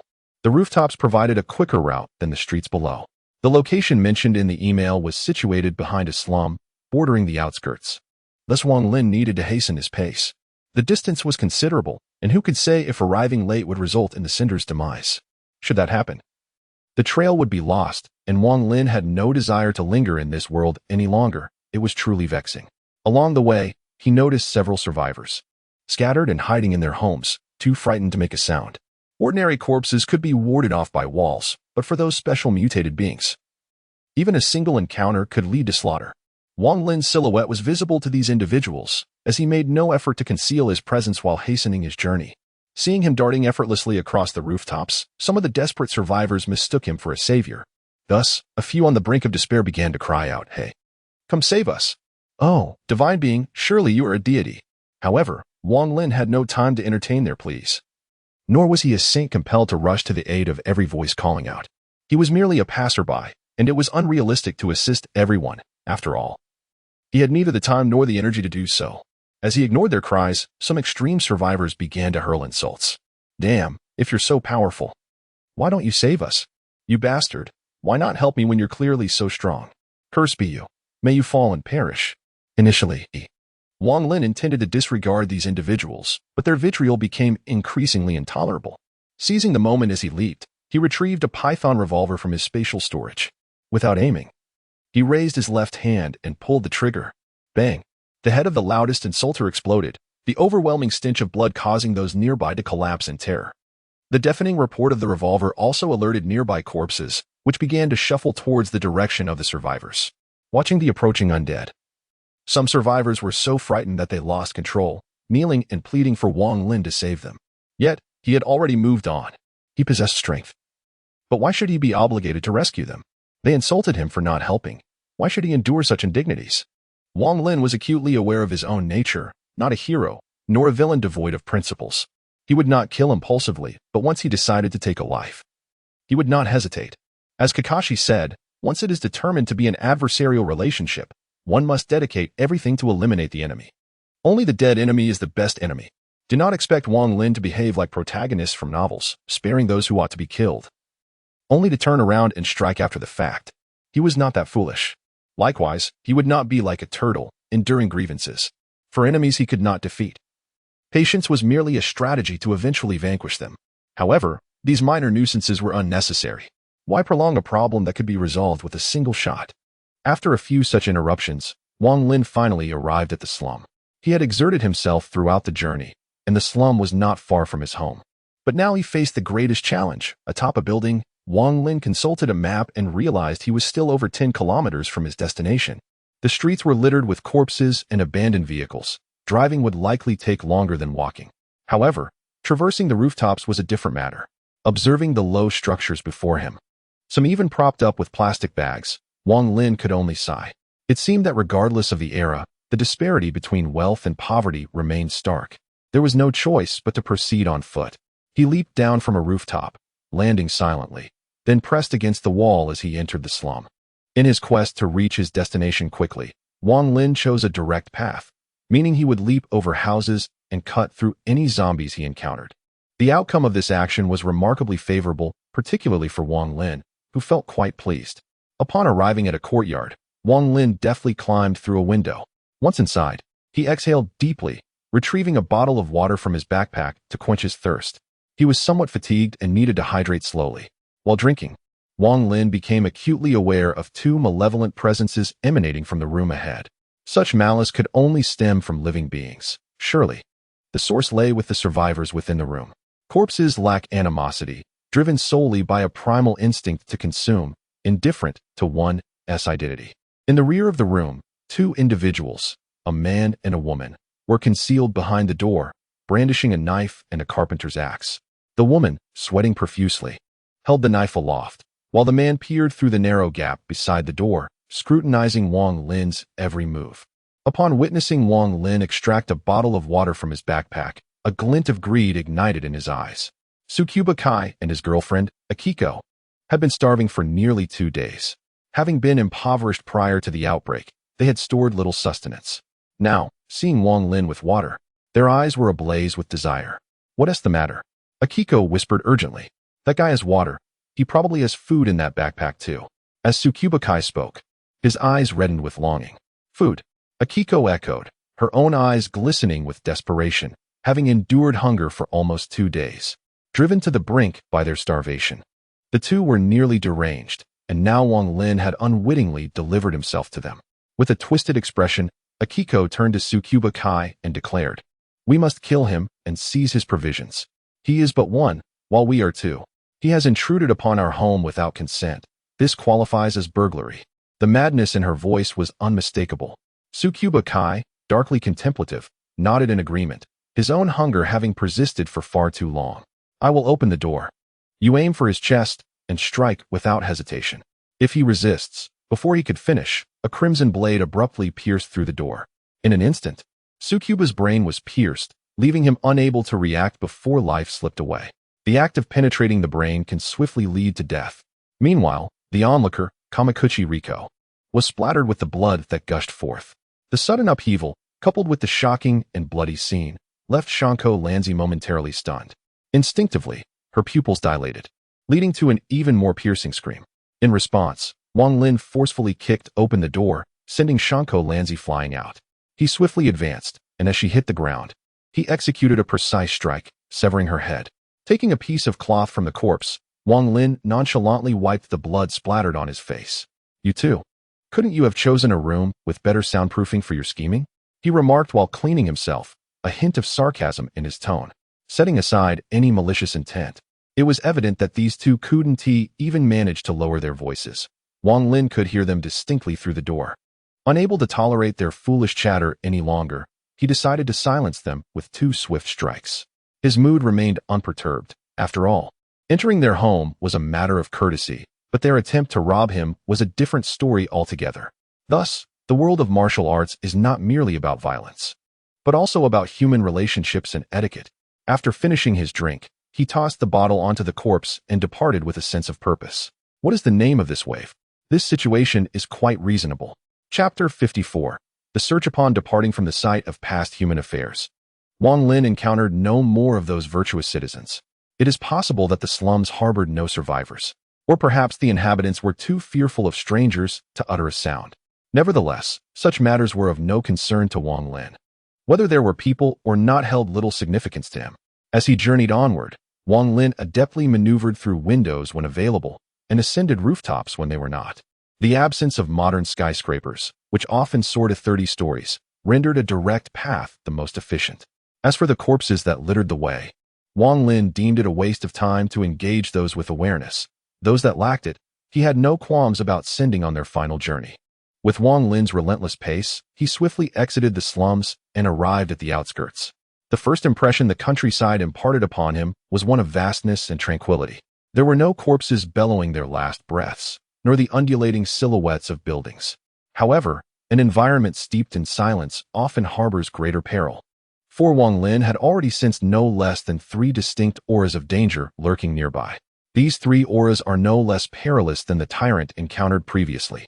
This filled Wang Lin with a sense of vigilance. He had not anticipated the presence of such dangers in the outskirts.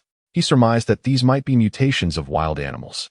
Nevertheless, whether they were beasts or humans, Wang Lin's primary objective was to locate the individual who had sent the message and obtain intelligence regarding the Umbrella Organization. He had little interest in exterminating these creatures.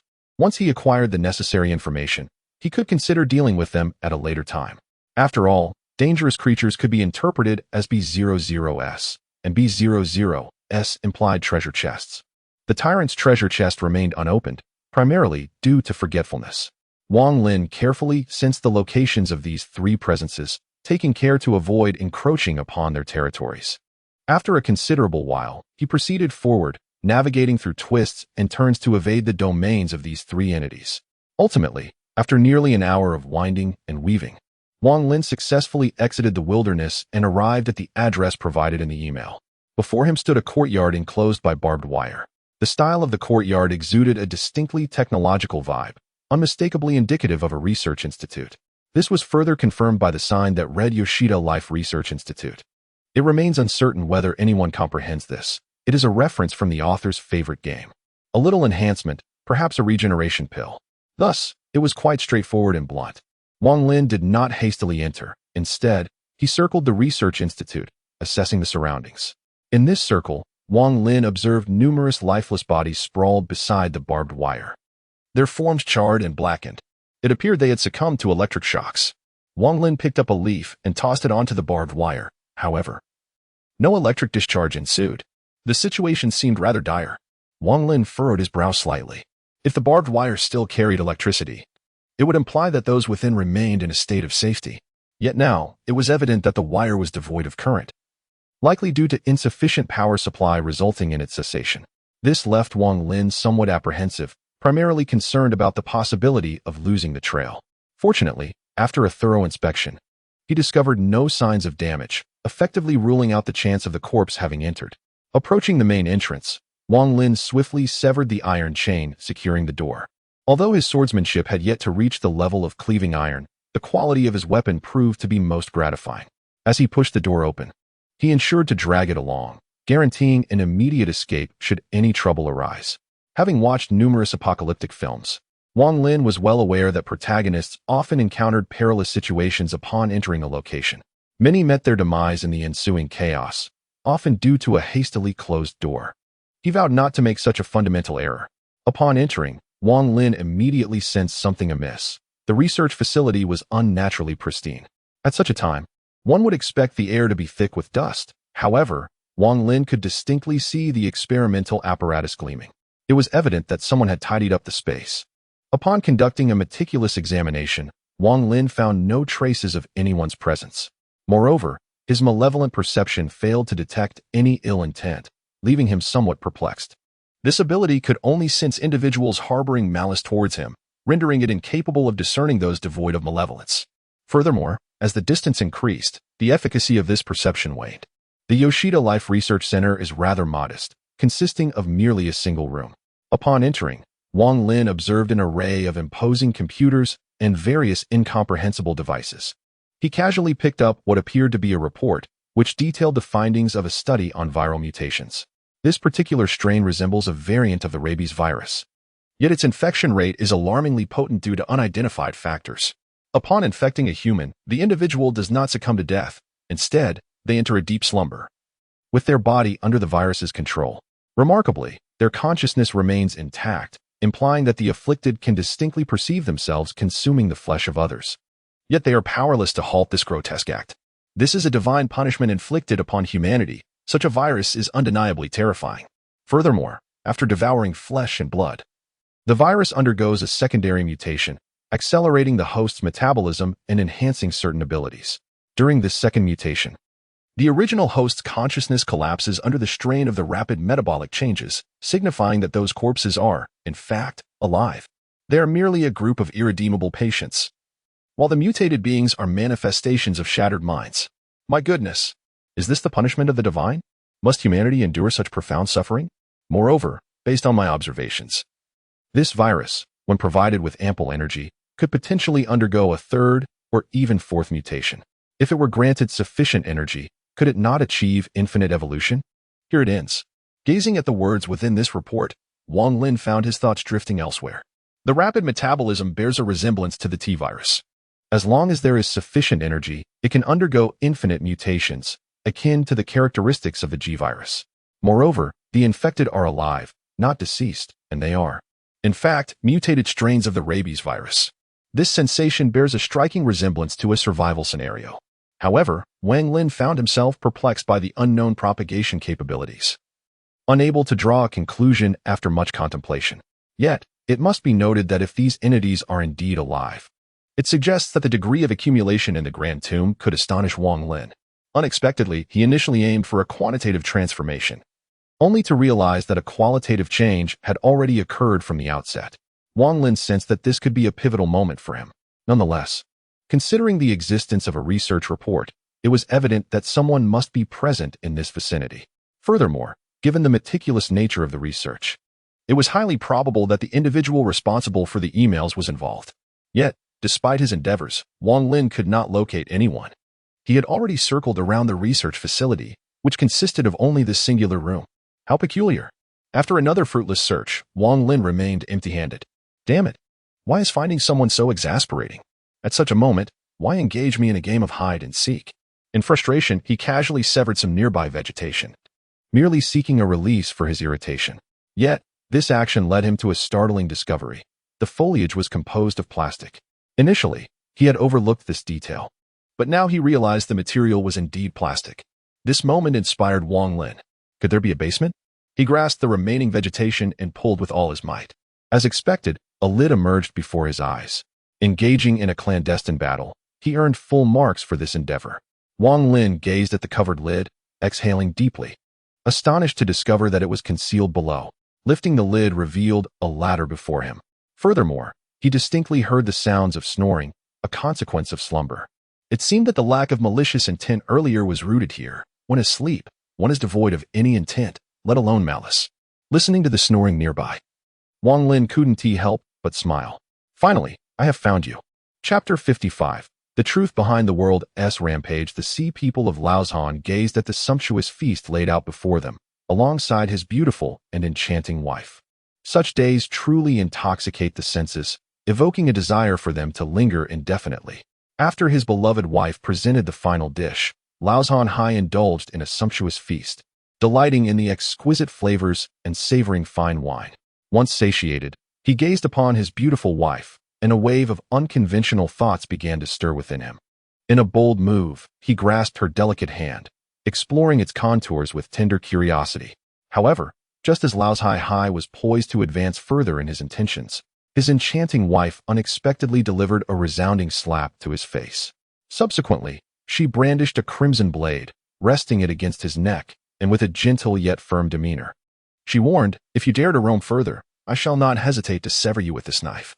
This unexpected turn of events left the people of Laya Shanhai somewhat bewildered, as the beautiful visage of his wife gradually transformed into that of a male countenance. This revelation jolted the man from Laozhan Sea into a state of clarity. After descending the staircase, Wang Lin discovered that he had entered a disheveled basement, cluttered with an assortment of books and a bed, upon which lay a man. The man lay there, mouth agape, snoring loudly. Wang Lin approached with the intention of awakening him, surmising that this was indeed the individual he sought. However, just as he was about to rouse the man, the slumbering figure seized Wang Lin's hand, mumbling something incoherent about a wife. Wang Lin's expression darkened with annoyance, and as the man's behavior grew increasingly inappropriate, he could no longer contain his irritation. With a swift motion, he struck the man across the face, drawing forth a wicked blade and positioning it against the man's throat. It was evident that the man, momentarily dazed from the blow, was beginning to grasp the gravity of the situation. Yet, Wang Lin was thoroughly repulsed. The indignity of being touched by another man was overwhelming, and he felt a wave of nausea wash over him. The man, realizing the sharp edge of the blade at his neck, finally comprehended the peril he was in. "If you desire food, take whatever you wish, just spare my life," he stammered, trembling with fear. He was merely a researcher, ill-equipped for combat. Holding the knife in one hand, Wang Lin retrieved his tablet from his pocket with the other, opting for no further dialogue as he replayed the audio from his previous email. Upon hearing the familiar voice, the man's pupils dilated in shock. The voice was unmistakable. It was his own. How could this man possess his voice? Moreover, the content of the recording was clearly something he had sent to Hank. How could this be? Observing the astonished expression on the man's face, Wang Lin understood that he had comprehended the situation. He then spoke. "I have no interest in your food or who you are. Tell me where the umbrella base is and what the Zero Project entails. Provide me with what I seek, and you shall live. Do you understand?" The weight of the final word lingered heavily in his tone. Wang Lin rarely engaged in such lengthy discussions with these individuals. and it was fortunate for him that he was in a good mood. Had this man not possessed the information Wang Lin needed, his earlier actions might have cost him his life. Upon hearing Wang Lin's words, the man, known as Lao Shan Hai Ren, swallowed hard and nodded vigorously. Seeing his compliance, Wang Lin sheathed his knife and regarded him coolly. Lao Shan Hai Ren was acutely aware that any delay could lead to a fatal encounter with the blade. Consequently, he began to divulge information as if it were pouring from a sieve. My name is Lao Shan Hai Ren, an A-class researcher at the Umbrella Tokyo base. The location of the sub-base lies beneath a prison in Zone C, specifically here. He indicated a location, and Wang Lin promptly retrieved his map to mark it. By examining the map, Wang Lin discerned that the prison was situated to the west of Zone C, near the Haikawa River. The Haikawa River was a substantial waterway, over 40 meters wide, flowing robustly southward from the western district through several counties into Tokyo Bay. The city of Chuangju was a coastal municipality, with the estuary of the Meguro River located here. Continuing westward for 5 kilometers led to a cross-sea bridge, which was the intended destination for the protagonists in the original work. They sought to escape to a large ship on the sea from this bridge. However, Wang Lin was not preoccupied with that. He was more concerned about the extensive travel ahead of him. This place was effectively situated on opposite sides. He was currently at the far east. Merely running would take an eternity, which was exasperating. Nevertheless, he had acquired the location. And now it was time to reap the rewards. With a benevolent expression, Wang Lin looked at Lao Shan Hai Ren and said, "Your voice message mentioned the Zero Project. Would you mind revealing it to me?" Lao Shan Hai Ren, filled with trepidation, quickly replied, "Of course. There's a saying in the East, isn't it a pleasure to have friends come from afar?" Heh. Setting aside the knife, he had once again rested against Lao Shan Hai Ren's neck. The ambience was surprisingly cordial. Wang Lin then led Lao Shan Hai Ren back to the research facility below. As they walked, Lao Shan Hai Ren elaborated, "I will address your inquiries one by one. Firstly, the recent incident involving the corpses was actually the result of an experimental mishap. The prototype of the virus originated from a mutant bacterium discovered in Sumatra by our sampling team from a monkey. This bacterium held immense research value, prompting us to combine our previous findings with the T-virus. As for the T-virus, I am aware that there is also a G-virus. No need for explanations." Lao Shan Hai Ren intended to elaborate on the T-virus, but Wang Lin abruptly interrupted him. Upon hearing Wang Lin utter the forbidden codename, Lao Shan Hai Ren regarded him with astonishment. Evidently, this man possessed more knowledge than he had anticipated. In response, Lao Shan Hai Ren resumed his explanation. "Since you are aware, it makes the discussion easier. In essence, we aim to merge this mutant bacterium with the T-virus and then with the G-virus. Our initial goal was to create an efficient biochemical weapon, but to ensure safety, we eliminated the virus's infectious properties. In reality, we succeeded in creating an extraordinarily powerful biological weapon known as Veronica. According to our plans, the company hoped to amass unimaginable wealth through this weapon. Indeed, it proved effective on the battlefield, rendering it nearly unstoppable. The mutant bacterium endowed Veronica with formidable strength, while the T-virus facilitated rapid regeneration, and the G-virus provided infinite potential for evolution. Theoretically, if timely repairs were conducted, a single instance of Veronica could be utilized indefinitely." At this point, a fervent expression appeared on Lao Shan Hai Ren's face, revealing him to be a true scientific enthusiast. He then proceeded to recount the origins of the Zero Project. Theoretically, Veronica could be used endlessly and would grow stronger with each use. However, the issue arose after Veronica underwent several evolutions, regardless of how we supplied energy. It would inexplicably perish. This led our research to a standstill, with many researchers even turning to theology for answers. The belief was that everything has a lifespan, and Veronica had depleted considerable life force during its evolution. This would explain the peculiar deaths despite abundant energy supply.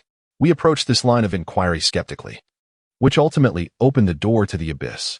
Remarkably, fear crossed Lao Shan Hai Ren's face as he recounted the incident involving one of our researchers who perished in a plane crash. The search and rescue team found only a single corpse, but within it, we discovered a worm, one that thrived on decaying tissue. Initially, it garnered little attention, but in less than 2 minutes, it underwent a mutation. Rather than mutation, it was more accurate to describe it as evolution. Within just 2 days, it had evolved over 20 times. This revelation provided us with a new direction. If we could introduce this factor, which prompted multiple evolutions, into Veronica, it might solve our problems. However, we failed to anticipate that the worm harbored an unknown virus, which, in a mere 2 days, transitioned from harmless to harmful. We extracted it and combined it with our previously studied viruses, only to discover that this novel virus was highly infectious. Several researchers succumbed to infection, with symptoms manifesting in under a minute. This led to a leakage incident, and thus, the current situation unfolded. The research outcome I had secretly intended to trade with Hank was motivated by his daughter's condition. She had fallen into a vegetative state. I conjecture that this worm, with its relentless capacity for evolution, might awaken her. Whether this would succeed remains uncertain. Subsequently, the sea dweller from Laozon retrieved a vial from his safe. Its contents a crimson liquid, remarkably clear. The moment Wang Lin held it, he recognized its nature. It was the refined essence of the abyssal worm, classified as Grade A, with the potential to bestow the traits of abyssal creatures. Description: this serves as a ticket to the abyss, yet caution is warranted, for it may well be a poison pie in disguise. The second phase of the Lone Wanderer's quest: investigate the world's descent. Quest status: completed. The third phase has now been issued: prevent the world's descent. Quest description: the chaos engulfing this world is attributed to the abyssal worm. Each abyssal creature possesses an abyssal coordinate. The objective is to halt them, preventing this realm from being dragged into the abyss. Quest enhancement: during combat with abyssal creatures, the infinite space will forcibly release a portion of the Lone Wanderer's power for a duration of 10 minutes. The prompt in Wang Lin's mind left him utterly bewildered. What on earth? Is this not a biochemical world? How on earth does it relate to the abyss? What are you doing? Chapter 56. Return. Wang Lin felt somewhat lost. What was his original purpose? He fell into contemplation. Was it merely to resolve the issue of his soul? Yet he still entered a world oriented towards biotechnology. Although there were elements present that should not have appeared, they were at least tangentially related to biotechnology. However, it seemed something was amiss. Abyss, what are you up to? This substance, whether found in novels, anime, or films, is invariably a formidable presence. How could one dare to confront the abyss in such a weakened state? Rubbing his face, Wang Lin compelled himself to regain composure. He cast another glance at the potion in his hand. Purified liquid of the abyss worm grade A effect. Possesses a chance to acquire the properties of abyssal creatures description. This serves as a ticket to the abyss. Yet one must exercise caution, for it may well be a pie-concealing poison. This substance is known as the purified essence of the abyssal worm. The abyssal worm, as mentioned earlier, refers to the extraction derived from a singular worm. Thus, it can be said that the worm in question is indeed the abyssal worm. Contemplating this, Wang Lin could not help but reflect upon his understanding of the abyss. The abyss is an infinite expanse, a realm inhabited by demons devoted to death and destruction. The abyssal worm resides at the very bottom of this abyss, being the most numerous and the most contemptible. However, it also serves as the primordial essence for countless abyssal beings. Essentially, the formidable abyssal demons have evolved from countless abyssal worms. One could assert that the abyssal worm represents the foundational unit of the abyss, a fundamental material for the creation of myriad advanced entities. It is also one of the most unpredictable entities. Who knows what it might evolve into? It could become a demon, or perhaps a tentacled creature, or even a sludge monster. In any case, its evolution is uncertain. It could potentially transform into a succubus or even a six-armed serpent demon. There are simply too many possibilities. Given the context of the spatial task, Wang Lin could reasonably conclude that this abyssal worm has undergone a significant level of evolution. Otherwise, it would lack the capacity to drag an entire world into the abyss. This has become quite a predicament. Goodness. I initially believed it was merely the viruses of my memory, yet it has now transformed into something fantastical. Who can endure this? This wretched worm has evolved into a devil. Can one truly contend with it? Gazing at the seemingly innocent face of Wang Lin, the Sea King of Lushan, one can hardly suppress the urge to cleave his canine head in two. These malevolent entities, what manner of research are they engaged in? Suppressing the urge to slay this individual, Wang Lin inquired, given this circumstance, what is required for entry into your base? For instance, a form of identification or perhaps a fingerprint. Additionally, he asked, do you possess a map of your base? If not, you ought to have it etched in memory. Please sketch one for me. As Wang Lin spoke, a sinister glint shone in his eyes as he regarded the man from Lea Shanhai. Should fingerprints be necessary, Wang Lin would not hesitate to sever a hand. Saintly one, step aside. Under the weight of Wang Lin's ominous gaze, the man from Lea Shanhai shuddered and quickly clarified, no.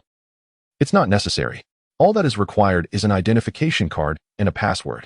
He continued, I have an identification card here, with my rank.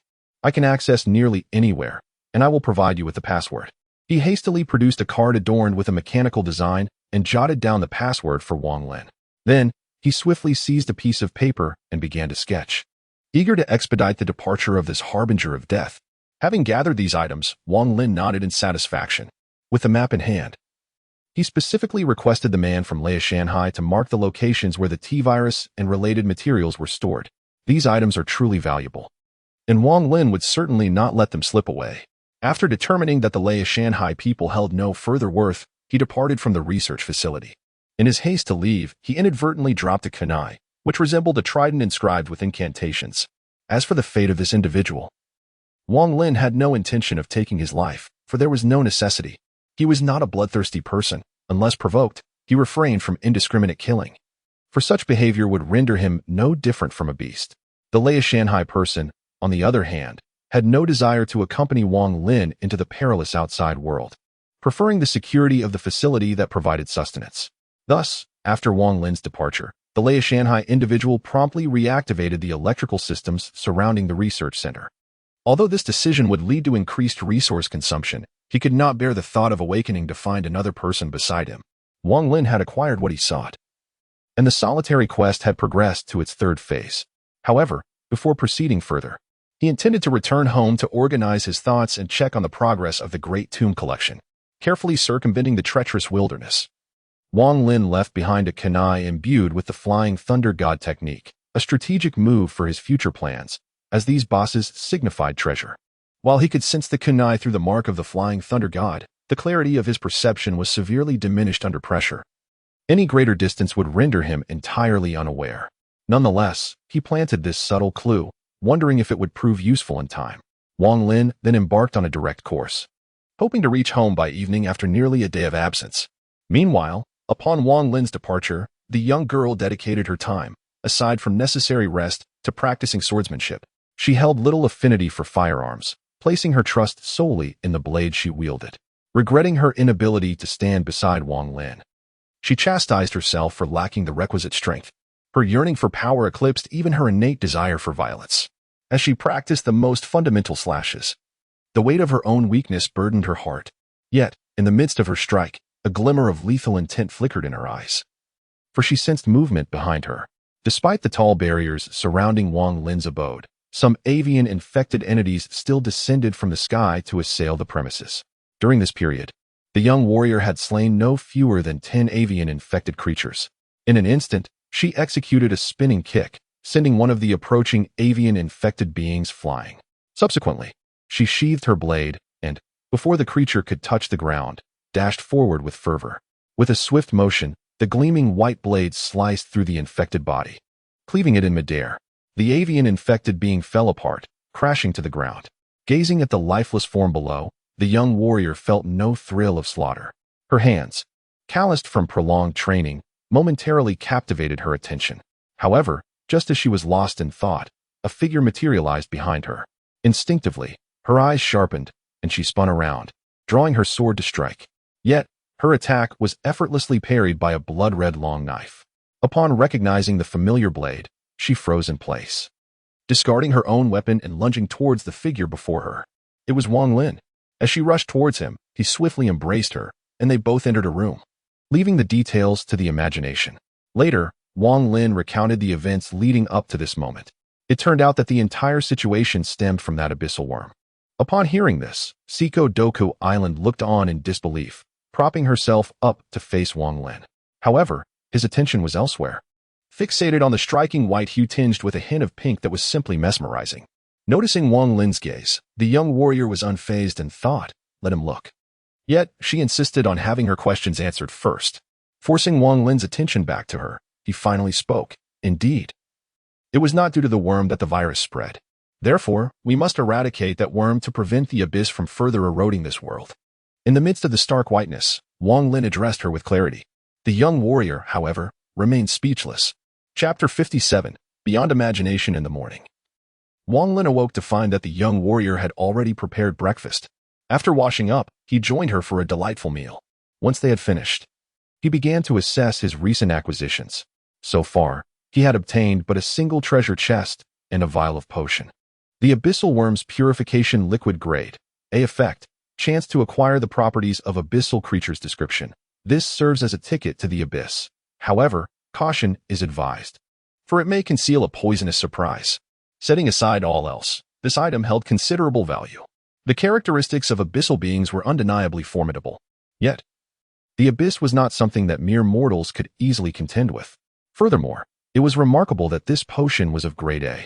However, gazing at the crimson liquid and considering the description, Wang Lin concluded that it would be prudent to sell it.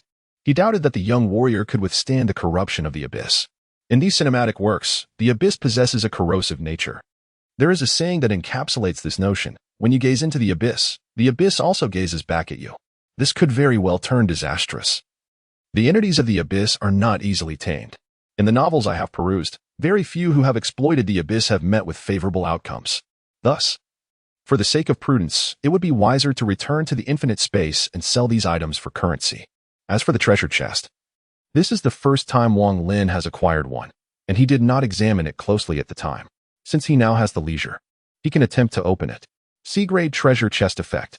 Randomly acquire an item description. The moment of fortune has arrived.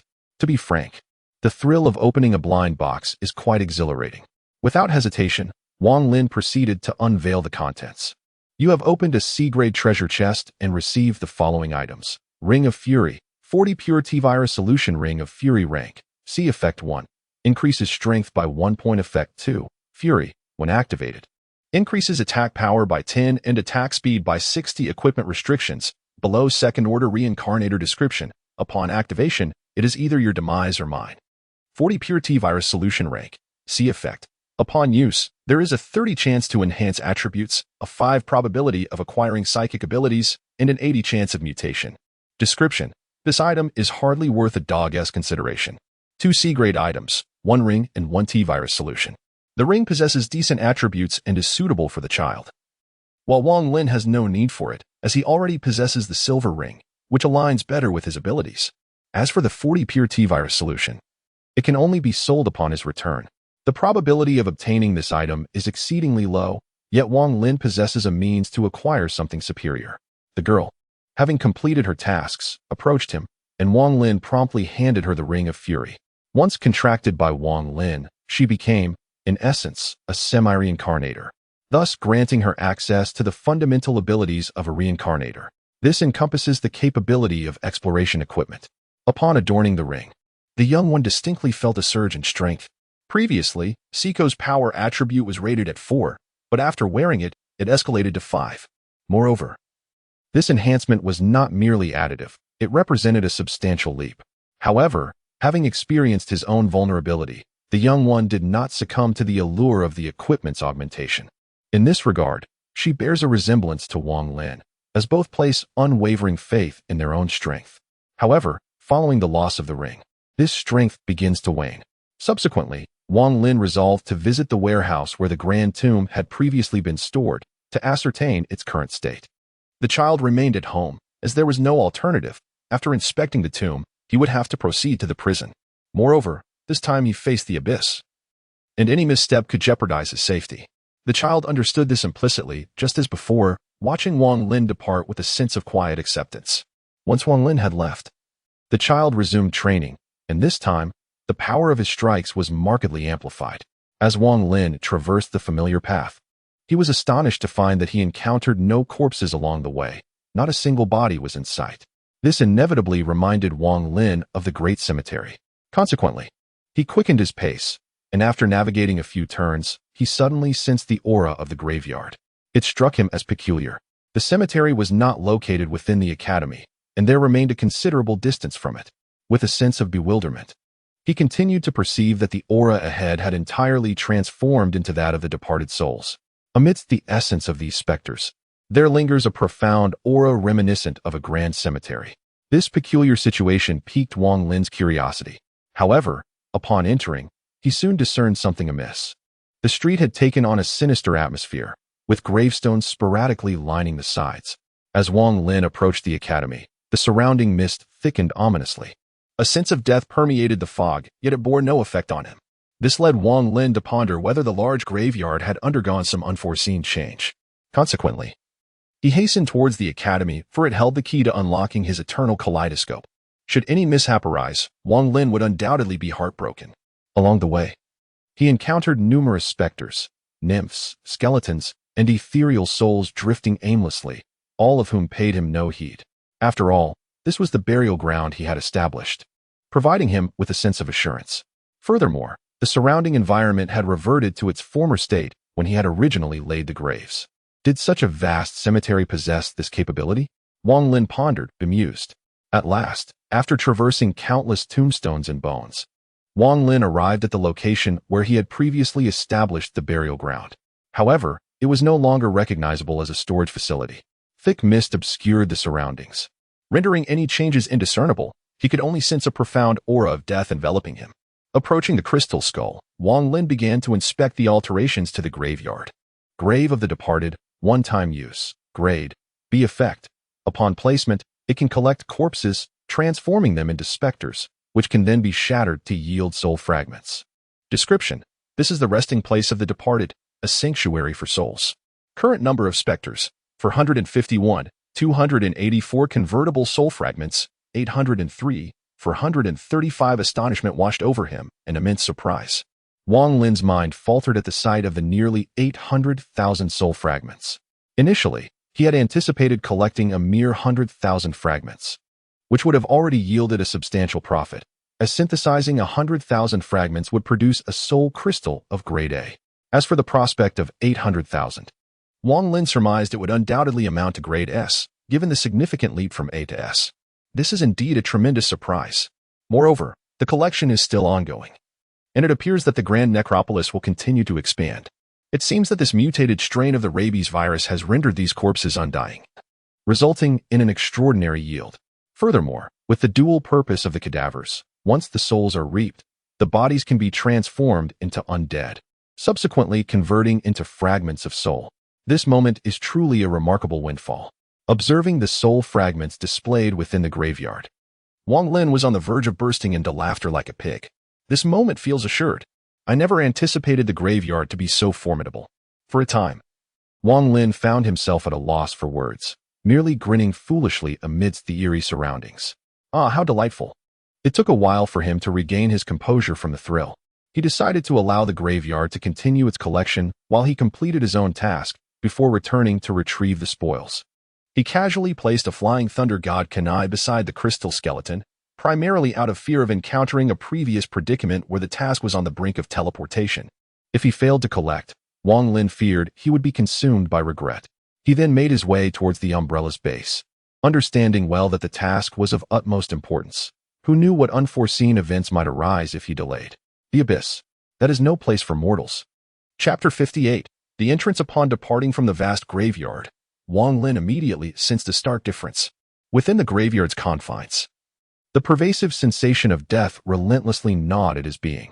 Although he remained unaffected, the items within bore testament to the ambience. It was likely that an ordinary person would fall ill and perish after spending even a brief period there, as it exuded an unsettling chill. Upon exiting, that feeling dissipated entirely. Indeed, it is the realm of the deceased, Wang Lin murmured to himself. His heightened perception allowed him to distinctly feel the contrasting energies on either side, akin to the balance of yin and yang, which prompted a moment of reflection. Perhaps, as the sage of the six paths spoke of the equilibrium between yin and yang, any disruption in this balance between life and death would inevitably lead to chaos in the world. Shaking his head, Wang Lin tucked these revelations away in his heart. The pressing matter at hand was to swiftly complete his task. Any unforeseen complications could pose significant challenges. The full name of this prison is Sanqiao Prison. Initially, Wang Lin presumed that a structure of such nature would be under official jurisdiction.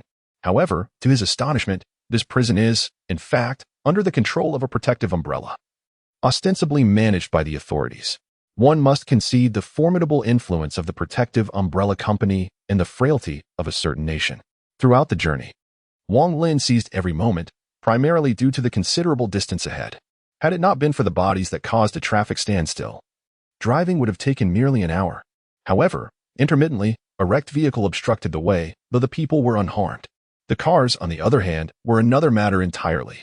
Wang Lin sprinted for dozens of kilometers, yet upon gazing at the distant objective, he could not help but shake his head in frustration. Damn it! Once I return, I must address the vehicles. This is akin to racing a horse against the mountains. With a heavy sigh, Wang Lin stowed away the map and resumed his arduous run. Only he possessed the audacity to undertake such a feat. The corpses could not catch up to him, even if there were bodies obstructing the path ahead. Wang Lin would effortlessly clear them with a swift strike. An ordinary individual, however, would likely find themselves entangled in grave misfortune. Meanwhile, at the Umbrella Corporation's base, the dim flickering lights cast an eerie atmosphere upon the facilities, rendering them particularly sinister. Shattered glass littered the ground, alongside the lifeless bodies of several individuals. The blood splattered across the floor signified the base's unfortunate fall. The corpses shared a common characteristic. They had all lost their brains. As one ventured closer to the innermost sanctum of the base, faint whispers could be discerned, words such as greatness, abyss, sacrifice, and fall. These hushed murmurs sent chills down the spine, accompanied by an inexplicable surge of energy, as if something had quietly awakened. None are aware of it. After a grueling hour of relentless running, Wang Lin finally beheld the visage of the prison. The towering barbed wire prevented the dead from entering, just as it confined those within from escaping. This confines the freedom of the prisoners. However, during the outbreak, it also leads to their demise within. Wang Lin did not act recklessly. Instead, he chose to sit beside the prison and take a moment to rest. He took out some food and water and began to eat. Throughout this arduous journey, Wang Lin exhibited not a trace of laziness, fiercely pushing forward with relentless determination. Otherwise, the mere thought of arriving within an hour would have seemed a mere fantasy.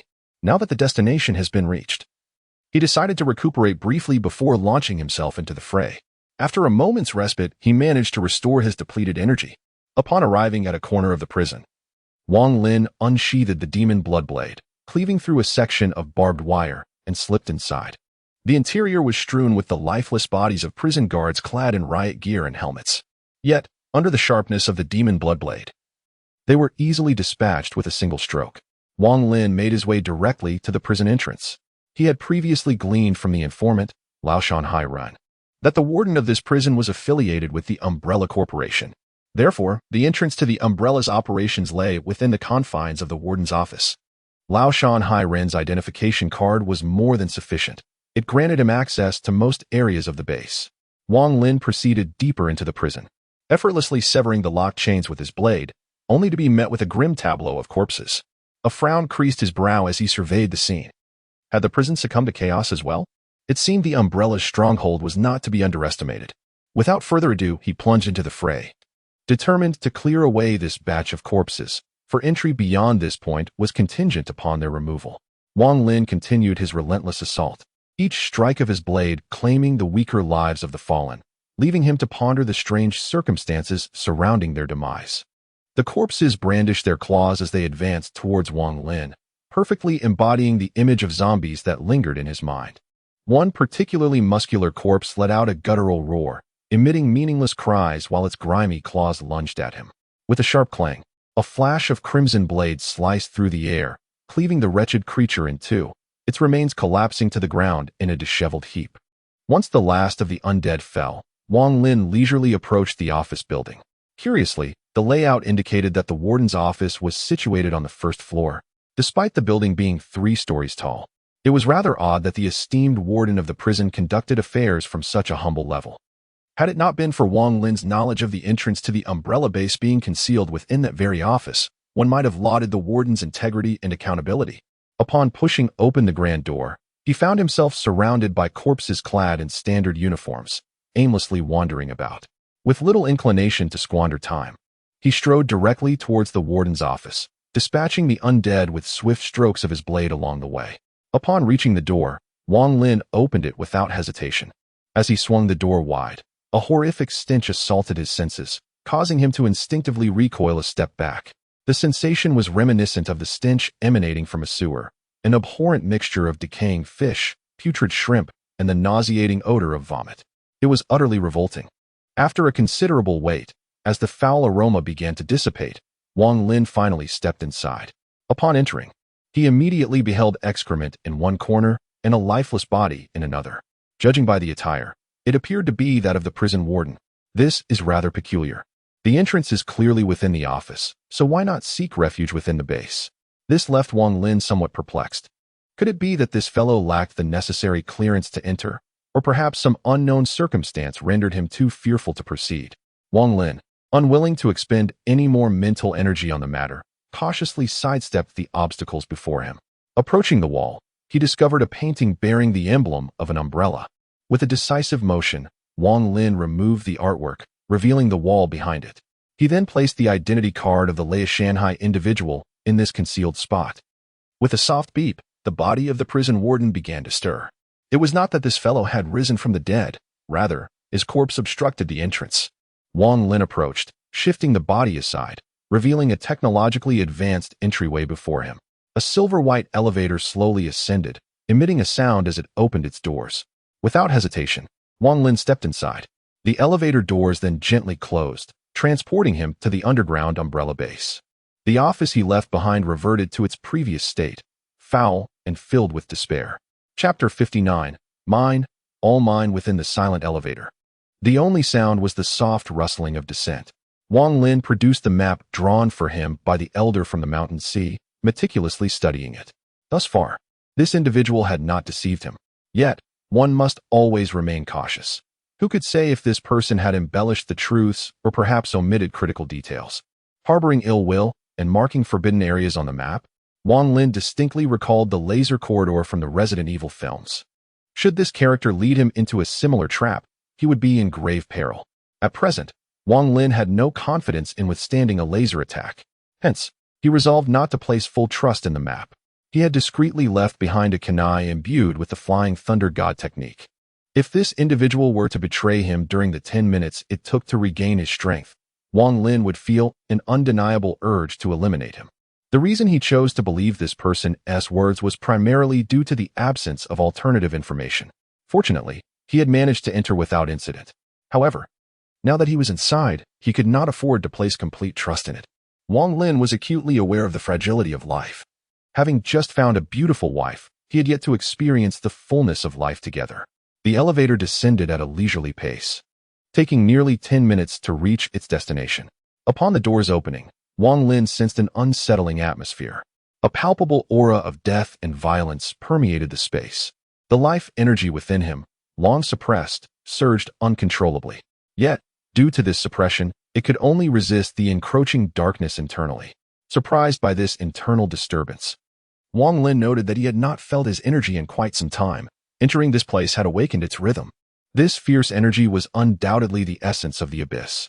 Under the influence of such an aura, a common individual would soon succumb, falling into a void of endless slaughter and destruction. After all, what is the abyss? It is an infinite, suffocating realm of terror. An environment that is exceptionally harsh and fraught with danger for all forms of life. It is a place devoid of moral ethics, where the ceaseless cycle of violence reigns. There exists no friendship, familial bond, or love, only betrayal, massacre, and annihilation. The abyss is a demonic abode dedicated to death and destruction, a realm that stands in opposition to all forms of life. This has also instilled a sense of vigilance in Wang Lin. The base appeared devoid of any living souls. It was inconceivable for ordinary individuals to exist in such a place. Had it not been for Wang Lin's body, infused with life energy, which allowed him to resist the encroachment of the abyss, he too would have succumbed within half a day. The greater one's strength, the longer one could stave off the abyss's corruption. Fortunately, the life energy provided Wang Lin with a measure of defense, allowing him to feel somewhat at ease. It was nearly impossible for any living beings to remain, save for monsters that might emerge from the abyss. Yet, Wang Lin doubted that such creatures would venture into this world. Otherwise, the task at hand would not be so straightforward. However, with the presence of abyssal energy now palpable, the situation was unlikely to improve. The initial sign of the abyss's corruption of a world was the emergence of its aura. Over time, the world would inevitably be dragged into the abyss, and upon its descent, formidable abyssal entities would descend, bringing with them death and destruction. At present, only this base exhibited traces of abyssal energy, granting Wang Lin a reprieve. As he entered the technologically advanced hall, he observed numerous corpses strewn across the floor, all bereft of their heads, sending a chill coursing through him. Had their heads been consumed? While the absence of one or two might be deemed normal, all the corpses he encountered were headless. Coupled with the abyssal aura, a chilling hypothesis formed in Wang Lin's mind. As he explored the hall, he ultimately discovered what he sought. On one wall, he beheld a map depicting the layout of the umbrella base. After comparing it with the map given to him by Lei Shanhai, he found that aside from a few less distinct areas, there were no extraneous details, and the locations corresponded accurately. It seemed this individual was relatively honest. Wang Lin's brow relaxed. With the map confirmed, he decided to head to the virus repository, his true objective and the greatest prize of this world. Following the map's guidance, Wang Lin proceeded towards the location of the virus repository. The entire umbrella base was divided into 3 zones: a rest area for meals and sleep, a research zone at the center dedicated to virology, where the creature known as Zero, or the abyssal worm, was likely situated, and a storage area specifically for the preservation of materials and samples. Along the way, Wang Lin encountered several staff corpses, all similarly lacking their brains, which sent shivers down his spine. For what purpose could so many heads be needed? Wang Lin could only speculate. Upon reaching the storage area, he quickly spotted the prominent inscription virus sample repository. Producing his identification card, he swiped it against the sensor on the door. The password lock clicked open, prompting him to enter a code. Wang Lin inputted the password that Lei Shanhai had provided. A pair of confirming beeps sounded, and the mechanical door to the repository gradually opened. As he stepped inside, his gaze fell upon test tubes positioned on a storage platform. One containing a double helix vial emitting a ghostly blue glow. With a mere glance, he recognized it for what it was: the T-virus concentrate. Another vial radiated a purple luminescence. Unmistakably the G-virus. This viral repository is rather modest, containing merely 3 types of elixirs. Casually, I grasped the T-virus concentrate, a voice reverberating in my mind. 100 pure T-virus concentrate, grade A. Effect: a 70 chance of acquiring T-virus enhancement and a 50 chance of attaining the perfect T-virus enhancement, telekinesis, with no side effects. Description: developed by the Umbrella Corporation, this T-virus concentrate, when shattered in a suitable location, will hold you accountable for the demise of countless individuals. Remarkably, it has achieved grade A status. This marks Wang Lin's second acquisition of an A-grade item in this world. Holding the vial of T-virus solution that emanates a haunting blue glow, he bursts into laughter. With this, he can further enhance his physical attributes.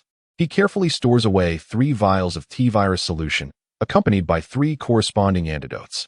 3 attempts await him. Even in the face of failure, the antidotes provide a safety net. Thus, this endeavor is assured.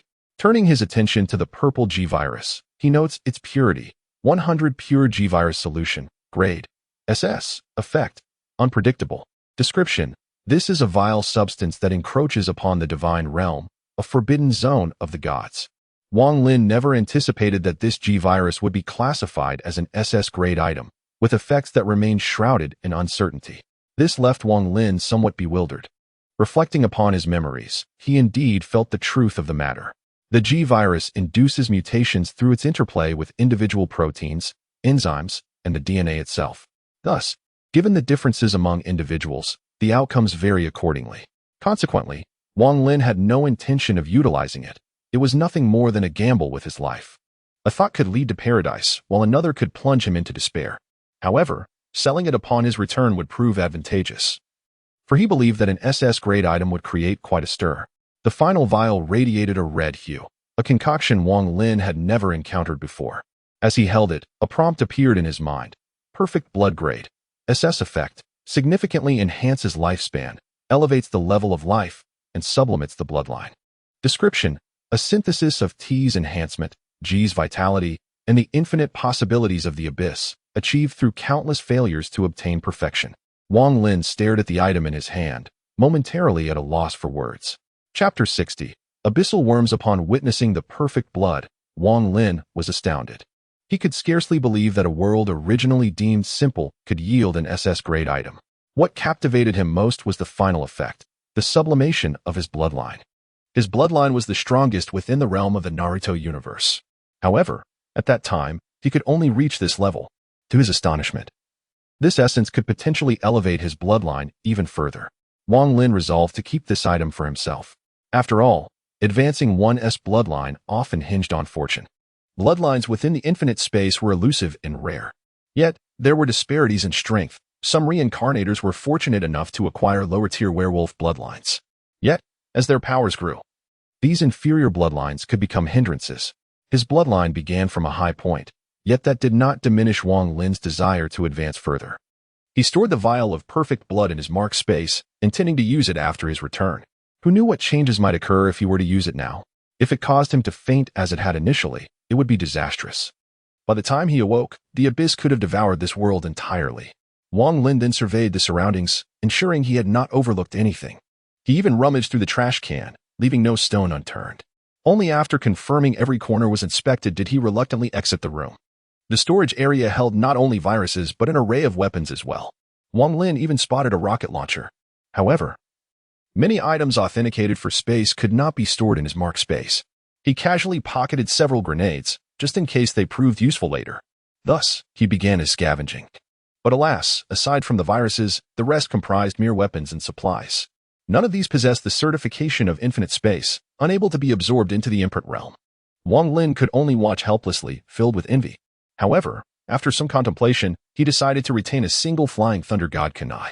Wang Lin was uncertain of the purpose of this shuriken, yet he decided to keep it as a precaution. He made his way towards the research area, where the abyssal worms resided. The task must be completed. Moreover, Wang Lin distinctly sensed that the pervasive aura of the abyss surrounding him had intensified significantly. This situation is rather dire. With the guidance of a map, Wang Lin swiftly arrived at the research area. Along the way, he encountered numerous researchers clad in white lab coats. However, they were all lifeless. Furthermore, their corpses exhibited a disconcerting uniformity. Their heads were missing. As he drew closer to the center, the aura of the abyss grew ever more intense. This filled Wang Lin's heart with an extraordinary unease. For the aura of the abyss had become so intense that it had materialized. A crimson mist began to rise around him. Upon opening the gate to the central area, Wang Lin discovered that it had transformed into a sea of blood. Just a glance was enough to instill a sense of ferocity within him. Fortunately, the vital energy promptly subdued this malevolent atmosphere. This revelation struck Wang Lin with immense shock. Goodness, how outrageous. However, with no choice but to proceed, he gritted his teeth and brandished his knife as he ventured forth.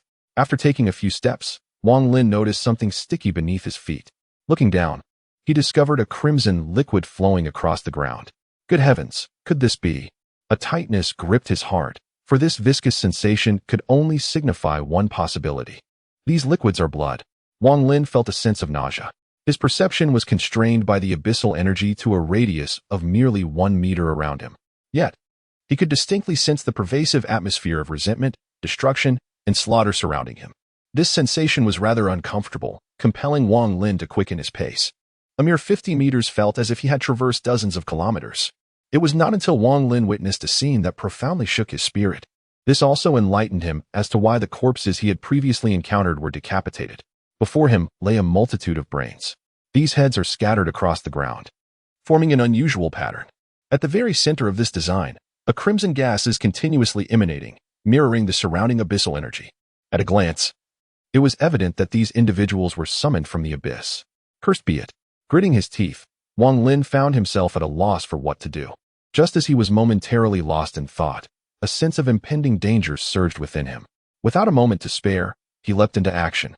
As Wang Lin sprang upward, a blood-red tentacle struck the very spot where he had stood moments before. The ground shattered like a spider's web. The powerful shockwave sent Wang Lin soaring through the air. Fortunately, due to his elevated attributes, he landed gracefully. He then turned his gaze toward the source of the assault. The fierce gusts of wind had dispersed the surrounding crimson mist. At this moment, Wang Lin discerned the creature that had assaulted him. There stood a colossal worm, its entire form drenched in a sanguine hue. The creature was immensely large. Moments ago, the dense crimson mist had obscured its presence. It was indeed the tail of this very worm that had struck him. The worm's blood-red exterior was segmented, resembling twisted intestines. Its head bore a singular, massive orifice, from which protruded terrifying, jagged fangs, akin to those of a meat grinder. Yet, Wang Lin could unmistakably sense that this monstrous worm was fixated upon him. An abyss. A raspy voice echoed in Wang Lin's ears. This made Wang Lin somewhat vigilant. Could there be more? However, as he surveyed his surroundings, he found no other creatures. Could it be? Astonished, he gazed at the insect before him, realizing that the sound indeed emanated from this creature. Stealthily, he produced the eye of reconnaissance and tossed it behind him. Wang Lin needed to ascertain the attributes of this being. Abyssal worm strength, 28 agility, 25 stamina, 35 intelligence, 15 skill 1, unknown skill 2, unknown skill 3, unknown. The information revealed by the reconnaissance left Wang Lin's expression grim. Its attributes overwhelmed his own, and had it not been for the B-grade nature of the Eye of Reconnaissance, he would not have discerned any attributes at all. Moreover, the skills, how on earth could he contend with this? Fortunately, after revealing the attributes of the abyssal worm, a prompt resonated in Wang Lin's mind. Detection of an abyssal entity confirmed. The power of the solitary wanderer is being unsealed. Unsealing time, 10 minutes. You must resolve this within 10 minutes, or the abyss will engulf this realm, resulting in the failure of the solitary wanderer's mission. Countdown initiated. As the notification from the infinite space echoed, the energy suppressed within Wang Lin was finally liberated. The nine-tailed entity sealed within him also awakened, gazing around in bewilderment. However, Wang Lin had no time to concern himself with that. The abyssal worm before him had already begun its assault. He observed as the creature's massive maw coalesced with crimson lightning, crackling ominously. Wang Lin instantly sensed a tremendous threat. This attack could not be withstood. Yet, the speed of the blood-red lightning was swifter. Before Wang Lin could react, a bolt erupted from the abyssal worm's mouth, striking him instantly. Boom! A thunderous roar resounded throughout the underground base, and Wang Lin was enveloped by the massive smoke generated by the lightning. The intensity of the lightning could potentially be fatal. The furious lightning struck the location where Wang Lin stood, stirring up a considerable amount of dust. Yet beneath this veil of dust, a faint glimmer of golden light emerged. A resounding roar echoed, generating a powerful wave of energy that instantaneously dispersed the smoke and the abyssal mists, revealing the scene within. Before Wang Lin, a golden energy took the form of a fox's head, enveloping him. At that moment, Wang Lin underwent a remarkable transformation. His attire morphed into a stylish coat, illuminated by hues of gold and crimson that brightened the space around him. Black stripes adorned his neck, extending upwards to form a distinctive pattern on his forehead. A swirling design began to spread from his back to his limbs, a majestic blend of black, red, and gold.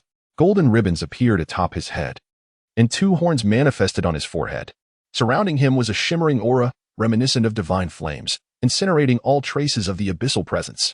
Wang Lin's eyes transformed as well. His once dark pupils turned blood red, three tomo gradually revealing themselves. At the center, instead of a black dot, a vertical pupil emerged, radiating an air of sharpness and composure. The blood-red lightning unleashed by the abyssal worm was effortlessly repelled by Wang Lin's nine-tailed chakra. With the assistance of the nine tails, he entered a state of perfect beast transformation. Feeling the immense chakra within him, bolstered by the nine tails, Wang Lin cracked his neck. Now, it was your turn, beast. His gaze, devoid of fear, fixed on the abyssal worm before him, imbued with confidence from his unleashed power. Furthermore, his malicious perception heightened post-transformation, allowing him to keenly sense the worm's emotions, which brimmed with destruction and brutality.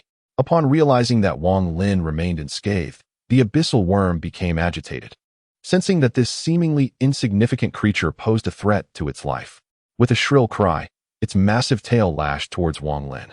He stood still, but the energy fox surrounding him leaped forward, biting down on the blood-red tail. With a powerful shake of its head, the energy fox flung the abyssal worm away, its colossal form soaring through the air and crashing to the ground with a thunderous sound. At this moment, Wang Lin felt no fear of the abyssal worm. Yet he knew time was limited, and he remained wary of any hidden tricks it might possess. There was no need to take unnecessary risks. Better to address matters once the creature was defeated. Firmly grounding himself, he clasped his hands together. Let us commence. The nine tails have slumbered long enough and are due for action. A surge of energy rippled through him, and the surrounding crimson and golden energies began to swirl. In an instant, a colossal energy fox materialized, with Wang Lin standing at its head. The nine-tailed mode was fully activated. Wang Lin was not one to play the role of an underdog. He preferred an overwhelming display of power. From a distance, the abyssal worm screeched in response to Wang Lin's transformation, its body enveloped in a torrent of blood-red energy. When the energy dissipated, the worm had significantly increased in size, rivaling Wang Lin's own transformation. Once merely a worm, it now resembled a bipedal reptile, its maw altered and spikes emerging across its form, exuding a grotesque aura. Observing the transformation of the abyssal worm, Wang Lin was not surprised. It was likely one of its abilities. With a piercing cry, the creature charged at him, crackling with lightning. Wang Lin, having endured enough in this world, met its advance head-on. The nine tails surged forward, roaring as they followed Wang Lin's lead. He commanded the nine tails, clenching his fists. There were no elaborate techniques, only raw, primal strength. The abyssal worm raised its tail, and upon contact with the nine tails, it executed a swift turn, its tail striking like a whip against Wang Lin's fist. The two colossal entities collided within the underground chamber, producing a resounding boom. To Wang Lin's satisfaction, they were evenly matched, though it was no surprise given the abyssal worm's superior attributes. With a fierce cry, the worm twisted its body.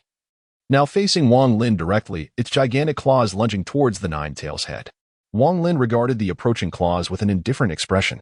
Just as the abyssal worm believed it had the upper hand, two golden tails intercepted its claws. The nine tails, renowned for their strength, proved to be more formidable than mere hands.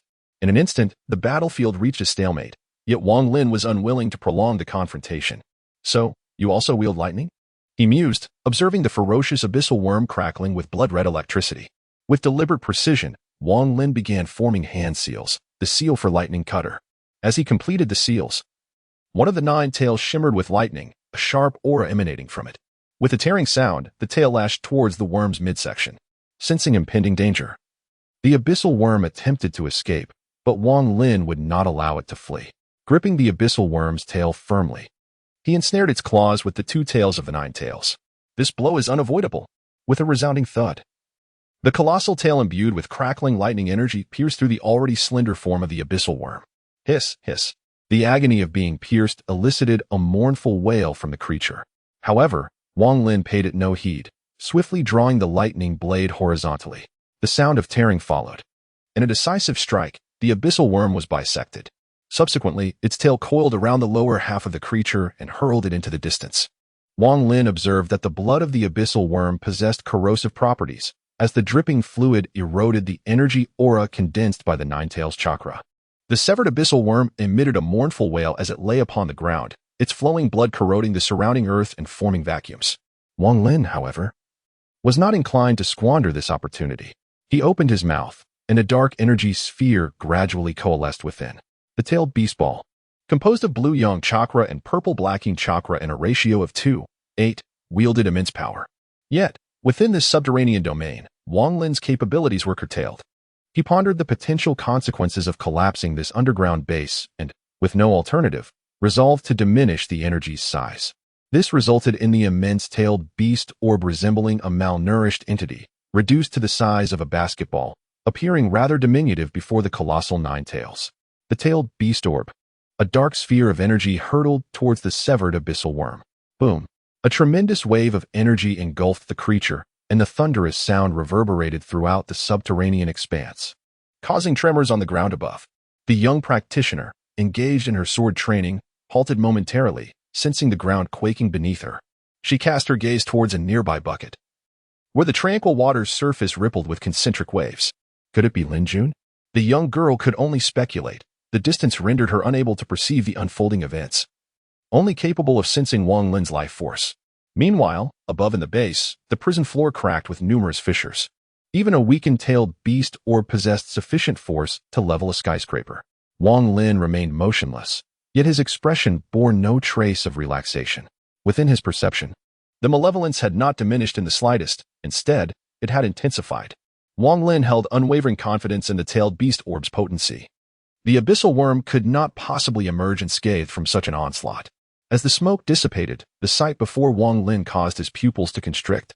The abyssal worm had undergone a dramatic transformation. Its once slender body had morphed into a grotesque mass, now colossal, with various alterations. Numerous eyes adorned its form, and a gaping, menacing maw was lined with rows of sharp teeth. Its tail had fragmented into countless slender tendrils. Gazing upon the altered abyssal worm, Wang Lin felt a sense of familiarity. It bore an uncanny resemblance to the G5 creature from the Resident Evil series. Chapter 62, The Conclusion. The abyssal worm's transformation was striking, yet Wang Lin immediately recognized this form as G5. Apart from the crimson lightning crackling around it, the resemblance was uncanny. Contemplating the creature's appearance, Wang Lin entertained a hypothesis. Could it be that this entity had consumed that Veronica? A frown creased his brow. While the abyssal worm possessed infinite potential, it could not arise from nothingness. Even the evolution to the abyssal demon stage was a gradual process. Thus, Wang Lin surmised that this creature's metamorphosis was likely due to its consumption of Veronica. This may explain why, after such an extended battle, only the abyssal worm has been seen, with no sign of Veronica. For minutes have elapsed since the commencement of the conflict, leaving Wang Lin with 6 minutes remaining. The crimson lightning enveloping the G5 form of the abyssal worm began to ripple violently.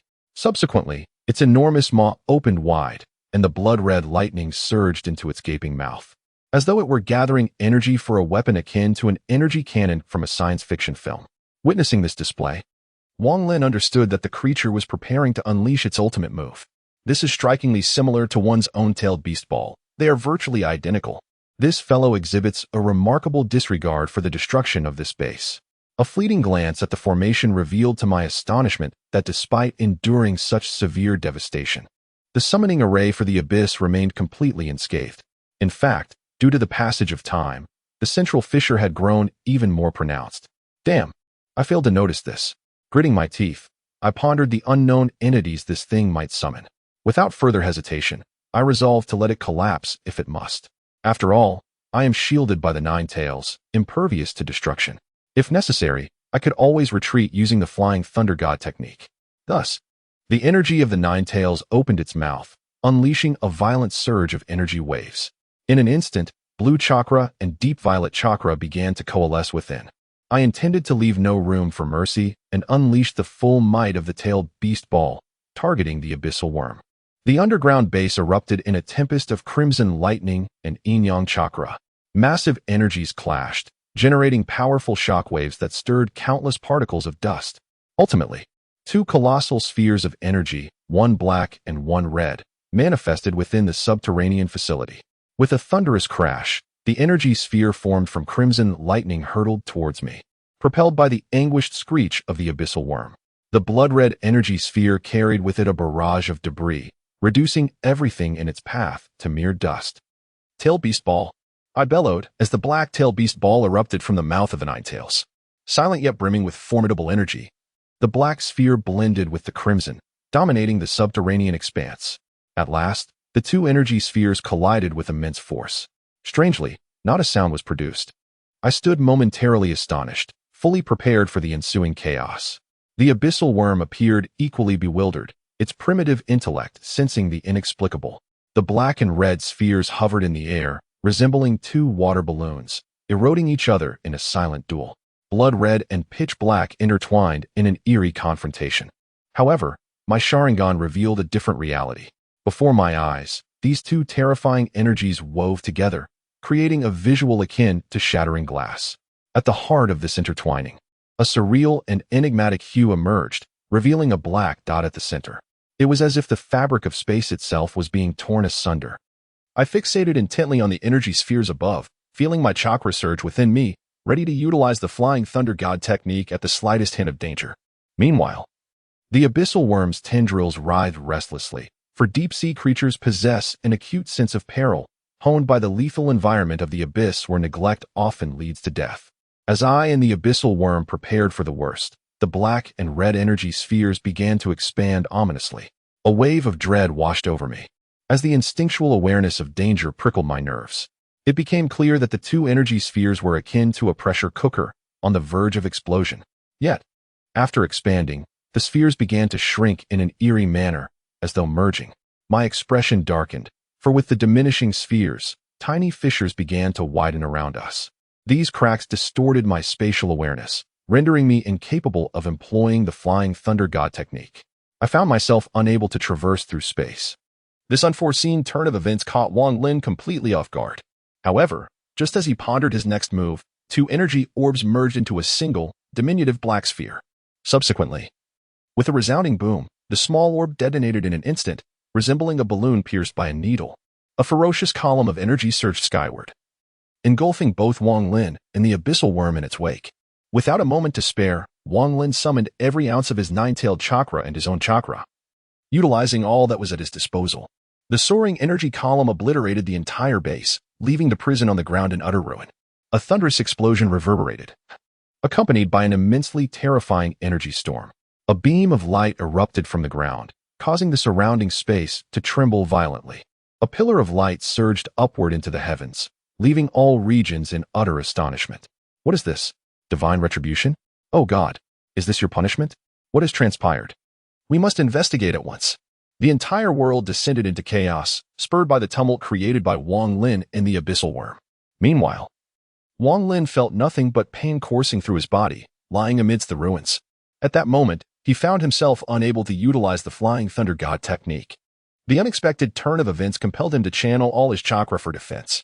Yet, the energy from the shattered space was extraordinarily violent, shattering the defense provided by his Nine Tails. Fortunately, the incessant flow of Nine Tails chakra managed to mitigate this wave of energy in time. However, the residual energy blast sent Wang Lin hurtling through the air. The Nine Tails sealed within the space appeared utterly exhausted, nearly drained of energy in that instant. Wang Lin, too, was not faring well. The energy struck him directly, and were it not for the significantly enhanced defense provided by his golden body mode, he would have suffered grievous injuries. Thankfully, he merely experienced some turbulence in his vital energy. Yet, his chakra was now entirely depleted, leaving him exceedingly weak. He had never anticipated that such a catastrophic event would result from the collision of two energies. He resolved to exercise greater caution in the future.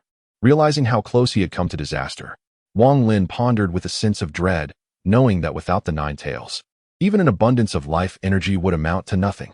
Through his Sharingan, he had witnessed the fate of the abyssal worm, its flesh and blood consumed by the raging energy in an instant.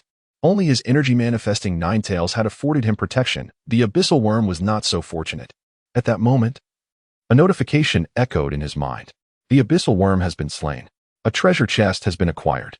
The solitary quest is complete. The solitary will return to infinite space in 10 minutes. A smile spread across Wang Lin's face at this news. At least he had succeeded, he chuckled to himself.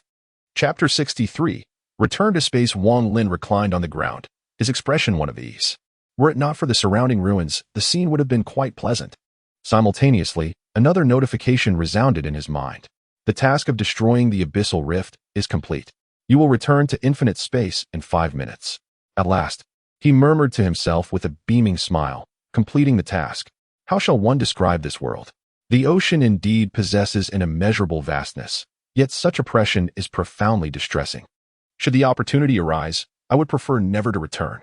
Recollections of my own helplessness, rendered utterly disheveled due to my inability to wield chakra, flooded my mind, casting a shadow over my spirits. After lying on the ground for a while, I finally rose to my feet. The formidable vitality of the immortal being allowed me to recover swiftly. With the completion of the world task, I felt liberated from the constraints that once bound me. Moreover, I sensed with clarity that this realm has begun to draw to a close. The sensation of the passage of life was unmistakably vivid. Although Wang Lin could not comprehend the cause, the feeling of life's ebb was undeniable.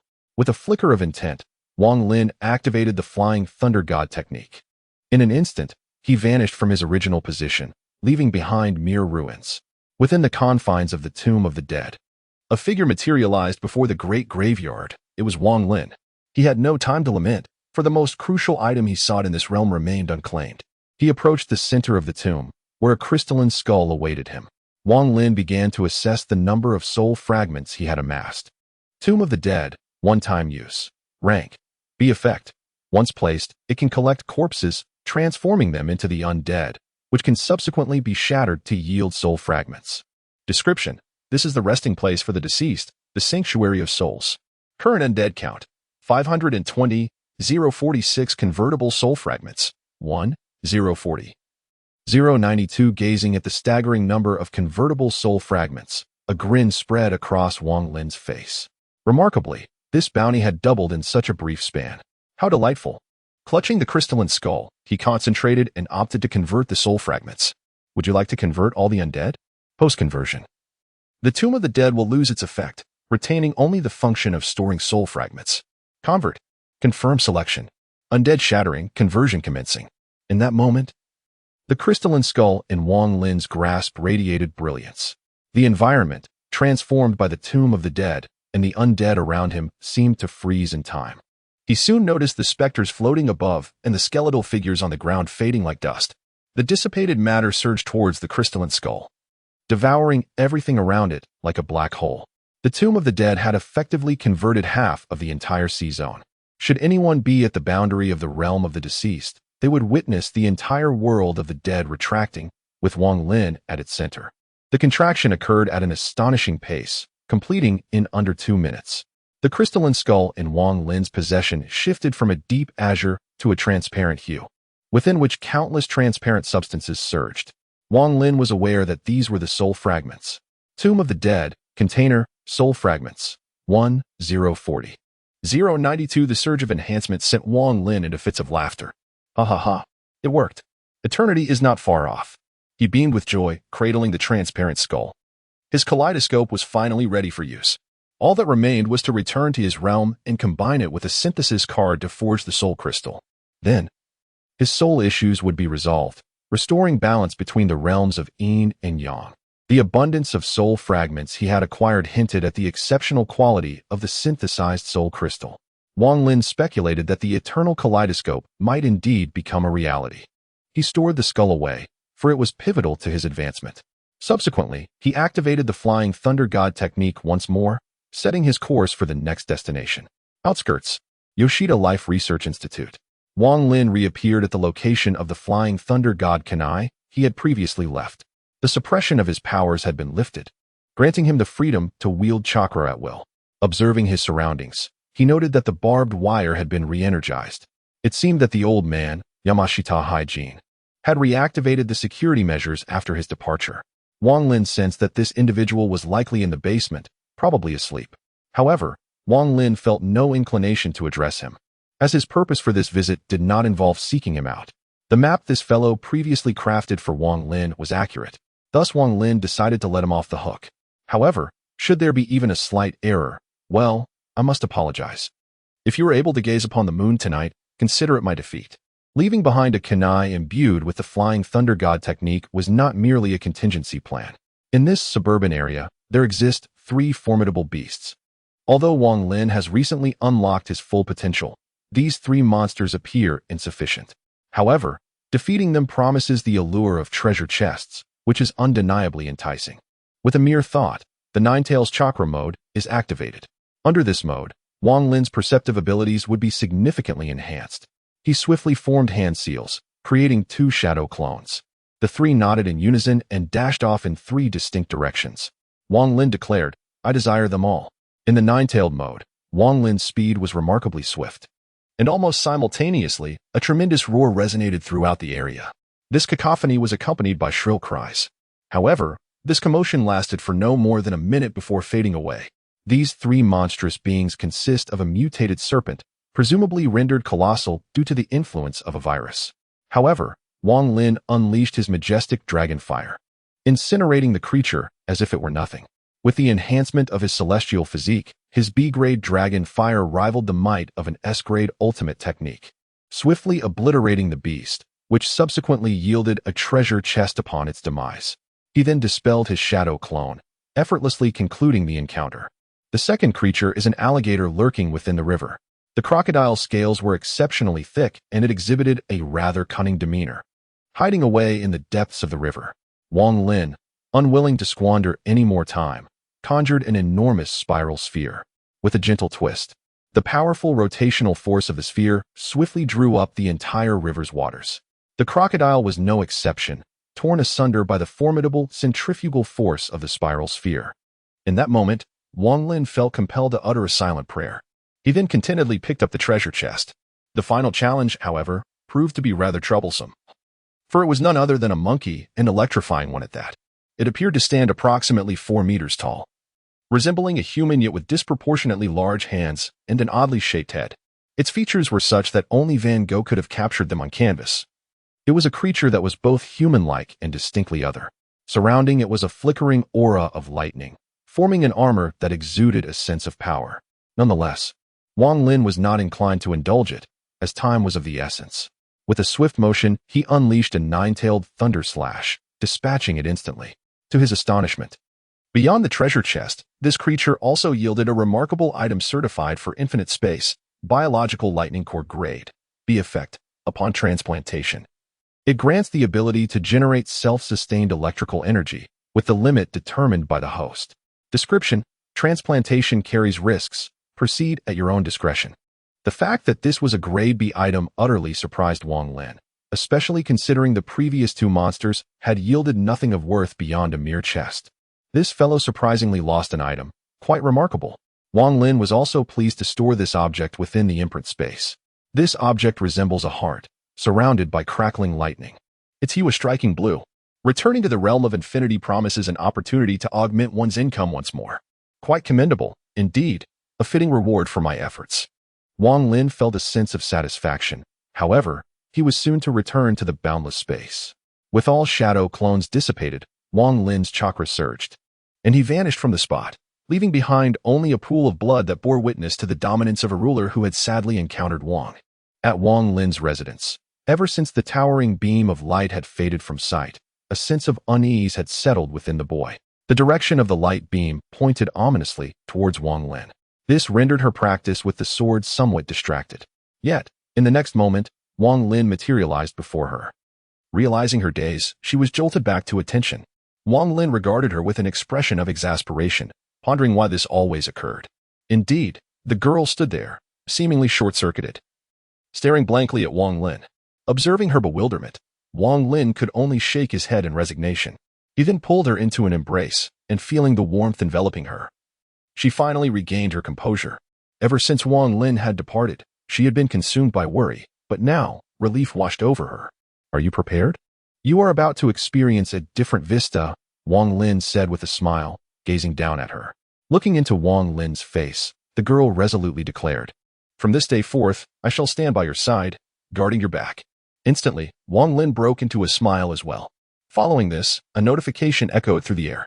Solo Mission Phase 1, Survival of the Apocalypse Mission Status, completed. Solo Mission Phase 2, Prevent the World's Decline Mission Status, completed. Side Quest, Elimination Mission Status, completed. Commencing teleportation. No sooner had the words left his lips than the two vanished from their location. As they departed, the world around them began to blur. The sky descended, and the ground fractured. A mist emerged between heaven and earth, gradually becoming indistinct. The world commenced a reboot. Yet, immediately following this, an even grander realm began to merge with it. However, due to Wang Lin's actions, a fragment of this world retained its essence. In the darkness, a whisper echoed, "Thank you. I shall repay you." A faint light surged skyward, soaring into the heavens. What follows is akin to One Piece, and I confess I am somewhat apprehensive. Honestly, I am uncertain how to proceed. Nonetheless, I will remain steadfast in my resolve to eliminate any threats, regardless of gender or connections to the protagonist's group. Chapter 64. Soul Crystal. Wang Lin felt as though he were being drawn back. Suddenly, the scene before him illuminated brilliantly. However, the surrounding environment was not the familiar confines of infinite space, but rather exuded an ethereal quality, leaving Wang Lin in a state of confusion. Abruptly, specks of starlight appeared before him, dreamlike and enchanting. A glimmer of starlight began to coalesce, transforming into a humanoid figure. The features of the face remained indistinct, while the body appeared ethereal. Wang Lin was puzzled, wondering why he was not transported back after completing his mission. What was transpiring? Suddenly, the spectral figure bowed towards him, and a whisper reached Wang Lin's ears. "Thank you." Subsequently, the ethereal form dissipated into specks of golden light, which surged directly into Wang Lin's body. Before he could comprehend the unfolding events, an announcement echoed once more. "World's bestowal received. Transmission continues." Just as he was processing this, a wave of dizziness overcame him, and the journey resumed. In the exclusive space of the lone traveler, two figures materialized in mid-air, one following closely behind the other. Then, with a resounding thud, oof, Wang Lin was the first to descend, only to be abruptly struck by the child, who landed squarely on him, jolting him awake. After retrieving the unconscious Seiko from his arms, Wang Lin finally rose. Damn it, could the transmission be a bit more humane? If I were gravely injured at this moment, that impact could very well be fatal. Wang Lin vented his frustration aloud within the room. Suggestions from the lone traveler have been accepted. Yet the infinite space does not comply. All rights of explanation belong to this space. Wang Lin, left speechless, pondered for an extended period without finding the words to express his indignation. This is the elder brother. One cannot afford to offend him, leaving only a face of dejection. The solitary wanderer has completed the trial task and returned to his exclusive space. This private chamber serves as an absolute sanctuary, inaccessible to anyone without the wanderer's consent. The task rewards are now being calculated. Task World. Academy of Apocalypse World difficulty. Hard solitary wanderers tasks. First phase. Survival of the apocalypse completed. Second phase. Preventing the world's downfall completed. Side tasks. Elimination completed. Slay the abyssal worm. Slay the tyrant. Slay the mutated python. Slay the mutated crocodile. Slay the thunder monkey. A gift from the worlds will has been detected, resulting in a significant increase in evaluation. Overall assessment, as commencing the distribution of task rewards. Task rewards, 30 attribute points, 50,000 space coin settlement complete. Observing the fruits of this mission, Wang Lin could hardly contain his joy. However, just as he prepared to examine the spoils of this world, a beam of golden light suddenly emerged from his chest. It twirled in midair before ultimately transforming into a scroll that landed in Wang Lin's hand. The space notification sound chimed at that moment. Detection of a gift from the worlds will has been made. It has been collected and converted into an equivalent occupational contract. Gazing at the scroll radiating golden light in his hand, Wang Lin received the following information. Occupational Heritage Scroll Grade, None Effect. Upon use, it will bestow a corresponding profession. Description: the path of the strong begins at this very moment. As he held the scroll, Wang Lin's thoughts drifted back to a previous scene. Is this your gratitude? I have received it. Wang Lin gripped the scroll tightly in his hand. This sensation is surprisingly comforting. A soft whimper from behind roused Wang Lin from his reverie. Upon turning, he discovered that Siko had also awakened. As an ordinary person, she was still enveloped in a haze of confusion. Wang Lin recalled the nauseating feeling he experienced during his first teleportation. He quickly stowed away the scroll and assisted her to her feet, pouring her a little water to drink. After a considerable time, Siko finally began to regain her composure. Is this the exclusive space that Lin Jun mentioned? She inquired, her face reflecting curiosity as she surveyed her surroundings, which unmistakably bore the hallmarks of a solitary male's abode. There was even a pack of tissues on the bedside.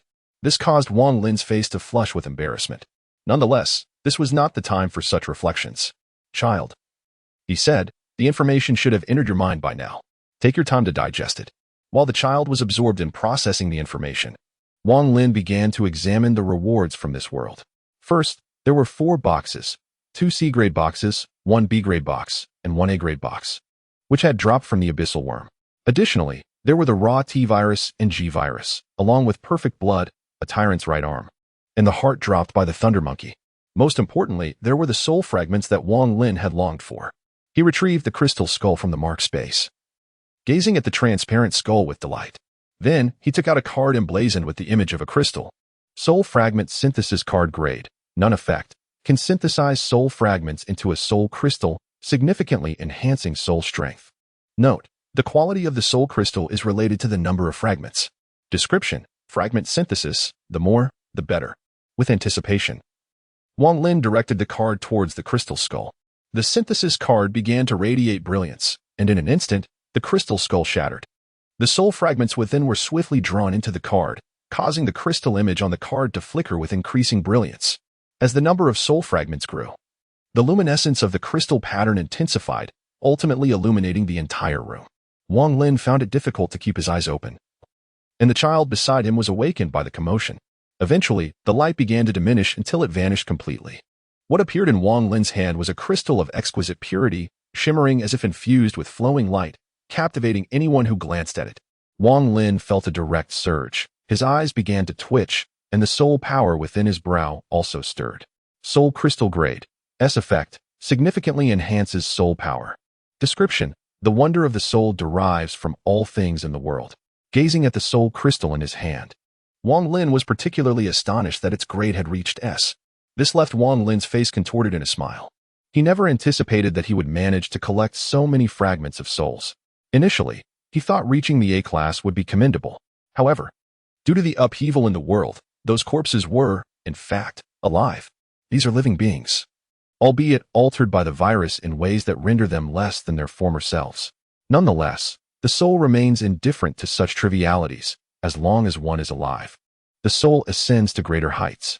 Wang Lin believed that merely harvesting a wave of pig fodder would suffice. To his surprise, he discovered that it was actually leeks. A delightful turn of events. As he gazed at the pure and flawless soul crystal in his hands, he found it increasingly enchanting. The eternal kaleidoscope lay before him. Even if he could not ascend directly to eternity, he could surely make use of his kaleidoscope. Furthermore, he had previously collected all the formidable ocular techniques from the Naruto series: Amaterasu, Tsukuyomi, Kagaya's Command, Kimyui, and the most terrifying of them all, the Eye of Heaven. Not to mention the dream of every man, Susanoo. In due time, it would not be a dream to gaze upon someone and see them perish. Strength may be fleeting, but handsomeness is everlasting. Chapter 65. Kaleidoscope. Wang Lin stared at the soul crystal in his hand, his thoughts drifting far beyond reach. The ocular techniques from Naruto were undeniably magnificent, particularly Susanoo, which was truly awe-inspiring. As he felt the stirrings of the soul, he could no longer contain himself. Instinctively, he pressed the soul crystal against his forehead. He was uncertain how to utilize this artifact, but the pulsations from the soul urged him to proceed in this manner. Indeed, the moment the soul crystal made contact with his brow, Wang Lin was engulfed in a trance. He felt as though he were swimming in a vast ocean, experiencing unparalleled ease and freedom. Yet, to an observer, the soul crystal pressed against his forehead emanated a ghostly blue light, enveloping his head in an instant. Wang Lin reveled in his aquatic journey, filled with elation. After a brief period of disorientation, he regained his senses. His soul began to absorb and expand. The soul power within the crystal was exceedingly pure, readily assimilated by his essence. Most would hesitate to engage in such an act, as the soul requires a corporeal vessel to endure it. If the body is not robust, recklessly absorbing such vast and concentrated soul energy leads to a singular outcome, an explosive rupture of the brain. However, Wang Lin faced no such peril, for his physical form's yang surpassed the yin of his soul. This moment truly nourished the soul. Furthermore, Wang Lin possessed the Sharingan, renowned as the eye that reflects the soul. Its most vivid manifestation occurs upon the activation of the kaleidoscope, wherein the eyes harbor two distinct ocular techniques, each embodying the desires of their wielder. Obito's Kamui symbolizes his yearning for escape, while Itachi Uchiha's Amaterasu and Tsukuyomi represent an absolute power dedicated to safeguarding his village and family, and a world centered around himself, though he was painfully aware of its impossibility. Hence the creation of Tsukuyomi, the illusionary technique. Sasuke Uchiha, on the other hand, wielded Amaterasu and Kagutsuchi, one signifying strength, and the other representing his ability to control that power.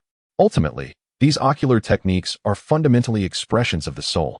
The greater the strength of the soul, the more potent the techniques. Wang Lin's soul greedily absorbed the pure essence of spiritual energy. Subsequently, he felt a chilling power surge into his eyes. As he kept his eyes closed, the three tomo began to spin rapidly, returning to the form of his kaleidoscope. It resembled a four-cornered pinwheel, akin to Shirsui's, yet distinctly right-angled. Even after the restoration of Wang Lin's kaleidoscope, the influx of spiritual energy did not cease, but continued to flow in. As the spiritual energy intensified, he sensed the emergence of ocular techniques within his gaze: Amaterasu, Tsukuyomi, Kagutsuchi, Kamui, and Kodo Amatsukami. Information regarding these techniques unfolded within his mind, as his bloodline extracted the essence of those who possessed these ocular powers. Thus, his eyes carried the legacy of these techniques. Among them, Amaterasu and Tsukuyomi were the most complete, owing to the bloodlines of Itachi and Sasuke Uchiha. Kagutsuchi was also included.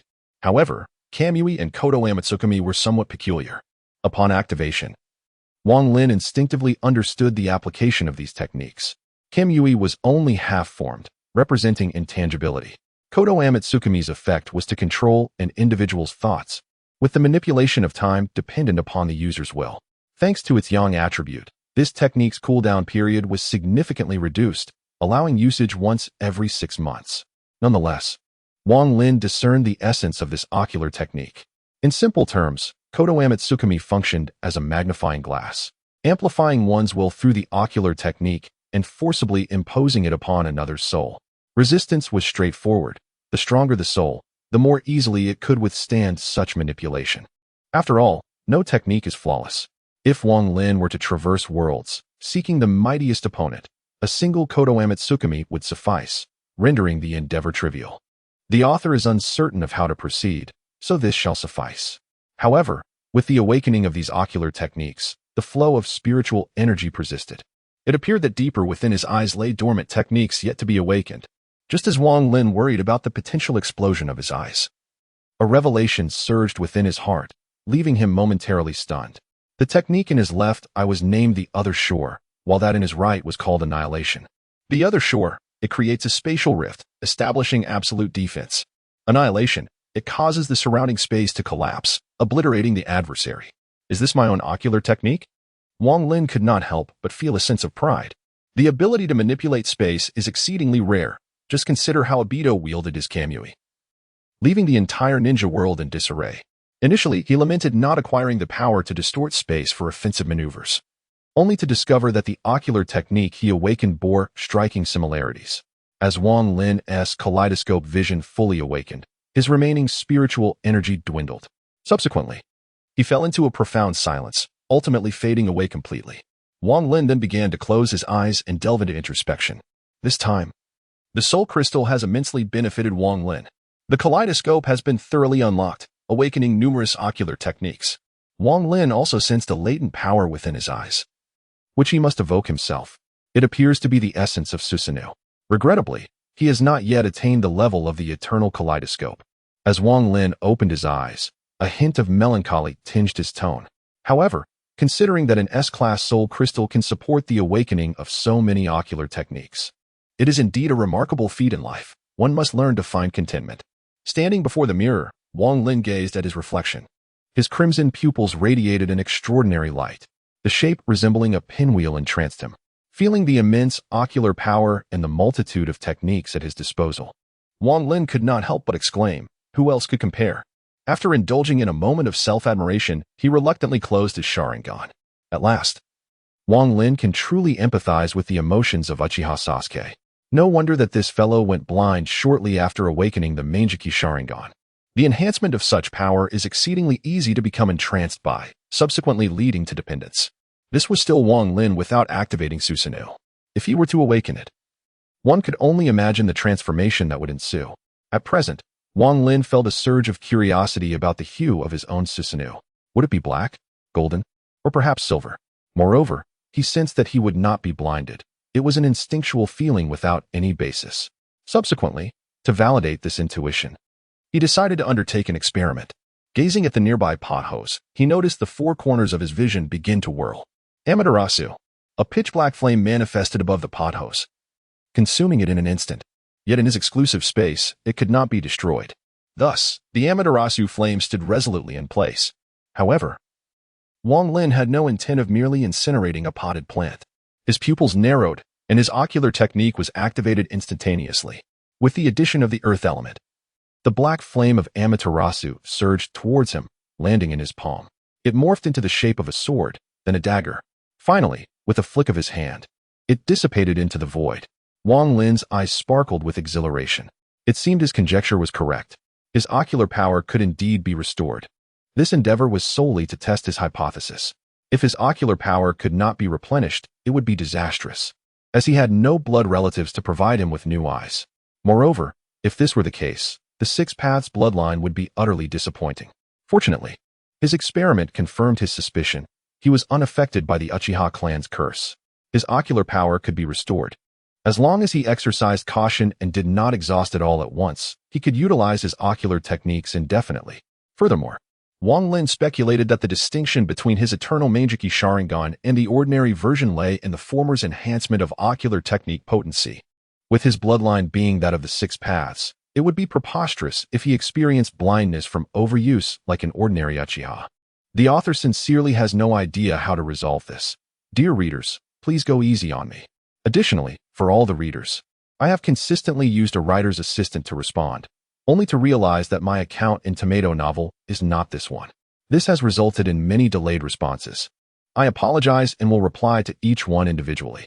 I truly appreciate the understanding of readers willing to accept flaws in my writing. I will strive to improve, and I will consider all your suggestions.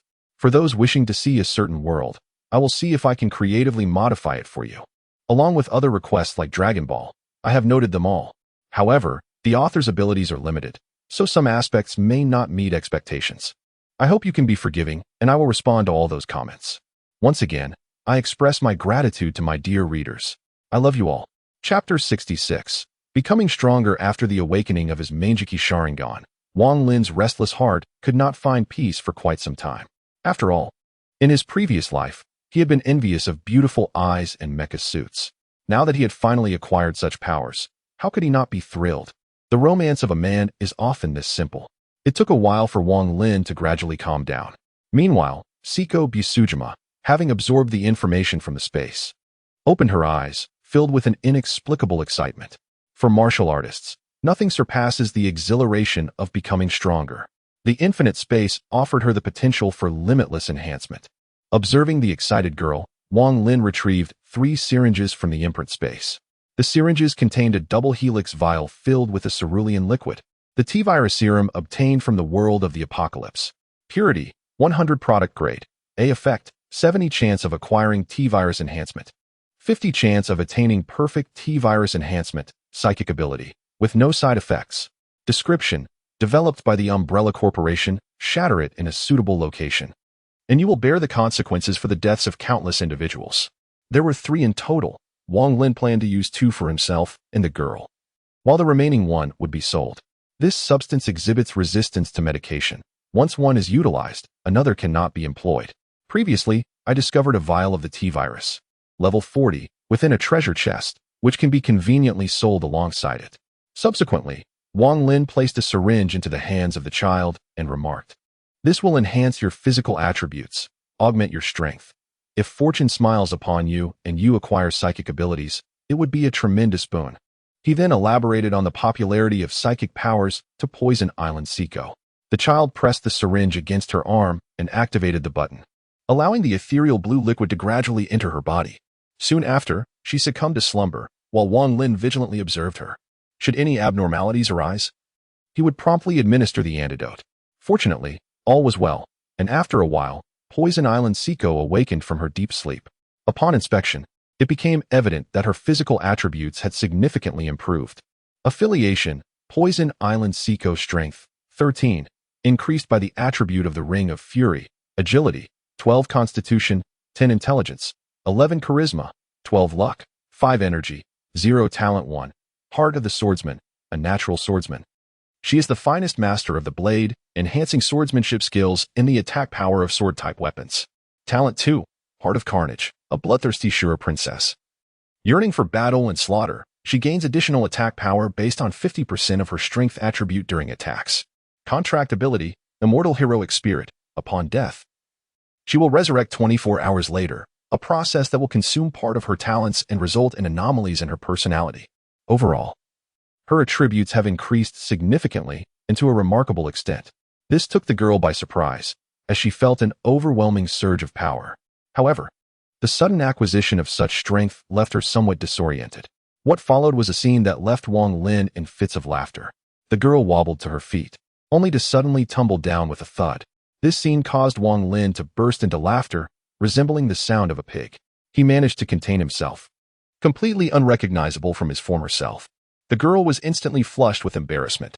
Fortunately, Wang Lin was aware of her strong sense of pride and refrained from laughing too much. He approached her, helped her up, and with a smile remarked, "This is a normal phenomenon. When the time comes, I shall take you to a certain place."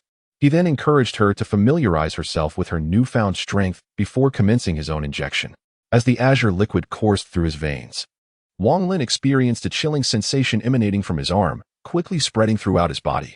However, as this icy energy infiltrated his being, the life energy of his celestial body began to devour it.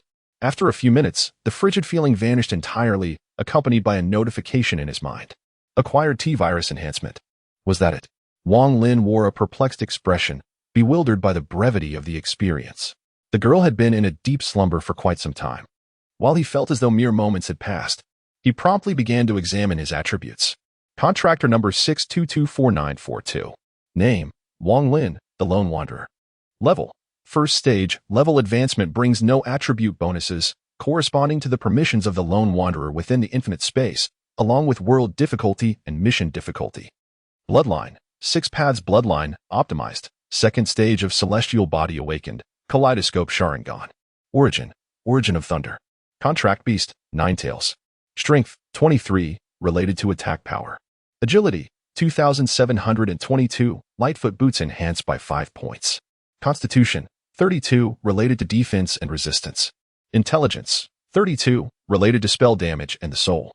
Charm, 22, related to appearance and social interactions. Luck, 5, this aspect is reliant on appearance. After all, mystical beliefs cannot save the unfortunate, and spending cannot alter fate. Energy, 2000, based on all that one possesses, unifying fighting spirit, magic, and original force into energy. Usable attribute points, 30. Note, the standard attribute for an adult male is 5 points. Luck is linked to personal fortune, for the lone wanderer to explore independently. Unique talent, percentage, passive talent. Can proportionately enhance life and energy, upgradable. Current enhancement, 1%. Existing skills, absolute rationality, energy manipulation, devour optimization, already utilized. Mastery of firearms, passive.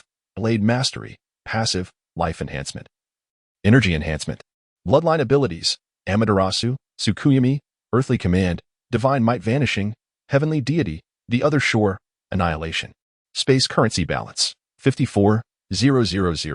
Gazing at his opulent attribute panel, Wang Lin displayed a mysterious smile. He could only exclaim, who else compares? Yet, the enhancement from the T-virus seemed somewhat trivial to him. Wang Lin speculated that this was likely due to his already elevated attributes, while the girl experienced such significant enhancement due to her ordinary human physique. With a slight refinement, Wang Lin was able to master this degree of enhancement. However, the only lamentable aspect is that Wang Lin has yet to awaken his mental powers. This left Wang Lin feeling somewhat regretful. It appeared that, for those who were not adapters, being able to enhance was already quite commendable. There remained one vial, which he intended to sell shortly. 3 vials of antidote could be bundled for sale, and Wang Lin had already contemplated the method of marketing them. Subsequently, with a grave expression, he retrieved a vial of crimson potion from the imprint space. Perfect blood rank. SS effect. Significantly increases lifespan, elevates the essence of life, and sublimates the bloodline. Description. Extracted from the enhancement of T, the vitality of G, and the infinite possibilities of the abyss, it was perfected through countless failures.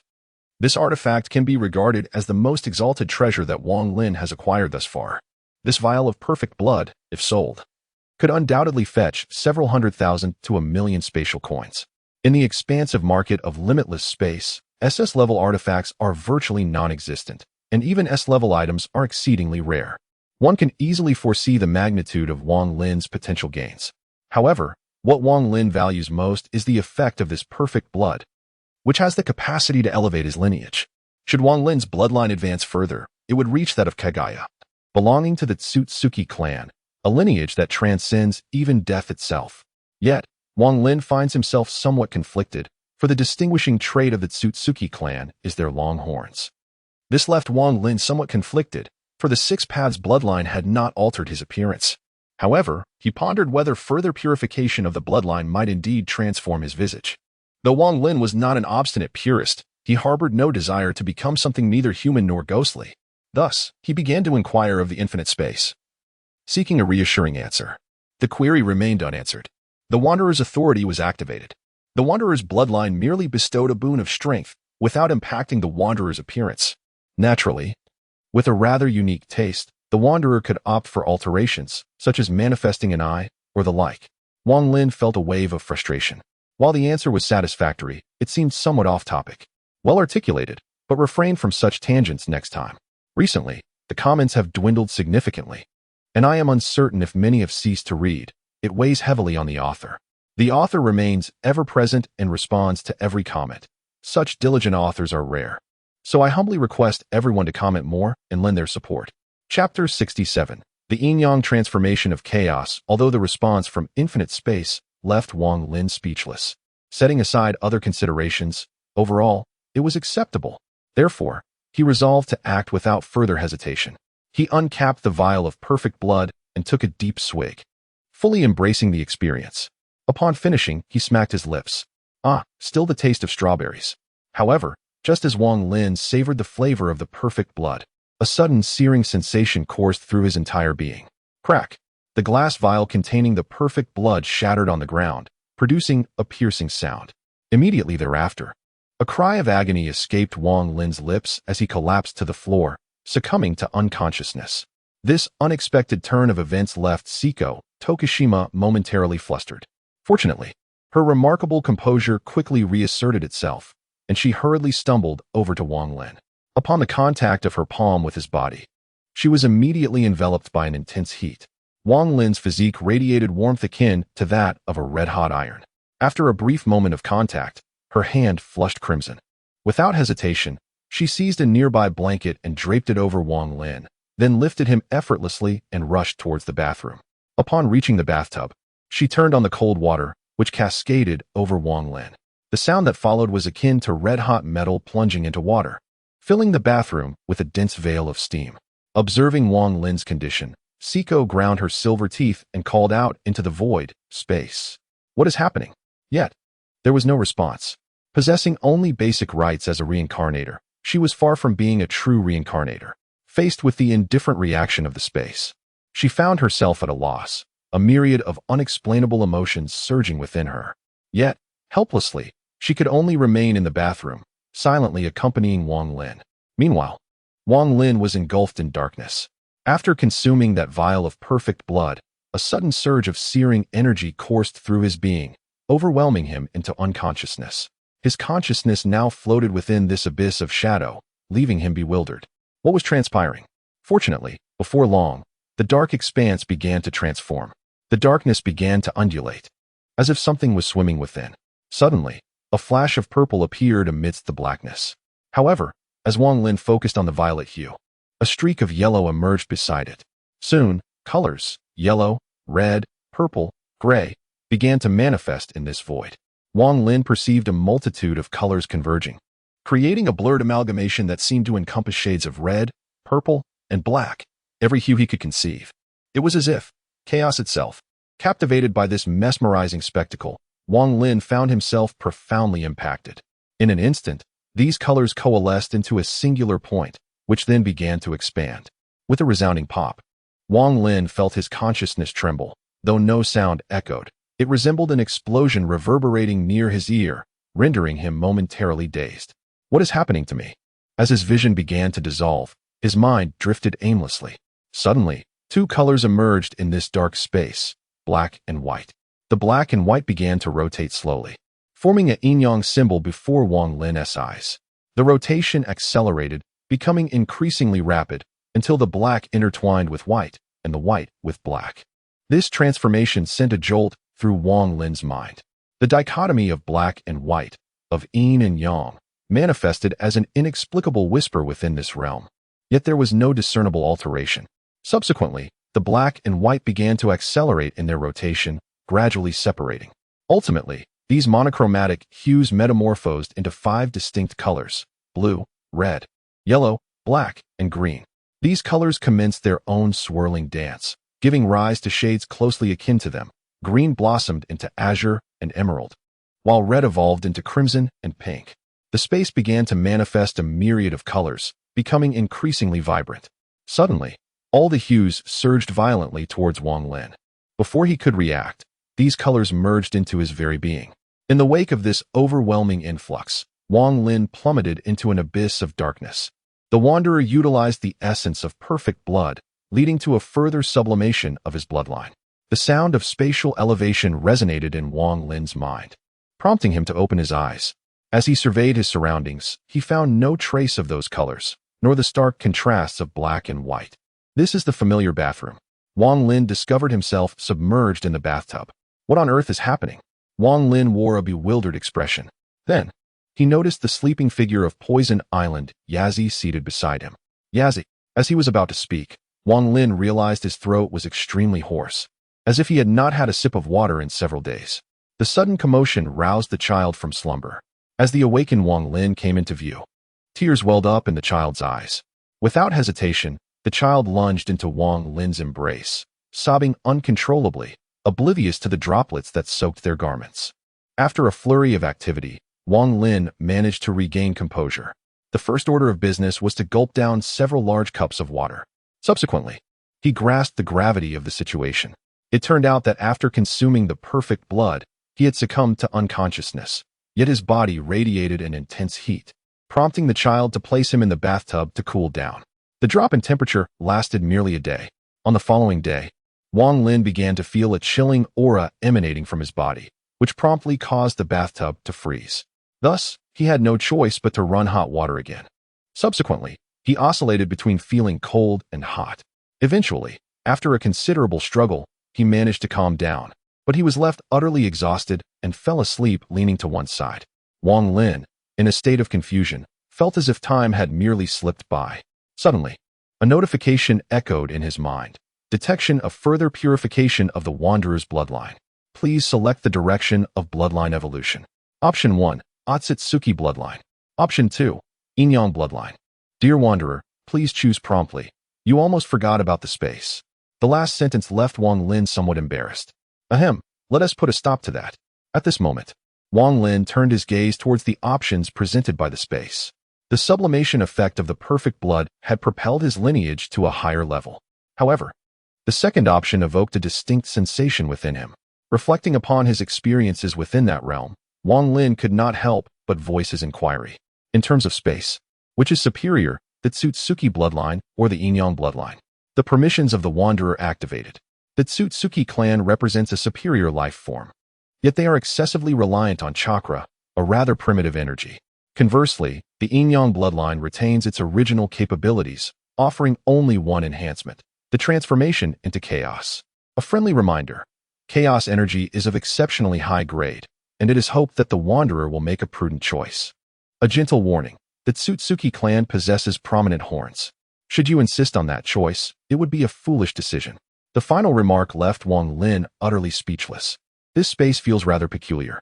However, Wang Lin has no intention of choosing the Otsutsuki clan. The entirety of that dark realm evokes an inexplicable sensation within him.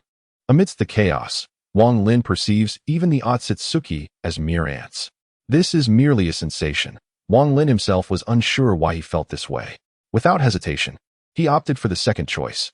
The solitary traveler selected option 2, and the purification of the bloodline was completed. The solitary traveler's bloodline advanced to the Yin-Yang bloodline. It is advised that the solitary traveler takes time to explore this. A friendly reminder: it appears that the solitary traveler is not foolish. One might experiment with mixing Yang energy and Yin energy, and then incorporate a third type of energy, which could yield delightful surprises. However, this third type of energy must be discovered independently, with your original source. If you cannot think of it, you would indeed be quite foolish. After reading this, Wang Lin felt that the tone of this book was increasingly peculiar. I am still dreaming. Indeed. Chapter 68. Enhancing attributes. Although the tone was somewhat off, overall, it was still acceptable. After deciding on the evolution direction of his bloodline, Wang Lin sensed changes within his body. His chakra exhibited some inexplicable transformations, appearing to grow denser. The life energy and soul power within him became exceptionally vivid. Wang Lin surmised that this must be the essence of yin-yang power. After conducting a simple experiment, he discovered that this novel chakra significantly enhanced his ninjutsu. However, the space indicated that a third type of energy was necessary to synthesize chaotic power. Yet, Wang Lin currently possessed only yin-yang power, and the third energy referenced by space was the original source. Regarding the origin of thunder, to be honest, Wang Lin had no clear ideas. After all, apart from having been struck by lightning once, he had not felt anything related to thunder within him. Thus, after a moment of closed-eye contemplation, Wang Lin abandoned the notion of seeking the original source. It was better to first focus on enhancing his attributes.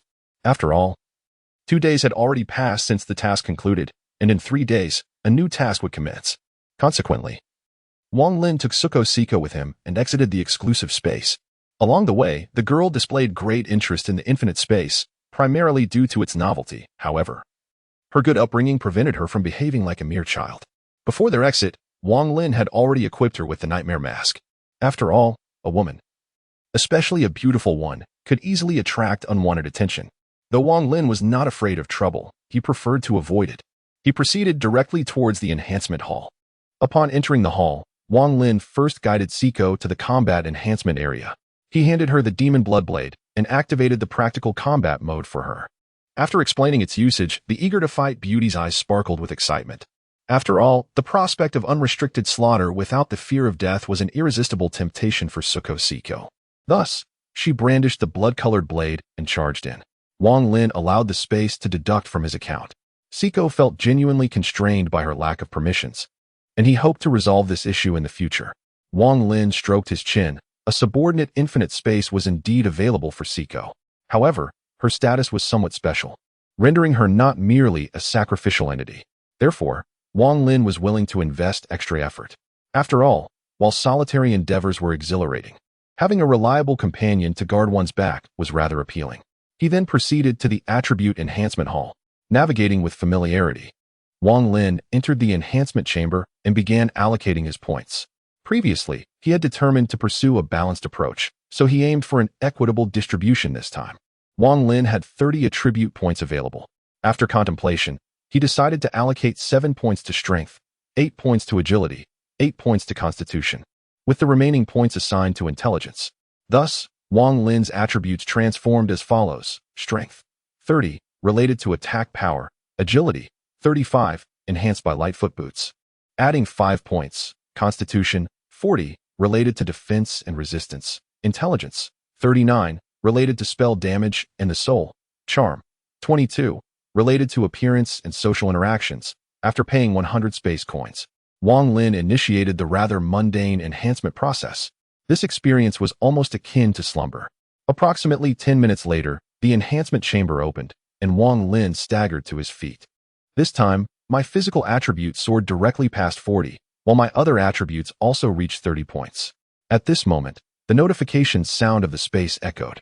It detected that the Wanderer's foundational abilities had surpassed the first tier, indicating that the next task world would unlock an advanced trial. The strength and rank of a reincarnator are unrelated. They merely signify authority and level classification. It seemed I had surpassed the standard. Upon hearing the notification, Wang Lin inexplicably thought of this. After all, logically speaking, I had only traversed 2 worlds, being a novice among novices, yet my attributes were exceedingly high. Perhaps the infinite space could no longer tolerate this. In the first tier, my attributes were akin to a giant trampling a kindergarten and kicking a nursing home. Not to mention, I possessed a tailed beast, an almost unfair advantage. However, after a moment of contemplation, Wang Lin shrugged it off. How many newly advanced reincarnators could boast attributes as formidable as mine? If I could find one, I would gladly consume that panel on the spot. Shaking his head, Wang Lin strode purposefully towards the combat enhancement hall. The child was still engaged in fierce combat within, and through the viewing function, Wang Lin could tell the child was thoroughly enjoying it. The flesh complexion made Wang Lin's heart skip a beat. Hastily muttering to himself that he was not a pervert, he made his way to a nearby secret chamber. Welcome, Wanderer, to the combat enhancement hall. Please select a training mode, instruction mode, or combat mode. I choose instruction mode. Select the level of instruction, intermediate instruction, designated instructor, Uchiha Itachi. Wanderer permissions activated. Please select instruction duration. Let's start with 1 hour. Wang Lin was uncertain if things would proceed as he envisioned, so he opted for an hour as a trial. Instruction begins. The surrounding space began to shift, transforming into a dimly lit hall. In the center of the hall sat a stone chair, with a silhouette perched upon it. Crimson eyes gazed at Wang Lin, devoid of any emotion.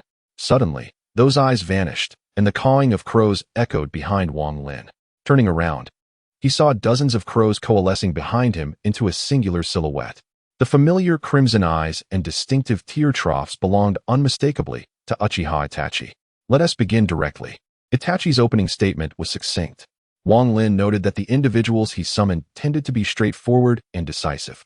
Kakashi had been similar. He had also launched into action immediately. However, Itachi was unaware of Wang Lin's thoughts and continued speaking. The power of the Uchiha originates from the eyes, yet one must not become overly reliant on them. I shall impart the combat techniques of the Uchiha to you, and I hope you can truly grasp their essence. Following this declaration, his crimson Sharingan transformed into the Mangeki state. He shed the red Akatsuki cloak, and with a swift motion, several shurikens flew from Itachi's hands, hurtling towards Wang Lin. With a deft twist, Wang Lin evaded the shurikens and activated his own Mangeki Sharingan. This time, the focus was primarily on mastering the use of the kaleidoscope, but more importantly, on unleashing the Susanoo. Shielded by the kunai in his hand, Itachi advanced with agility, engaging in a fierce taijutsu contest with Wang Lin. Their fists and feet clashed, both wielding the kaleidoscope Sharingan. However, Wang Lin began to feel the strain. He could withstand these attacks solely due to the heightened insight afforded by his advanced Sharingan and superior attributes. In contrast, Itachi's overwhelming experience applied pressure that made the encounter increasingly arduous for Wang Lin. With a powerful exchange of strikes, waves of energy surged forth. Seizing the moment, Wang Lin executed a backflip to create some distance. While airborne, he clapped his hands together to summon water release, great waterfall technique. Instantly, torrents of water surged forth, crashing down upon Itachi. Swiftly, Itachi activated his kaleidoscope, forming hand seals. Earth release, earth flow wall.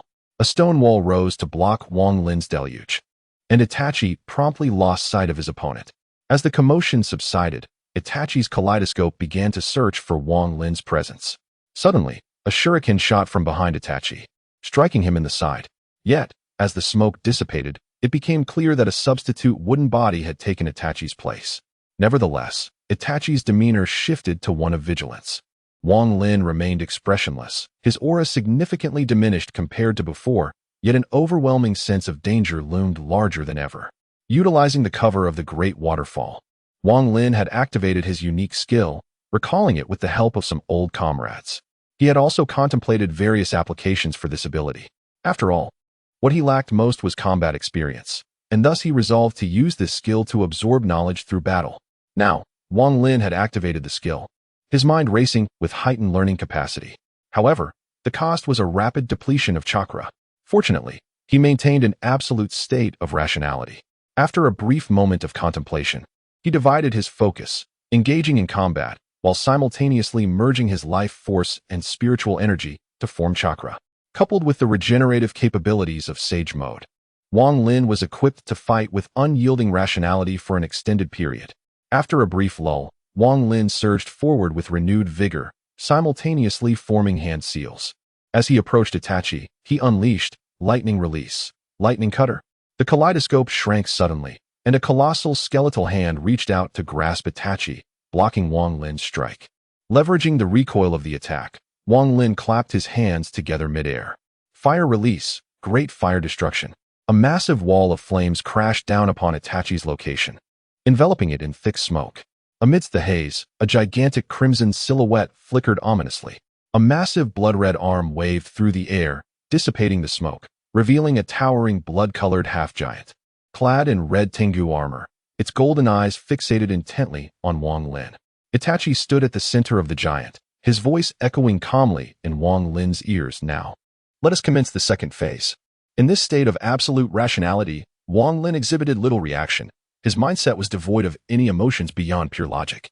In the immense space, the blood-red giant stood silently at the center, radiating an energy reminiscent of flames, warping the surrounding space. Wang Lin scrutinized the giant before him, racing thoughts whirling in his mind.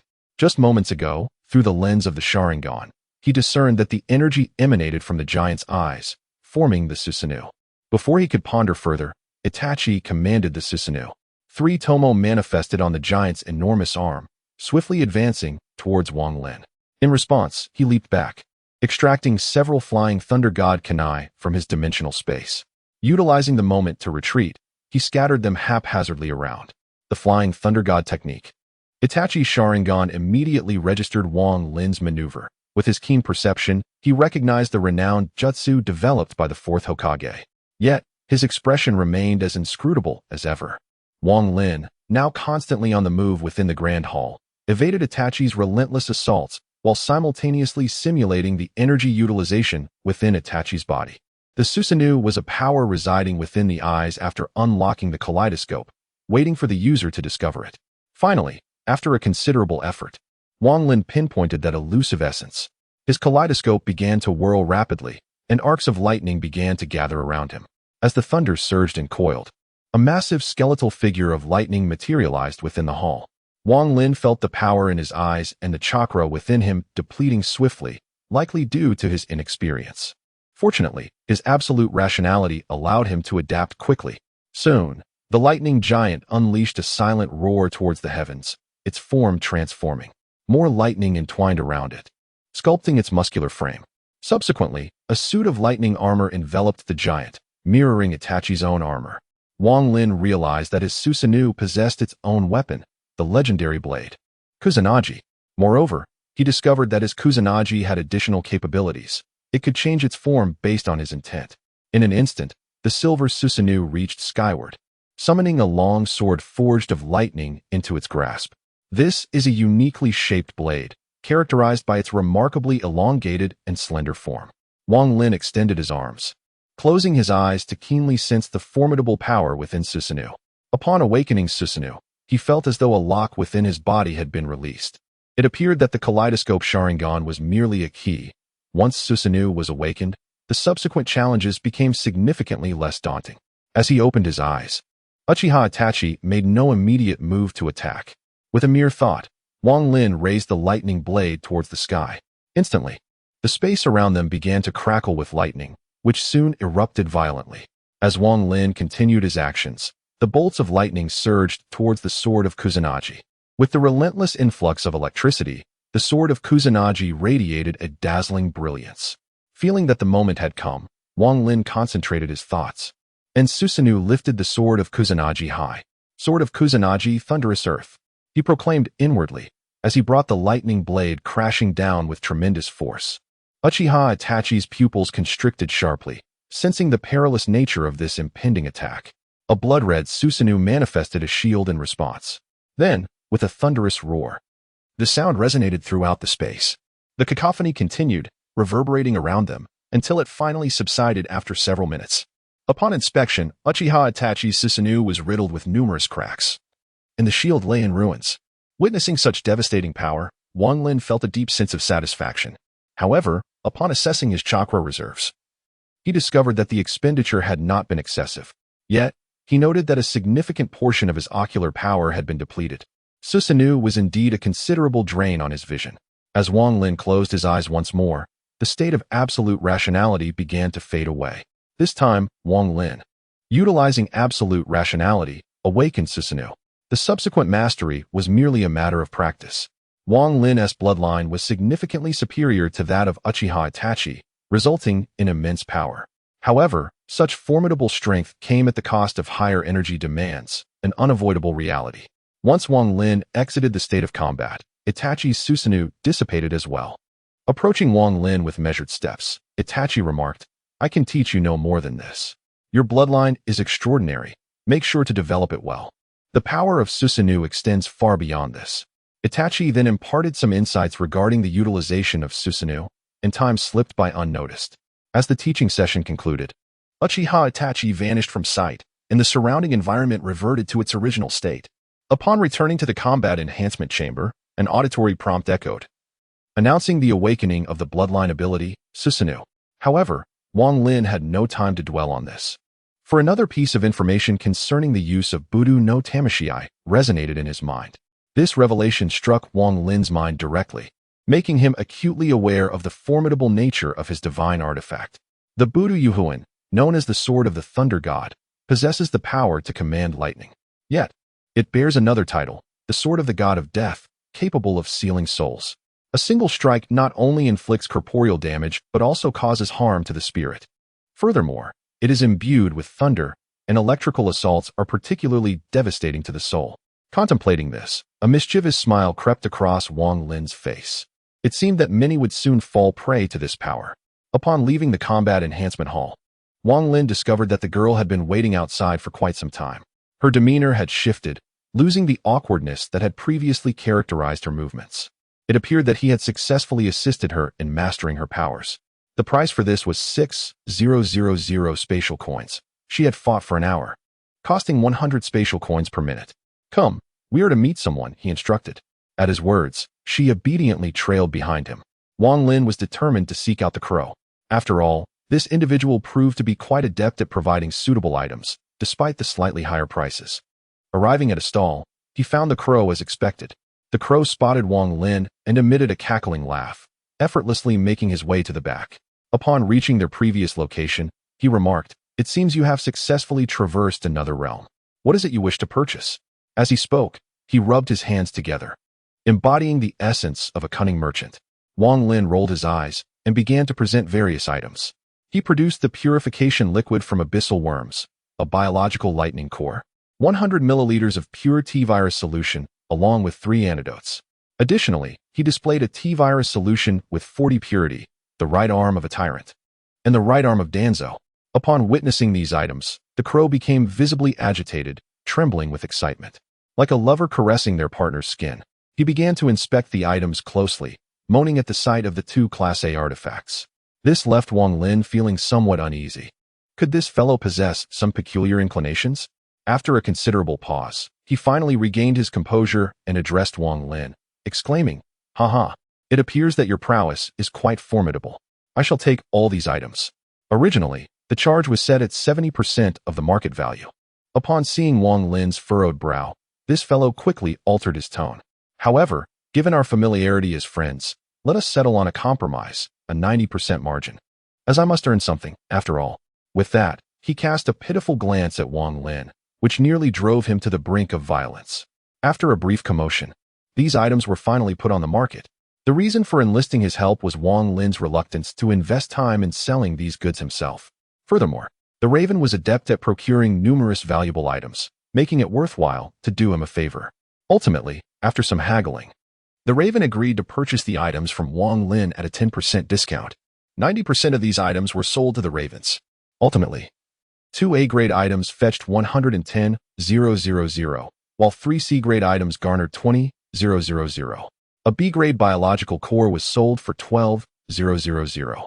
The total amounted to 142,000 spatial coins.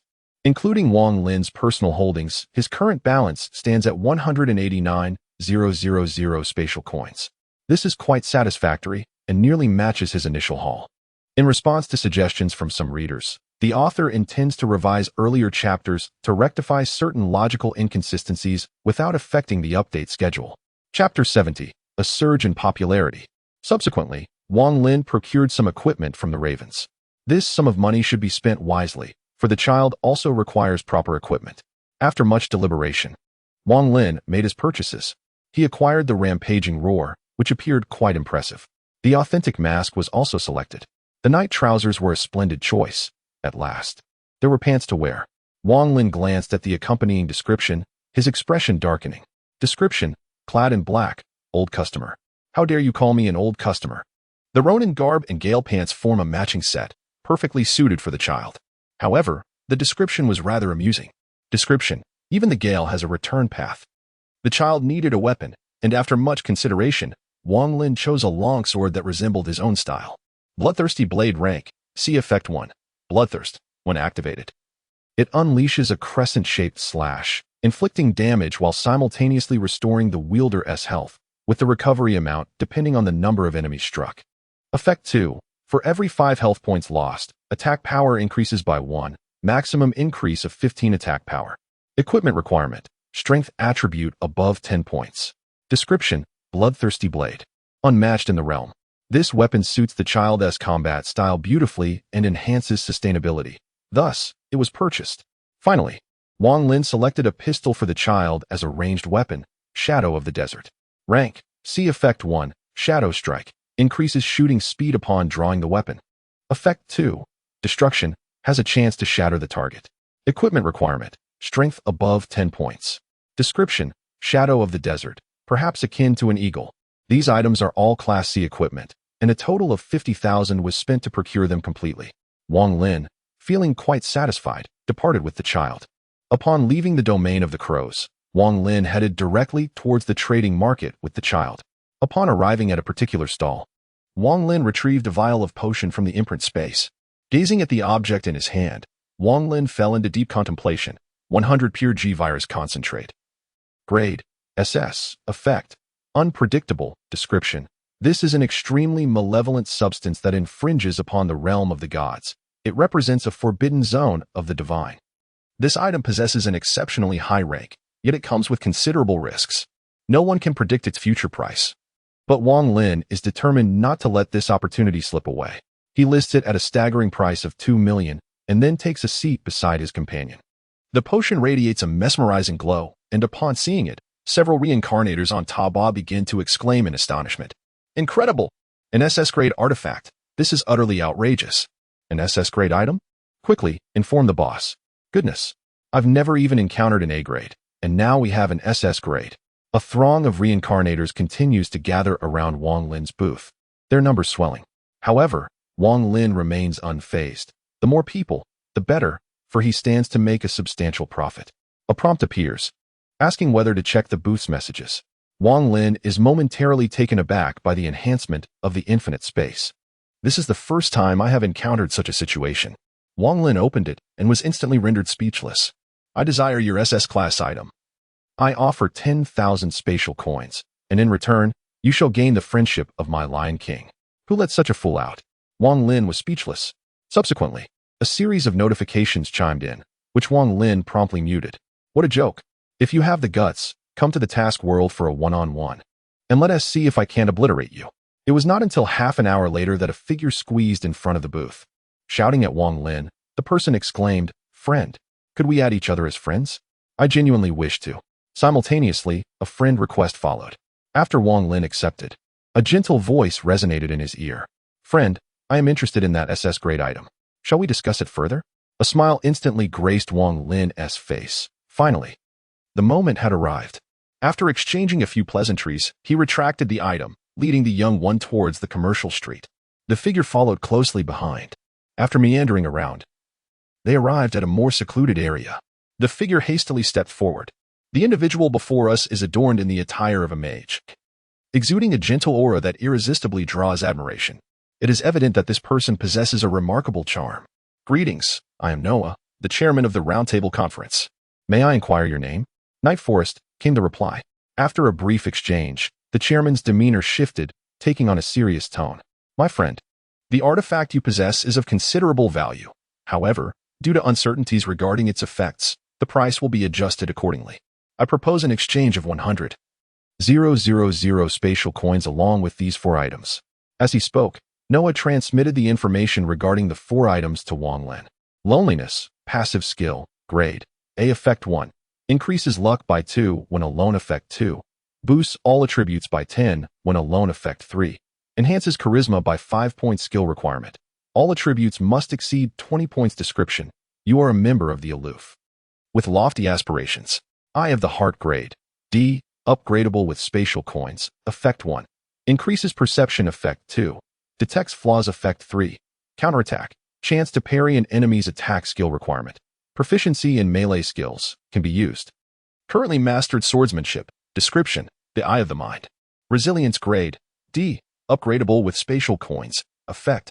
Reduces the duration of stun, slow, taunt, fear, silence, blindness, transformation, and confinement effects by 5. Skill requirement. Energy type passive skill can be used. Currently mastered energy mastery. Description. Unyielding forward momentum. Holy Spirit Stone grade, none effect, can enhance a specific skill description, the Stone of Miracles. These items are quite remarkable and possess the potential for growth. Upon witnessing the final item, a notification resonated in Wang Lin's mind. It can be utilized to enhance the skills of the solitary wanderer. This revelation instantly brightened Wang Lin's eyes. He had long been uncertain about how to upgrade his solitary wanderer talent, yet unexpectedly encountered the opportunity here. Although he yearned for it, Wang Lin refrained from revealing his desire, understanding that haggling was a passive skill. After a vigorous negotiation, Noah agreed to exchange it for 150,000 spatial coins along with 4 additional items. Finally, the deal was struck, leaving Wang Lin with a substantial sum of 289,000 coins, which brought him immense satisfaction. He then returned to his exclusive space. Within this private domain, Wang Lin entrusted the purchased equipment to Poison Island's child and donned the nightfall trousers. At last, he had acquired a pair of pants. He also handed over the Desert Shadow, recognizing the advantage of possessing a ranged weapon. Following that, he utilized the skill scrolls for Solitude and Resilience, which promptly appeared on his skill panel. Subsequently, he summoned the child to bestow upon her the Eye of the Mind, as it was particularly suited for her swordsmanship. Afterward, Wang Lin took possession of the child's spatial ring and, after a moment of contemplation, inquired about the space's capabilities. Space. Is this ring incapable of being upgraded? The response was immediate. Solitary permissions activated. 2 options available. Option 1. Consume spatial coins to increase the spatial area. Option 2. Sacrifice the spatial ring along with 50,000 spatial coins to bestow the mark of the reincarnator, thereby attaining the identity of a reincarnator. This was something that Wang Lin could never have anticipated. Surely, One should choose the second option, as it effectively transforms the child into a reincarnator. Hastily selecting the second choice, a radiant light burst forth from the spatial ring in hand. Subsequently, Wang Lin's balance was deducted by 50,000. The spatial ring gradually vanished, leaving an imprint in the air, which surged directly toward the child's arm. An imprint was formed upon the child's arm.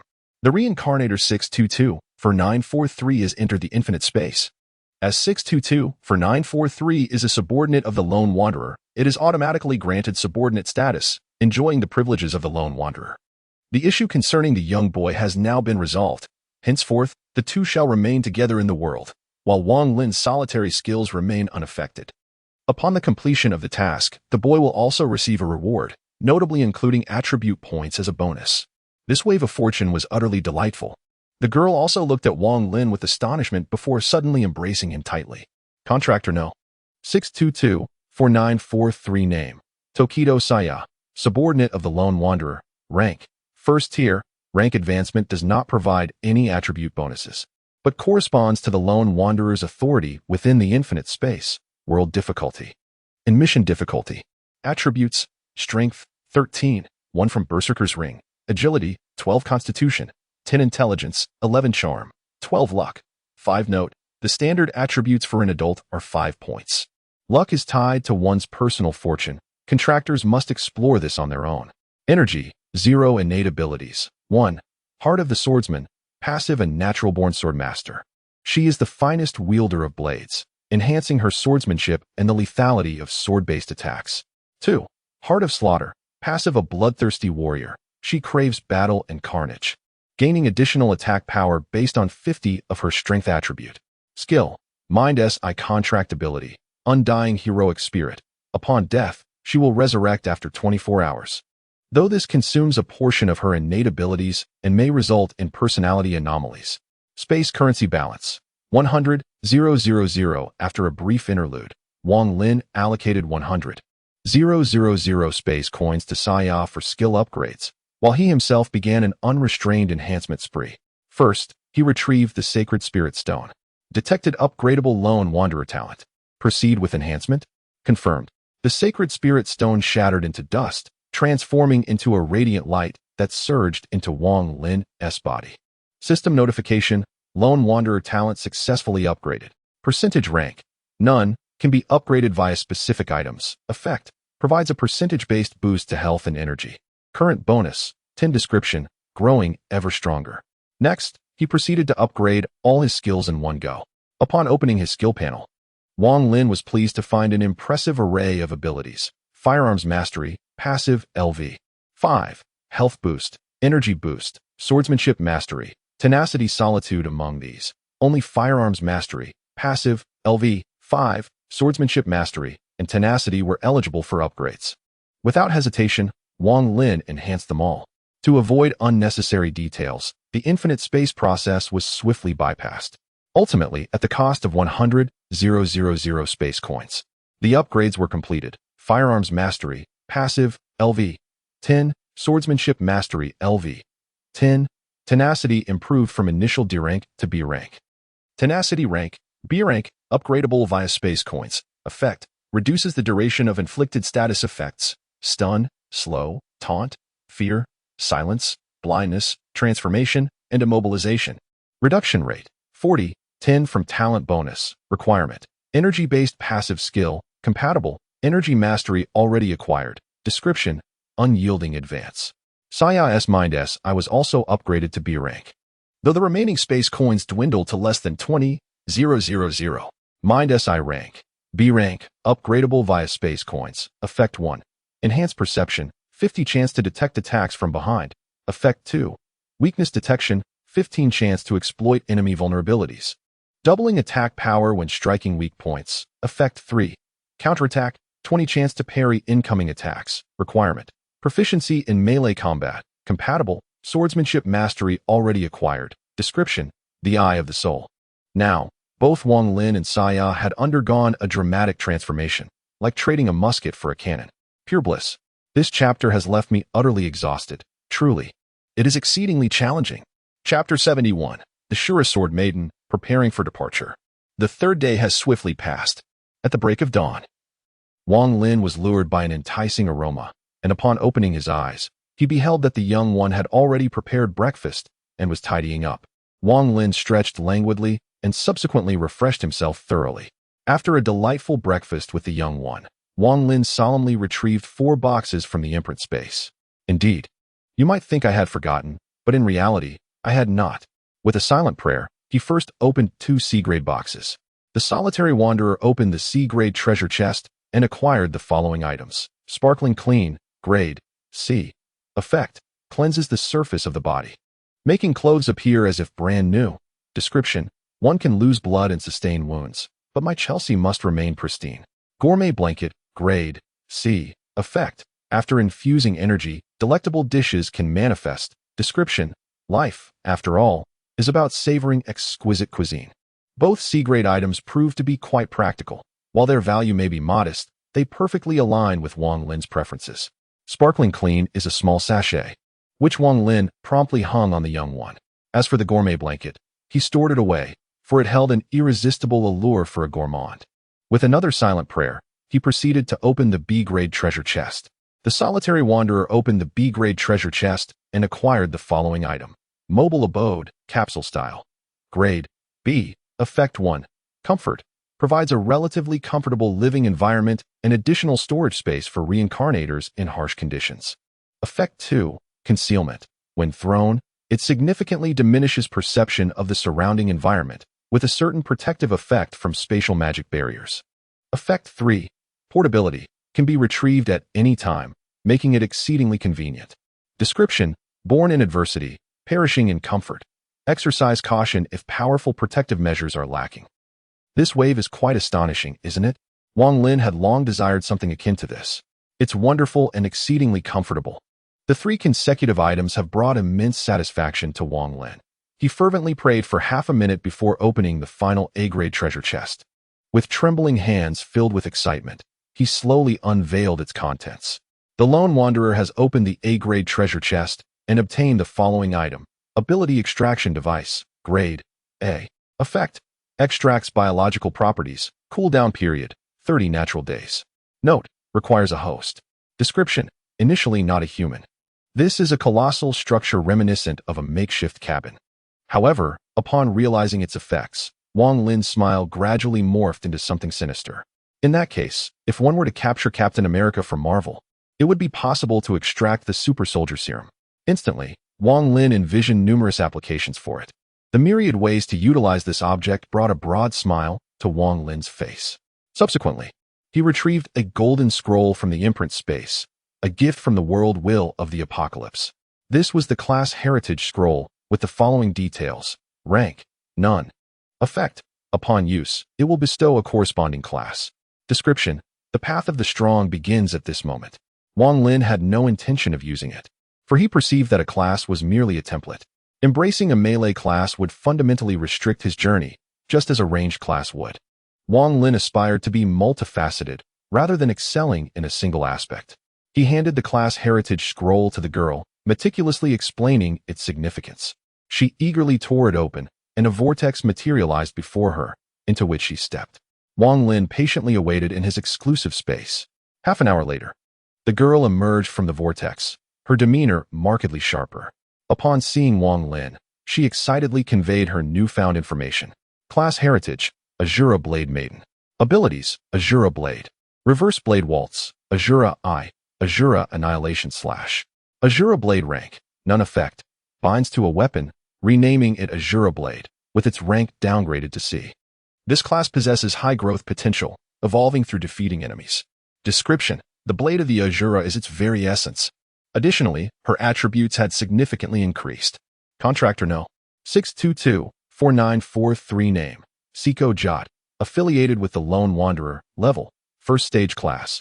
Azura Blade Maiden Strength, 20, with the attribute boost from the Berserker's Ring. Agility, 25 Constitution, 15 Intelligence, 18 Charisma, 20 Luck, 5. Note, the standard attributes for an adult male are 5.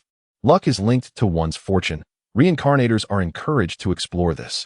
Energy, 300, Azura Power, can increase energy limits during combat. Talent, Ababa, same as before. No fluff, skills, Eye of the Heart, Azura Blade, Reverse Blade Waltz, Heart of Azura, Azura Annihilation/Contractability. Ababa, same as before, no fluff, space currency balance. 20,000 Reverse Blade Waltz effect. Enables rapid movement around the battlefield, continuously striking enemies. Heart of Azura effect. Upon activation, gradually depletes energy, granting 50 damage reduction and 30 damage amplification. Azura Annihilation/effect. Harnesses Azura power to deliver a massive strike forward, penetrating 35 armor. The girl's attributes and skills had dramatically transformed, aligning perfectly with her aggressive style, characterized by exceptionally high attack power. Initially, she intended to bind the bloodthirsty Mad Blade, but Wang Lin intervened. Though there was a restriction to binding weapons of B rank or lower, numerous promising weapons remained. There was no need to squander potential on a single blade. Once everything was concluded, Wang Lin and the girl exited the exclusive space together, heading towards the combat enhancement hall. After upgrading their skills yesterday, they had opted to rest due to the late hour. Now, with time to spare, they were eager to familiarize themselves with their skills. They arrived at the combat enhancement hall with ease, and this time, the girl encountered no obstacles, entering directly. Wang Lin ceased to worry and began practical training. Half an hour later, they returned to the exclusive space, primarily because the author wished to avoid unnecessary filler. They had adequately familiarized themselves with their skills, but the girl wanted to continue training. However, Wang Lin insisted on taking a break. For balance between work and rest is paramount. Thus, they indulged in sunflower seeds, peanuts, cola, and chicken wings, happily watching a series. Upon realizing the anime they were watching, the girl seemed momentarily taken aback. When she saw herself in a compromising situation, she nearly lunged at the computer with a weapon. Wang Lin quickly intervened, switching to another anime. Meanwhile, the nine-tailed fox beside them was rapidly tapping its 9 tails, engrossed in a game. Time drifted by, and at a certain moment, a task countdown of 24 hours commenced. The Lone Wanderer's benefits activated. Lone Wanderer's Task World. One Piece detection confirms that the Lone Wanderer meets the advancement criteria. This task world serves as an advancement trial. This time, the task takes place in the world of One Piece. This left Wang Lin somewhat astonished. The world brims with possibilities, and one might consider preparing for them. Subsequently, Wang Lin ventured out to procure various items. He first visited the trading market to acquire some supplies, replenishing his stock with the usual items, purchasing 10 of each, which swiftly deducted a sum of 10,000.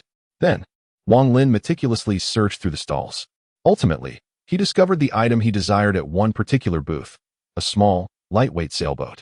Grade, Sea Effect 1, Gentle Breeze Protection, increases speed and activates an energy shield when under attack. Effect 2, Automatic, fully automated operation. Description, let us row our oars in harmony. This item is rather expensive, costing a full 5,000 space coins. After acquiring the goods, Wang Lin continued to wander through the trading market, casually purchasing some supplies once more, the same as before. He transmitted the items to the child through the imprint. He divided 7 apple juices and 7 life potions for the child. Previously, Wang Lin had some left, totaling 14, which he split evenly. Next, he hoped to discover some useful tools. Chapter 72. Pirates. While meandering through the trading market, Wang Lin found nothing that captured his fancy. Ultimately, he had no choice but to abandon his search. To his dismay, there were none of those black cards available.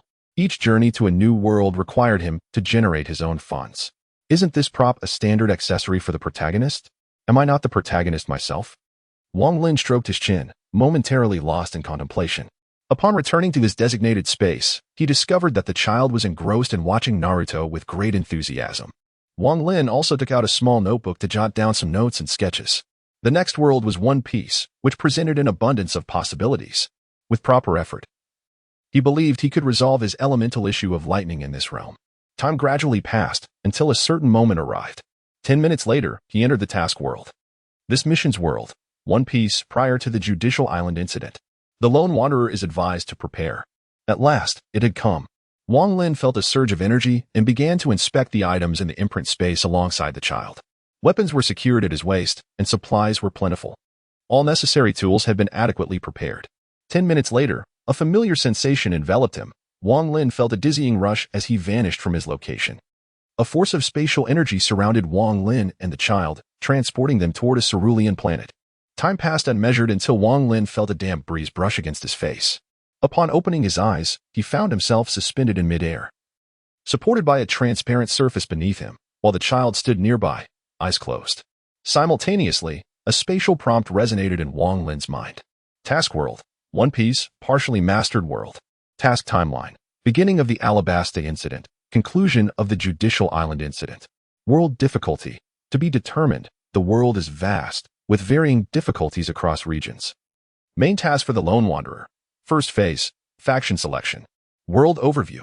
Freedom, dreams, kindness, malevolence, pirates in the Navy, the world government, and the Revolutionary Army. Shades of gray amid black and white, yet the most suffering is endured by the common folk. Warning, do not mention anything regarding infinite space within this world. Failure to comply will result in immediate execution. The Lone Wanderer's tasks are numerous, and the more tasks completed, the higher the evaluation. Current reincarnators in this task world, 20. Note, detection indicates that the Lone Wanderer does not comprehend the language of this world. 100 space coins will be consumed to automatically acquire proficiency in this language. Lone Wanderer benefits activated. Upon making a selection, infinite space will automatically assign identity information. Detection shows the Lone Wanderer is in an advanced state. Task automatically corrected to advanced task. Advanced task for the Lone Wanderer. Eliminate 10 pirates with bounties exceeding 100 million. Progress, 0-10. Please select a faction within 3 minutes. Once the faction is chosen, the task will commence. The child beside him awakened as well, but her task was different. She needed to acquire identity information first. Wang Lin took a moment to contemplate his own choice. Infinite Space presented several options: pirate, navy, world government, or revolutionary army. The revolutionary factions were not deemed worthy of consideration, for Wang Lin lacked the time to incite a revolution. The world government was equally unfeasible, as Wang Lin's strength was insufficient to maneuver within its intricate depths. The waters therein were far too treacherous for him to navigate. Thus, only the pirates and the navy remained as viable options. Wang Lin's current objective was to acquire the 3 types of hockey and a devil fruit. It was a well-established fact that those not native to the pirate world could not awaken the 3 types of hockey. Reincarnators could only obtain them through certain artifacts. Numerous powerful individuals possessed the 3 types of hockey within the pirate realm, such as red-haired Shanks and Whitebeard. However, the question of whether he could attain them was moot, as these figures resided in the New World, a perilous area where venturing forth would likely spell his demise. After much contemplation, he ultimately deemed the Navy to be the more prudent choice. After all, the Navy served as the law enforcement agency within the realm of One Piece. As long as he refrained from reckless actions, he could navigate the first half of the Grand Line with relative safety. Resolute in his decision, Wang Lin no longer hesitated and chose to align himself with the Navy. The first phase of the Lone Wanderer's main quest was complete, leading to the initiation of the second phase, to eliminate the captain of the Great Sword Pirates. The task commenced. Subsequently, enveloped by the power of space, Wang Lin and his companion began to descend slowly. Suddenly, Wang Lin sensed something amiss. Activating his kaleidoscope Sharingan, his perception expanded instantaneously, allowing him to discern several figures hovering not far from him in midair. These figures were enveloped by the power of space, pausing momentarily in midair. Subsequently, they began to plummet as if cast away. Wang Lin faintly caught snippets of their exclamations. "Ah, damn. Infinite space. Mom. I want to go home." Though their words varied, they all resonated with the same urgency. Observing their expressions and then glancing at his own slow descent, Wang Lin suddenly realized that perhaps infinite space was not so bad after all. The solitary traveler experienced a moment of revelation. Infinite space offered a peculiar solace. Wang Lin gave a sheepish smile. As he gradually touched down, the identity information pertaining to infinite space was relayed to him. In this world, Wang Lin's moniker is Yu Lin, a name he has chosen for himself. He holds the rank of a naval major, tasked with overseeing the Nia Island base situated in the initial segment of the Grand Line. This time, the mission was to apprehend a pirate on Doge Island. The pirate in question was none other than Pharaoh, the captain of the Great Sword Pirates. According to the established background, Wang Lin had pursued this pirate crew relentlessly for 3 days and nights, only for a massive tsunami to capsize his vessel. The Great Sword Pirates were consequently annihilated, leaving only their captain alive. Now, Wang Lin found himself hunting down the lone survivor on Doge Island, with no further intelligence at his disposal. Wang Lin couldn't help but feel a twinge of frustration. After all, he had no idea where Nia Island was located. With a resigned sigh, he decided to focus on completing his primary objective first. Other matters could wait. Yazi's task was to gather identity information, which meant Wang Lin could leverage his naval credentials to maneuver accordingly. Surveying his surroundings, he realized they had washed ashore on the island's beach. Without hesitation, Wang Lin, accompanied by Yazi, began making his way toward the island's center. His malevolent perception, amplified by his soul energy, granted him an exceptionally wide range of detection. Almost instantly, he pinpointed the target's location. Upon reaching the heart of the island, Wang Lin's expression darkened abruptly. This island was inhabited, yet upon closer inspection, it was a scene of devastation, filled with lifeless bodies. The houses lay in ruins, consumed by flames, and the inhabitants had suffered catastrophic losses. Blood intertwined with fire in a harrowing display. Wang Lin even beheld the remains of children. Such a scene rendered Wang Lin's expression exceedingly grim. A sentiment echoed by the boy beside him. Indeed, pirates are akin to thieves. No amount of discourse can change that reality. The anime One Piece presents a rather convoluted moral compass. Although the protagonists do not engage in the same heinous acts as their piratical counterparts, their actions undoubtedly bear consequences. Take Nami, for instance. Her thievery, cloaked under the guise of saving her village, is a troubling justification. When one steals from pirates, the narrative may seem less severe. Yet the merchants from whom she pilfered ultimately bear the brunt of the losses. Let us not invoke the notion of noble intentions for village salvation. Humanity is inherently self-serving, and no one owes her anything. The most amusing aspect is that Nami's beauty leads many to excuse her actions as merely a means to rescue her village. But what of those whose businesses collapsed and families fragmented due to her theft? As for Luffy, he pursues freedom and dreams, yet his deeds grow increasingly outrageous. He may combat evil in the name of justice or launch assaults under the pretext of familial loyalty. While the public perceives the Marineford War as a fervent spectacle, one must ponder the implications of releasing those pirates. Do they not pose a significant threat? The rhetoric of freedom, from Wang Lin's perspective, appears to lack any moral discernment, reflecting a capricious disregard for right and wrong. Such individuals are the most terrifying. Roger's ascension to the title of Pirate King resulted in a surge in the number of pirates. Luffy's tumultuous assault on the Navy headquarters further escalated this increase in piracy. The only ones ultimately affected by these events are the underground civilians. The world government is hardly virtuous, and the celestial dragons are even more despicable. The devastation caused by the heavens has led to countless families being torn apart. The Navy, too, does not embody absolute justice, as there are many who merely masquerade under a false pretense. The Revolutionary Army is not as admirable as one might imagine. To put it bluntly, the world of pirates is a chaotic realm, a tapestry of black and white interwoven. Wang Lin acknowledges that there are commendable individuals among pirates. However, to borrow a metaphor, if you insist on having me find diamonds in a latrine, I cannot fulfill that request. Chapter 73. The Fiery Sword. Throughout the journey, Wang Lin's expression grew increasingly grim. From the moment he entered, there had not been a single survivor. Houses and villagers had been mercilessly slaughtered. This scene left Wang Lin feeling a tumult of emotions. Although Wang Lin did not consider himself a virtuous individual, even a person with a semblance of normalcy would feel a stir upon witnessing such a spectacle. Closing his eyes, a sense of malevolence began to permeate his consciousness. Wang Lin soon discovered that the man he sought was not far off. Consequently, he and the boy hastened towards that direction, fueled by a singular desire to sever the man's head with a swift stroke. There was no particular reason for this urge. It was merely a thought that lingered. Clad in a black robe stained with blood, the only redeeming feature of this man was the formidable sword strapped to his back. This individual is Philo, the captain of the Great Sword pirate crew, with a bounty of 10 million. At this moment, the captain is voraciously devouring his food, wearing an expression of fierce malevolence. How dare this wretched fellow pursue me? And these villagers are equally contemptible for their refusal to provide sustenance. Given this, I shall have no choice but to eliminate all of you. Although a bounty of 10 million is trivial in the realm of pirates, to the defenseless villagers, it is akin to a malevolent specter. The carnage along his path is merely a quest for a morsel to eat. Stumbling forward, Philo is uncertain of his direction. Suddenly, a piercing sound cuts through the air from behind. Whoosh! Philo dodges, only to discover a uniquely shaped dart flying towards him. The dart embedded itself into the tree behind him. Before he could react, a figure abruptly materialized before his eyes, delivering a swift kick directly at him. There was no time to draw his sword. He instinctively blocked the strike with his forearm.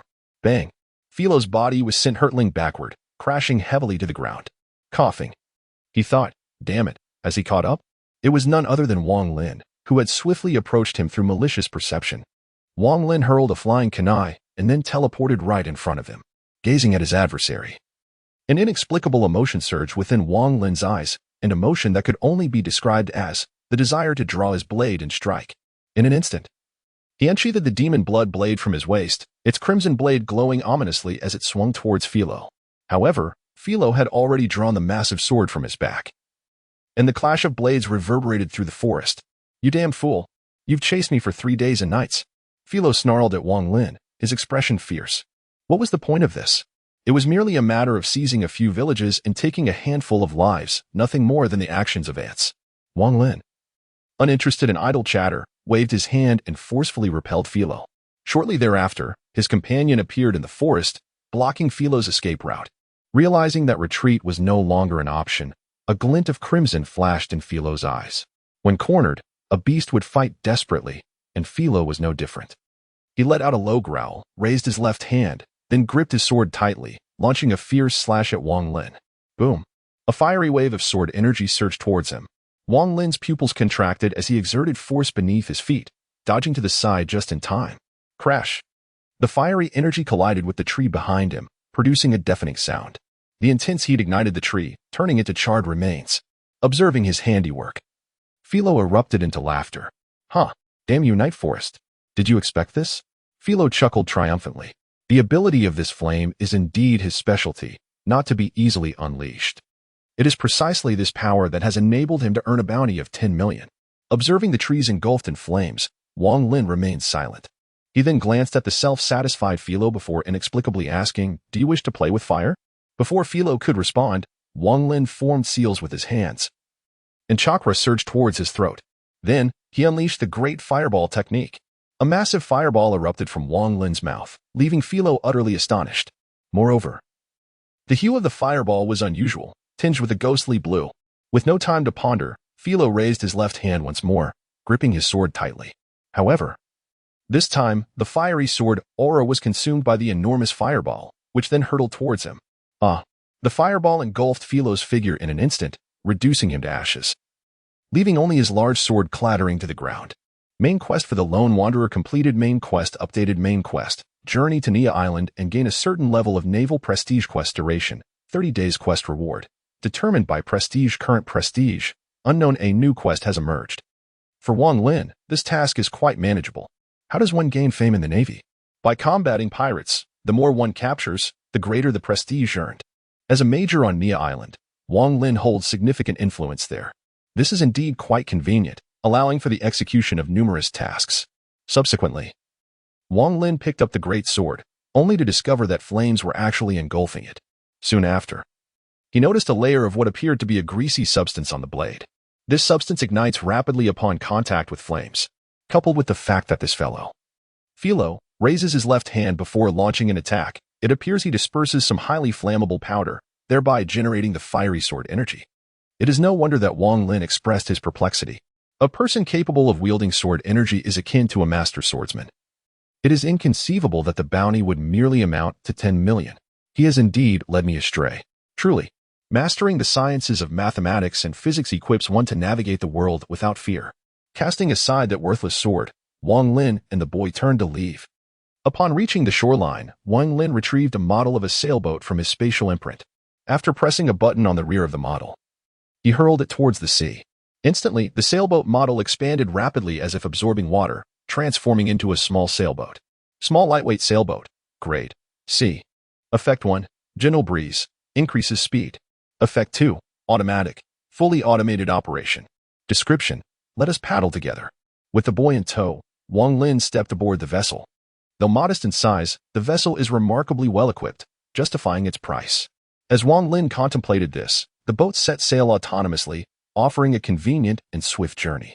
Regrettably, he found himself uncertain of Nia Island's exact location, thus he resolved to navigate onward, hopeful that he might encounter a benevolent pirate who could reveal its whereabouts. Throughout the voyage, Wang Lin and the young boy enjoyed a comfortable experience, with just a thought, the ship would glide effortlessly across the waters, requiring no manual intervention, truly a marvel of convenience. Unfortunately, their path did not lead them to any pirates. In this world of piracy, there exists a peculiar bird known as the news bird, which delivers tidings whenever it spots a ship, each delivery accompanied by a small token. Although Wang Lin lacked coin, his warm and benevolent smile seemed to transcend material wealth. The news bird was more than willing to guide the way. Thus, after nearly half an hour of sailing across the sea, Wang Lin finally beheld an island. As the sailboat approached the shore, the vast expanse signaled the arrival at Naya Island. Grateful for the care of the newsbird. Chapter 74. The Three Generations of Guache. The sailboat docked at the island's pier, where several naval officers observed the unfamiliar vessel and approached to conduct an inspection. Upon recognizing Wang Lin's countenance, they promptly stood at attention, saluting with respect. "Good evening, Major Yilin." This sudden turn of events left Wang Lin momentarily taken aback. But he quickly regained his composure. "Greetings," he exclaimed, and then proceeded with the child towards the branch office situated on the island. The naval branch stood as the most iconic structure on the island, easily visible from a distance, given the relatively flat terrain of Naya Island. Wang Lin spotted the branch at a glance. Upon arriving at the entrance, a burly naval officer with a thick beard promptly emerged to greet them. The bearded man, Rod, serves as the deputy to Wang Lin, managing the branch while Wang is at sea. Along the way, Rod updates Wang Lin on recent events, detailing various matters. Eventually, he transitions from formal reports to a more casual tone. "Commander, you wouldn't believe how rampant the pirates have become lately. A group of them wreaked havoc in the Arabasta Kingdom, led by someone named Monkey D. Luffy." Upon hearing this, Wang Lin paused, then turned to inquire, "What exactly happened?" "Elaborate." Noticing his commander's interest, Rod ceased his complaints and, with a serious demeanor, began to narrate the details. After listening intently, Wang Lin formed a judgment in his mind. It appeared that Luffy and his crew had just entered the Arabasta Kingdom. He silently calculated that at this point, the Sanai Katetsu was likely in Zoro's possession. This presented an opportunity for Wang Lin to achieve dual objectives. He then instructed Rod to secure the identity of the newcomer, facilitating her mission. The girl subsequently accompanied Rod to process her identification. Rod discerned the unique bond between Wang Lin and the striking woman trailing behind him. It seemed that the commander's taste was rather questionable. The woman's arms were too slender, lacking any aesthetic appeal. With that thought, he proceeded to assist her in obtaining her identification. Wang Lin settled into his office chair, stretching lazily as he gazed out the window. The perks of solitude were indeed delightful. Had he been required to manage his own identity, it would have been a taxing endeavor. This reflection led him to recall the reincarnators who had descended from the heavens, plummeting from such heights, accompanied by the enchanting whispers of the wind. He quietly sipped the hot tea that Rod had prepared earlier, savoring the moment. Meanwhile, the girl completed her identification process within minutes, receiving a notification that her task was accomplished. Due to Wang Lin's influence, she was directly classified as part of the Navy faction by the Infinite Space. Her exceptional charm attributes endeared her to the naval personnel within the branch. However, it was unfortunate that she was already taken. Upon entering Wang Lin's office, she found him sipping tea while jotting notes in a notebook. Approaching him, she casually picked up his teacup and, on her way to the water dispenser, inquired, "Lin, what shall we do next?" She preferred to follow Wang Lin into battle, leaving the rest to his capable hands. Without looking up from his notes, Wang Lin asked, "Have you completed your primary mission? What is your second one?" "My second primary mission is to eliminate 5 pirates with bounties exceeding 50 million. It seems I am part of the Navy faction now," she replied, placing the hot tea on his desk before stepping behind him to massage his shoulders. At this moment, Wang Lin finally completed his writing. He straightened his back, gently caressing the child's small hand, and remarked, "It appears this is due to my influence. However, it is acceptable. The identity of a naval officer holds its value." The subsequent plan involves a visit to the Kingdom of Alabasta to procure a weapon with potential for your Shura blade. Afterward, I shall escort you to a place that is quite suitable for you. There resides a formidable master, at least of the swordsmanship caliber, where you may advance further. Upon hearing this, the child paused in her actions, uncertainly inquiring, "Is it Gungshiro?" "Precisely," Wang Lin affirmed, after discovering that they were in the world of One Piece. He had encouraged the child to watch the series at double speed. Consequently, she possessed some understanding of this universe. The flicker of an inexplicable light shone in her eyes at Wang Lin's confirmation. She yearned to grow stronger, and Gungshiro's teaching abilities were undoubtedly the most fitting for her. although swords and blades are indistinguishable among pirates. The child being of Eastern descent made it a minor concern. Gung-Shiro's prowess was far from the simplistic portrayal in the anime, and the child would undoubtedly gain immense benefits under his tutelage. Furthermore, with her naval identity, Gung-Shiro would likely be more amenable. However, before that, they must first retrieve the child's Sandai Kitetsu from Alabasta. Zoro chimed in. Ah, yes, yes. Thus, after a night of rest at the base, Wang Lin prepared to set sail once more with the child. Ignoring Rod's morose expression, the atmosphere remained relatively harmonious. At the dock, the previously neglected sailboat had been well maintained by the Navy. Although provisions were not a concern, Wang Lin found it difficult to conjure a rationale for refusal, as such matters were often complicated to explain. Equipped with the eternal pointer, Wang Lin smiled and patted Rod on the shoulder. Keep it up. I have great faith in you.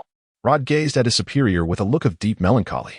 It has only been a few days since we last met, and once again, I must take a back seat.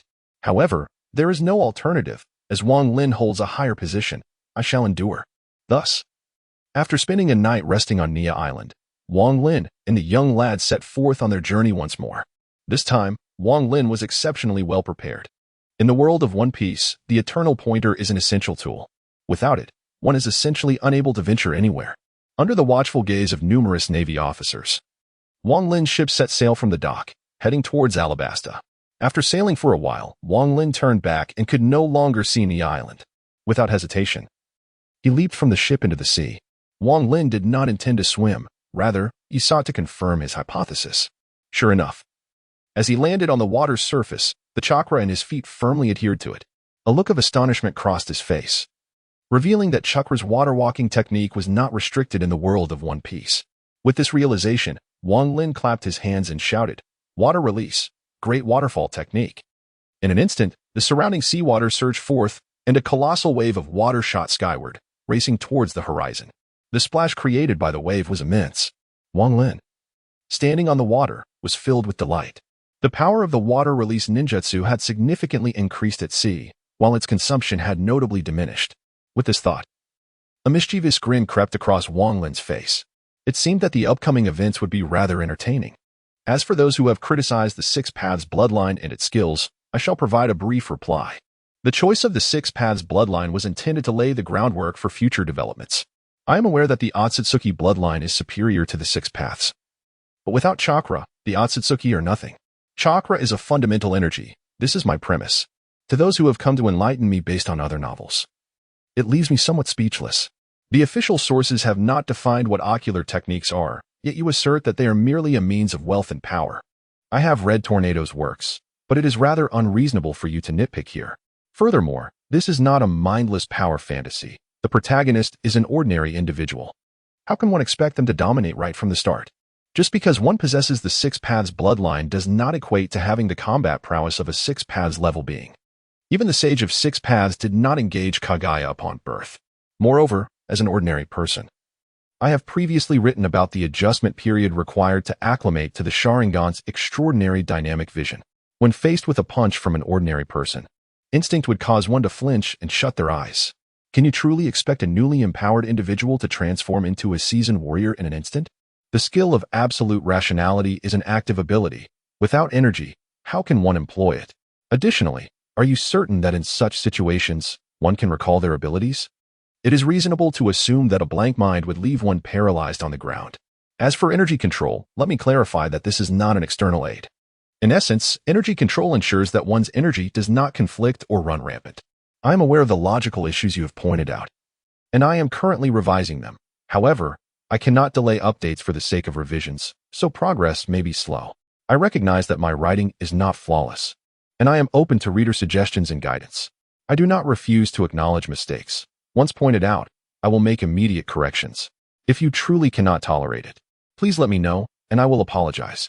It is rather inappropriate to come here and insult me without reason. Moreover, leaving negative reviews after watching for less than 30 minutes is unreasonable. In your lifetime, you could hardly sample 4 dishes. Those who leave negative reviews typically do so after at least an hour. I admit that my earlier writing was not up to par, and I accept criticism. Additionally, it is quite disheartening to see those who have just arrived here leave negative reviews, claiming to have a well-reasoned perspective. only for me to discover that they employ the same settings as other authors. Is it reasonable for me to be criticized for my choices while others are not? Here, I wish to express my gratitude to those who support me and offer suggestions. Thank you for your presence. Chapter 75. The unseeing the journey across the sea was rather dull. Those who have never seen the ocean experience immense excitement upon their first sight of it. Wang Lin was a quintessential example of this. Previously a true land dweller, he had only glimpsed rivers. The first encounter with the ocean filled him with exhilaration and joy. The ocean breeze, fishing, and even a brave dive into the depths were thrilling moments for him. However, the novelty faded after a few days. By the third day at sea, Wang Lin found himself utterly bored, staring blankly at the horizon. Ah, how tedious! He sighed, not being a fishing enthusiast. He felt little interest in such leisurely pursuits, having exhausted all forms of entertainment. He consulted the nautical charts acquired from the Navy branch and realized that there was still nearly a day's journey to Alabasta. With this thought, he felt a tinge of exasperation. No wonder pirates seek companions. Sailing alone on this vast ocean would be unbearable, not to mention the challenge of actually navigating the ship. Lin, would you like a drink? Turning around, he saw a young boy dressed in light attire, carrying 2 cups of beverages towards him. Instantly, Wang Lin's eyes lit up. In recent days, if it were not for the delightful company of the young one, Wang Lin would have succumbed to boredom long ago. Fortunately, the gentle disposition of the young one captivated Wang Lin. As he accepted the beverage from the young one's hand, he suddenly pulled the young one into his embrace. Ah, the young one exclaimed, not out of fear of Wang Lin, but because the drink had spilled. Luckily, with a swift motion, Wang Lin managed to catch the falling cup, activating his Sharingan in an instant. Utilizing the impeccable insight of his Sharingan, he adeptly poured the spilled beverage back into the cup.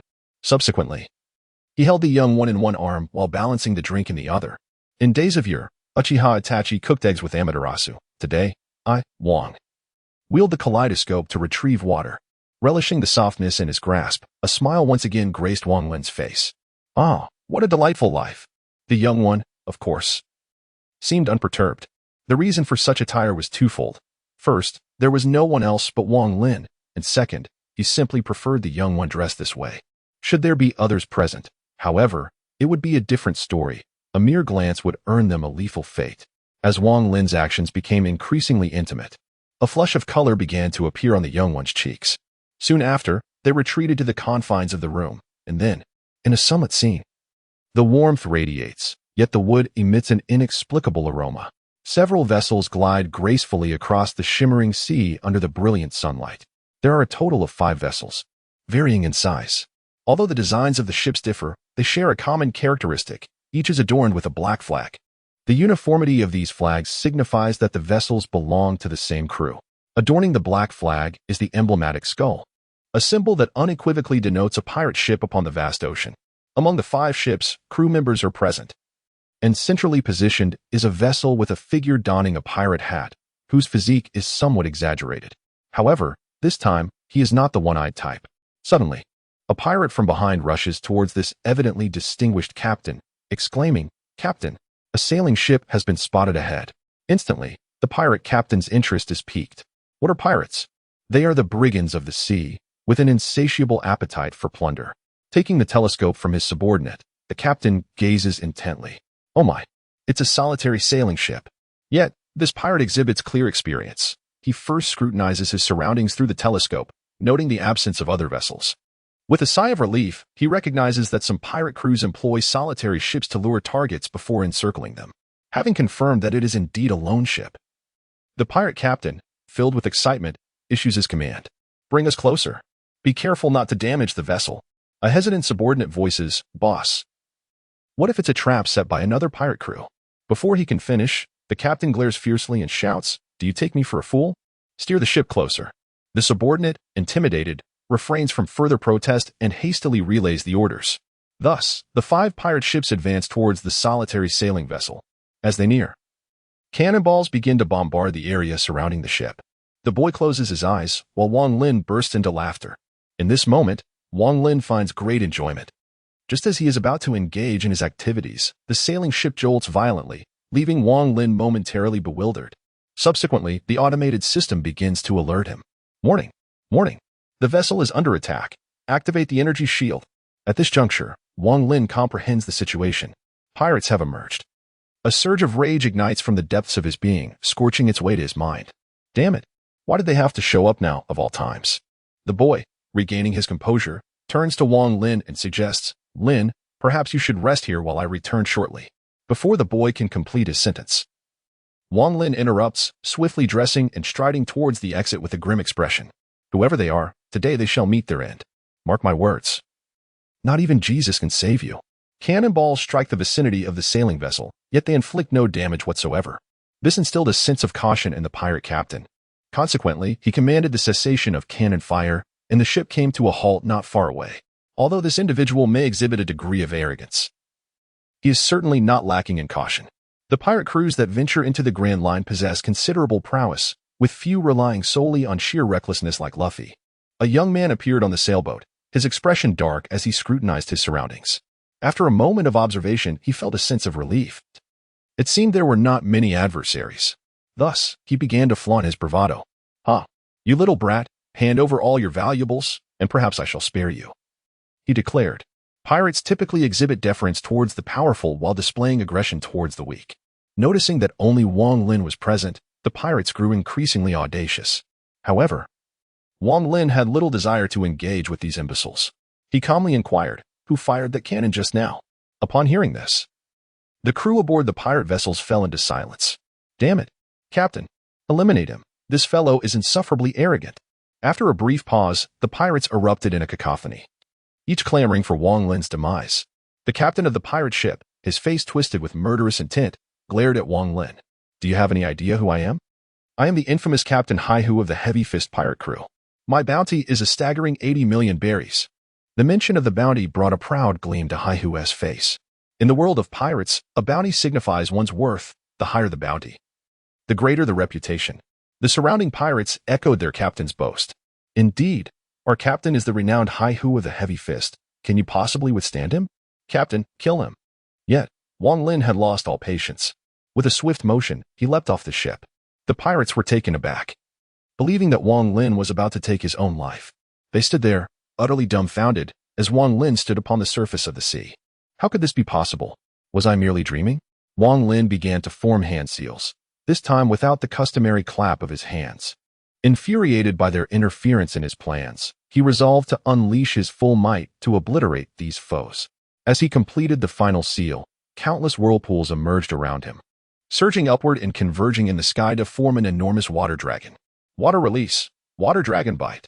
This is the technique of the second Hokage, an S-rank ninjutsu.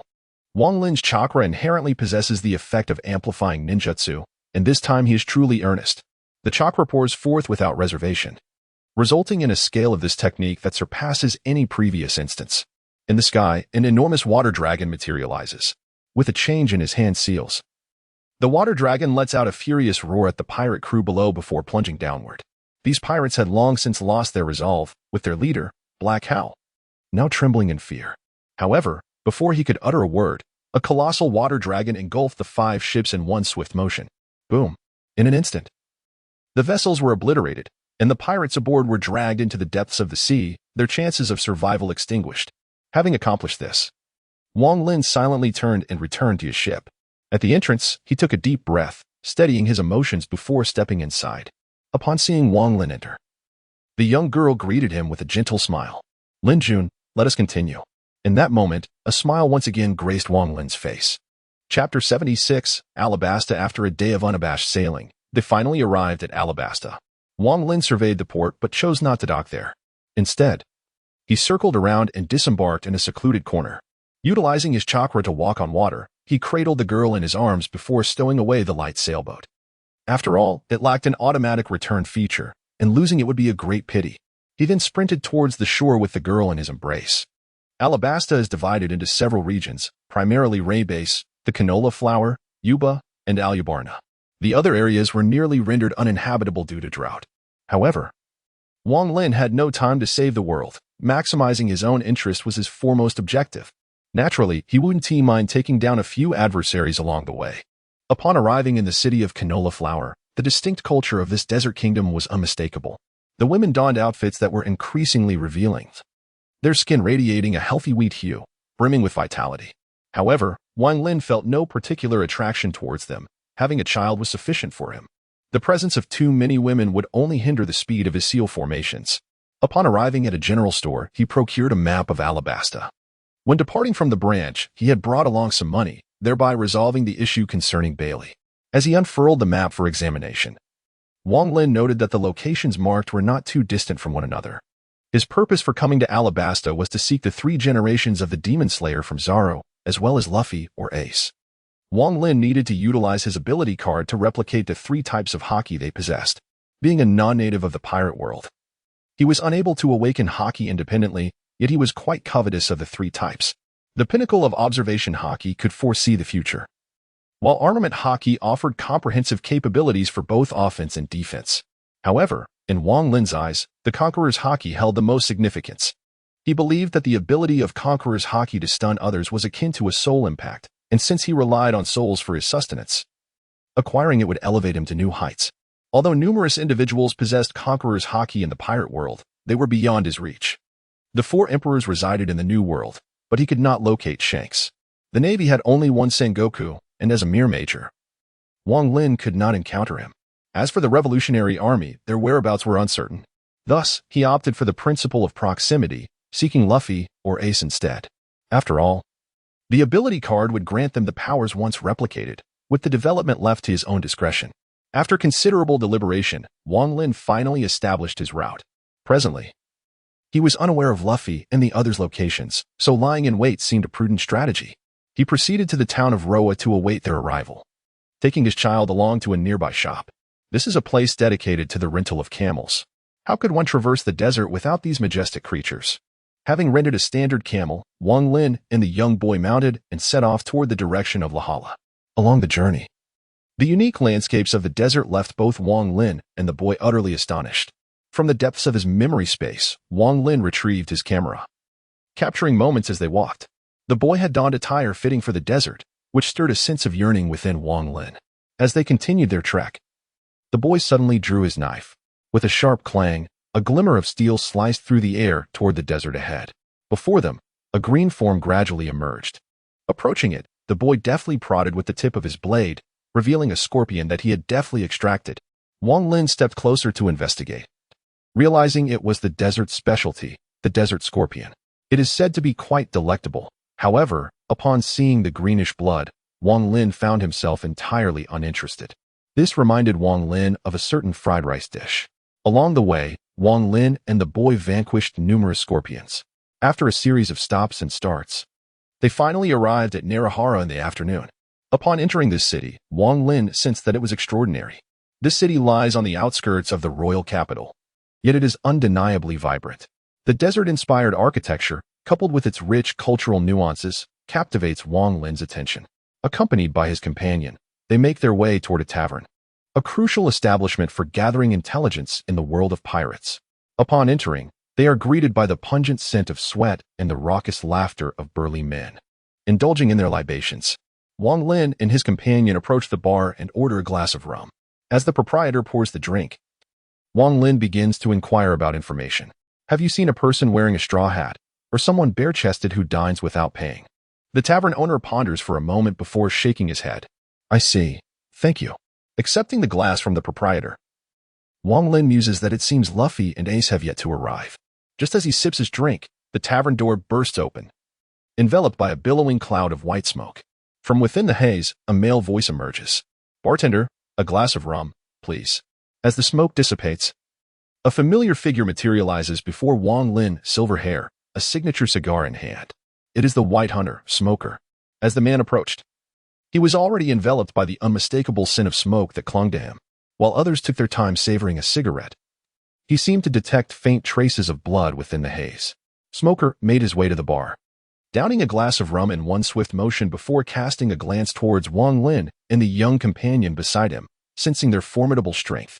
However, Wang Lin had no intention of engaging in idle chatter. There was no need for such trivialities.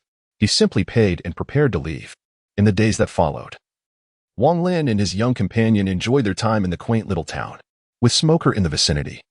It was only a matter of time before Ace and Luffy would make their appearance. True to expectation, on the third day, a tremendous commotion erupted in a nearby restaurant. Suddenly, a figure donned in an orange cowboy hat burst forth, gripping the arm of a straw-hatted individual. Curiously, the straw-hatted man's arm stretched unnaturally long, causing him to bounce across the ground like a rubber ball. Numerous bystanders were knocked aside by this peculiar spectacle, while the cowboy incessantly offered apologies. Following closely behind was a figure enveloped in swirling white smoke, in hot pursuit. Witnessing this scene, Wang Lin's eyes sparkled with anticipation. Finally, they had arrived. These three are Luffy, Ace, and Smoker. The reasons are well known, so I shall refrain from elaborating. After a brief pursuit, Smoker successfully ensnared the two with his smoke. Humph! Straw Hat Luffy and Fire Fist Ace. Infamous pirates, surrender at once. Smoker's attitude towards pirates is rather conventional. He essentially captures any pirate he encounters. However, his strength leaves much to be desired. After engaging in a skirmish, Smoker finds himself unable to best Ace, who, along with Luffy, shows little desire to fight. Consequently, after a moment of distraction, Ace and Luffy make their escape. Smoker's face darkens with fury. "Haha, Ace, you are incredible," Luffy exclaimed, cradling his head and laughing heartily. Ace, standing nearby, also smiled. Yet suddenly, his expression shifted, and he seized Luffy, hurling him away. Bang! After Luffy was flung, Ace erupted into a fiery explosion. Remarkably, the side of the explosion began to emit flames before gradually fading away, and Ace returned to his original state. "Who is it? Do not hide away,"